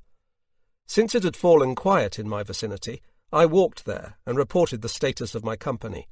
2 Tigers total write-offs after frontal penetration, guns decalibrated, engine fires due to failure of cooling systems. We also had 16 dead. All our panzers ought to have been at the repairers, but in this situation, in the face of the enemy, we had to act for as long as possible, as though we were capable of a really serious resistance. From there, I went to the main dressing station again. Unteroffizier Mattes looked dreadfully mutilated. He had been given injections, but I doubt if he recognized me. He died a short time later. I went back to our previous readiness area. The crews of the panzers abandoned there had meanwhile been brought out by our tross. I looked over at the panzers. My 311 could really have been towed out. The damage to the other panzers was too serious. Oberfeldwebel Sachs's 313 lay upside down. This 58-ton panzer had been simply blown over. What forces this bombardment had unleashed! I still could not believe what had swept over us there. Where my front-line repair group had been earlier, I found 1 20-litre canister of cold tea. I shouldered it and returned to my company. They had nothing to report. We were grateful for the tea in the midday heat. Towards 1600 hours, Hauptmann Fromme ordered No. 3 Company to decamp, recovering those panzers still capable of repair with the available tools. I put together a towing platoon. The roadworthy panzers, mostly those with external bomb damage,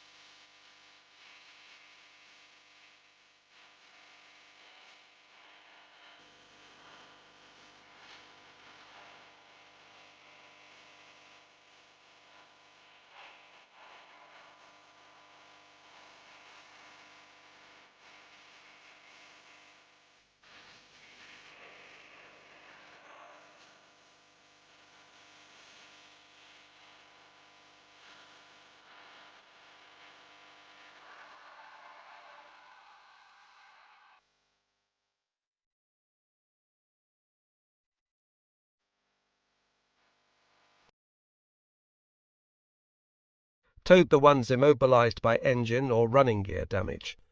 While the towing platoon went off to our rearward services at Rupierre, I returned with my Tiger to our readiness area to try to tow out my 311. While my crew set to work with a will under great pressure of time, I looked over the other stranded panzers, which included Sax's 313. The upside-down monster was quite impressive. Some of the wheels had been dislodged and the tracks ripped off. As I stood behind it, staring, it struck me that the emergency exit hatch on the turret, which could only be opened from inside, was a few centimetres ajar. This hatch was so constructed that if opened from inside, the weight of the lid would cause it to open fully. Because the Panzer lay on its turret, the hatch could not be opened, and a great lifting force would be necessary to raise the Panzer first. Anybody still inside the fighting compartment was therefore trapped. I climbed up to the small gap of the partly open hatch and called inside. As if by some miracle, I got an answer. I found that my attempts to open the hatch any wider were fruitless, and summoned 3 men to help. With our combined force, we got the hatch open and shored it up with a thick wooden beam. Oberfeldwebel Sachs was the first to emerge, then the gunner, and finally the driver. All had bruises and contusions, and burns from contamination with battery acid. They had been unconscious for some hours, then awoke to find themselves in an overturned panzer, hopelessly trapped and wedged in, and we brought them out more dead than alive. Now it was high time for us all to get out of there. The battalion had gone to clear up a breach in the line near Cagny, and a new defensive front had been set up about 5 kilometres further back. I was not aware of this, and scouted first of all a route wide enough for a tow, and when darkness fell I got my Tiger 311 towed away, with the greatest difficulty. Obergefreiter Ziel distinguished himself especially, steering the Panzer despite his serious burns. Shortly after we had vacated the park, the British arrived to occupy it. Once again I had come through unscathed. A British report attributes the failure of their forces to capture Cagny until the late afternoon of the 18th of July, much later than their planning had allowed, to the attack on the left flank of their advance by 6 Tigers of the 503rd Heavy Tank Battalion, which had miraculously survived the carpet bombing. The Wehrmacht report for the 24th of July 1944 states, "Since midday Tuesday, German forces have put out of action 420 British and North American tanks on the invasion front. Most of the enemy tanks were destroyed or captured in the fighting eastwards of the Orne. From the numbers in a single day, the bitterness of the fighting and the course of the operations can be inferred. The 503rd Heavy Tank Battalion under Hauptmann Fromm and the 1039th Anti-Tank Artillery Battalion under Hauptmann Witzel caused the enemy especially heavy losses. Hauptmann Witzel's battalion put 35 British tanks out of action before he died a hero in the bitter struggle." Having joined the Trosse at Roupières, I rolled myself in my blanket under a large tree and slept and slept. On the 19th of July, I saw to it that my panzers went into the workshop. Then I received the commanding officer's order that I was to take 3 days' convalescent leave in Paris. I shook hands with him and anybody else I saw in delight at this well-deserved pause in the fighting. Oberleutnant Dr. Barkhausen, the battalion adjutant, came along too. He knew Paris well from his student years and was an excellent tour guide. Our departure on the morning of the 20th of July was delayed for having celebrated too much the previous evening with the workshop company, and upon awaking we found ourselves not yet fit to travel. At midday we set off for Paris in the Volkswagen, full of expectations. A wonderful journey completed in 3 hours. How did we get there? The co-driver sat on the right-hand mudguard looking backwards to keep an eye on the sky for enemy aircraft. The driver and passengers kept watch ahead. On this run we were not molested by aircraft, although apparently the enemy fighter-bombers were all over Normandy. We lodged at the Hôtel Commodore on Boulevard Haussmann, a Wehrmacht hotel. Barkhausen went with me that first evening to the Lapin Agile on Montmartre. It was a really highbrow literary cabaret. I had been expecting to see a bit more flesh, but such cheap pleasure was not on Dr. Barkhausen's agenda. When we got back to Boulevard Haussmann towards 2200 hours, we were approached by some ladies of the night, and from them we learned of the attempt to assassinate Hitler. They also told us that at that moment in Paris the SS was being arrested by the Wehrmacht. It was amazing that the news could have got round so fast. What were my feelings at hearing this news? It had less effect on me than its far-reaching consequences might have led one to expect. Nobody knew anything for certain, it was all just rumours. Finally, we learned, without further details, that the attempt had failed. I have to confess that the entire event, the fact of the attempt and its failure, excited my interest very little at first, although I did feel a certain satisfaction at the arresting of the SS. Not at the front, but in the Etappe, the occupied area between the front lines and the Reich, as here, there were substantial reservations about the presence and preferential treatment shown to the SS. In the Etappe, however, there were also substantial reservations about service centres of all kinds for us Frontschwein. Despite what one may imagine about how it was then, in Paris for the first time we were captivated by the flair of the city. After the fighting in Normandy only 2 days previously, it was marvellous and beautiful in an unreal way, with its easy living, its pleasures, its elegance, its peaceful appearance, life and work. All we wanted to do at that moment was experience it and enjoy it. In those first few hours I was like a peasant farmer visiting a great city for the first time, and once it had begun to sink in, I acclimatized very quickly to the environment, both inwardly and outwardly. We visited all the must-see tourist attractions: Les Invalides, the Louvre, Jeu de Paume, Notre-Dame, Sacré-Cœur de Montmartre, Palais de Trocadéro, and the Eiffel Tower. In the flea market at the Porte de Clignancourt, I spent all the cash I had on things to send home, finally even buying a bolt of cloth, which I exchanged when the money ran out. The first 2 days passed very quickly, and on the morning of the third day we were supposed to set off back. To my great surprise, Pz.Mk.III. appeared at the hotel to inform me that No. 3 Company was to pass all its available panzers to No. 2 Company, before transferring to the troop training depot at Mailly-le-Camp near Châlons, where it would receive an issue of new Tigers. Lieutenant Copper was handling the transfer of the company, and was expected with the company in Paris in a few days on the way to Mailly. During the period of rest and recuperation, we would be attached to the 10th Panzer Brigade at Reims, and Pz.Mk.III. drove me there at once to make contact. On the drive, he revealed that he was being transferred, and would probably be taking over another Tiger battalion, and, what was more important for me, that I would become company leader of No. 3 Company. An advance party from the company went to Mailly, myself following 2 days later. I found that the best possible preparations had been made there. A day later, I was ordered back to Paris in order to organize the delivery of our new panzers with HQ West, Transport Command, and all other imaginable useful or superfluous administrative offices. The paper war had blossomed, and especially in Paris, a great number of offices needed to justify their existence.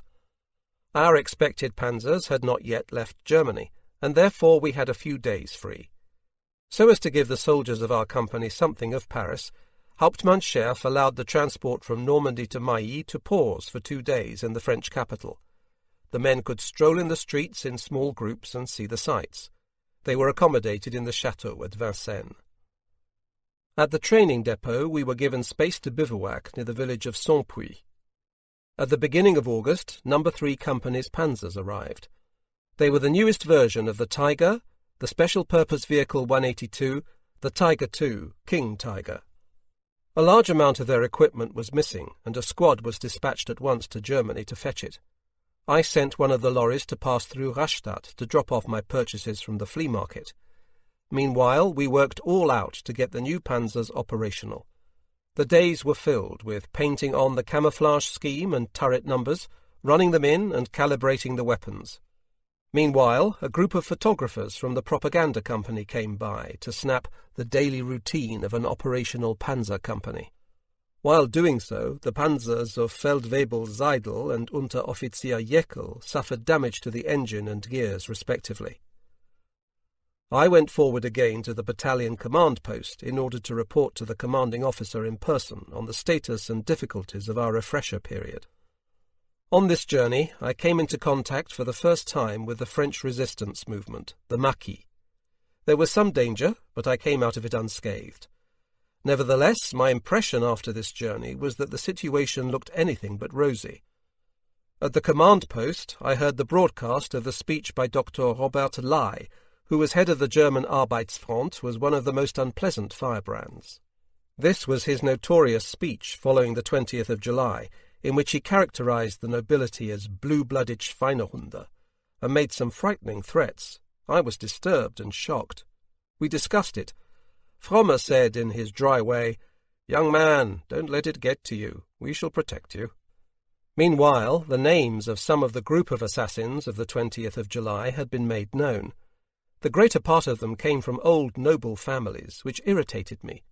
I could not believe that these men would have acted from pure self-interest, or whatever other reason had been put forward by officialdom. Much more likely the most serious reasons lay behind it. Whatever it was, it had nothing to do with me. It was a pity that Rommel was out of action after his severe wound of the 17th of July. We had great faith in him. A word from him now would have helped us greatly. I discussed my fears with Hauptmann Wiegand, head of the supply company, Oberleutnant Dr. Barkhausen, our adjutant, and also with Hauptmann von Eichel-Streiber, commanding officer of No. 2 Company. We were in shreds inwardly, but we could see no way out of the hopeless situation, neither for the German Volk nor for ourselves personally.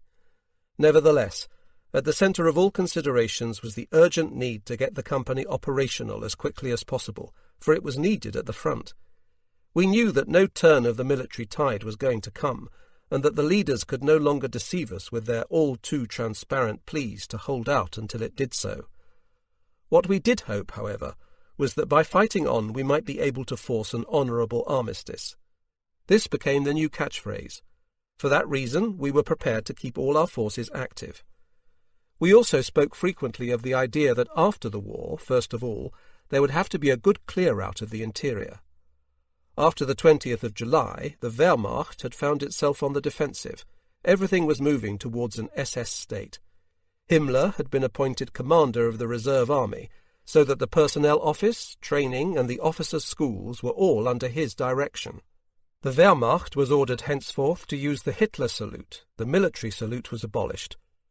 This affected us deeply, for the latter was what distinguished us outwardly from the Waffen-SS. We held them in high esteem as outstanding troops, but for us they were the Nazi Party's army, and we did not want to be that under any circumstances. On the 11th of August 1944, I was able to load the first transport train with 5 King Tigers. I took charge of it myself. The unloading yard was Paris, since Normandy was out of the question. The front was approaching the French capital at an alarming rate. We received another 3 wagons with ammunition for our panzers, and 2 wagons of spare parts and workshop equipment. Because a 72-ton King Tiger was a great burden for the bedding of the railway tracks, the Tiger transporters could not be coupled to each other, but had to have a so-called protective wagon between them. In our case, these were not empty wagons, but the previously mentioned 5 with ammunition and spare parts. Because of enemy air supremacy, this was an unpleasant situation, but there was nothing I could do about it. It was a wonderful summer's day when the rail journey began. We had just passed Cézanne and were happy to have the station behind us because it offered rewarding targets for enemy airmen. We lay in the sun behind the Panzer on the Simswagen, enjoying life. Simswagen were special Reichsbahn railway transporters for Tigers. Suddenly, from a clear sky, machine-gun fire. The locomotive blew off steam, whistled plaintively, and the train came to an abrupt halt. My first thought was the Maquis, who were very numerous in this area. Then I saw a line of thunderbolts flying towards us, one behind the other. I jumped up and took cover below the Simswagen and between the rails, but splinters from the explosive shells sprayed all around me, forcing me to shift my position. I waited for the attack to finish, and then jumped up to the Panzer in which my crew were seated. By a stroke of bad luck, the commander's hatch jammed, and in my excitement I failed to open it.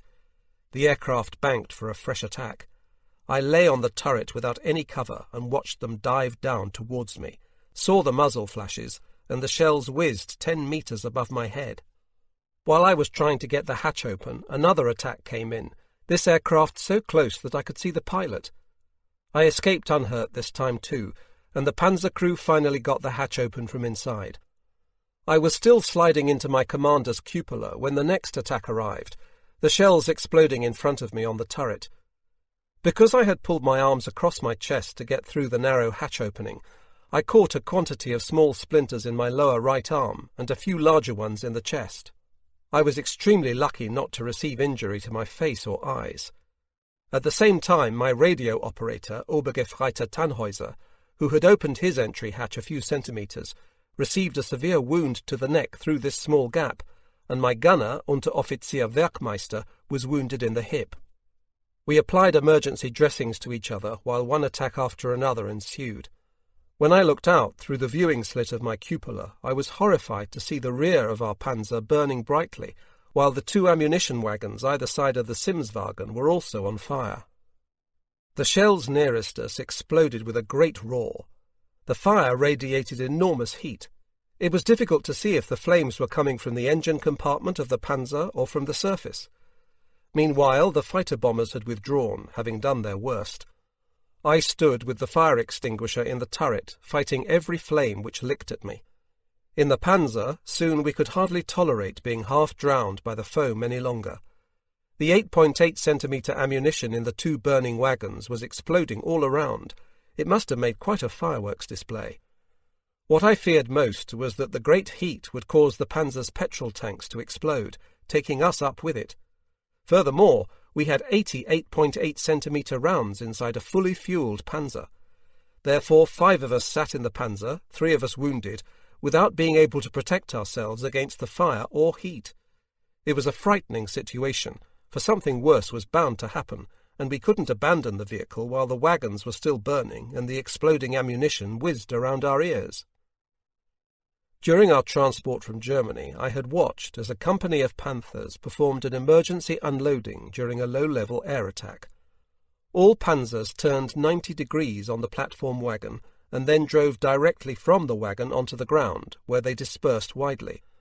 Later, in passing, I saw the tracks in a field of wheat and made a note to myself. The Panther Company suffered no losses. I recalled this procedure, and it seemed to me the only possibility now. Turn 90 degrees on the Simswagen and descend. This was a double stretch of track, therefore it was possible. I gave the driver the order. I had forgotten, however, that the extra broad tracks of our panzer stowed alongside the vehicle prevented a 90-degree turn. The engine came to life, the panzer turned slowly, then stopped mid-turn with the track overhanging. Suddenly the panzer inclined to the left, and before we realized what was happening, it fell off and lay on its turret near the rails. Being inside as the tank slowly overturned was ghastly. The panzer was still burning, while around us the ammunition in the open wagons continued to explode. After about an hour of unbearable waiting, the wagons finally burnt out. I got free through the loader's hatch, then the men of my transport, who had sought cover in the panzers or in the field, came running up, and the fire in my panzer was finally extinguished. As was established later, both petrol tanks had been holed by enemy fire, and the panzer would probably have blown up if it had not overturned. Because it had done so, the fuel from the tanks had eventually run out freely, and did little damage while burning. We retrieved our wounded. After searching the whole area, we found 6 severely wounded, 5 walking wounded, and near the locomotive the dead body of Unteroffizier Werheim. All the ammunition and spares wagons were burnt out, the rails were torn up, and so the last railway line into Paris still functioning had been disrupted. We brought the wounded to a nearby railway workers' house. I borrowed a bicycle and went along the railway line with a local to the nearest station at Pz.Mk.III in order to telephone the German rail authorities and request that a military hospital be informed. I did not succeed in the latter, but when I got back to the wrecked train, the French Red Cross was in attendance with an ambulance and German doctor. The French had watched the attack from Pz.Mk.III and had set out at once with their ambulance. Shortly before the air attack began, a German ambulance train had passed us on the neighbouring tracks, heading for Germany. On seeing the attack, the train had stopped and came back. Therefore, my wounded were in good hands straight away, though Oberfeldwebel Bormann died during the journey. I couldn't leave my transport without a commander, and so merely had my wounds dressed and accepted a tetanus shot. I sent a dispatch rider with my report to the remainder of the company at Mailly, and another to Paris, where I expected Hauptmann Scherf would be at the Hôtel Commodore. I was not aware of it at the time, but Hauptmann Fromme was also there, after gathering the wheeled vehicles of the battalion together at Pontoise as they came back from the Falaise Pocket and the Seine. After a few hours, a Reichsbahn railway construction train with an 80-ton crane arrived, but did not start work until the surrounding area had been searched for unexploded bombs and shells. After the body of Unteroffizier Werheim had been buried on the edge of the woods, a locomotive came and took the remnants of my transport to the nearest small station to be disembarked. We stayed there for 4 days, because the line ahead of it and behind was under continual air attack. The time I spent there was not pleasant, because of the heat, we had no food, I heard nothing from company, and my wounds caused me a lot of discomfort. It surprised me greatly that I did not hear from company. Both dispatch riders had returned without a reply. Therefore, I could only wait until the transport was able to continue. On the 4th day, a Hauptmann arrived from the HQ of the General of Panzer Troops West, who had been at Mailly. He was accompanied by Lieutenant Rambaud, who now relieved me. The Hauptmann brought me to his HQ in Paris, where I was interrogated closely respecting the events of the 12th of August, and had to submit a full written report. I did not feel uncomfortable about any action I had taken, however, and ultimately the matter was forgotten. After the process ended, it was late evening. The General's command post was at Saint-Cloud. When I was stationed in Paris after the war, I often passed this building, which always reminded me of my interrogation. At my request, I was taken to Hôtel Commodore on Boulevard Haussmann, where I met Hauptmann Scherf. We sat talking for hours in the hotel bar, but if I asked what steps he had taken regarding my transport, I cannot remember the answers. Next morning, I went to the assembly hall for the wounded at the École Militaire on the Champ de Mars. As it was getting decidedly unpleasant in Paris at that time, and the military hospitals there were being evacuated, I was taken to the military hospital for the SS Leibstandarte Adolf Hitler at Meaux, where I received the best of treatment. After 2 days, this hospital was also pulled back, and I came to Château-Thierry, really primitive, and the town a miserable place. Next day, I took the first opportunity available to go to Reims. Here, the hospital was that kind of huge operation in which I would not have dreamed of being interned, and I landed up in the wounded assembly area. I skilfully avoided being put on the transport for the Reich, which was the last place I wished to go, and reported back instead to the 10th Panzer Brigade, responsible for re-equipping the company at Mailly. Here I was given a very friendly welcome. I was told where to find a hotel room, I got a new uniform, my pay, money for my food, and ration coupons. Now I was in the right place, and received my walking wounded discharge at the wounded assembly point, though I had to report back there for a check-up every other day. At first, those days I spent in Reims were pleasant. I ate in a restaurant and took coffee in a coffee house, complete with dance orchestra, where for the first time I heard American jazz. I remember well the Tiger Rag. In the Reich, this kind of music had been prohibited for years, and so I had never heard it before. I found that it struck a chord with me. Whenever I hear In the Mood or the Tiger Rag nowadays, it reminds me of my time in Reims. By chance, I came across a number of battalion men who had all lost contact with their companies through their stay in military hospital. I myself had no idea where the battalion was to be found either, and so found them quarters in Reims and gave them orders to report to me at noon every day at the hotel. Paris had already been lost to us by this time. At Reims, I met Oberschirmmeister Hasselbeck, senior motor pool NCO, who had come from the company at Mailly, and told me that it still had 2 drivable Tigers, which had to be got out before the Americans arrived. Also, my Panzer 311 lay beside the railway embankment with a burnt-out engine. Hasselbeck had not had contact with the company for several days, but I felt that I really had to make the effort to re-establish contact, so I left my people at Reims and went with Hasselbeck in his Volkswagen to Mailly.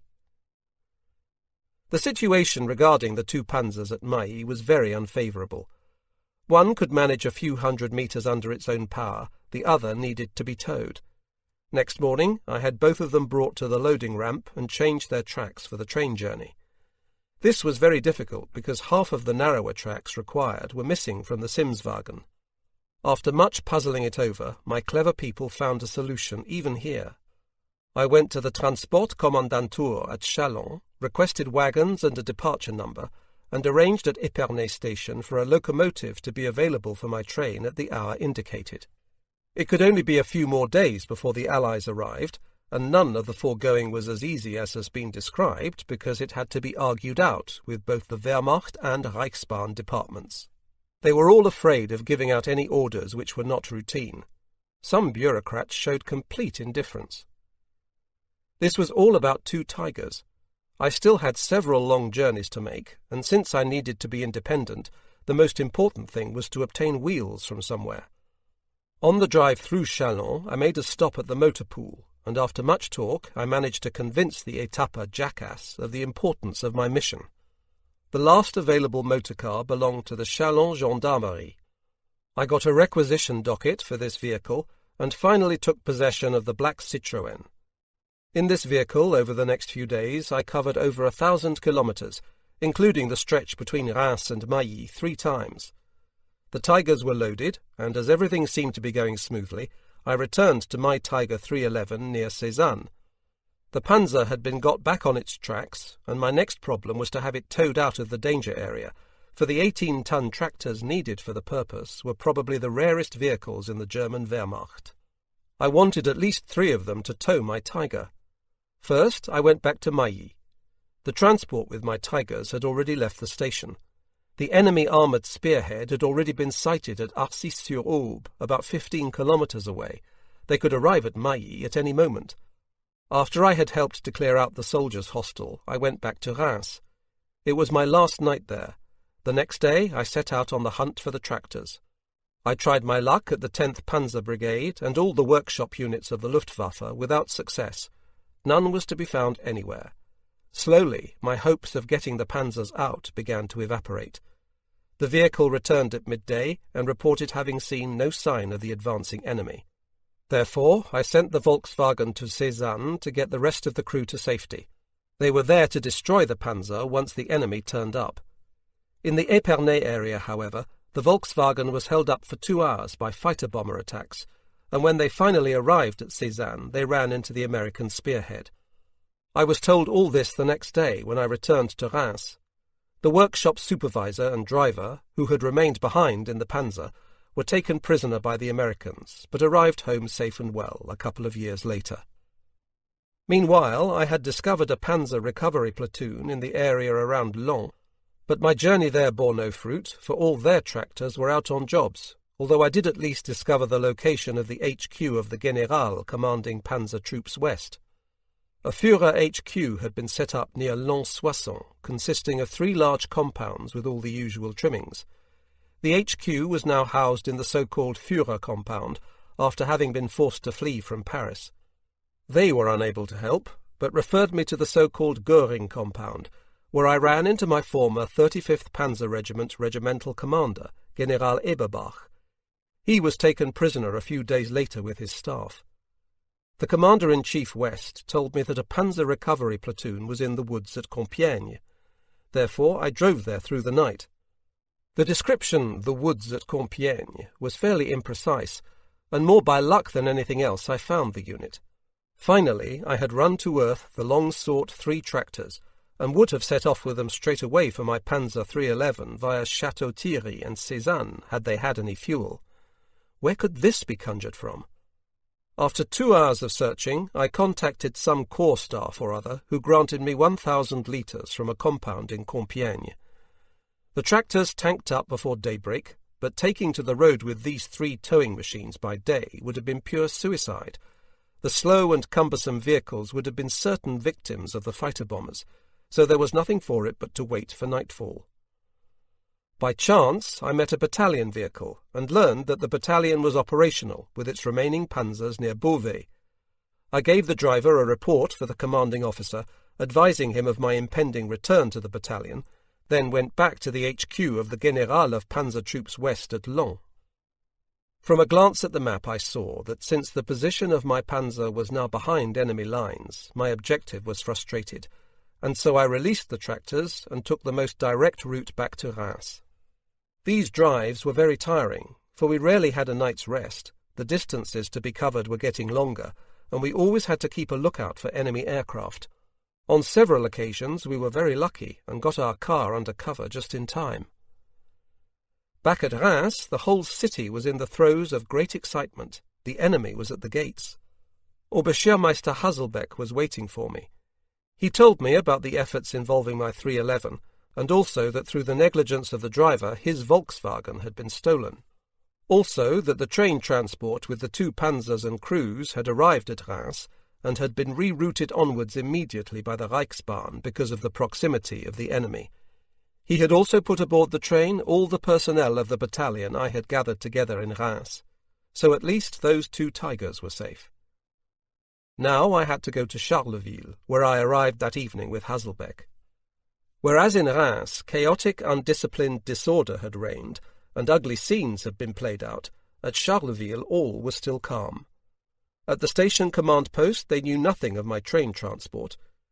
The friendly station commander took us both into his home, and I finally had a wonderful sleep. The command post was set up in the station house in which the Kaiser had stayed during the First World War. Next morning I saw my transport train in a goods yard near Charleville. I took charge of it, and after making many telephone calls to arrange a locomotive for the later stage of the journey, set off for Liège, where there was a large panzer workshop. Meanwhile, panic had also broken out in Charleville. Rumours were rife, and everybody was simply fleeing aimlessly. The soldiers' hostel had been abandoned in great haste by the Red Cross nurses. Infantrymen plundered it, the field gendarmes were powerless.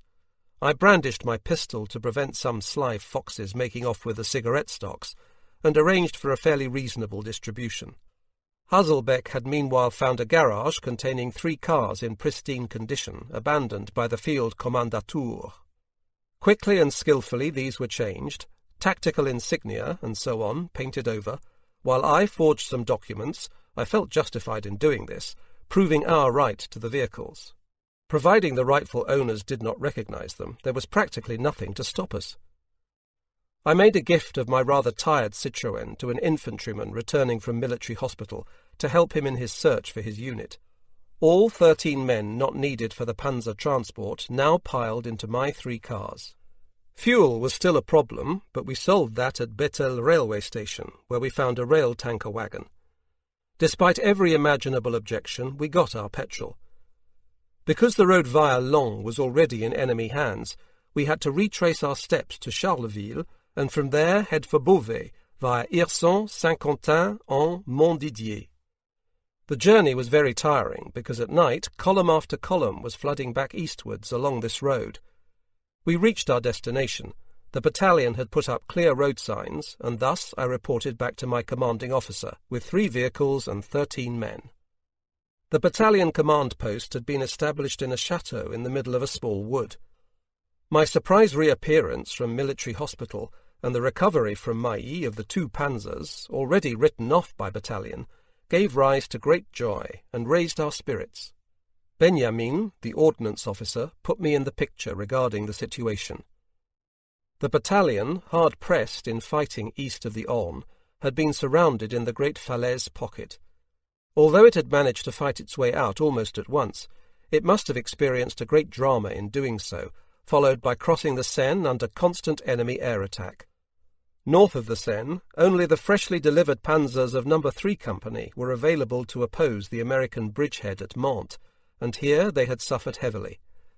The enemy's material superiority and air supremacy were simply too great. Only one of the battalion's panzers was still operational, that of Lieutenant Rambaud. The situation around the command post was uncertain, and higher command had no clear view as a result of the rapidly changing situation. Therefore, we had ourselves sent out scouting parties from our reconnaissance platoon. I learned that Hauptmann Scherf would very soon be sent on the battalion command course, and that I would be taking over No. 3 Company as company leader. We were still in good spirits when the information came that the Americans were nearby. We left the chateau in a long column of cars, led by the open car of the commanding officer. A bottle of cognac was passed from car to car. Then my vehicle went on strike, and I fell behind the column. Because I had no map and did not know the area, Lieutenant Brodhagen's car stayed behind with me. The commanding officer wanted to go to the Trosse. Since night was now falling and we could not begin anything in our condition, we pushed the car into cover and slept until daybreak. We awoke to find the roads remarkably empty, only the odd lone vehicle. We were told that the Americans had reached Amiens, which was where we were headed. Therefore our rear services would probably have pulled out long before. Our purpose now was to skirt around the enemy, bypass Amiens and cross the Somme.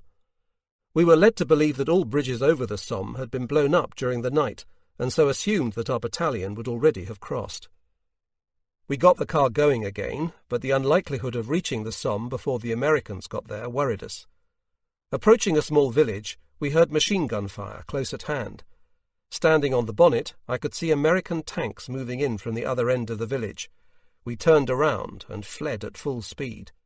Using country lanes and tracks across fields, we reached the Somme, and by a stroke of luck found a small bridge still intact. At Péronne we met up again with German troops, but could find no trace of the battalion. We pressed on through Arras and Lens to Lille, pursuing unsuccessful inquiries at every commandantur along the way for news of our battalion. The many military cemeteries, some German, reminded us of the heavy fighting which had raged in this region during the First World War. Finally, in Lille, we spotted a battalion signpost, made contact, and reported to the command post in the nearby village of Seclin.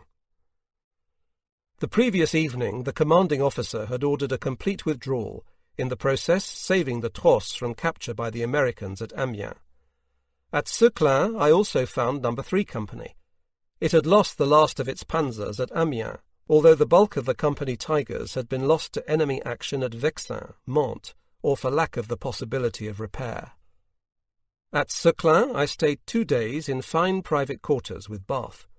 High Command had provisionally ordered the battalion to Liège, but it had no fuel, this being something which each company had to organise for itself.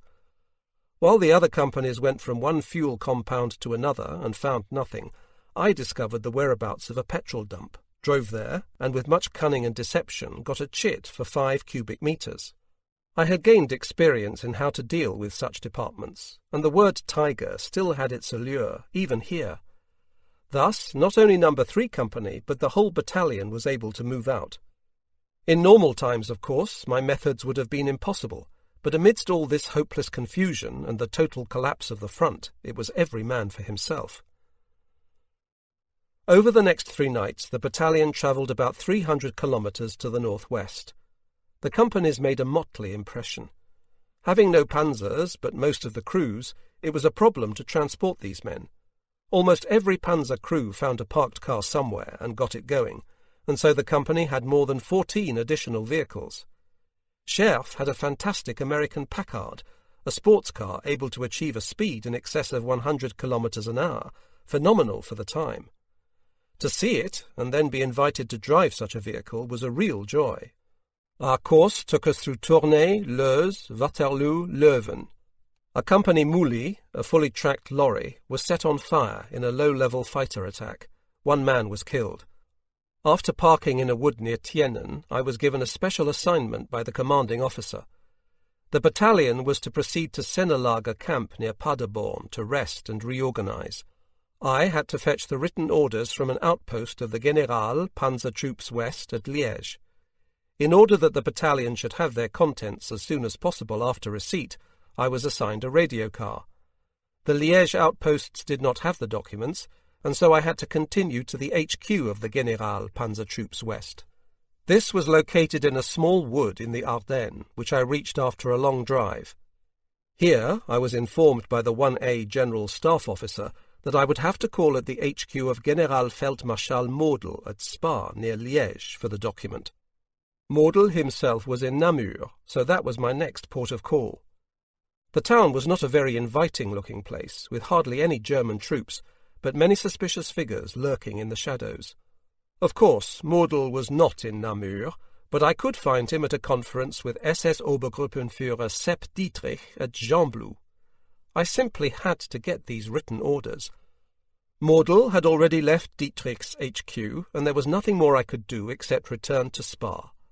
I got there at 2300 hours, and towards 0200 hours our movement order was in my hands. I passed it on to battalion by radio and completed my assignment. I arrived back in Liège in the early morning. One could sense everywhere the 11th hour mood. Apparently the enemy was not far off. In the street I met Major Scultetus, whom I knew from Fallingbostel. In conversation he remarked casually that there was a fuel train in the goods yard at Liège. I saw my chance, excused myself as quickly as possible, and drove to the station. There the train stood, with about 500 cubic metres of fuel. A junior lieutenant was responsible for sharing it out. I requested one wagon for my battalion, and because the word tiger worked its magic again, my request was fulfilled. By radio I informed battalion, which had got to Maastricht, and asked for the entire fuel detachment to get here in order to take it over. At that distance they needed 4 hours to arrive. During that time I would have to protect my fuel. From all sides vehicles now appeared like moths to the flame to bag some. At first I did a patrol around the wagon, believing that my mere presence would keep all undesired visitors away. Not so. Scarcely had I put a few steps between myself and the wagon than it was opened at the rear and the first barrel started walking. I spotted it in time, and from now on sat on my barrels, pistol in hand, and only left my perch when Lieutenant Copper arrived with the fuel detachment. The journey back through Liège was anything but pleasant. The first shootouts had begun, always a sign that the Americans would soon be arriving. Towards evening I reported back to the battalion. The company was in the small town of Meersen, where I was given a very nice room by a pro-German family. During the 2 days we spent here, this little Dutch place seemed like a small paradise.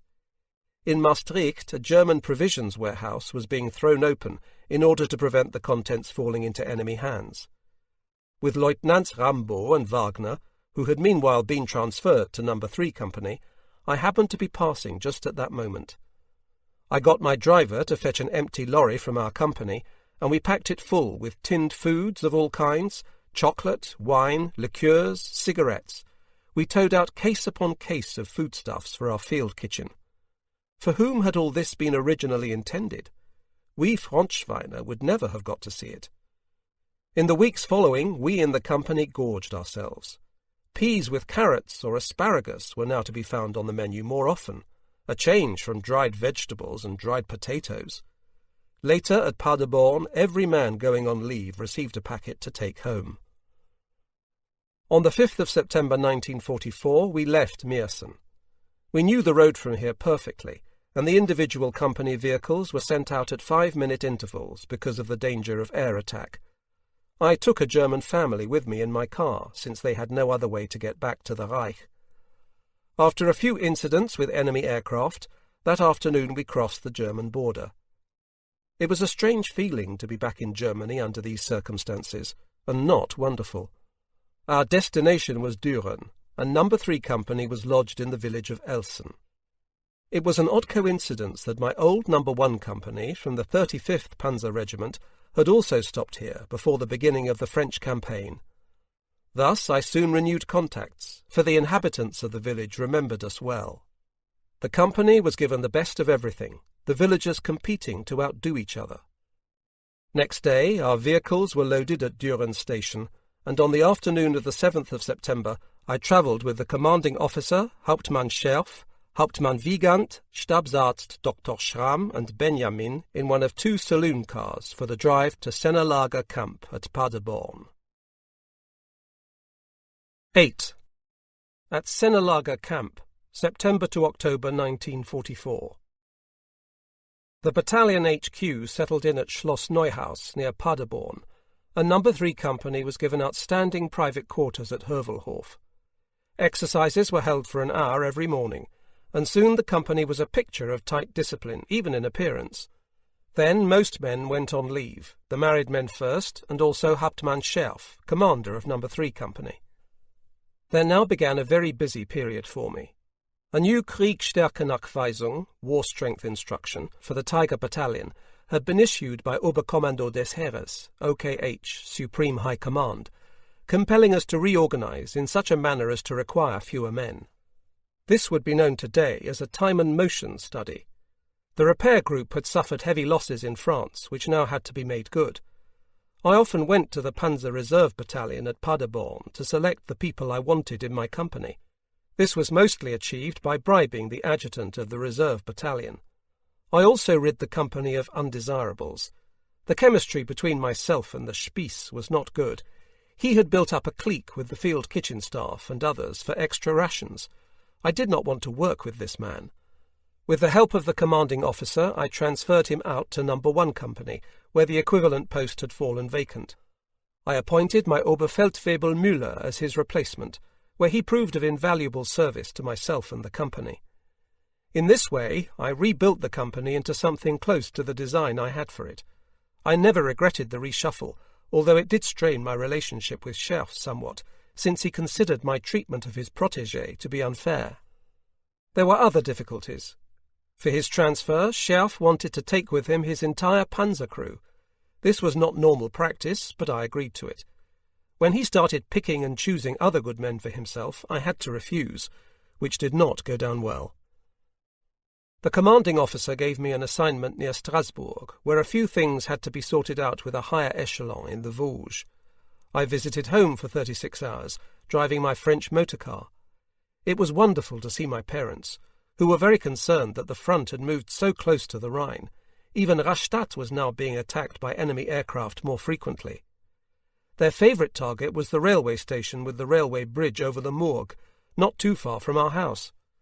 We discussed the 20th of July assassination attempt, which in my father's opinion had been the chance to end the war. Nobody would sign a peace treaty with Hitler. This had been clear to me for quite some time. I received good news of my sister Aya from Sweden and my brother Wuller in Dresden. My other sister Elisabeth had been at the Spätsgard boarding school on Lake Constance for some time. As soon as the situation in Rastatt got more critical, my parents wanted to evacuate to Rothenfels at the von Blanquette property. One was less exposed there. They went eventually in December 1944. When we continued to Strasbourg, we were surprised in broad daylight by an air raid alarm and spent over an hour in the cellar of a brewery before going on. On the return journey, I went home for a few hours, where a longer air raid prevented me leaving on time. The journey after that was a strain on the nerves, for the tyres of my car were in such poor condition that I had a puncture 10 times. Since we had no spare tyre, my poor driver, Obergefreiter Glasel, had to patch them up. The journey having taken 14 hours, I arrived back at company at Heuvelhof very late. Scherf returned from leave, and at the end of September a company parade was held to mark his departure and the transfer of the company to me. A company march past concluded the transfer ceremony. Now I was also officially company commander, after having held the position de facto for weeks. The Army Personnel Office had originally wanted to transfer in a Hauptmann, but Fromme had declined, insisting on my appointment. At that time it was an absolute exception for a Tiger company to be commanded by a junior lieutenant. Meanwhile, our King Tigers had arrived, and the usual work on them took up all our time. One weekend we had to show off the amphibious qualities of the panzers in the River Seine for the film boys from the propaganda company. 8 weeks later the pictures were released on the Wochenschau newsreel. We would have preferred an off-duty Sunday instead. Then, finally, something surprising came. Orders to move out. Wondering where our next battlefield would be, therefore came to an end. The loading went off well, and many tears flowed as our transport train steamed out of Paderborn station. The transport ran without incident via Halberstadt, Halle, Eger, Pilsen, Prague, Brünn, Pressburg, and in the early morning of the 14th of October 1944 we reached our destination, Budapest. 9. The Collapse, 1944 to 1945. The operation in Hungary, October 1944 to February 1945. Immediately after arriving at Budapest East Station, I had my Volkswagen unloaded and set off to make contact with the battalion. I got lost driving through Budapest, but finally met up with the unloading officer, Lieutenant Bayer, who had been sent out to find me. My company was to camp at Taxonye, a small village south of the city. I convinced myself that the unloading was bound to have gone smoothly, gave my orders, and then drove my Packard, which had become my command car along with the Volkswagen, to Taxony, together with an advance party. On the way, I made the acquaintance of the Honved, Hungarian military, who stopped me on account of an air raid warning. When I tried to move off, they even aimed their rifles at me, but I convinced them in the nicest possible way that a German officer was not to be intimidated by such shenanigans, and then they let me through. In Hungary at that time there was as good as no German military presence, only a few divisions having been pushed up to the front line. Budapest was still behind the lines. I noticed along the streets everywhere that anti-tank guns and flak had been installed, with the guns pointing in the direction where the enemy was presumed, and in Taxony there were also roadblocks. This puzzled me, but by the following day we understood what was being played out here. I reported to the local mayor, who was in conference with Hungarian officers, and I cannot say that I received a warm welcome. Having foreign troops billeted on your village is never good news. Apart from that, however, the local people took us in with great cordiality and treated us royally. The old Austro-Hungarian veterans of the Great War wore their German decorations with pride and spoke of the old brotherhood in arms, which we were now renewing. I drove back to the railway station, where the unloading of the company had been achieved in record time. The panzers were now standing camouflaged in an alley, and were due to move out at 1300 hours. 2/3 of the men were absent, having been invited for lunch by the enthusiastic inhabitants of Budapest, but none returned late.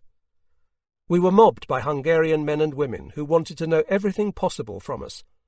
Here I was also made aware of the possibility that a putsch was in the offing. For the first time I heard the name Szálasi, who was leader of the right-wing Hungarian Arrow Cross party. We wanted to show German discipline. As if on the parade ground, I had the men fall in before their panzers, climb aboard at a hand signal, and then we pulled out in perfect order through Budapest to Taxony. On the way, the citizens threw apples, cigarettes and chocolate on the hulls of our panzers. From all corners came encouraging shouts from many beaming faces.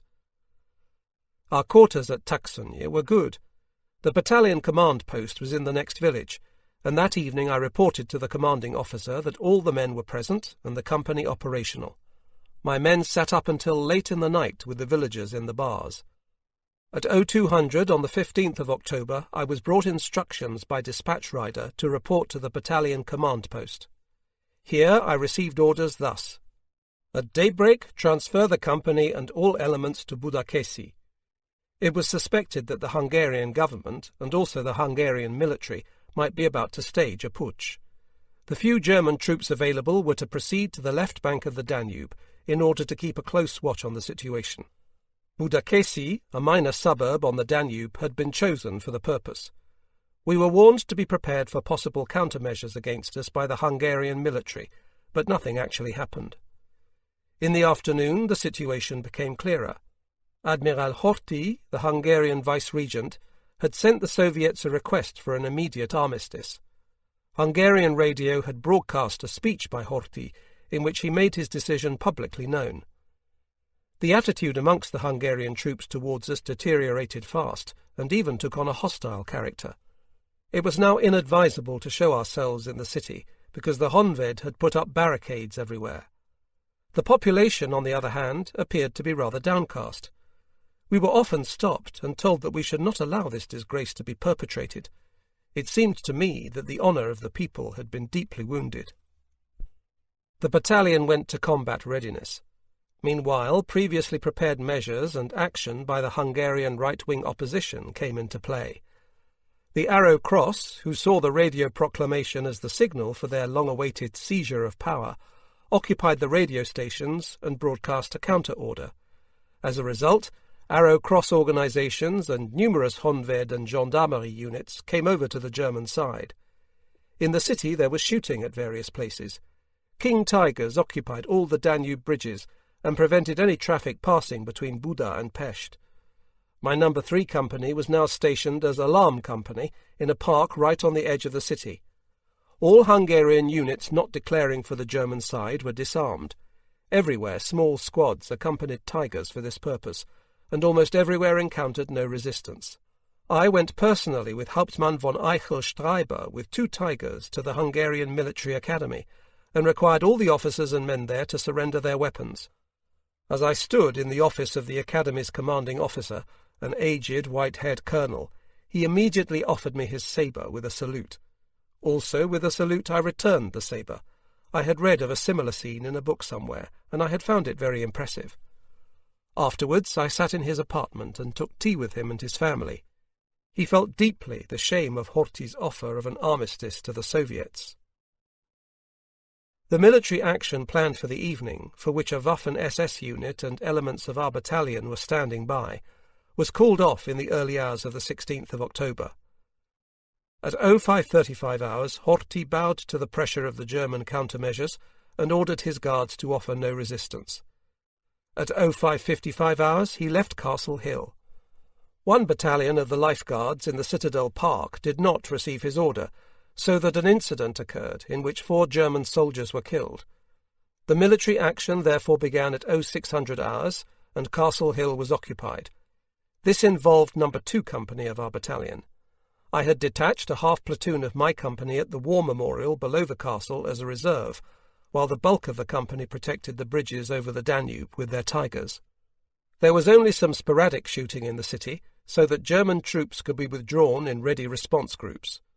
The Hungarian military and armed Arrow Cross units now took over the National Security Service, and therefore our assignment in Budapest was concluded. Against the Russians again. As an immediate consequence of the appeal for an armistice, on the orders of General Vörös, Commander-in-Chief, 2nd Hungarian Army, the 2nd Hungarian Armoured Division had abandoned its positions in an especially important sector of the front and pulled back to the River Theiss. The retreat was made without regard for the troops still holding the line in the adjoining sectors of the front. Therefore, on the 19th of October, it was decided to launch an attack from the Theiss bridgehead at Szolnok, with the objective of breaking through the enemy front on the eastern bank of the Theiss and pushing eastwards, deep into the flank of the Soviet tank force at Debrecen. For this purpose, the 503rd Tank Battalion was attached to the 24th Armoured Division, and on the evening of the 17th of October we received the order to move to Szolnok on the Theiss. To economise on fuel, the panzers were sent by rail, the wheeled units by road. No. 1 Company was loaded first, No. 3 Company the next. Because not enough Simswagen were available, the companies went piecemeal, waiting for empty trains to return. On the evening of the 18th of October, 2 transports of my company arrived at Szolnok, but my 3rd platoon had still not arrived when operational orders were received for the following morning.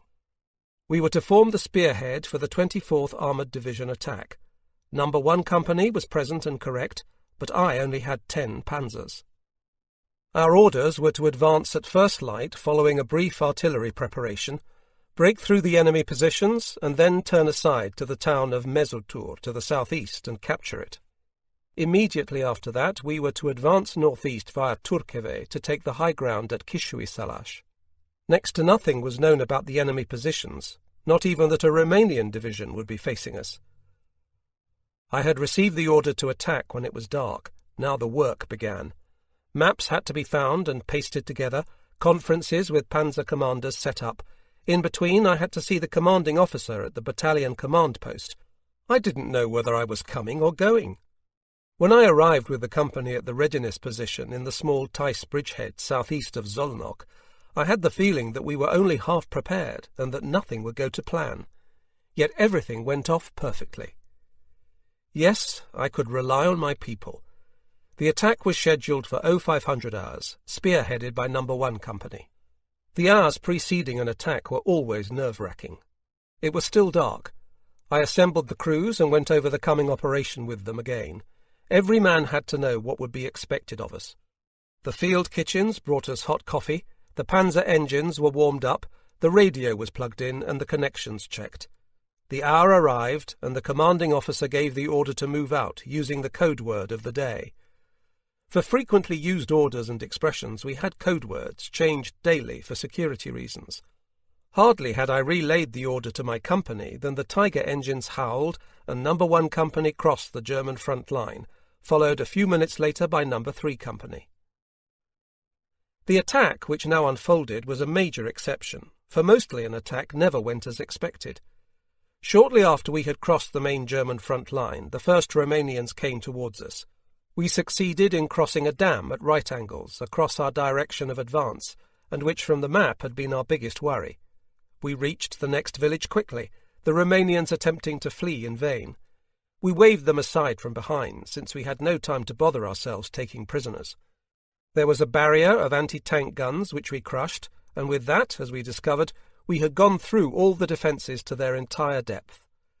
We skirted 2 minefields on the route of our advance, and kept on going ever deeper into enemy territory. Enemy rear echelon units were surprised. Whole columns of traffic were swept off the roads. Nothing could detain our forward thrust. We had appeared in this area totally unexpectedly, like phantoms. At first, my No. 3 company had little to do. We kept back a suitable distance from No. 1 company ahead of us and matched their speed. Towards 1000 hours, after having advanced 20 kilometres, while crossing a railway line, we noticed the dark smoke of a train approaching us in the distance. Wouldn't they have been told about us? The train was coming up fast. 2 of my Tigers veered off either side of the railway embankment and placed themselves in firing positions. 1 round. The locomotive received a direct hit and went up in flames. The train came to a stop. Now we were treated to the unbelievable sight of hundreds of Romanian soldiers pouring out of the cattle trucks and racing towards the cover of a small wood, horses running around aimlessly, some at full gallop. We had come across the transport of a Romanian division.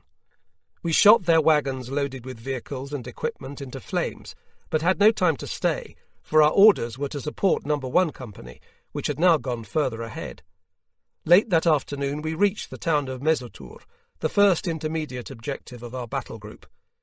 This put an end to our progress for a while, since we had to refuel. The battalion formed a hedgehog in an open field, that is to say, formed a circle, guns facing outwards, for a 360-degree defence. At the centre were placed the wheeled vehicles of the Tross, from which we refuelled and took on ammunition. Memoirs itself was cleared by troops of the 24th Armoured Division. It was quite a large town, and fighting erupted at several locations. During the night, Russian units, which had apparently been unloaded on an open stretch beyond the town, also joined in. The command of the 24th Armoured Division was aware that the Soviets had moved strong forces from Debrecen to confront us. From now on, therefore, we had to expect to run up against the Russians, and we prepared accordingly. The night in the hedgehog was fairly uncomfortable. In the evening, whilst refuelling, we were set upon by Russian ground attack aircraft, which failed to inflict any damage worth mentioning. During the night, a Russian reconnaissance party got through to the commanding officer's Panzer, but was driven off with submachine guns and grenades. This was a warning for us to be on the alert. Towards 0200 hours, I received orders to spearhead the advance with my company in the new direction at daybreak. Our primary objective was the small town of Turkeve, from there continuing to Kisui-Salash. This was some 50 kilometres further on again. Shortly after setting out, we came under fire. So close had the Russians come up during the night. The situation was difficult because the road here ran over a dam, and on either side was impassable swamp. I would not be able to deploy my company, and therefore only the leading panzers would be able to fire. I made out 6 anti-tank guns left and right of the road, and we traded fire with these for about 10 minutes until they were annihilated. The Russians fought doggedly, had the advantage of camouflage in well-chosen positions, and fired accurately, while we, on the other hand, were being served up on a plate. For that reason we received many hits from all calibres, but none up to penetrating the frontal armour of a King Tiger. I radioed a situation report to battalion, and we pressed on into better terrain, enabling the company to spread out either side of the road. After a few kilometres we came to the next barrier of anti-tank guns. One after another we made out each gun, advised it to wall, and wiped it out, while receiving a hail of fire ourselves. Some of the panzers were rendered immobile by hits to the tracks or gun and so on, but we pressed forward. It was a grim feeling to be sitting in a panzer, see a muzzle flash ahead, and then wait for the hit, for it did not always turn out well. We could receive a hit so powerful that it stunned us all. If you saw the anti-tank gun in the act of firing, it could be engaged. If not, which was often the case, because you cannot be looking in all directions at once. You would have to wait until they let you have a second one, hoping to spot the muzzle flash. Meanwhile, you had to keep an eye out for the other panzers, ready to leap to their assistance if required. Superiority over the enemy lay in recognizing and responding to a situation quickly. This was the priority for all panzer commanders. Besides that, I had to monitor the activity of the entire company and issue tactically correct orders at the right time.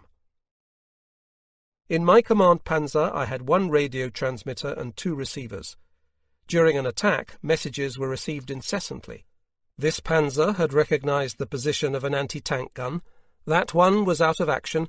A third had had to stop at a natural obstacle. The next was immobile after a hit and had to change radio frequency. The commanding officer had just sent some new order or other. If I had had my way, I would have thrown the earphones into a corner, for apart from hearing what was going on, above all one had to observe and then make decisions. We had now come to a Russian infantry position in a field manned by anti-tank close combat troops. They would jump aboard our panzers with satchel charges and other fun devices. This was very unpleasant, for there was little one could do to ward them off except step on the gas. The many natural obstacles also caused problems. Obstructions, such as broad trenches, hedgerows, woodlands, and so on, were ideal for defending troops, but tended to impose long delays on the attacker. In the distance we recognized Turkeve. I wanted to pass it on the left and then attack from the far end. That was not so easy, since the Russians had created a really masterly defensive position with anti-tank gun emplacements everywhere around the edges of the town. Here we had a very tough nut to crack. More and more of my company's panzers were falling by the wayside. My own panzer received a hit directly below the gun from a Russian gun I had failed to spot in time. The frontal armour withstood the shell, but I could no longer fire. With this panzer now damaged, I had only 2 others still fully battle-worthy. The 3 of us covered the last few kilometres to the northeastern end of the village, and found we could enter there, for the Russians had meanwhile pulled out with their guns. Here we took a breather for a few hours. Our advance had lasted 5 hours, and the company had put 36 enemy guns out of action. We had really had to fight hard for every kilometre. The Russians fought us more bitterly than I had ever experienced before. My company had some men wounded, but no dead, and no panzers written off. During those few hours, some of the damaged panzers were got going again by our repairs group, and rejoined me so that I had 6 vehicles in the company. I congratulated Feldwebel Grossmann, whose repair team was always well up with the leaders of the attack, and worked wonders. I remained in my own panzer, although the gun was still out of action. The divisional commanding officer arrived, and his praise did us good. We discussed how we should continue the advance, and drank a cognac. This steadied our nerves. Towards midday we got under way again, No. 3 Company in the lead. Our next objective was the town of Kishui-Salash. It was now important to capitalize rapidly on our success, and not allow the enemy time to establish effective defences. Apparently the King Tigers had had a substantial demoralizing effect, and softened them up a bit. Thus in the afternoon we made good speed in a textbook spearhead formation, as taught at Panzer School. After 15 kilometres we turned off the highway and literally crept up to the town. Towards 1700 hours we reached the Kishui-Salash-Divavanya road, 2 kilometres east of Kishui-Salash, and stopped all traffic moving along it. From there it was easy to survey the Kishui-Salash-Debrecen highway. We saw an unbroken stream of Soviet tanks, lorries, and above all anti-tank guns driving into the town. In a short time we counted 50 guns. Against this material superiority it would be impossible to take the town at a stroke or hold it. We formed a hedgehog, and supplies came up during the night without much interference. Reconnaissance reported enemy armour reinforcements to the northeast. On the morning of the 21st of October 1944, the battle group received orders to retire to Turkeve. In the meantime, the Russians had recaptured Mezotur. Hauptmann Fromme had gone there with No. 1 Company and immediately become involved in heavy street fighting. At the same time, I had occupied myself with the recovery of the panzers at Turkeve, which were not to be allowed to fall into enemy hands. Our TROS had been here the previous day, following our forward thrust, and had been attacked by the Russians and suffered casualties. As a result, No. 3 Company had its first death in Hungary, in addition to which I lost my 1-ton tractor and a lorry, a serious loss. I was now attempting to save what I could from these vehicles. In the afternoon I was summoned by the commanding officer, who was still in action with No. 1 Company at Mezotur. In the short time that the Russians had been able to occupy the town, they had even managed to install a 76.2mm anti-tank gun in a church steeple. Here, for the first time, the battalion experienced the American 76.2mm anti-tank gun with tapering barrel, which could penetrate the frontal armour of the King Tiger. The commanding officer told me the new plan. The whole battle group was to move out under cover of darkness to Pz.Mk.III. It had been impressed upon us that details of the enemy force had not been clarified, and those panzers which had not been made drivable meanwhile were to be towed there. Because most of the operational Tigers would be needed, this time the 24th Armoured Division motorcycle-borne infantry would lead the formation. The Tigers would be placed in the first third of the long column in order to be swiftly available in an emergency. Swiftly, that is, after first casting off the Tigers they had in tow. Since it would only be possible to move by night, the distance to be covered would not be great, and everybody hoped that the Russians would prefer to sleep. By the early hours of the 22nd of October 1944, we were about 15 kilometres from Pz.Mk.III when the order came suddenly, "All stop." I went on a further 5 kilometres without running into any opposition. Our own reconnaissance had reported strong enemy forces on the left flank, however. The hope of reaching Pz.Mk.III without having to fight now evaporated. The battalion developed its attack, led by the 5 panzers of my No. 3 Company, with No. 1 Company behind it. The weather was cold and misty. The terrain consisted of meadowlands, orchards, small scattered farmsteads and scrubland, therefore an unpleasant region for us with limited visibility, with the mist reducing it further to about 100 metres. After 2 kilometres we saw the first Russians. Those not immediately mown down ran headlong for cover through the mist, leaving all their weapons and equipment behind. My company drove in a single file, with about 50 metres between each panzer. Suddenly I saw before me, appearing out of the mist, a gun in an emplacement. At the same moment my panzer received a hit to the turret, which knocked us senseless. The gun was still not able to fire following the hit at Turkeve, and I had not changed panzers because I did not want to burden another commander with a panzer that was not fully battle-worthy. In any case, as a company commander, I preferred to lead from my own panzer and not be constantly involved in shooting. Immediately after receiving a second hit in the Seitenvorgelege, drive and drive sprocket for the tracks, on the right side, and then another on the left side, we were immobile and defenceless, and only waiting now for a hit to penetrate. Finally, our neighbouring panzer grasped our plight and destroyed the Soviet gun. We saw afterwards that it was a 105mm howitzer firing over open sights. Our frontal armour had torn, and a large hole appeared in it, but the shell had not gone through. My other panzers had also come under heavy calibre fire, and we had several damaged vehicles. We broke the resistance, however, but because the ground we had won could not be occupied, my panzer, which was no longer drivable, had to be towed away by 2 others. In the afternoon we linked up with the other elements of the battalion at Pz.Mk.III. My 3rd platoon, which had got lost on the rail transport before the attack began, had reappeared. It had been attached to another attack group which had headed for Kenderesh. It was a heavy blow for me that Lieutenant Wagner, the platoon commander, was so seriously wounded that his left arm had to be amputated. On the 23rd of October, the advance, which had meanwhile lost its purpose through changes in the overall situation, was broken off.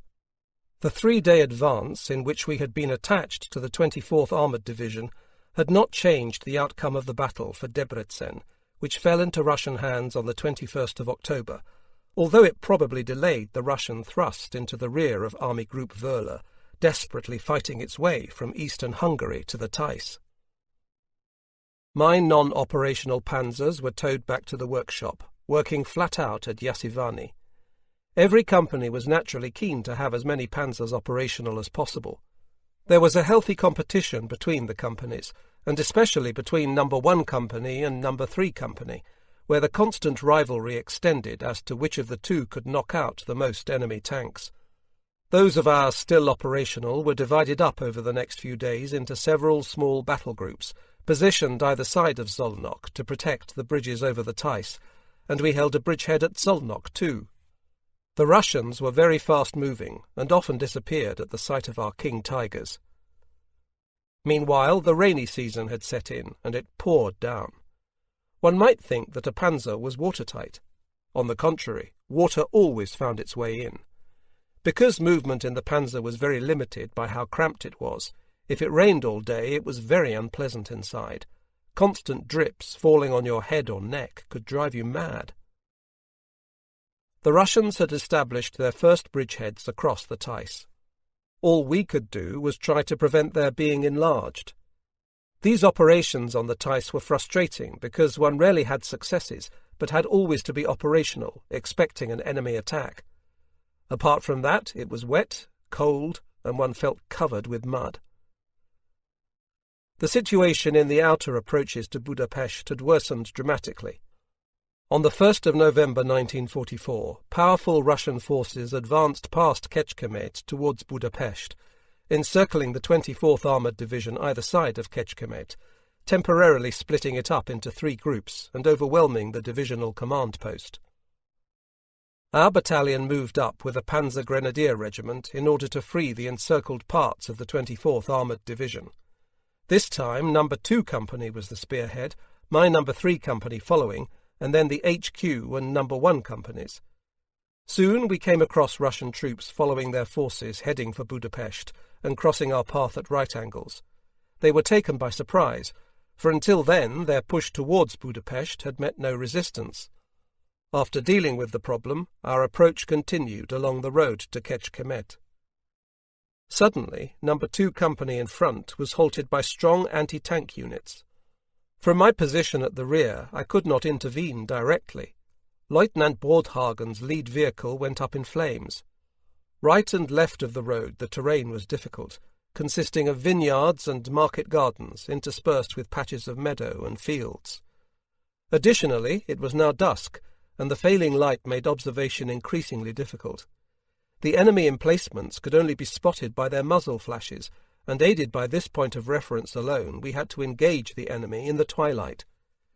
We could not attack the Russian position frontally, the spearhead was at a standstill, and by radio Hauptmann Fromme gave me instructions to veer far right and attack their flank.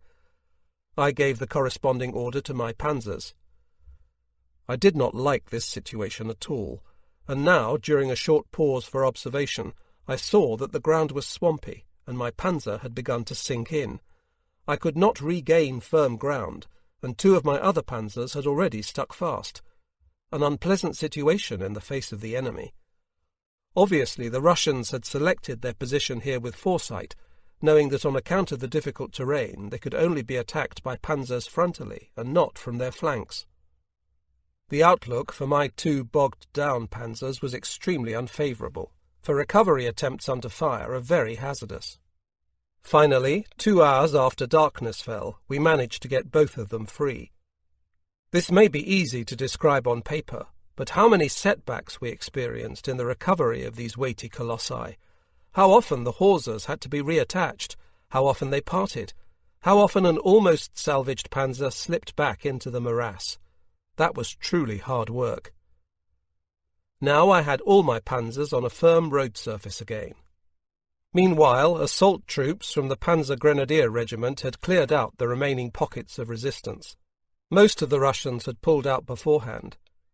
After that, we re-established contact with the encircled troops at Kecskemét and brought them out to be left behind our lines. We had completed our mission and relieved the division, but the Soviets were still heading for Budapest with no opposition. We had to disrupt them by attacks on their flanks. I had hardly a moment's peace, for suddenly my Volkswagen arrived with my driver and Feldwebel Grohmann from the orderly room. The latter was conscientiousness personified. He had worked out where I was by reading the daily battle report to battalion. It often happened that he would show up at totally impossible places. At midnight I dictated my own battle report to him and whatever other company clerical work was outstanding. The paper war and the many deadlines for submitting reports were really tiresome. Were they absolutely necessary? Grohmann was relieved during the night by the Spieß, Hauptfeldwebel Müller, who brought up the company's mail and usually whatever special allowances he had managed to get hold of, such as chocolate, smokers' requisites, wine, or at least something that the other companies did not have, and which gave special pleasure to men in the field. Here again there was a certain rivalry between the companies. The third man to appear was the leader of my repair group, Oberfeldwebel Grossmann. He was probably the most important amongst the company's working sergeants. He was always on the spot with his repair team, ignoring any danger and achieving little short of miracles. That particular night, too, he turned up suddenly to inspect the panzers for damage. He was a resourceful man and could carry out the most complicated repairs on the spot if the panzer couldn't be brought to the workshop immediately. All the credit for the company always having so many panzers operational was his. It would often be the case that he and his people had to work under fire, and often in extremely difficult situations. The remainder of the night passed quietly. There is much I could tell about the operations, successes and losses which we had in these days. In the last few weeks we did not have a single rest day and no time for technical work. The panzers had covered between 400 and 500 kilometres and were in urgent need of maintenance. Because nearly all panzers had held up well so far, the moment finally came when almost all couldn't go on. For the massive crop of breakdowns, failures and stoppages which now occurred, the available recovery units were simply not sufficient, and the still drivable panzers had to be pooled for towing duties. The most important thing now was to restore general operational readiness. In the following days the Soviets achieved a breakthrough, advancing almost to the outskirts of Budapest. They reached the outlying suburbs and then stopped. On the 5th of November the battalion was mentioned in the Wehrmacht bulletin. In the area of western Hungary, the 503rd Tiger Battalion under Hauptmann Fromme has performed outstandingly. We now lay at Gödöllő, a good distance from the front line. I had beautiful quarters at the home of a former captain of a Danube steamer. At last I could have a proper wash, change my underwear, write home in peace, and eat more comfortably. That did me good. On the 15th of November 1944, I took over leadership of the battalion battle group at Hatvan. 12 Tigers from all companies were operational, and additionally I was allocated the battalion flak platoon with quadruple guns on Panzer chassis. In order to maintain contact with battalion over long distances, my battle group received Staff Panzer I, which had a medium-wave radio. Our own tross with fuel and ammunition vehicles gave us a certain independence, for besides a field kitchen, we also had a recovery and repair unit under Werkmeister Späth.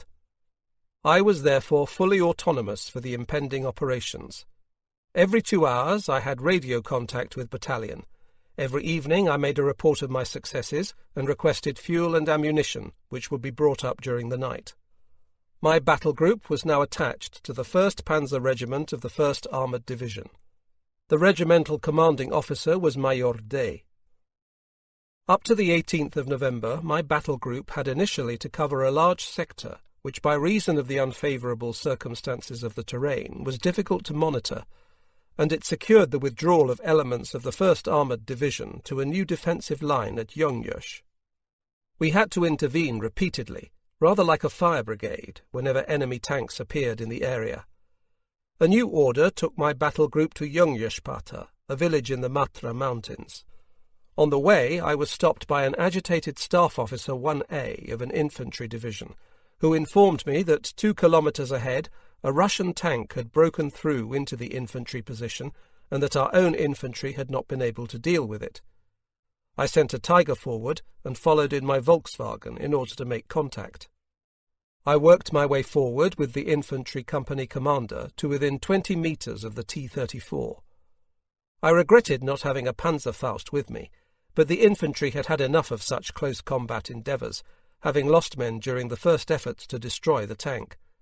I instructed my Tiger commander personally, and by the time the Russians noticed it creeping up, they were already in flames. The infantry were overjoyed, but for us it was just routine. As we were about to pull out, we were surprised by ground attack aircraft. Their bombs fell between my panzers, which were just making preparations to leave. Some of the men on the open flak platoon vehicles were seriously wounded. How often the opportunity came to pass from this life into the next. We reached Yongyushpata in the late afternoon, initially as divisional reserve. The region with its wooded mountains reminded me of the Black Forest. The battle for Yongyush. On the 19th of November, the alarm was raised at 1000 hours. In a surprise move, the Russians had reached Yongyush. The town had been occupied by a German infantry division, which had fled at first sight of the Russians, making their relatively small force a gift of the town. My trosse remained behind while I set off as quickly as possible for Yongyush. The first 10 kilometres were covered really fast, and then we ran into the mob fleeing from Yongyush, blocking the road with their vehicles. It was difficult to swim against the tide, and additionally there ensued a fairly heavy attack by low-level aircraft, which took the whole mess under fire. I closed the hatch of my Panzer and watched through the observation slits as the Russian aircraft dived down towards us, saw the muzzle flashes from their weapons, and distinctly felt the explosive shells hitting the armour of my Panzer. They were shooting well, but their bomb aiming was poor, and my Panzers suffered little damage. Finally, we reached the outskirts of Yongyush. The retiring German troops had blown up the road bridge over a deep gorge here, and seeing that there was no way round it, we went into the churchyard and took the suspected houses on the other side under fire. Soon the lively enemy infantry fire died away. The Panzer IVs of the 1st Panzer Regiment gradually arrived, and with them the regimental commanding officer, Pz.Mk.III. The following new situation now developed. The armoured elements of the 1st Armoured Division, amongst them my own battle group, were placed under the command of the regimental commander of the infantry division which had just streamed out of Yongyush. All our elements were to join up immediately with this division, but the direct route there led through the town and was blocked. We had therefore to go about it cross-country, which would be very difficult in the mountainous terrain. We went across the vineyards. The Tigers made slow progress up the steep slopes, sinking into the soft earth in the climb, and when descending the other side. A brook had to be forded, the last 50 metres causing us particular difficulty. In order to reach the paved road, on which we had to secure the edge of the town of Yongyush, we had to overcome a steep slope. The first Tiger climbed it with difficulty, but churned up the earth so badly that it had to help pull up the succeeding panzers one by one. This was not made any easier by the Russians having set up an anti-tank gun in a water tower at the edge of the town, from where its gunners could observe all the goings-on from wonderfully close range, and naturally keep up a hail of fire from there. We shot this gun down. The Panzer IVs of the 1st Panzer Regiment could not manage the route, and the few panzers which the regiment still had were all stationary on the slopes of the vineyards. Only the Panzer of Pz.Mk.III made it, being hauled over the difficult terrain by a Tiger. Some of my own Tigers had fallen by the wayside, becoming bogged down in the early morning or later, and my proud fighting force was now down to 5. I had 3 here, while Feldwebel Bornschir had another 2 a couple of kilometres away on another arterial road. When darkness fell, I was summoned to Pz.Mk.III's command post, and went there on the tracked motorcycle. Corps had ordered that the infantry division was to reoccupy the town with our help.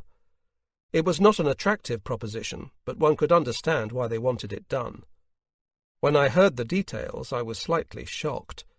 It was ordered that we were to attack by night in 2 groups on 2 different access roads.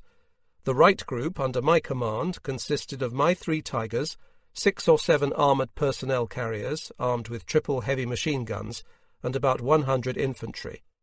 Oh my God! When I saw the infantry! They were convalescent, walking wounded cases, poorly armed and lacking any motivation. My group would be at the centre of the attack. The left attack group, with Feldwebel Bonchier's 2 Tigers, was equally strong, and we had contact to each other by radio.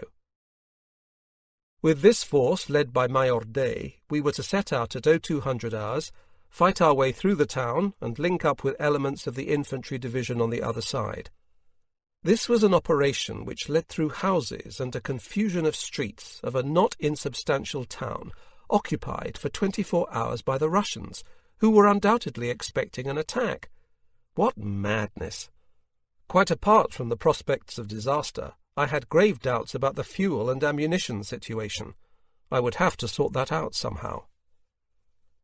I briefed my panzer commanders, Unteroffizier Gärtner of my company and Feldwebel Jakob of the 2nd Company. These veteran panzer men naturally knew what a night attack on such a town would mean. Yes, we all knew what lay before us. The whole operation seemed totally senseless to me. I could not permit my people and panzers to be gambled recklessly, even if it had been ordered. At 2200 hours, I was summoned to attend an operational conference at the infantry division's command post. It was hair-raising. The divisional commander had no understanding of panzer warfare, and unfortunately Major Day was not the sort of man to stand up and speak his mind. My own objections to the operation were rejected by the divisional commander. Corps had ordered the attack, and therefore nobody must dare speak out against it. A factor also to be taken into account was the division's shame at being taken unawares by the Russians, and their panic-stricken abandonment of the town the previous night. I had a talk with Major Day, who wanted to lead the attack from his command post. Next followed agreement with the drivers of the Panzer Grenadiers' armoured personnel carriers. If there was nothing which could be done to change the orders, I wanted to do everything possible to carry them out with the least possible losses, for with the force we had available, failure could be predicted. I also did not agree that my people should be sacrificed to the amateurism of the senior commanders. As I did each evening, I requested my supplies by radio from the 503rd Battalion, which in order to reach us would have to be brought about 50 kilometres over the snow-covered roads of the Matra Mountains, for like our panzers, the large lorries could not go cross-country. Then I reported to the 503rd Battalion command post the operation ordered by Corps with an encrypted message sent in Morse. By Corps, night attack ordered on Yongyosh. Long live the Führer. This was not an expression of National Socialist sentiment. Rather, I wanted to indicate that we had been given a suicidal operation in which the chances of survival were not very great. Battalion HQ understood at once, and the commanding officer sent Lieutenant Herrlein to the Corps command post immediately to intervene. Despite that, the decision of the commanding general remained unchanged. I slept the last 2 hours before the attack in my panzer. At 0130 hours I made ready, and at 0200 hours started out from Day's command post, with which I had radio contact. It was pitch dark, and to see anything at all we had to leave the hatches open. Unteroffizier Gärtner was commander of the spearhead vehicle, and behind my panzer came Feldwebel Jakob, then the armoured personnel carriers, and the 100 infantrymen trotting along at the rear with little enthusiasm, although really they ought to have been alongside the panzers. Upon reaching the first houses, we fired into the darkness with all barrels to make it seem that a major force was attacking. We raked all the streets with machine-gun fire. The Russians had pulled back, and in the glow of our flares we passed by their abandoned positions. There was a muzzle flash to the left of us, the first anti-tank gun. It fired too high, and the tracer hissed overhead. One round from the leading panzer, and the gun fell silent. We pressed ahead slowly and reached the water tower, from where we had received fire at noon the previous day. The flares lit the street ahead of us with a pale light of short duration, and after they burnt out, we found the darkness even more impenetrable. I could hardly make out Gärtner's tank, only the light shimmer of its exhaust flame. Slowly we groped our way forward. We received a hit forward. Gärtner also reported one from an anti-tank gun. Keep calm. In the darkness we were at a disadvantage. If only the infantry would come up alongside to clean out the houses to our left and right, full of Russians. We had now penetrated about 1 kilometre into the town and came under increasingly heavy fire as we headed towards the town centre. Hit from the right. The Russians had set up anti-tank guns in the doorways of the houses. Therefore they were prepared and had let us come this far deliberately. We fired one explosive 8.8 centimetre round after another into the terrace of houses, and after that the opposition began to die down. I was running very short of flares. Advancing further forward without infantry to clear the houses on both sides was impossible. Therefore I called a halt until the infantry caught up a bit.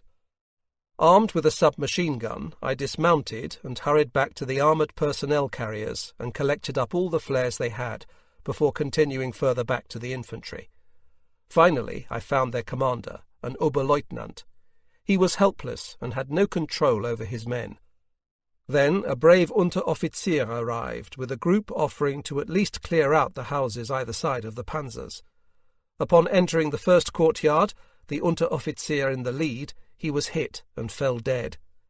At the same moment the infantryman disappeared, and I stood there utterly alone. A flare fired up by the leading panzer sank down slowly, and suddenly I saw a Russian anti-tank gun no more than 2 meters away from me. How easily that could have all gone wrong! Now the grenadiers had to leave their vehicles.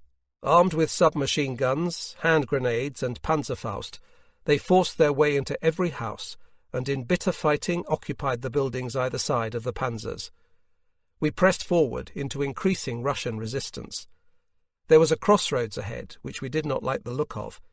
If the Russians were so well prepared this far, what might they have got in position up there? The grenadiers were coming no further, and then we came to a standstill once more.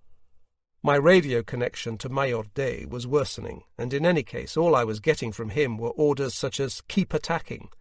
They really needed to come up and see the situation for themselves. I got out again and returned to the command post in an armoured personnel carrier. Pz.Mk.III was amazed that we had progressed as far as we had, for he was as doubtful as I had been about the sense of the operation. I explained the situation to him and made it clear that there was no purpose in going any further with it, because the Russians were well prepared for us, and we could not clear out the whole town with our small battle group no more than 100 meters long. If the Russians had been deceived as to our size and had bolted, like our infantry the day before, then the operation might possibly have succeeded. I received his order not to continue the attack, but to hold my position. With that, I hoped to prevent further losses, and drove back. The grenadiers and infantry were now put under my command. I had the nearby streets cleared, but the Russians were still holding the houses. Dawn was breaking. I could see the crossroads 50 meters ahead of me. With more daylight, our situation became less favourable. We observed the road in front of us, the houses, doors, windows, roofs. Behind them all Russians tucked away in hiding. If one raised his head carelessly out of the panzer, a bullet would come whistling by. One had to take the greatest care possible. Suddenly I saw a man emerge from a house and go towards the leading panzer. He was walking slowly, and I thought he was a civilian. I signalled him to approach me, and the man threw a hand grenade which he had been holding concealed, and before I could fire, he had disappeared back into the house. Now the grenadiers came under submachine gun fire from the rear, and had to evacuate the houses we had occupied. The Russians had got behind them over the backyards. There was no denying they had guts. During this mess I received a radio message from Pz.Mk.III. Advance again. Were they totally nuts back there? I requested that the message be repeated before I acknowledged it. To keep attacking forward was pure madness, for the Russians were simply itching for us to draw up to the crossroads. To refuse the order meant a court-martial, also out of the question. I found an intermediate solution, and had the 3 panzers rev their engines furiously, and then open fire with all barrels, so that the noise of battle would be heard at Pz.Mk.III's command post. After that, I reported that it would be impossible to cross the intersection. Meanwhile, we had come under increasing pressure, receiving Molotov cocktails from the roofs and satchel charges from windows and doorways, while Russian assault troops were working their way towards us. Unteroffizier Gärtner reported that he had damage to a track. Woe to him who lost a track here. There we stayed for hours. Now and again I went out to the infantrymen, otherwise I would have been alone with my panzers.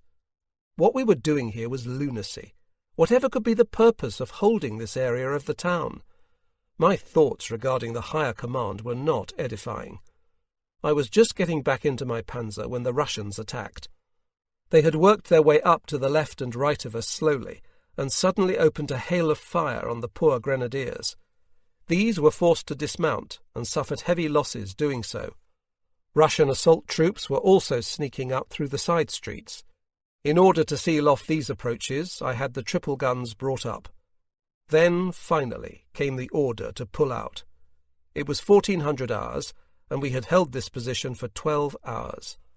I covered the withdrawal with my panzers, and by now there were also Russians in what had been our rear.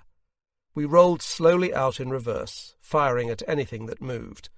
With that, the attack ended. So far as I remember, it was the only one in which we were unable to fulfill our assignment. After we had re-ammunitioned and refueled, my people rested for a while. I received new orders from Mayorde.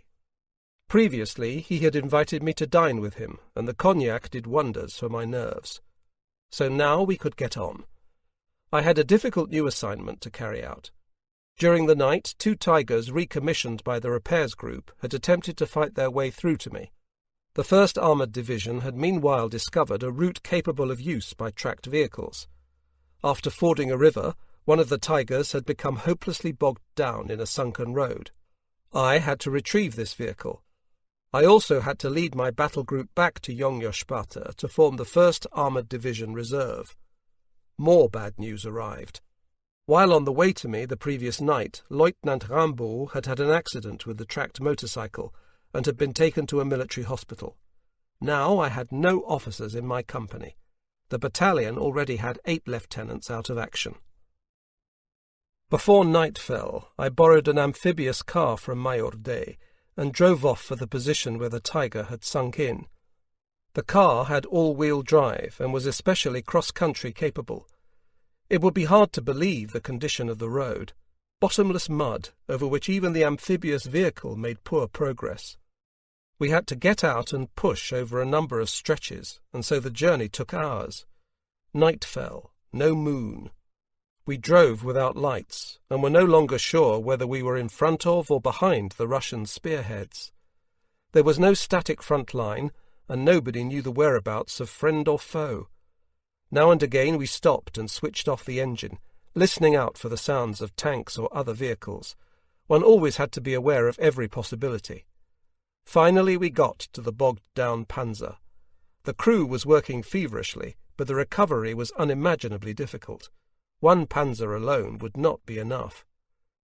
We forced the tracks off, tried everything possible, but the Panzer would not budge. I drove back to request 2 Panzers to assist. I fetched recovery platoon specialists from Gunlayer. On the way I reconnoitred a better route there.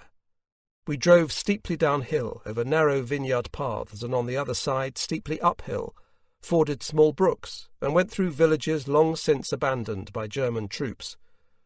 The local people looked at us with frightened eyes, thinking at first that we were Russians. Back at the recovery compound, I drove out with a 1-ton tractor, which was superior to all other vehicles in cross-country mobility. Gradually the recovery progressed, and I could see that the Panzer would eventually come free, my only worry being that the Russians might not allow us the time to complete it. Finally, the remaining elements of the battle group could now set off by the newly reconnoitred route for Gunlayer. I kept 2 Tigers with me for recovery work.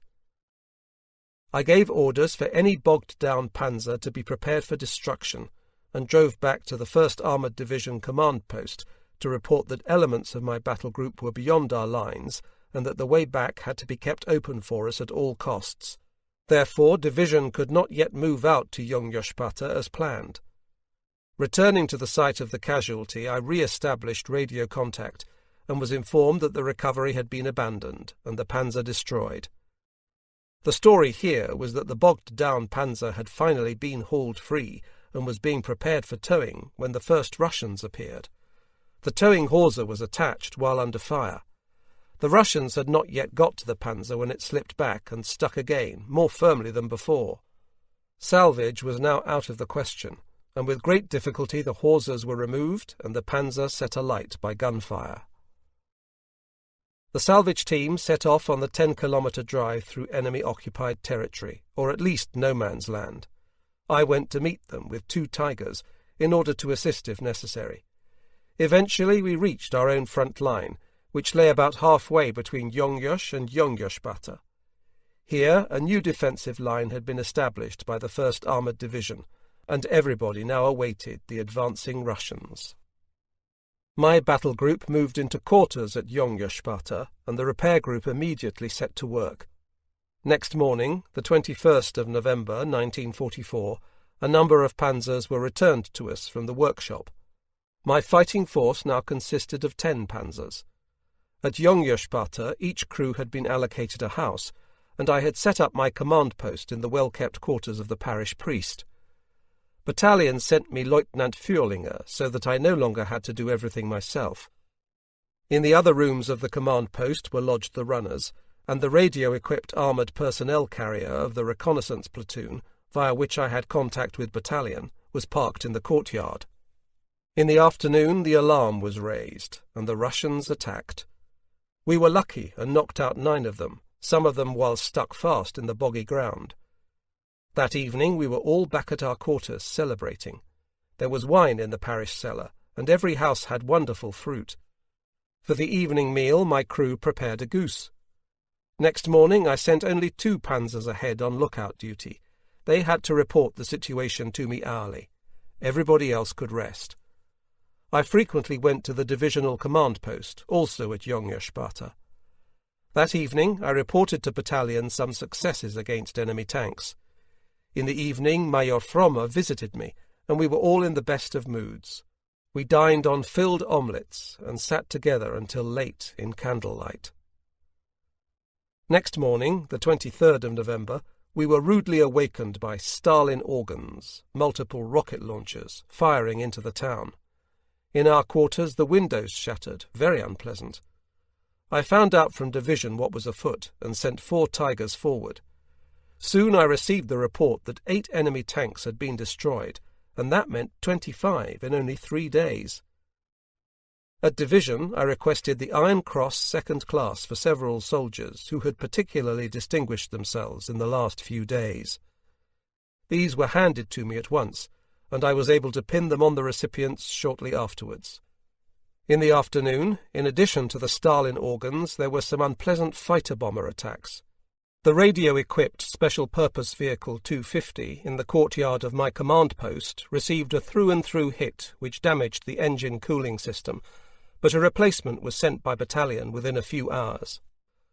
Although I set up the battalion flak platoon, Soviet ground-attack aircraft still mounted heavy raids.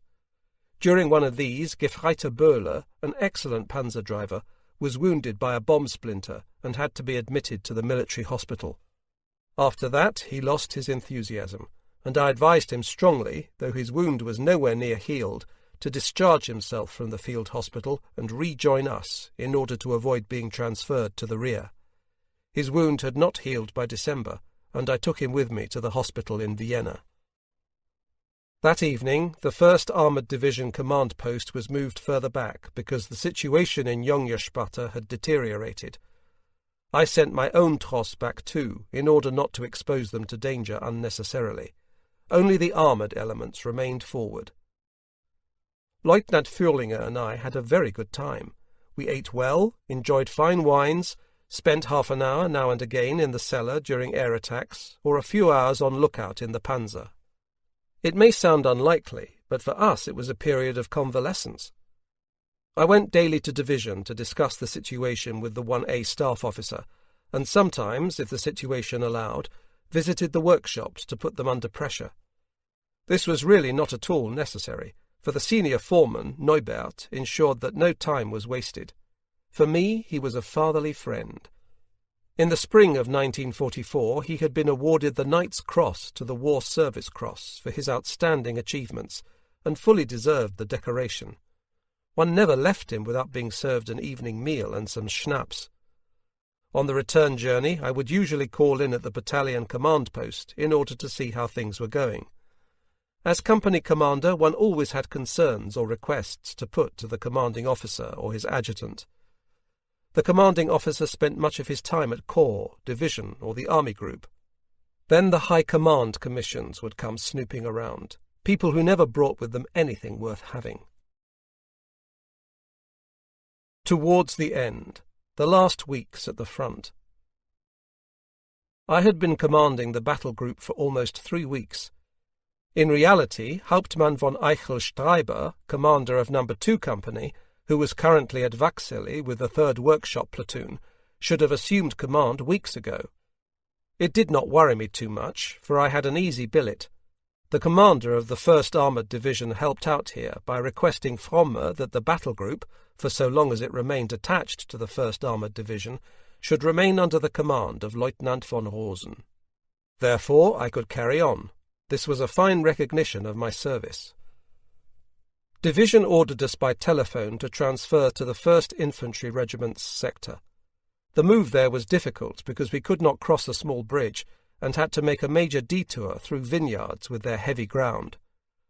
Once we were through the worst, I sent Lieutenant Fürlinger off with the panzers to the new operational area and drove back with the tracked motorcycle in order to apprise myself of the situation with Divisional HQ, but I learned nothing precise.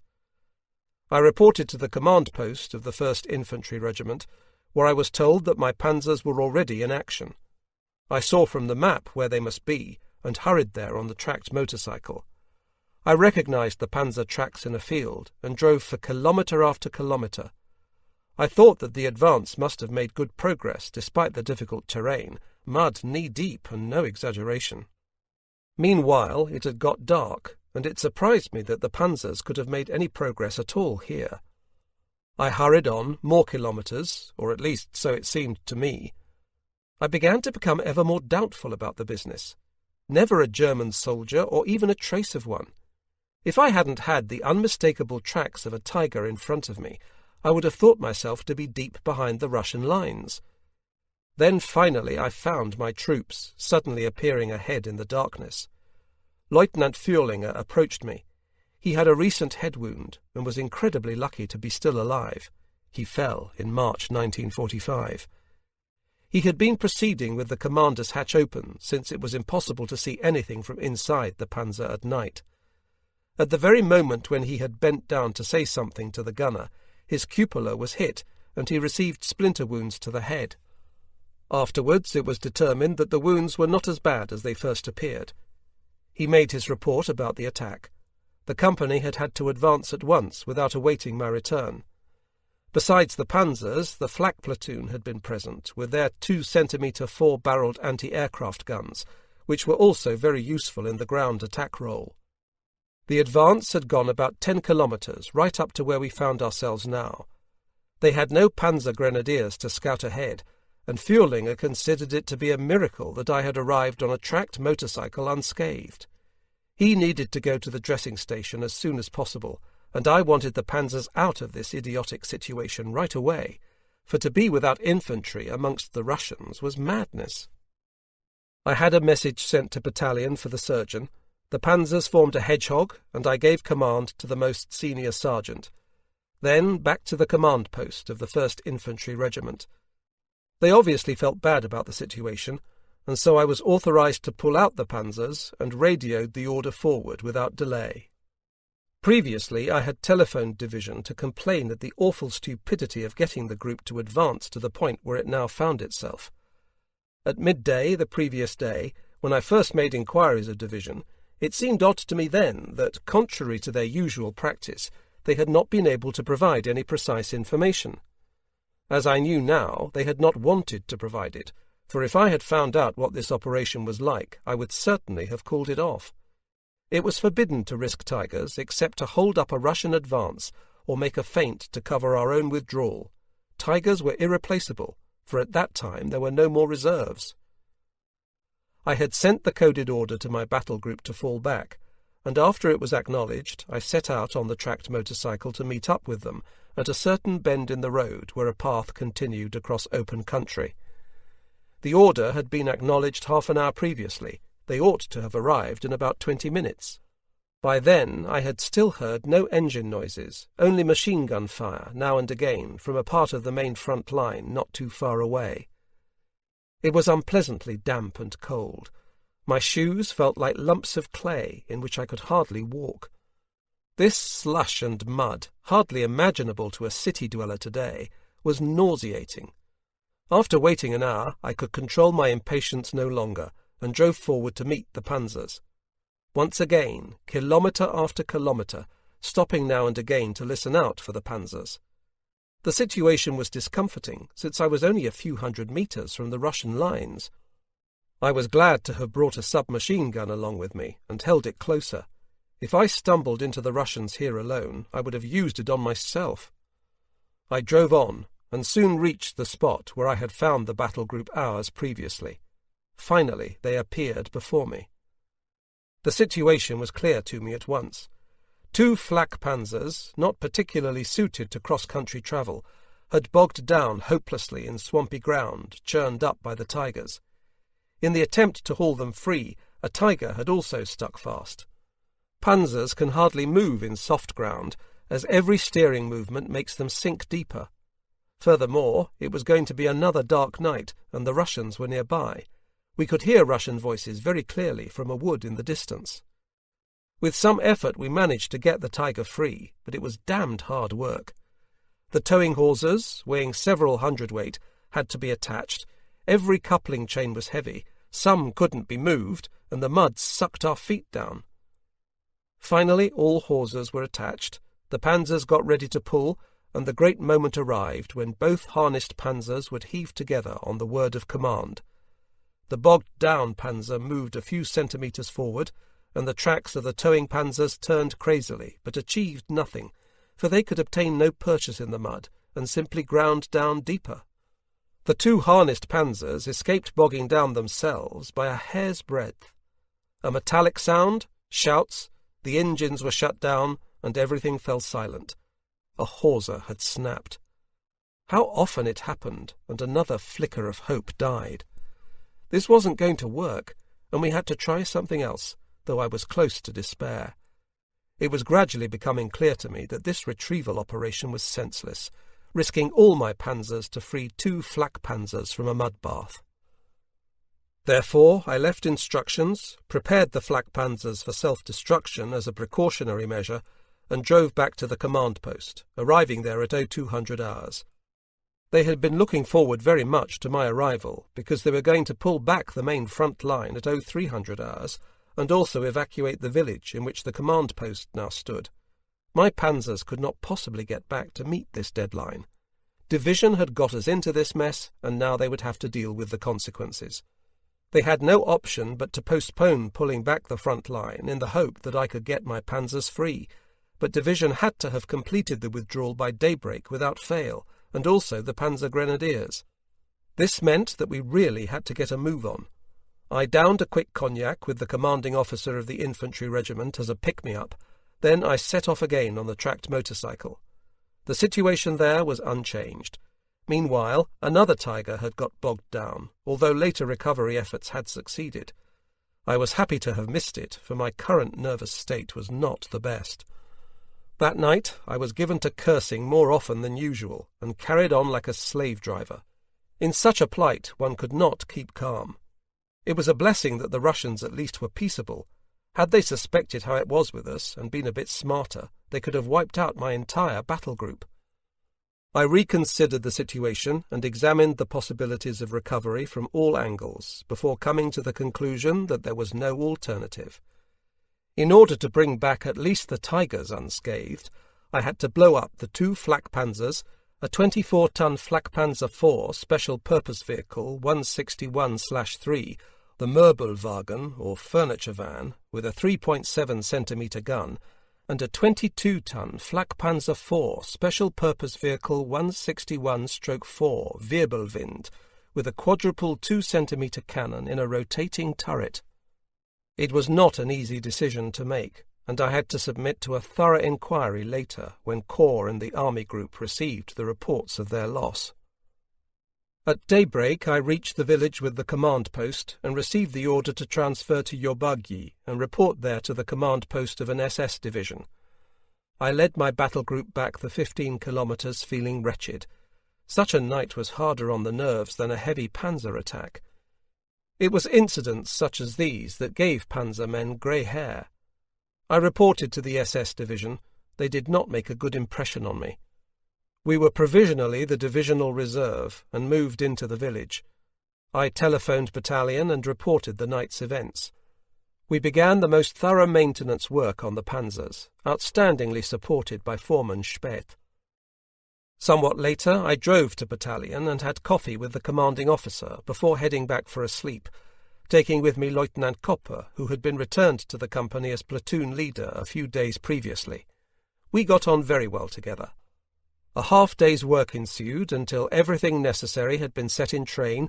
We had telephones connected, obtained maps of the new operational area, and dealt with the trivial matters. Then, naturally, Feldfebel Grohmann came forward, and we had to make out the operational report and see to more paperwork. The people in the Reich got upset about. For the third time, a Feldgendarmerie report from Kassel against 8 men of my company, who on a job to the Henschel works there 6 months ago had ignored the sergeant of a patrol and failed to salute. In the German army, an NCO had to be saluted by a man of inferior rank. They were actually demanding that I punish these front veterans for such a trifle. This report went into the wastepaper basket for the 3rd time, but I was convinced that within at least 8 weeks I would receive an admonition. We were often burdened with crap like this, but sometimes there were important things amongst it all, and we had to have order. We were also receiving our field post again. Nothing happened for 4 days. The front here seemed to have calmed down. Another transfer order came in. I went ahead in my Volkswagen with my dispatch riders to sort out the quarters. This nest was not up to much. The farmstead had only 1 room with heating, and was occupied by the men, great-grandparents, grandparents, mother and child of the family. There was nothing that could be done about it. At the end of November we couldn't camp in the open and close up for warmth. Thank heavens our stay there was not long. Towards 0200 hours on the 30th of November, a dispatch rider came from battalion with a written order. Battalion moving to new operations area. Tracked vehicles will load on the train at Weizen, Watz. Lieutenant Kopper will lead panzer elements there, moving out immediately. I had to report personally to the battalion command post, where I was advised of the new situation. After their heavy losses in the fighting east of Budapest in the last 10 days of November, the Russians had reorganized and shifted the point of their main attack effort to the southern wing of our Army Group South. They had crossed the Romanian-Hungarian border, protected only by weak Hungarian forces. Fünfkirchen, Pécs, had fallen, and there was nothing to prevent a quick Russian advance towards Plattensee, Lake Balaton. On the 1st of December 1944, the Russian spearheads had already reached Dombovar and Kaposhvar, 80 kilometres west of the Danube. By shortening the front line in the Hatvan area, the 2nd Armoured Division and the 1st Armoured Division had been freed to oppose these Soviet units. The 23rd Armoured Division had already reached the area south of Lake Balaton on the 30th of November, and with motorized reconnaissance troops were monitoring the Pécs-Pecsvarad-Batazek area and the roads leading north from there. The 23rd Armoured Division had the objective of delaying the Soviet advance for as long as possible. The 503rd Heavy Tank Battalion was now subordinated to the 23rd Armoured Division. Therefore, we had received our movement orders. Lieutenant Kopper had his job, and I reported at 0300 hours to the battalion command post. They were all asleep there, and so I used a sofa for the same purpose. Next morning, I discussed the plans with the commanding officer. I went with Fromme to the new operational area in order to establish contact and make inquiries, since it could well be my task to bring the battle group there. Our route passed through Budapest, where we had time to break our journey. In the Hotel Hungaria we had a room with bath. How wonderful that was! In the evening we ate at the Gellert. We had no food coupons, but Hungarians at the neighbouring table helped us out. I enjoyed the atmosphere and the friendliness of the people. We met acquaintances, some from our earlier time in Budapest, others comrades in arms. We sat at the bar for hours. Back at the Hotel Hungaria I had a bath, and then those wonderful beds. Next morning, the 2nd of December 1944, I drove via Stuhlweissenburg to Pinzerhai, and one village further on found our wheeled tross already arrived. At the 23rd Armoured Division I took in the overall situation. The division had a sector almost 100 kilometres wide. It would only be possible to monitor it and fight delaying actions. A stop line was to be set up further on at Lake Balaton, where the Russian advance had to be finally stopped. At that time the Russians were advancing 20 to 30 kilometres every day, for there was nothing to stop them. Next I went to Corps HQ. Looking for the Corps, I arrived at Schiofok, a charming bathing resort on Lake Balaton. Unfortunately, the stay there was not restful because Russian tanks had made a surprise appearance in the vicinity and were expected at any moment. One could not say they had made a breakthrough, for there was not at that time a cohesive front line through which to break. Our defence was limited to holding strategically important points for as long as possible in order to delay the Russian advance. On the 3rd of December, panzers of the battalion arrived by rail, unloaded at Balaton-Kněža, and were driven at once to Simontornia, where the battalion command post was located on the estate of a Hungarian noble. I got to know the Baron, a fine-looking elderly Hungarian gentleman. He invited the battalion officers to dinner, and it became an unforgettable evening for me. Our host and the Baroness received us in evening dress. The table was laid with fine porcelain and glasses, flowers and candles. A footman with white gloves served drinks. Then the lady of the house invited us to the table. I cannot remember the sequence of plates. After the hors d'oeuvre, the Baron made a speech which moved us all, and we drank a toast to the old German-Hungarian brotherhood in arms. Our conversation was deliberately cultured, and I remember that in conclusion there was a wonderful cake, similar to our Himmelstorte at home. Just as we were about to be served coffee, there exploded in our very animated circle, like a lightning bolt from the heavens, the report by our reconnaissance platoon. The Russians had appeared nearby. I hurried out, alerted my panzers, and sent out my lookouts. To be surprised by the Russians now would be extremely unfavourable. The commanding officer sent the reconnaissance platoon to make inquiries. I came back and drank my coffee. The battalion HQ was making hurried preparations to move out, and went that same night. I remained with my battle group at the village for the time being. Our host was determined to get his family to safety. Frommer offered him battalion vehicles and urged him and his wife not to remain here under any circumstances. The estate vehicles were loaded up, and after the first confusion everything seemed to proceed with careful deliberation. My assignment was now to secure the area for the time being, and maintain contact with the 23rd Armoured Division, for apart from my panzers there were no forces available to oppose the Russians. At daybreak I could see the next village, about 1,500 metres away from the windows of my command post. The Russians had got that far in the meantime. In the course of the morning there was some exchange of fire. Russian tanks had ventured out of the village, probably on reconnaissance. Upon receiving our fire they made smoke and fell back. Towards midday I was told to move my battle group during the course of the evening. About the same time I noticed that in the courtyard the estate vehicles, which had been loaded the previous night, were now being unloaded again. I went to find the Baron, who declared that to flee made no sense. He would not leave his estate. His 2 teenage sons would make their way on horseback to relatives in Vienna with money and provisions. Shortly after that I saw them ride off. I offered the Baron 3 of my armoured personnel carriers to take his family to safety. He was indecisive, and I increased the pressure on him to go. I could sense what a difficult inner struggle he was having. It was a dramatic, and for me deeply moving situation. In the end he decided to stay. He had the illusion of hiding out at a hunting lodge in his woods until after the first days of the Russian occupation were over. Now I could delay my departure no longer. My panzers had returned from lookout duty and picked me up after I took my leave of the Baron and his wife in the cellars of their mansion.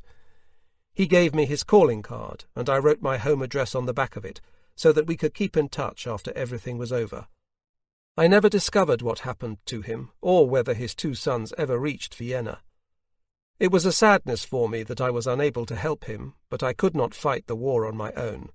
We embraced, and I left. I reported with my panzers to the commanding officer 15 kilometres away at his provisional command post, a very large manor house whose owners had fled, leaving only an aged servant to protect it. He opened up to us very reluctantly. In this sumptuous, internally quite modern house, I was impressed by the gorgeous bathroom and built-in bar near the drawing-room. Unfortunately, the bar was dry. The heating was still working, there was hot water, and I took a glorious bath. What luxury, and what happiness at feeling clean again! I used a British soap on a rope, but forgot to take it with me when I left. I would willingly have stayed much longer in these quarters. After the servant had brought us tea and biscuits, we moved out at 0400 hours, and I drove the commanding officer direct to the 1st Armoured Division, to which we were now subordinated once again. I moved into Lepscheny with my battle group. Next morning the alarm was raised, and I had to take my Tigers without delay to the 2nd Infantry Regiment of the 1st Armoured Division, whose command post lay 5 kilometres from Schiofok. The main front line there consisted only of strong points. The Russians attacked constantly, hoping for a decisive breakthrough at Stuhlweissenburg. I divided my battle group. Half had to advance along the highway towards Schiofok, where the Russians had gained ground yesterday. Lieutenant Kopper led this part of the battle group. In order to relieve the infantry, the other half was to attack a village from where the Russians were making raids on our lines. I led this second group myself. I left my medium-wave radio vehicle behind at the 2nd Infantry Regiment's command post as a relay centre. It was not always easy in the unfavourable circumstances to operate a properly functioning signals network. I drove with my panzers to the position ordered, the infantry company sector. I did not like the route there in the least. In parts it was bottomless mud and difficult for my panzers to pass. The infantry company consisted of 21 men guarding 2 kilometres of front, therefore the length of a football pitch each. They were overjoyed when we arrived, and now felt safe. We launched the attack against the enemy-held village immediately. It confronted the infantry company sector from about 2 kilometres away. The attack went well, and although we were only 3 panzers, this was enough. We knocked out 6 anti-tank guns, at which the Russians decamped, and I pulled back to position the Tigers between the infantry trenches. The infantry were content. I established contact with Lieutenant Kopper and his half of the battle group. The attack had not gone so well there. An Oberfeldwebel from No. 2 Company had been killed. We were really depressed about it. I went on foot to the battalion command post, where I had ordered my tracked motorcycle to be brought, and drove from there to the regimental command post to discuss the situation with the regimental commander, after which I was given orders to move out at 1800 hours. I had had the feeling all day that something was going to go wrong. We often had these presentiments of disaster, and mostly they came true. Since there was only an hour to go until we moved back, there was no point in my going forward again, and instead I passed the order by radio to both halves of my battle group. While I was at regimental HQ, my 3 panzers were commanded by Feldwebel Seidel, a reliable veteran. Both halves were to come now to the regimental command post. The infantry was to pull out at 2100 hours to form a new line some kilometres further back. I expected my panzers any time after 1830 hours. Then a radio message came from Lieutenant Kopper. While moving out, 2 Tigers had stuck fast in a swampy meadow just short of the highway. Recovery work was underway. I was on tenterhooks, for the place where Kopper now found himself was on the main front line, about 100 metres from the advanced Russian outposts. There was no infantry available for close protection. Thus we were faced with a difficult recovery. After about 30 minutes came a new message. During the recovery work, a 3rd Tiger had got stuck fast. As if that were not enough, Feldwebel Seidel radioed me that 2 of his 3 panzers had bogged down on the path in the quagmire. I was close to despair. 5 panzers all bogged down together was bound to end in disaster. After a jittery half-hour, Seidel reported that his 2 panzers had got free. When they arrived, I went with them to the spot where Lieutenant Kopper's 3 panzers were stuck. Previously, I had received the regimental commander's promise that the infantry would remain in position for as long as it took to get these panzers free. When I reached Kopper, I found the following to be the situation. 20 to 30 metres to the right of the Schiofok highway, 3 Tigers had sunk fairly hopelessly into the morass. In the darkness, the path was very difficult to see, and the panzers had turned off only a few metres short of the highway. Every time the Russians heard an engine, they fired off wildly in its general direction, and the bullets whistled all around us, which naturally made the recovery work much more difficult.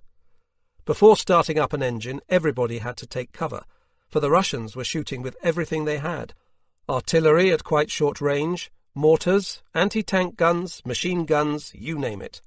They were zeroed in on the highway and firing blindly along it, while we had to keep on the firm ground of the highway in order to carry out the salvage work. Finally, after much effort, we got 1 panzer free and on the highway. Suddenly, a barrage of fire. I took cover behind the panzer. A deafening explosion, an impact on the highway very close to me. I was struck in the face and felt something warm running down my nose. A shell splinter had cut me. How easily it could have put my eye out. I thought of my presentiment and felt relieved that now it had happened and I was freed from the nightmare of premonition. But there was worse to come. It was past midnight on the 8th of December 1944, and our situation was touch and go. We had no German troops to the right or left of us, and no close protection. I wanted to make one last try, and got 2 panzers into position on the highway to heave. All available hawsers were joined together to reach the 2 casualties sunk into the mire 30 metres away, and the hawsers were just long enough.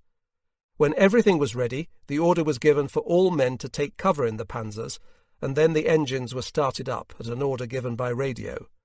The Russians opened fire again, raking the highway. It was really very dangerous. Nevertheless, we got 1 panzer free, at which I was very relieved and elated.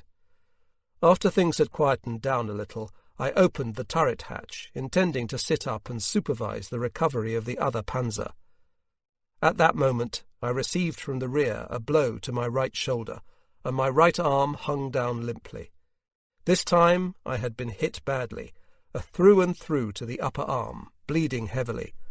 I had received the wound from the rear, therefore the Russians must have worked their way around behind us. I gave Lieutenant Kopper instructions, and when a dispatch rider came by to inquire how much longer the recovery work would go on for, I went back with him and had a doctor dress the wound. I had been very lucky in that it was a pure flesh wound, the bones were intact. An hour later I was at the battalion command post. Shortly afterwards, Lieutenant Kopper also came by, as careworn as I, to report that the last panzer could not be retrieved because the Russians had surrounded the site and had worked their way up to the towing panzers. The last bogged-down Tiger had to be shot into flames, but I was happy, however, that of the 5 which had stuck fast we had got 4 free. For a long while this had seemed impossible to me. Next morning I was examined by the battalion surgeon. Result: admission to a military hospital. I was still thinking about whether I wanted to go or not when the alarming report came in at 1000 hours that the Russians were on the point of occupying Polgardy. The command post packed up everything in the greatest haste, and a short while later we were on the way to Stuhl-Weissenburg. I reported myself unfit for duty to the battalion commanding officer and went to the Tross at Bana. There I worked through all my outstanding paperwork, such as promotions and recommendations for decorations. Feldwebel Bornscheer had fallen, a painful loss for the company. I had to write to his wife. Next morning I drove to the military hospital at Komarom, taking with me Gefreiter Böhler, whose wound was still causing him problems. We spent only one night at Komarom. Next morning we were listed for a hospital train. This did not suit me, since I wanted to remain in reach of my company. Therefore I drove back to the Tross at Barna, and from there next morning by car to Vienna. I took Böhler with me, and also my driver Glasel and Oberfeldwebel Grohmann. We had 3 punctures on the way, and on the outskirts of Vienna a long delay for an air raid. I went first to see Lieutenant Fürlinger, who was being treated as walking wounded and staying with his mother in Vienna. He took me next day to a military hospital where Böhler and I received excellent treatment. I could move about freely with my arm in a sling and enjoyed the days in Vienna. I went several times to Hitzing to visit my godmother Irene Ardensamer, who was very worried about the future. When the Russians occupied Vienna in mid-April 1945, she and Uncle Zander committed suicide. On the 20th of December, Böhler and I were discharged from hospital at our own request. We wanted to spend Christmas with the company. I had ordered my vehicle to come to Vienna to pick us up, and on the 21st of December we drove back. Our wounds were not yet fully healed, but we ignored it. My Tross now had quarters not far from Varpalota. Very pleasant quarters had been prepared for me there in the rectory. Next morning I drove to the battalion command post at Berchida to report back for duty. Hauptmann Frommer had meanwhile been transferred out to the Panzer school to lecture in tactics, and had already left the company. His successor was Hauptmann von Diest-Körber. As I presented myself to him with the words Lieutenant von Rosen obediently reporting back, he interrupted me and said that I had made a false statement. I had been promoted to Oberleutnant on the 1st of November 1944. Immediately after that he left with the panzers for operations towards Polgardy, and after speaking to my panzer crews I returned to the Tross to save my energies for a few more days before mounting a Tiger again. On my return I found field post from my parents awaiting me. They had evacuated to the Blanquettes at Rothenfels. On the 24th of November, Strasbourg had fallen to the Allies, and since then Rastatt was on the front line. What it must be like there, I could imagine only too well. At Christmas, the company surprised me with a tree and presents. Amongst other things, our company shoemaker, a Russian volunteer auxiliary from Meuse, had made me an attaché case from pieces of leather scraps. A touching gift, and I have it still. The Spieß, Hauptfeldwebel Müller, had slaughtered 4 fat pigs at the Tross and hung 500 sausages in a smokehouse. On every subsequent transfer we transported these sausages and the livestock maintained by the company to the new base. Müller, a baker and confectioner in civilian life, had also baked Christmas biscuits for the whole company, various sorts, with and without chocolate, with nuts or filling, almost like Café Moritz in Rastatt in peacetime. Thus every man of the company got a paper bag with biscuits and 3 sausages. I wanted to spend the evening with my panzer crews. A lot of thought went into it, but the situation thwarted our plans. The previous night the battalion had had to move to Fehervarchurgo. The Russians had unleashed a strong attack and succeeded in investing Stuhl-Weissenburg on Christmas Eve. Our panzers had been in the thick of it. In the evening I arrived at the battalion command post, bringing the commanding officer a present from the company, and then I celebrated Christmas with the repair group. I was not able to go forward to my panzers, and that night the company lost another, Lieutenant Rambaud having had to destroy his Tiger after putting 7 enemy tanks out of action shortly before. To be deprived of any King Tiger was a sad loss. I was on the road until 0200 hours, trying to deliver presents from the company personally, and announced some promotions, amongst them the promotion to Feldwebel of our magnificent Unteroffizier Gärtner, wearer of the German Cross in gold. I stayed with my Tross until the 31st of December 1944. On various occasions I went along the road towards the front, but more importantly I had time for my wounds to heal. I did present myself once to the commanding officer requesting that he allow me to remount my panzer, but I was directed back to Tross. However, on the evening of the 31st of December, orders came at last to take command of my battle group again. The front had receded somewhat, and my panzers were at Moor, famous for its good wines and numerous taverns. The battalion was now subordinated to the 4th Cavalry Brigade, commanded by General Holster. It had 2 mounted regiments, yes, even in 1945 the Wehrmacht still had them, and a so-called heavy battalion with some Panzer.IIIs and armoured personnel carriers. The commanding officer was Rittmeister, cavalry captain, Graf Plettenberg, to whom I was directly responsible. He was also to be found at Mors with his HQ. New Year's Eve at Mors was far from restful, for the Russians, whose trench system was in the wine-growing hills at the end of the village, were able to look down and see everything going on in our nest. Apart from short pauses when they drew breath, we lay under almost incessant Stalin organ or mortar fire. The worst time was just before midnight, when the shack in which I had set up my command post rattled and shook dangerously. My men preferred to spend the night in the Panzer. With Lieutenant Rambaud and a couple of other company stalwarts, we celebrated in the shack with a couple of bottles. At midnight I dashed to Graf Plettenberg's command post, and we drank to the New Year. I radioed a poem to battalion, and thus 1945 began for us. I thought often of my family, from whom I had not recently received news. At that time I got personnel reinforcements. Lieutenant Rubel, coming fresh to us from officer training, was made leader of the 3rd platoon in my company. This post had been vacant since Lieutenant Wagner had been wounded. Before the officer course, Rubel had spent 2 years in No. 1 Company, and had had an outstanding instructor in Oberfeldwebel Fendersack. It had been his aspiration, therefore, to return to No. 1 Company. I got on very well with him, but he had the feeling that he was not welcome in No. 3 Company. I have to say that I saw no such signs, but was happy to have such a capable and experienced man with me. We remain friends to this day.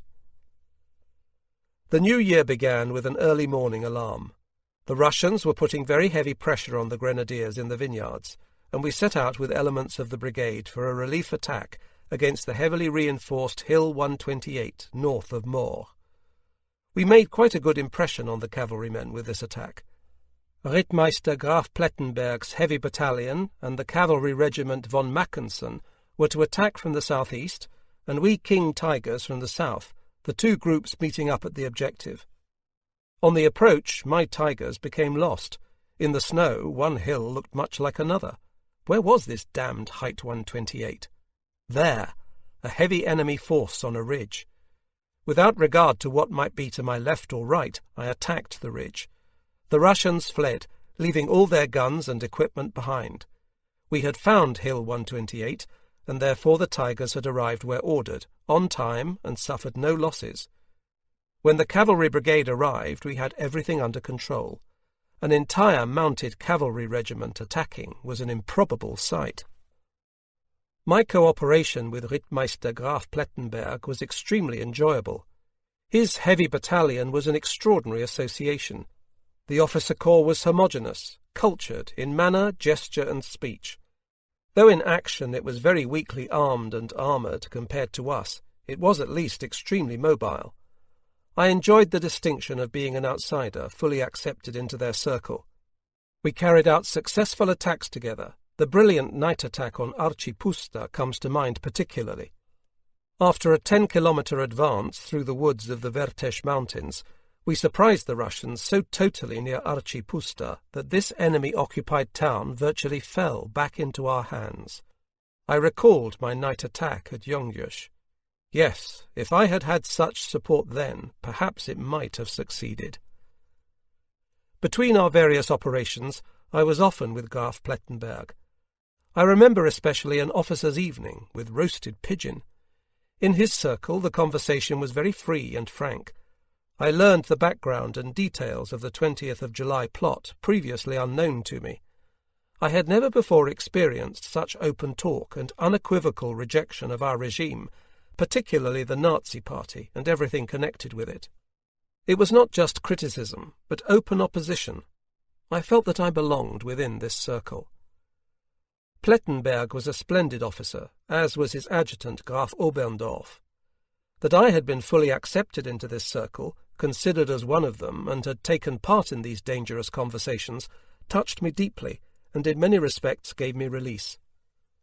That evening Graf Plettenberg tried to convince me to transfer into his battalion to lead a new company of panthers which was being formed. It was very tempting for me to remain in this attractive aristocratic world, but it would mean leaving my own men in the lurch, who had absolute confidence in me. My decision was clear. I had to remain with my company and battalion, where I had good and fine comrades too, and who had gone through hell with me. My detachment to the Heavy Battalion was terminated, and the 503rd Heavy Tank Battalion, which meanwhile had almost 20 King Tigers operational, was led into the fray by the commanding officer, while we remained with Graf Plettenberg temporarily for cooperation. A major offensive was being planned for the near future to prevent the threatened occupation of Budapest. We moved back to Fehérvárcsurgó, and some very difficult days of operations followed. Difficult because the enemy was tenacious and the terrain dreadful. A few days previously there had been heavy snow, but now there was a thaw and the mud took over. The terrain was monotonous. Vast undulating plains, with now and again a manor house razed to the ground. To orientate oneself in this bleak region was difficult, especially at night, and we had to move mostly by night. I experienced many unpleasant night journeys at the head of my column, although ultimately we always arrived where we had been heading. Our orders were to capture Zámoli. The town lay well protected in a gully. The attack was difficult, the Russians dogged.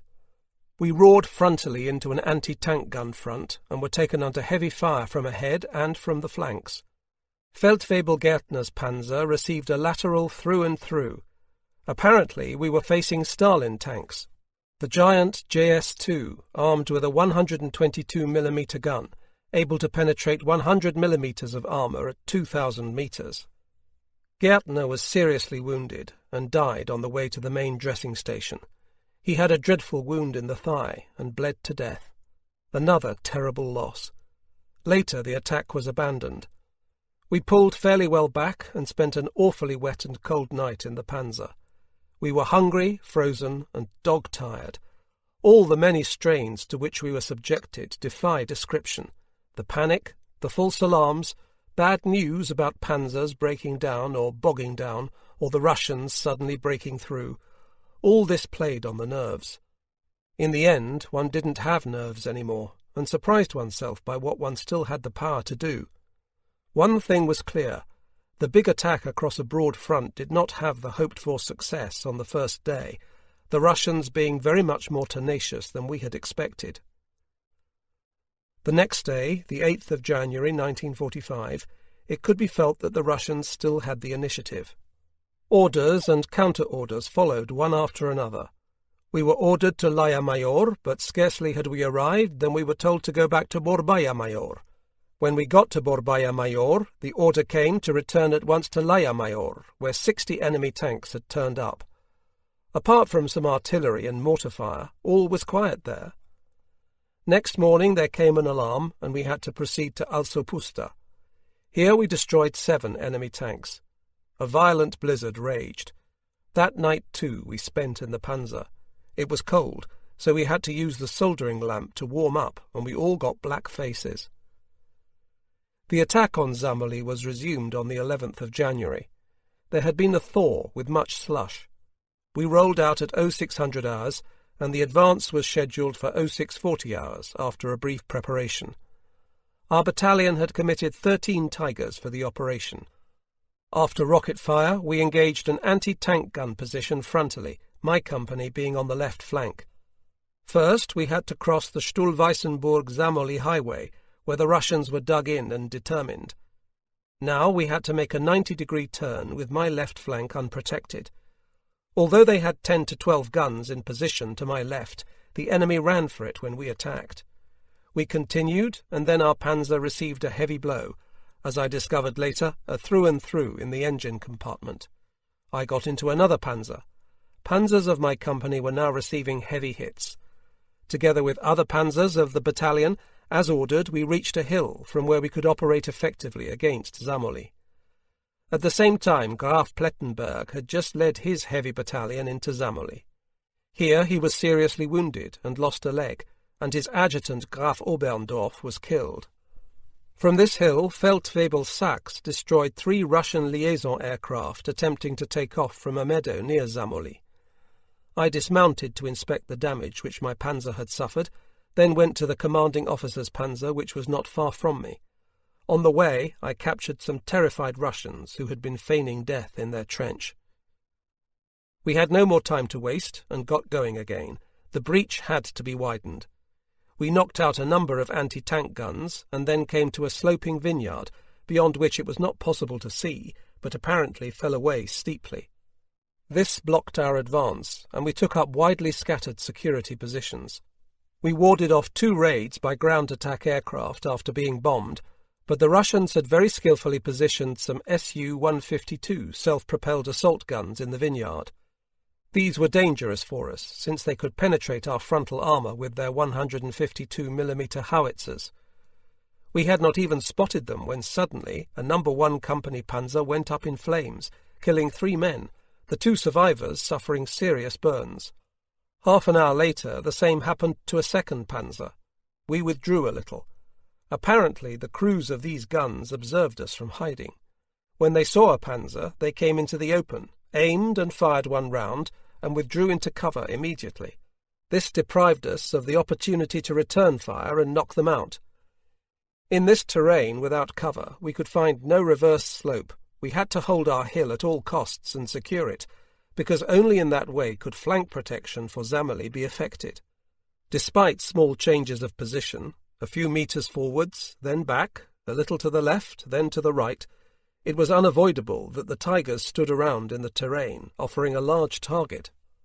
After another half hour, a 3rd panzer standing to my left was hit, killing some of the crew.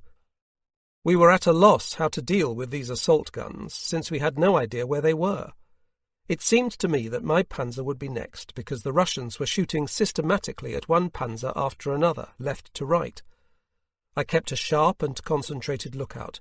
Just keep calm, I told myself, but it was a ghastly situation. It was approaching dusk. How I longed for nightfall. Then I saw a powerful stream of fire from opposite, and at once we were hit. We were whirled about, and suddenly daylight could be seen from within the panzer. We had received a through and through. The engine had had it. I shouted, "Abandon!" and in 5 seconds the whole crew was out. Thank God they all made it. Only the driver had been wounded. After taking him along the path to the dressing station, I returned to the panzers. Darkness was falling, protecting us from further losses. I still had 2 panzers intact. I went on foot to the commanding officer's panzer for a short situation conference, then crept my way back with a crew member carrying a submachine gun. The panzer had not caught fire, and we had orders to bring it back. We made it ready to tow. That is to say, the engine and drivetrain were disconnected in the interior by removing a number of screws. Then the towing hawser was attached. Meanwhile, I stood guard with the submachine gun. This was more for moral support than effective defence. Once darkness fell, a No. 1 Company panzer towed the casualty away under the Russians' noses. Now I saw how lucky we had been again. A large area of armour had been penetrated, yet we only had 1 man wounded. Of the 13 panzers which had set out that morning from battalion, by evening we had 3 still operational. No. 1 Company had 7 dead, while No. 3 Company just 1 man wounded. 2 panzers were write-offs. The remaining Tigers, some of which had received serious damage, could be recovered and brought to the rear. In one of these towing manoeuvres, Lieutenant Herrlein, the battalion adjutant, was wounded. The day had brought the battalion heavy losses as against the success of reconquering Zamoli. Losses inflicted on the enemy were 21 tanks and self-propelled assault guns, 20 anti-tank guns, 3 aircraft, and a multiple rocket launcher destroyed. We headed back to Alzopusta. Next morning I drove with the commanding officer to the battalion command post at Bodaik. There I received my appointment as company commander. Until then I had only been company leader. The appointment was only made possible by my promotion to Oberleutnant. It did nothing to change my duties, but after a definite time as commander one could be promoted to Hauptmann. To that extent, this appointment was an important event. Now I had a couple of days to rest. The battalion surgeon attended to my wound, not yet fully healed, and I attended to my company's panzers, ensuring that they emerged as quickly as possible from the workshop. The next few weeks we operated in the Fehervarchurgo-Zamoli-Stuhl-Weissenburg triangle, the purpose being to protect the narrows between Lake Balaton and Lake Velence, mostly by attacking the enemy where they broke through. Stuhl-Weissenburg changed hands several times. On the 10th of February, Budapest capitulated. The two attempts to relieve Budapest, made either side of Lake Velence, got very close to the Hungarian capital, but in the end our forces were not strong enough. We had good results, destroying numerous Russian tanks, assault guns, and anti-tank guns. Our losses were kept within acceptable limits, and in this period the company had no fatalities. If the number of Tigers operational was large, the battalion would be led by the commanding officer, and the three companies by their respective commanders. If the number fell, then they would be assembled into a battle group led by one of the three company commanders. The leadership changed every 7 days, so that if everything went according to plan, after 7 days of operation I would have a rest. Of course it did not always work out that way, and then I would have to spend longer in the field. The panzer crews often got periods for rest, as nearly all panzers went into the workshop from time to time to repair battle damage or technical defects. Then they would remain with the panzer. The general war situation was by now causing us great concern.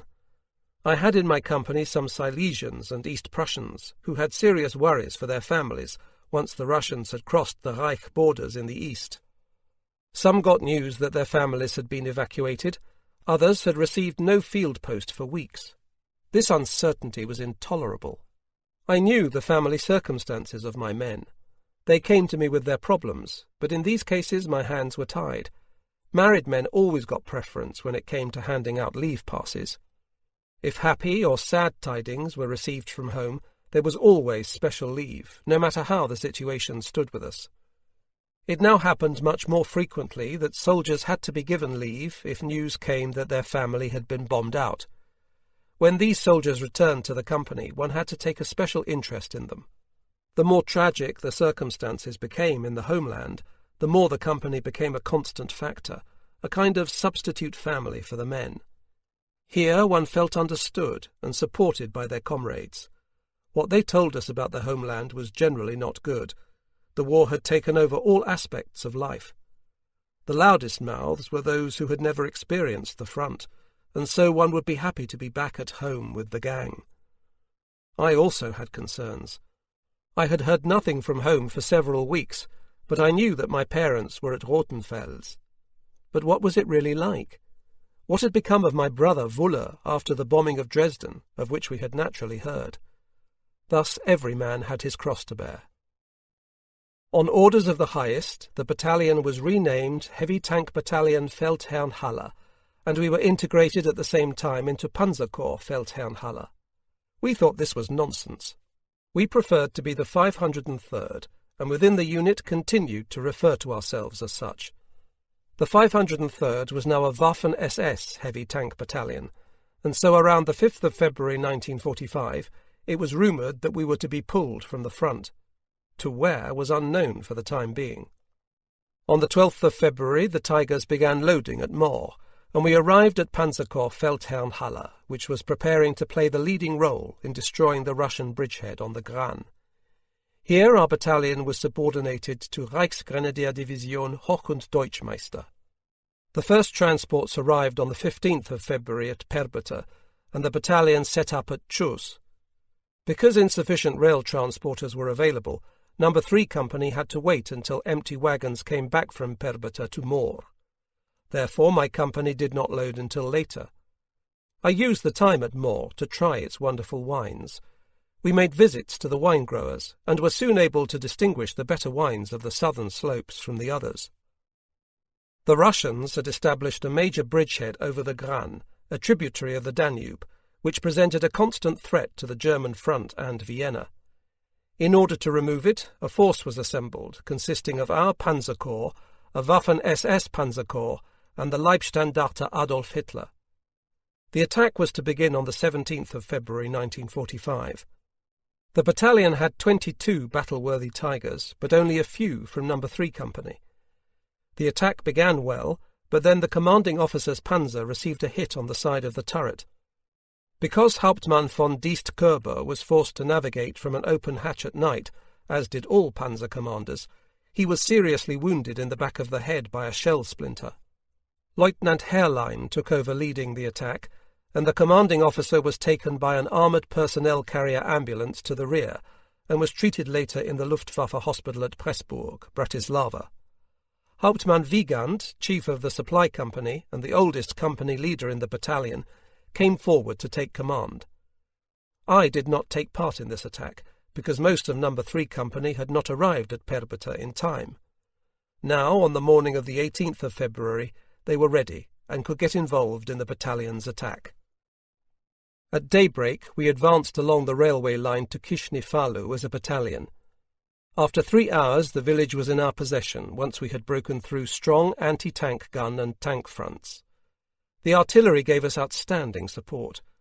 I had their advanced spotter as 6th man in my Panzer, therefore I could tell him directly what I wanted, and he then passed it on to his batteries as a radio message. The artillery laid smoke into the village, forcing the Russians to decamp. Their defence had begun to totter. After mopping up, we pushed on and were soon confronted by a minefield. In order not to lose time, I dismounted and cleared a path myself for the panzers, and defused wooden chest and tar mines, as I had been taught in 1943 at Talakonoye by the pioneer Oberfeldwebel Baumann.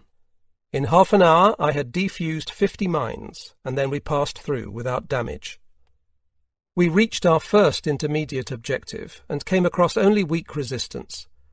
Meanwhile, we had progressed a good distance behind the Russian lines. A new order now came from division. After decoding it, we thought initially there had been some mistake, and requested a repeat. But no, we had a new objective to aim for, about 20 kilometres from where we were now, and it was getting dark. Therefore we advanced, always cross-country, occasionally running into enemy tanks. Open fire, hit, press on. The most difficult task was to navigate through a pitch-dark night. Towards midnight we came to a very swampy area, which caused us difficulties. Some distance away we saw to our left white flares going up, the signal for German troops, and we heard the typical engine noise of German panzers. After another hour we succeeded in making direct contact with the Leibstandarte Adolf Hitler, which had made its way here from the north with 40 to 50 panzers. At first we approached them, but then received an order from division to halt. This was in the Musla area. Hauptmann Wiegand went to establish contact with division, while I waited with the panzers for several hours for our supply, which arrived at 0400 hours with the longed-for field kitchen. The food was cold, only the coffee was hot. Towards 0700 hours I arrived at Köbelkut as ordered with the panzers. Here Hauptmann Wiegand was waiting for us with new orders. We had to liberate 2 villages, but apparently the Russians had got wind of the presence of Tigers and decamped, and we fulfilled the mission without meeting significant resistance. Here we would have liked to pause a while, but new orders kept us going. This time our advance took us through mountainous country. It was a strain, particularly for the drivers who had had no sleep for 28 hours. The pre-spring sunshine made up for it somewhat. Towards evening we got to our new objective, much longed for, but we had to make a night attack on Kement straight away, therefore no sleep. The terrain before us was difficult, numerous steep gulches had to be crossed, and in darkness, when contact with the enemy had to be expected at any moment, making it doubly unpleasant. We had already driven through the Russian lines. They had been abandoned, which gave me an uneasy feeling. After crossing a very difficult gorge, we came to a broad, elevated plain with an upward slope. We could only guess our direction of advance, therefore we went forward slowly. It was clear to me that our main difficulties would not present themselves until daybreak. If we reached Kement during the night, we would be left totally to our own devices after dawn, for the entire area could be easily seen from the higher ground on the other bank of the Gran, where the Russians had positioned themselves. We would not be able to receive supplies or reinforcements during daylight. This was something to worry about later, for our advance was still progressing, and the Russians were too quiet for comfort. Suddenly we came across mines laid to the left, right, and ahead of us. We were already into a minefield whose borders could not be determined. We began attempts to clear them, but they had been laid carefully and were totally frozen in besides. There was no room to manoeuvre, and we finally had to accept that we had come to a dead end. We worked feverishly to change the damaged sections of track, this setting off other mines in the process. Since we could not proceed through the minefield, our only option was to withdraw, for now it had begun to get light. The calendar read the 20th of February 1945, my last day on active service. We had just pulled back to the gorge when at first light we had the Russians at our throats. Their tank attack was skillful, but in tank combat we were still a little superior to them. Towards midday the situation quietened down, and Hauptmann Wiegand drove back to the command post. I left 2 panzers on watch ahead and went back 2 kilometres up to a quarry in order to give the crews some rest. Every 2 hours the 2 panzers ahead were to be relieved. I stretched myself out on the rear of my panzer, enjoying the warmth of the engine below and the sun above, and fell asleep. A little later the enemy artillery fired on precisely this little spot, and shell splinters shattered my left elbow. I noticed this while half asleep, and did not fully come to my senses until I found a surgeon working on my arm. He applied an emergency dressing, and I was conveyed by armoured personnel carrier to the command post at Köbelkut, where Dr. Bury looked at the wound. They were all very concerned about me. Lieutenant Kopper now took over command of the company, and I discussed everything with him which needed to be done. They had given me a shot of morphine, and this held off the pain. I reported myself unfit for duty to Hauptmann Wiegand, and drove to the workshop, where I had my evening meal with Oberleutnant Barkhausen. Then I was returned to the Tross at Tardosked, in the more comfortable Mercedes of the commanding officer. We arrived there around midnight, expected by the Spieß, Hauptfeldwebel Müller. Thanks to the morphine, I slept well. Next morning in the orderly room I dictated some important things I wanted to see to myself, promotions, decorations, and the like, then summoned the company Feldwebels to take my leave of them. The company was fallen in, less those men on active duty forward, in order for me to make a parting speech, short because I had begun to feel weak, and my dressing was soaked with blood. In closing, I told my company what I firmly believed at that moment. In 3 months I shall be back with you. Then I shook each man by the hand, and was driven in the commanding officer's car to the Luftwaffe hospital at Pressburg. 10. Military Hospital and the End of the War, February to July 1945. Hauptmann von Eichel-Streiber accompanied me to Pressburg. My commanding officer, Hauptmann von Diest-Körber, was also at the Luftwaffe hospital there, and I was admitted to his ward. Not much could be done with me the first few days. Because of the large wound and swelling, it could not be put in plaster. The wound was treated twice under anaesthetic, so that splinters of shell and bone could be removed. There was much discharge matter. I was given daily injections of morphine, and was always asking for more, but the dosage could not be exceeded to avoid my becoming addicted. After a few days, the commanding officer was discharged at his own request. I had been able to dictate my letters to him, and he helped me so far as necessary. The letters in which I informed my parents of my wound never arrived. The last field post they received from me was dated the 17th of February 1945. The French had occupied my home province of Baden before my letters from hospital arrived. I became very bedridden. The doctors were at a loss, for without a plaster cast the bones would not knit, and because the joint was shattered, the ends of the upper and lower arms could not unite. The arm remained badly swollen and suppurating. There was often talk of amputation, but the doctors there did not want to risk doing it. As soon as I was able to travel, they would send me to a hospital in Germany. At that time, my company had a pause in operations, and so from time to time a vehicle would arrive with visitors. One afternoon, at the end of February, I received a surprise visit from Hauptmann Eichel-Streiber, wearing a solemn face, followed by Spiess-Müller and Feldwebel Sachs and the hospital surgeons. On behalf of the commanding officer, Eichel awarded me the German Cross in gold. Müller had brought a lot of drinks and cakes he had baked personally, and acorn coffee in thermos flasks. More and more people joined our happy throng, and we all drank a toast to me so often that I needed no painkillers for the rest of the day.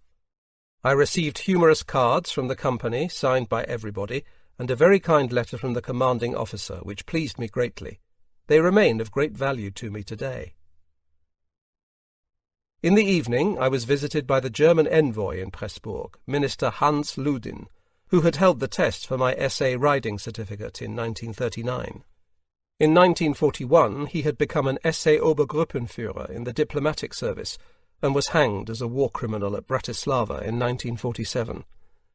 He stood at my bedside and congratulated me, then read my name on the clipboard at the foot of my bed and asked, "A son of the old Rosens of Rastatt?" When I confirmed it, he recalled how during his fortress confinement at Rastatt he had been invited to lunch at our house on many Sundays. Next day he sent a young female secretary from the consulate with 2 bottles of champagne. A few days later I was scheduled to be transferred by hospital train to Germany. Fortune smiled on me again. In mid-March, the Army Group consultant surgeon, a professor at Greifswald University, came on a routine visit to the hospital. He was available to all military hospitals in the Army Group's area in order to advise on difficult cases and, if necessary, take them on himself. He had been shown 4 such cases at Pressburg. After examining me, he operated at once, and so saved my stiffened arm. Now he fixed my arm at a 190 degrees bend, using a chest, upper and lower arm plaster cast, which kept the wound area open, and by hooks reaching into the wounds, fixed the bones in this position. This gave them the chance to knit together again. At the end of March, the Russians were dangerously close to Pressburg. I was brought out on the last hospital train to leave the town, and after crossing the Reich border on Easter Sunday, went into a military hospital at Gars on the River Inn on the 3rd of April 1945, and transferred 3 days later to the military hospital at Haag near the inn because better surgical treatment was available there. The well-known Professor Frey of Munich was chief surgeon, and so I was in the best hands. I had lost weight over the preceding weeks, and my plaster cast had begun to rub, therefore windows were cut into it for access to the suppurating wounds. Naturally, I followed the course of events from the various fronts. In April, a large town or city fell every day. It was entirely obvious that the end was near, and not even a miracle could stave off our total defeat. On the 20th of April, the Führer's birthday, Goebbels made a speech of praise, which ended, as did all those made over the years, with the sentence, "May he remain for us what he is to us and always was, our Hitler." I remembered this phrase very clearly, because in 7th grade at high school I had had to deliver Goebbels' birthday speech from memory. At the time we thought it was rubbish, but upon hearing these words again on the 20th of April 1945 in this situation, I could only shake my head and marvel at how people had been taken in by it for all those years. On the 1st of May the special bulletin came reporting Hitler's death, kept back from us for 12 hours, and that he had reportedly fallen in the battle for the Reich capital. Finally, I thought, finally it's over, and we can put an end to this pointless butchery. Make it quick, for better an end with horror than horror without end. Some days previously my plaster cast had been cut off. It was a long procedure before I was finally peeled out of my breastplate. The bones had knitted together, but the wound looked much as before. Now that the cast was off, I could carry my arm in a sling. The wrist was stiff and the shoulder far from flexible. I dressed myself for the first time and took a walk through the village, but was happier when back in the hospital. Every day the improvement continued.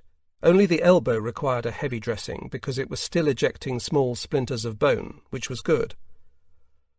On the 26th of April, the patients were given the choice of remaining at the hospital until the Americans arrived, or being released at once to the location of one's choice. I elected for the latter.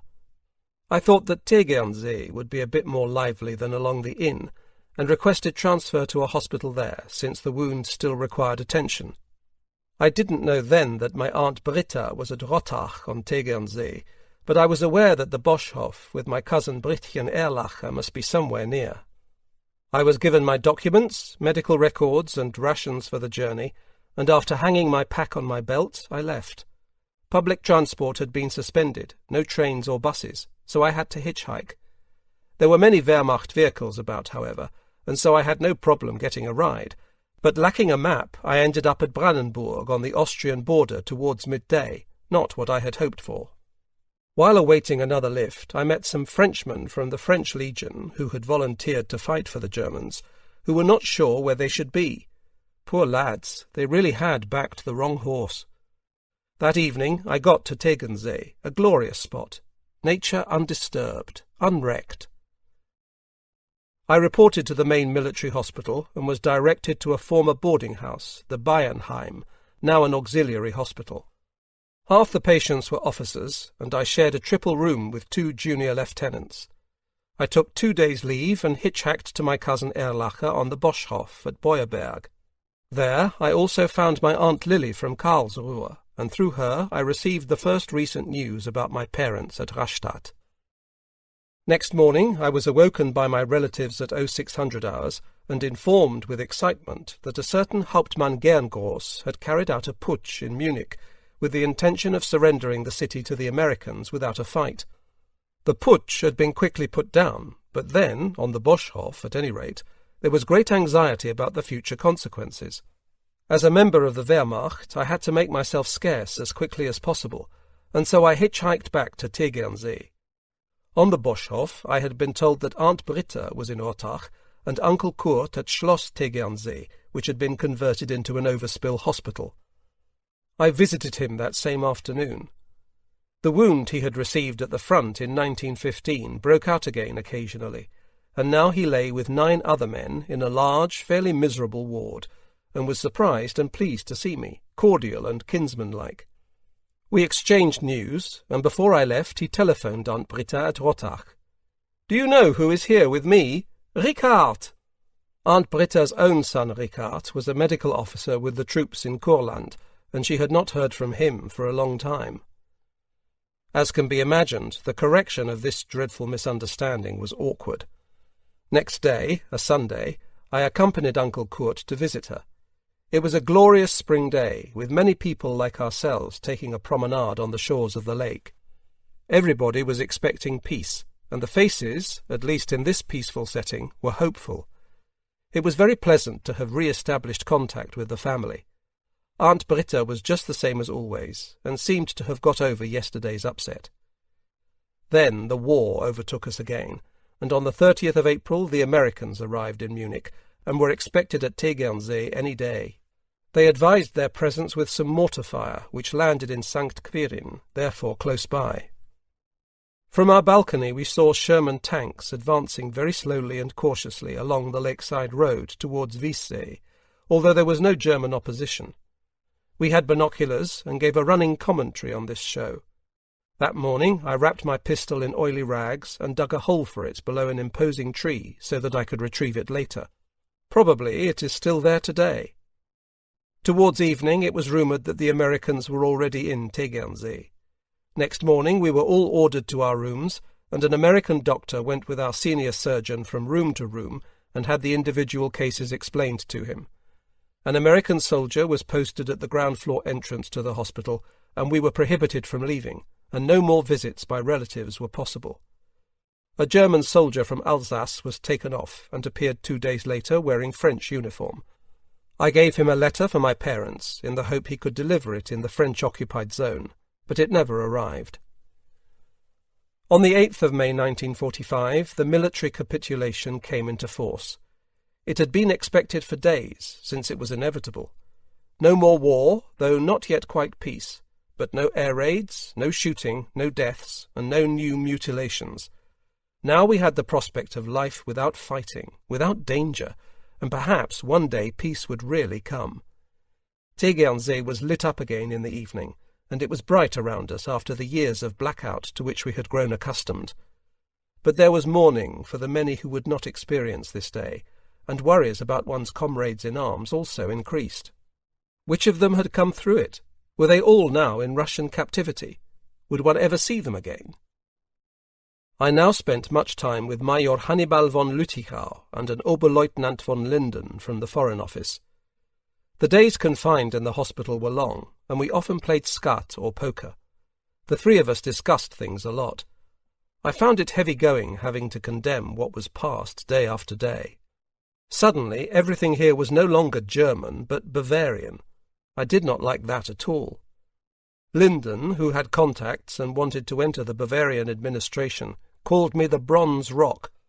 The nurses were no longer from the German but the Bavarian Red Cross. There were still no newspapers, and the radio was in the hands of the American military. Much of what we heard was considered to be propaganda. We still knew next to nothing of the dreadful things which had accompanied the war. Of the Holocaust and the extent of the concentration camps we at least had no knowledge, and when we discovered the facts, found them at first so unbelievable that it needed time before we could open our eyes to these horrific scenes. Our time was fully taken up by what lay ahead, what plans had to be made and taken in hand for the future. Before, the military had done one's thinking for one to a certain extent, but now one had to think for oneself and was responsible for oneself. In mid-June, everybody was interrogated by American officers, most of whom were German Jews. Family, occupation, membership of party organizations, time as a soldier, and so on, were asked. The interrogators knew the German circumstances exceedingly well, and so their questions were precise, and one had to answer exactly.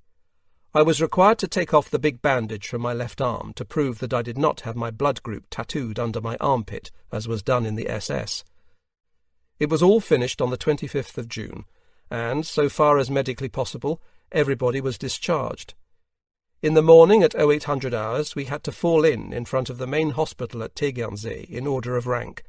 Then the names were read out quickly, and each individual had to step forward to receive his certificate of discharge. It gave him his freedom, and he could go home. The ceremony ended, and 5 men were still standing there, myself amongst them. We had no idea why we had not received our discharge papers, and were very disappointed.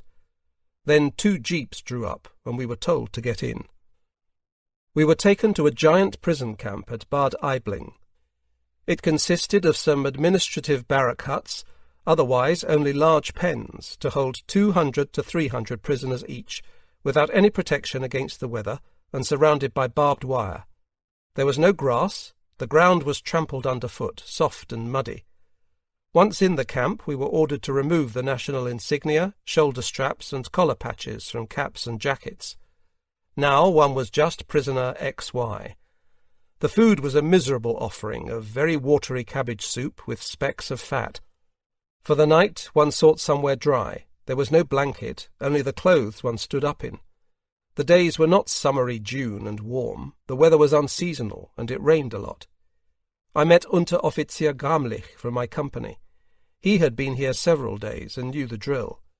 He could not tell me anything about the company, which he had left some time before, for he had been scooped up in the campaign known as Heldenklau, clawing up heroes, selecting men off the street as fit for the front, and was to have become an infantryman.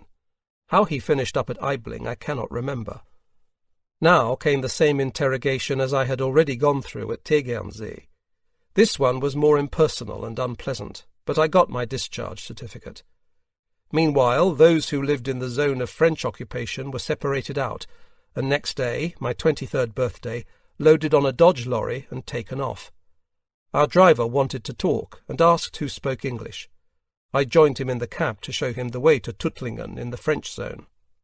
On the way we passed through Munich. The destruction was indescribable. Some burnt-out ruins were still standing, but then we came to blocks of streets where everything had been razed to the ground, left and right of us, and great mountains of rubble stood either side of the thoroughfare. Where were the people who had once lived here? We saw few of them on the street. It would be generations before it could all be rebuilt. Then we came to districts where the trams were still running. The destruction on the outskirts of the city was less, but it still looked appalling. Our route went through the countryside, past neat, undamaged villages and small towns, in which life seemed to be normal. About 1700 hours we arrived at Tuttlingen. I inquired the way to the camp. "Make sure they don't keep you there. Every day transports leave here for France." That was all we needed, to stay prisoners, and prisoners of the French to boot. It seemed to us laughable that the French considered themselves one of the victorious nations.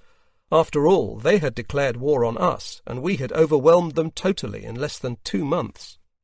This and similar thoughts ran through my mind as we came to the French prison camp. Our driver accompanied us to the barrack hut, where our papers were examined and the French endorsement stamped on them. This served at the same time as an authority to proceed to one's home town. Without it, one could not leave for one's home address. When we had all been processed and returned to the lorry, our kind driver said that next day he would be driving back via Stuttgart. If anyone wanted to go there with him, they were welcome aboard. Departure was 0900 hours. That was wonderful for me, for connections from Tuttlingen into the Rhine Valley were very troublesome, and I hoped that from Stuttgart I would be able to take a train. We looked for somewhere to spend the night, Caritas, or the camp of a similar charity. It was my first night of freedom, my first night as a civilian, for now I was no longer a prisoner of war. We were also warned here, if possible, not to show ourselves in the city. The French couldn't be trusted. They just kidnapped people off the street at will. What I saw of their military at Tuttlingen did not inspire much confidence either. Next morning, a Sunday, our lorry arrived at 0900 hours on the dot and took us to Stuttgart. We were set down at the last tram stop, and we took our leave of our driver, who had been so helpful and friendly to us, with much thanks. I had the impression that he had sympathy for us. I can't remember in which suburb of Stuttgart we found ourselves. We stood around rather lost in a church forecourt. The bells rang and the people left mass. They were all dressed in their Sunday best and in holiday mood. We discharged soldiers must have made a pitiful impression. People came up to us, spoke, and invited us to their houses. In a few minutes we were all amongst friendly people sharing their Sunday lunch with us. They gave us good advice. Don't take the tram through Stuttgart. At the Schlossplatz junction they take off anyone who looks like a former soldier. They do just what they like, and we have no rights. Take the train the long way around the city to Zuffenhausen. The railway stations are still in American hands, and the French can't touch you there. I followed this advice, got to Zuffenhausen without a problem, and had to wait on the station platform for several hours until a goods train left for Karlsruhe. We arrived there at midnight, not at the main station, but at Karlsruhe West. There was curfew from 2200 hours, therefore we had to stay at the station. I curled up and slept with many others in a goods yard. Tomorrow I would definitely be home. As early as allowed, I walked across the city to the main station to ask about trains. The next train for Rastatt would not be leaving until the afternoon. I strolled about the streets. Even here there was much destruction, but Munich looked a lot worse. The Americans were in Karlsruhe, so one could move about without fear. The border between the US and French zones of occupation ran through Durmersheim between Karlsruhe and Rastatt. It was a proper border with barriers across the street and checkpoints. The passenger train left for Rastatt at 1700 hours. When I went through the ticket barrier there, I asked the railway official how things were in Sibyllenstrasse. "Everything is still standing," was the comforting answer. I crossed the rail installations, the Ludwig-Wilhelm-Strasse, and then turned into our Sibyllenstrasse. It was an indescribable feeling, this return home, after everything that lay behind me. I recognized my mamma from afar, shopping for the evening meal at the Kolonialwaren store, and she came towards me. How tired she looked. Then she recognized me, and we hurried to meet.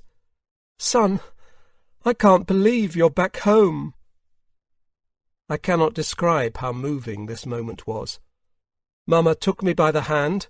We went through the house and garden to the rear gate. "Erich, Richard is home," she called out as we went up to the veranda, and Papa, I can still see this clearly, jumped up and, unable to speak, came down to me. His face lit up, a rare occurrence after years of worry, difficulties, and humiliation. How thankful I was to be back home with my parents, knowing at last that they had also survived. Hearing these words, the listener can perhaps empathize with my feelings of happiness. 11. Home again. Rastatt under French occupation. That beautiful July evening we sat for hours on the veranda, looking out over our blossoming garden.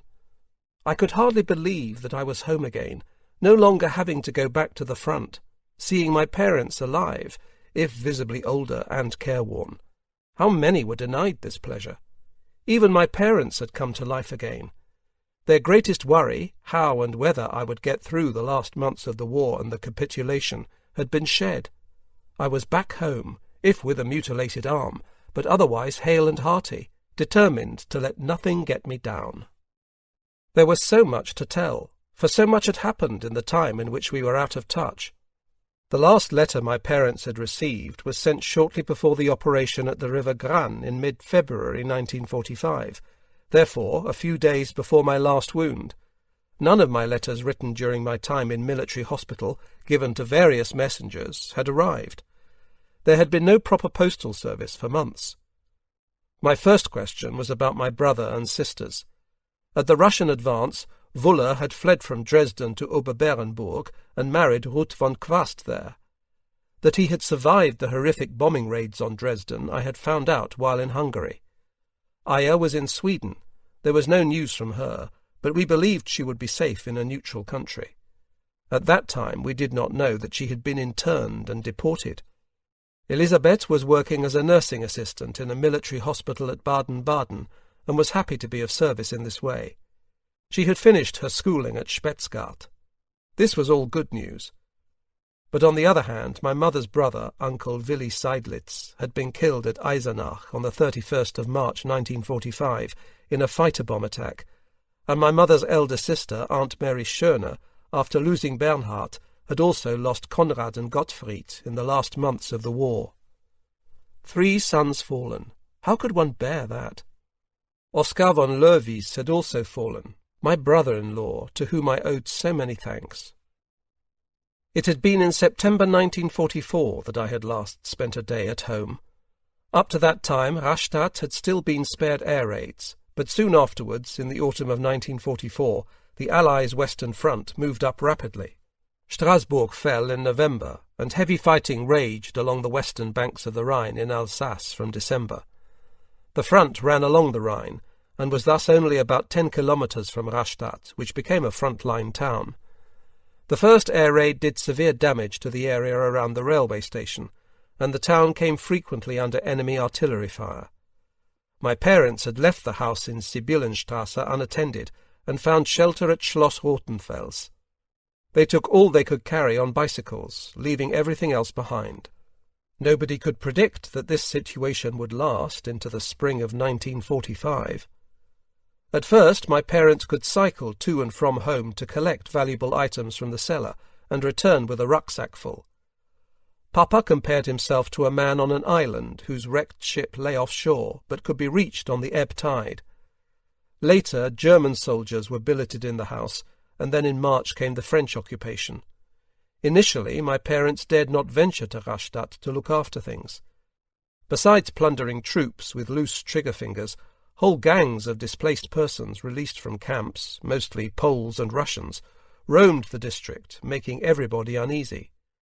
The great Rastatt hospital had to be cleared out for them. They set up in it and made it the base for their criminal operations.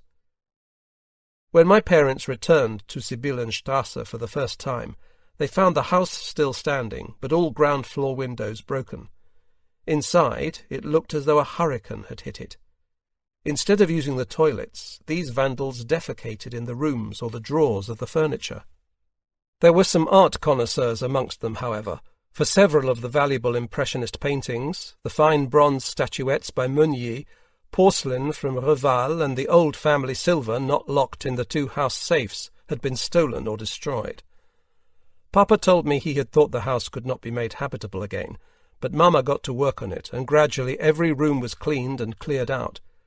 Missing items of furniture, such as the sofa and chairs, had found their way into other neighbourhood houses, carried there by soldiers. Gradually, life began to get back to normal. There were no longer any German authorities. The rule of law was in the hands of the occupying troops. The French had installed a mayor, an old communist, who had survived the Nazi period and had now set up a kind of town council with others of like mind.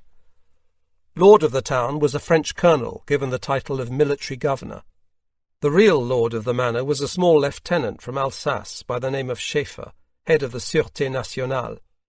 He exercised police powers, and his German informers supplied him at his HQ, the Villa Meyer, with persons to be interrogated and often tortured.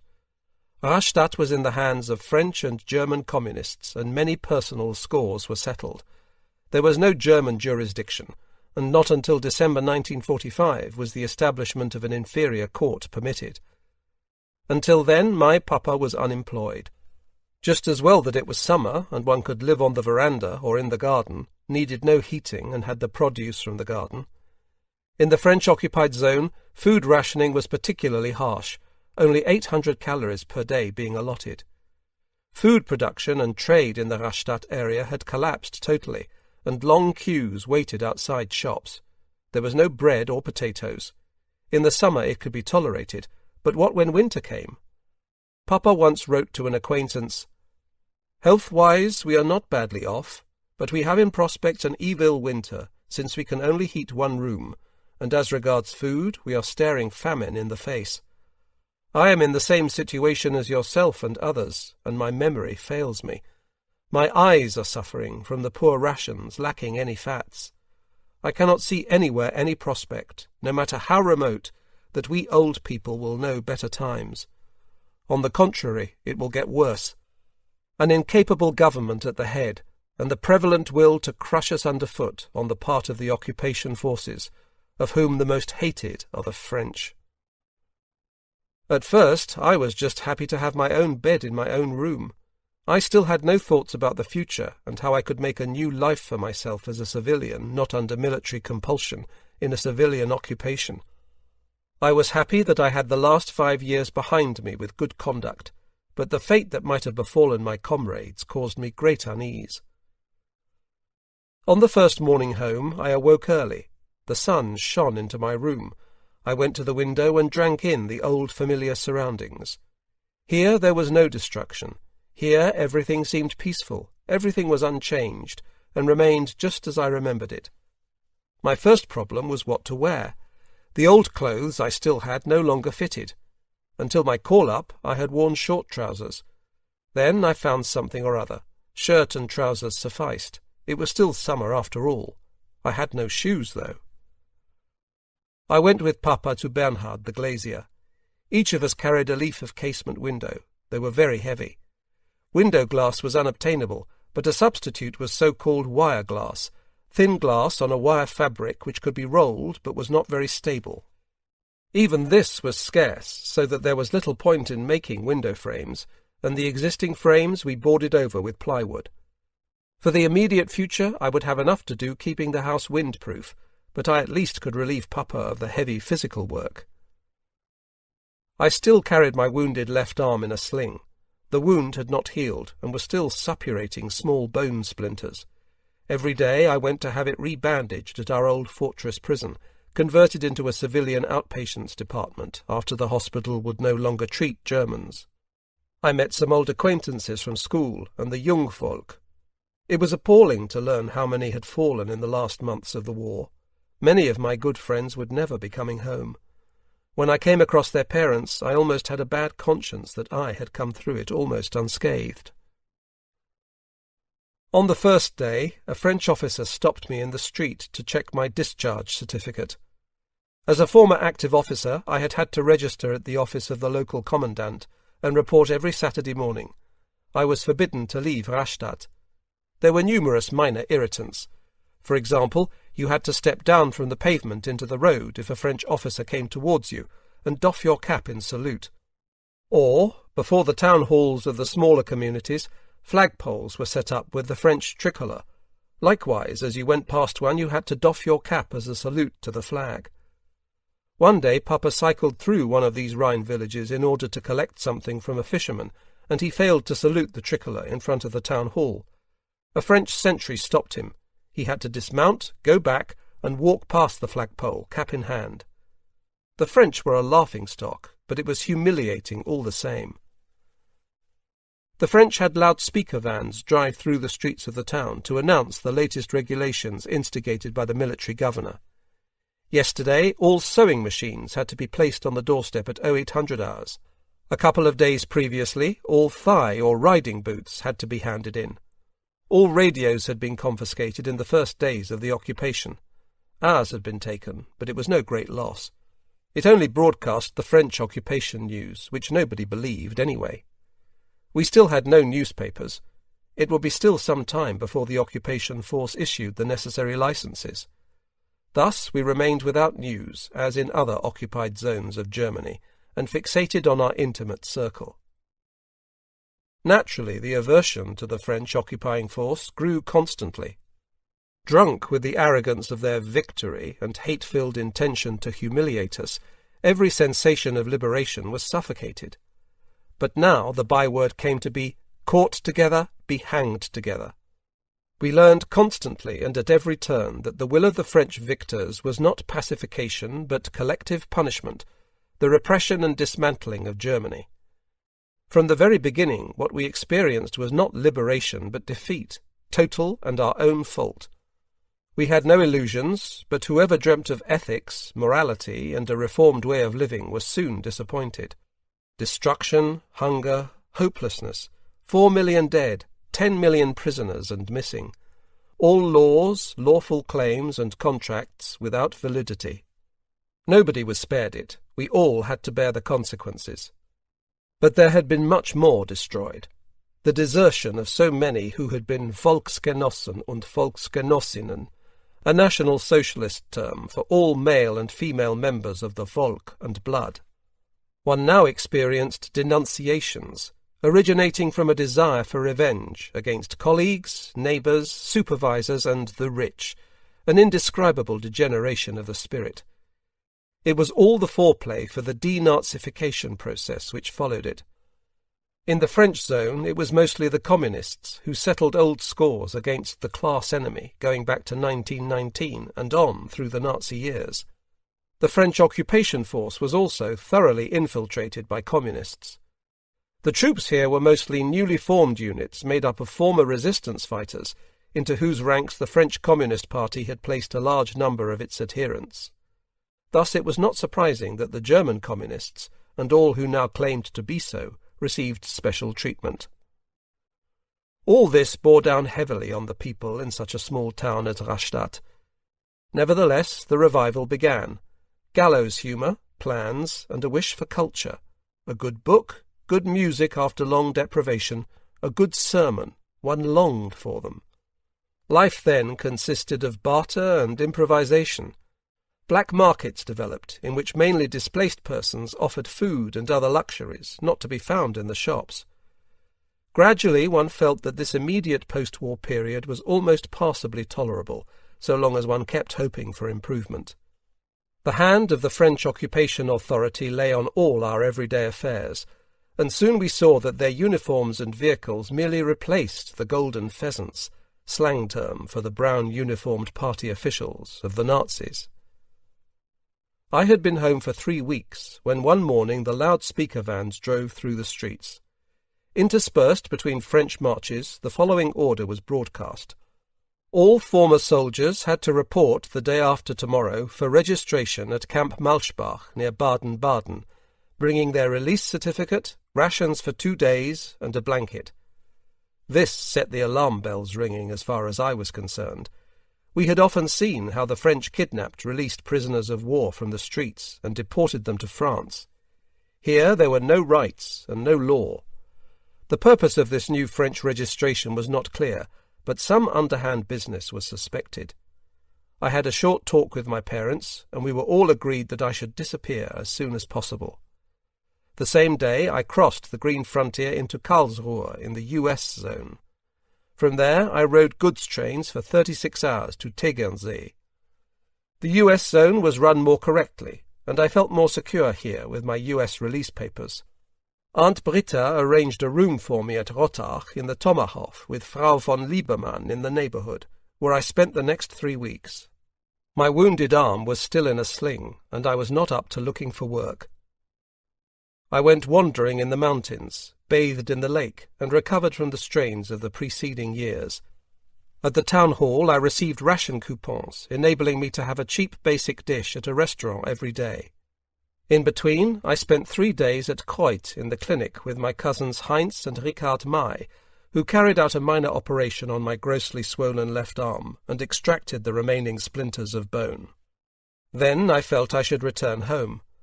I had no idea what I was going to do when I got there, but it was clear to me that I had to make up my mind soon about which trade or profession I should follow.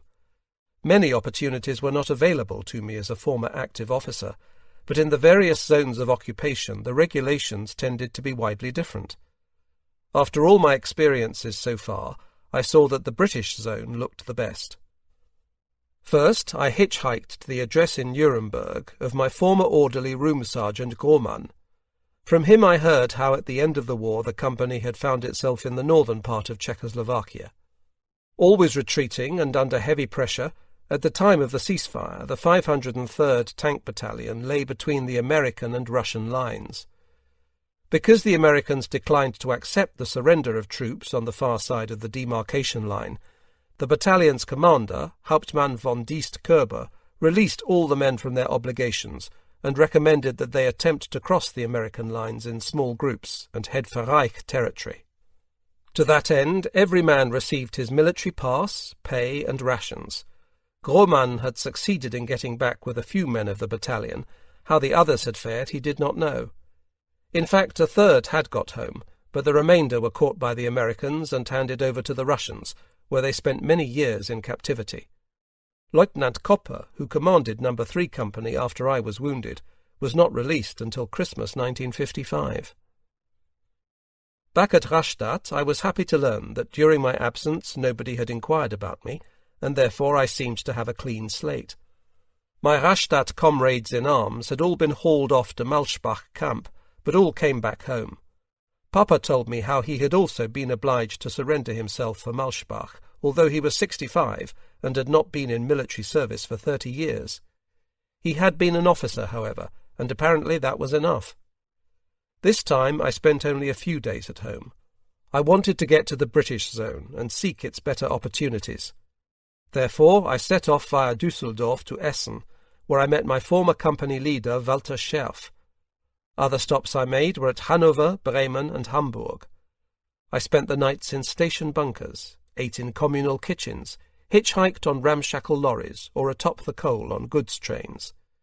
A curiosity, even on goods trains tickets were inspected, the conductor climbing over the loads, wagon to wagon. My ticket was my release certificate, for my story was always that I was on my way home from captivity. I spent some time with Aunt Ebba at Kloster Luna near Lüneburg, bringing her news from home and helping out with her chores. There was still no postal service at that time, and so receiving any news about relatives was always a happy event. I made inquiries at the universities of Göttingen and Hamburg, but no possibility existed for a former active officer to become an undergraduate. If I could have got accepted anywhere, I would probably have studied law, which I thought would offer me the best prospects of employment once qualified. At many stations on my list I had an address to go to. If not, I could request the address for a given surname at the residence registration offices. In this way I met many men from my former battalion on my trip.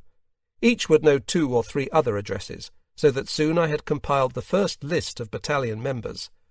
That was the beginning of an association which we expanded, and was to last to the present times.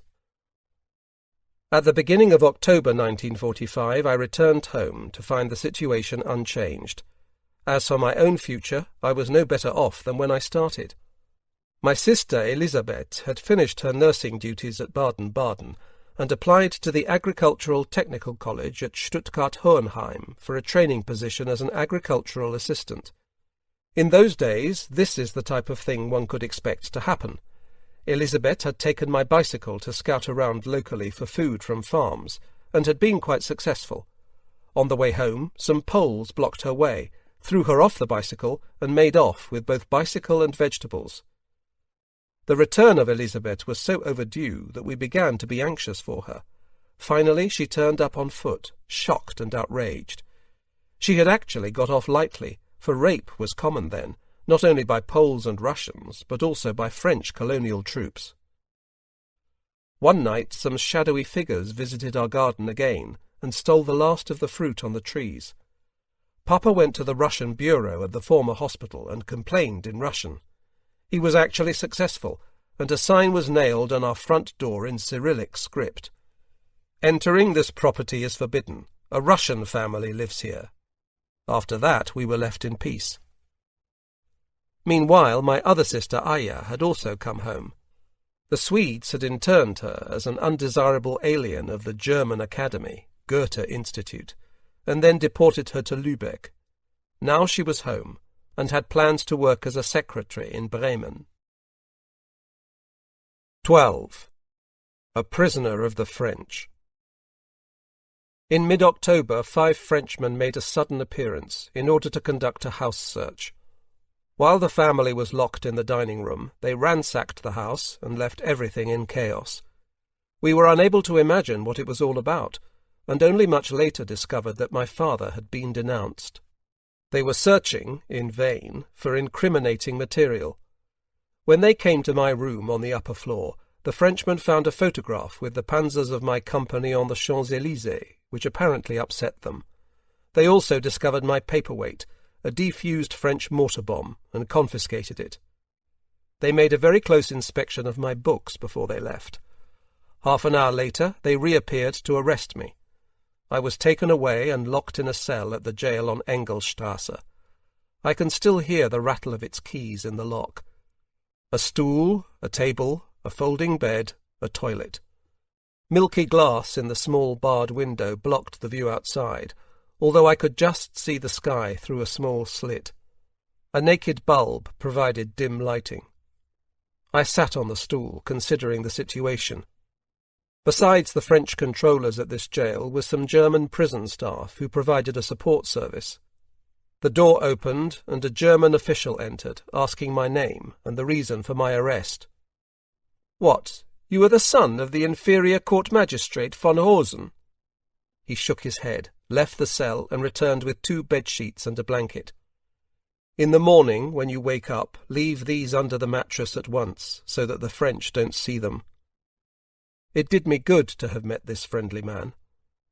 In the evening I received my washing kit and some underclothes left at the prison gate by my parents. I spent 3 days in that cell without the French taking any interest in me. No interrogation, no questions, nothing. I was left alone. I thought about what books they might have confiscated from my bedroom. As I saw it, there had been nothing compromising in my bookcase. When I had been the prisoner of war of the Americans, my mother had taken out anything which she thought might be considered National Socialist. They fetched me on the 4th day. Escorted by an armed soldier, I was walked through the town to the former fortress prison. I knew it well, for in earlier times it had been our Jungvolk hostel. The French had now set up in this large building what they called a camp de concentration, with 100 inmates, all minor party functionaries from the Rastatt area and a couple of harmless people who had been denounced.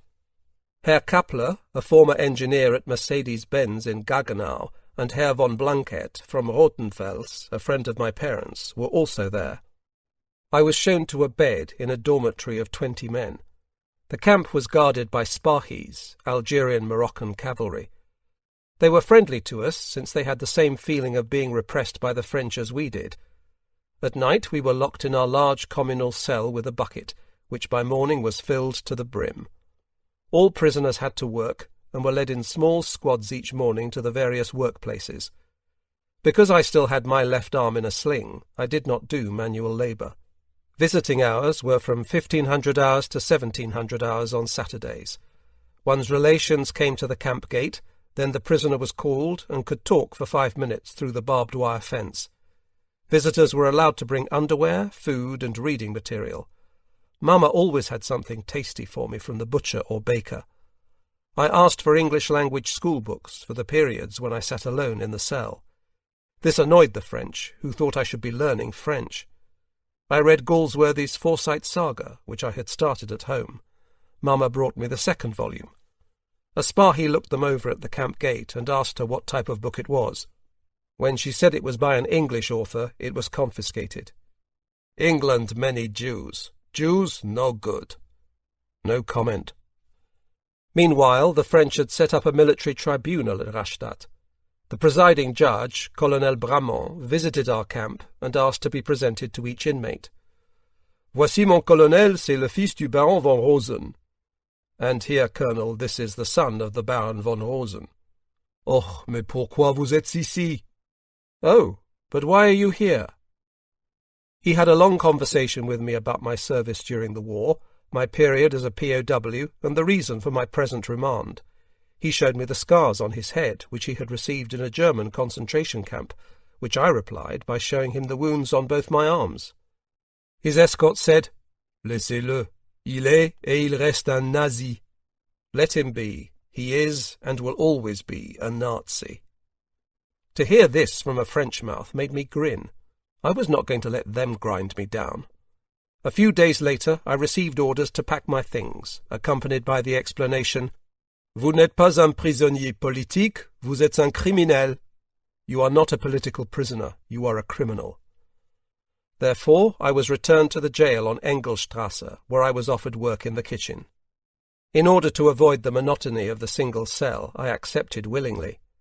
With 2 much older prisoners on remand, I had to get up before breakfast each morning to heat the large kitchen range, peel the root vegetables, and assist in the preparation of the thin soup served at midday.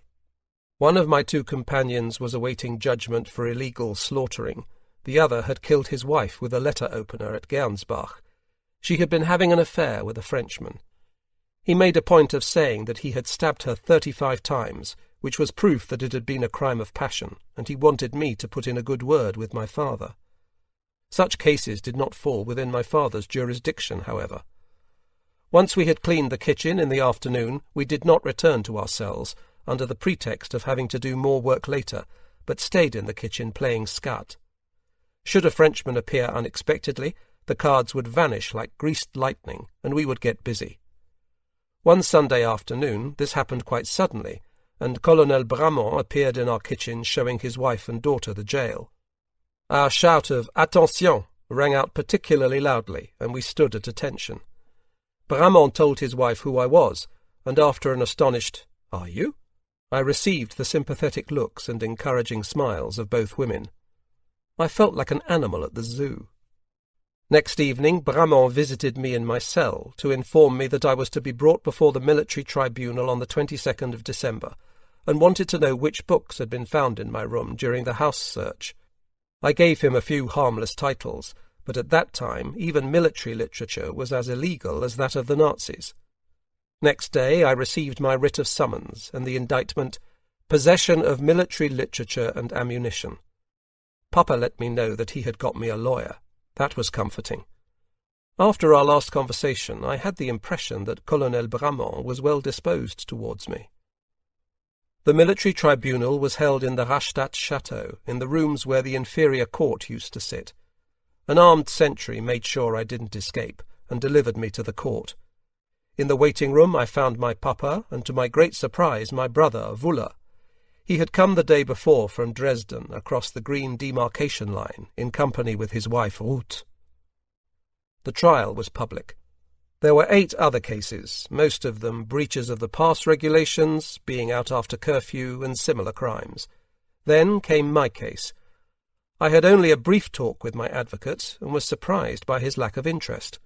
My name was called, and I stood before the judge's desk. An interrogation was begun, using an incompetent interpreter. Several times I had to object when my denial of this or that was turned by him into an admission. Then it was the turn of my advocate, who mentioned in his pleading Conrad Rosen, Maréchal de France. Then I was led out, and the next case called. I waited outside until the verdict was ready. As a mitigating circumstance, Colonel Bramont mentioned that I had become a soldier at the age of 18 and had fought bravely for my country, been wounded 5 times, and was a descendant of a Maréchal de France. The sentence, 4 weeks' imprisonment, my period on remand to be counted, so that I was free at once. "Vous êtes libre," were the last words, and I left the court very relieved. I thought I would be able to go home immediately, but the French overseer explained that I had to serve the present day out, and would have to wait until morning for my discharge. The cell door slammed behind me once more. More fun and games? In the middle of my darkest thoughts, I was called into the court office, where to my surprise I found Colonel Bramont completing my discharge papers. While I stood waiting, he snapped to my guard, "Apportez donc une chaise pour le Baron de Rosen." "Bring a chair for Baron von Rosen, then." The man had to obey. What satisfaction! For this was one of the most hated of the French, and had kicked the seat of my pants the day before. Colonel Bramont then accompanied me home, and on the way told me how unpleasant he had found it to have me before his tribunal, but the High Command at Baden-Baden had ordered him to make an example of me. Originally, they wanted to prove that I had been active as one of Himmler's werewolves, but this had been going too far. "I hope I find you in agreement with the solution I found," he said. Therefore there were decent Frenchmen. This experience was the beginning of a less emotional and more just assessment of our neighbouring country for me. We arrived home, and when my father opened the front door, Colonel Bramont said to him simply, "Herr Baron, here is your son." Without any further explanation, he offered us both his hand and disappeared into the darkness of the still unlit street. At this point I must digress. In 1964, I was General Staff Officer to the Commander-in-Chief Allied troops in Central Europe, based at Fontainebleau. By chance, I discovered that ex-Colonel Bramont lived nearby. It was a joyful reunion under quite normal circumstances, and a friendship evolved which lasted until his death. He was a great man, and contributed much to my better understanding of the French people. In my post-war career, I worked, with some intervals, a total of 12 years in France, attached to Allied staffs in the École supérieure de guerre, and finally as military attaché at the West German Embassy in Paris. Over the years, my family and I got to know and love the country, gained French friends, and thus became protagonists for Franco-German cooperation and friendship. To return to my tale. The day after my discharge was Christmas Eve. We had a tree lit with a few burnt-down candle stubs. We needed no presents, for the greatest present was to be all together, having all survived the war. Aya was also there. We sang together the carol Silent Night, and never before had I sung with so much gratitude and confidence the last lines of the song, "Christ the Saviour is here." Epilogue. I was 17 years old when the harsh facts of life entered into my carefree and happy youth. The war arrived, pitiless for us all. It left its mark on me. When it ended, I was 23, and had spent 4.5 years either at the front or in military hospitals. As a young man, I was not hard, but I had to learn to be, at first with myself, and later, as an NCO and officer, towards others. I had to give orders which sent many of my men to their deaths.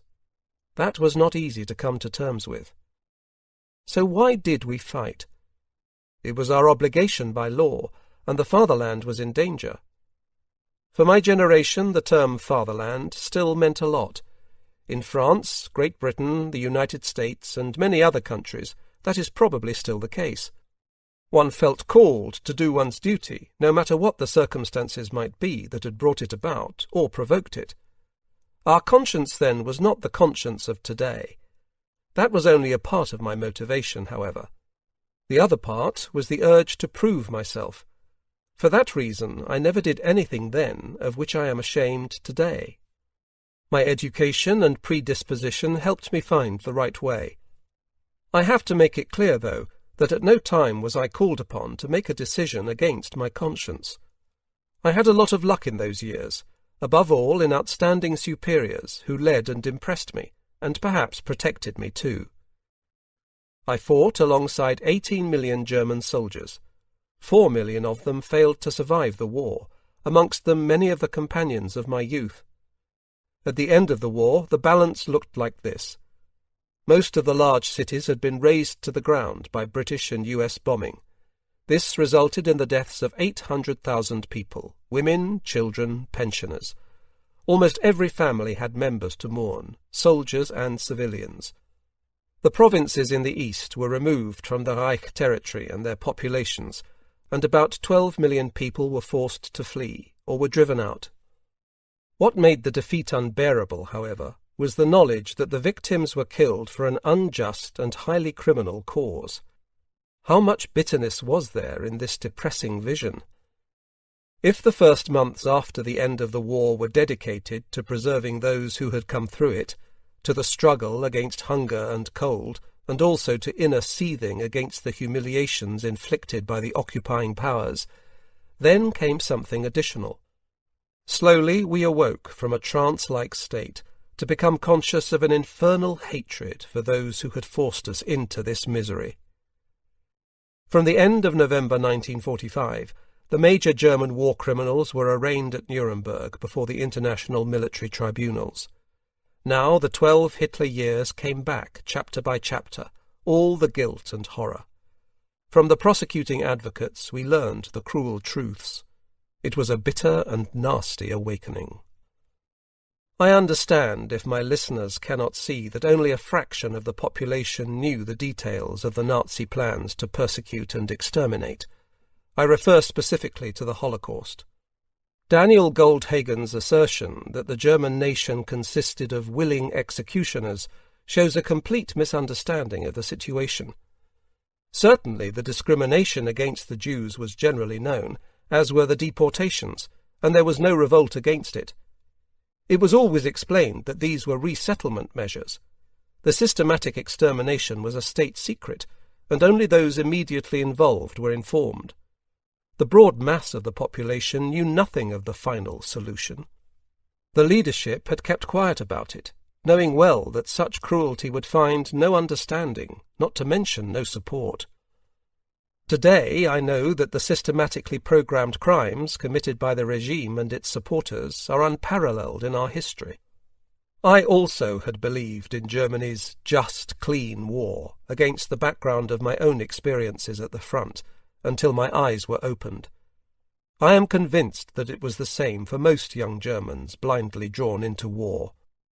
Shame, regret, and a certain fatalism were the consequences for those who fought for it and suffered for it, and that was almost everybody. Richard Freiherr von Rosen, Kreuz, September 2012. This concludes Panzer Ace by Richard Freiherr von Rosen, narrated by Nigel Patterson. Copyright 2017 by Verlagshaus Würzburg GmbH & Co. KG. English language translation copyright 2018 by Greenhill Books. Robert Forczyk forward copyright 2018 by Greenhill Books. This unabridged audiobook is originally published in German as Als Panzeroffizier in Ost und West, published by arrangement with Greenhill Books, and was produced in the year 2018 by Tantor Media Incorporated, a division of Recorded Books, which holds the copyright thereto. Please visit tantor.com for more information on our growing library of unabridged audiobooks. In his soul a constant refrain, heart's nemesis, the bay.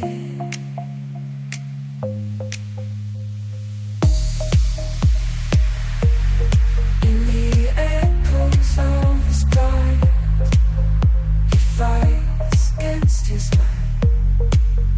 Heart's nemesis, endless fight.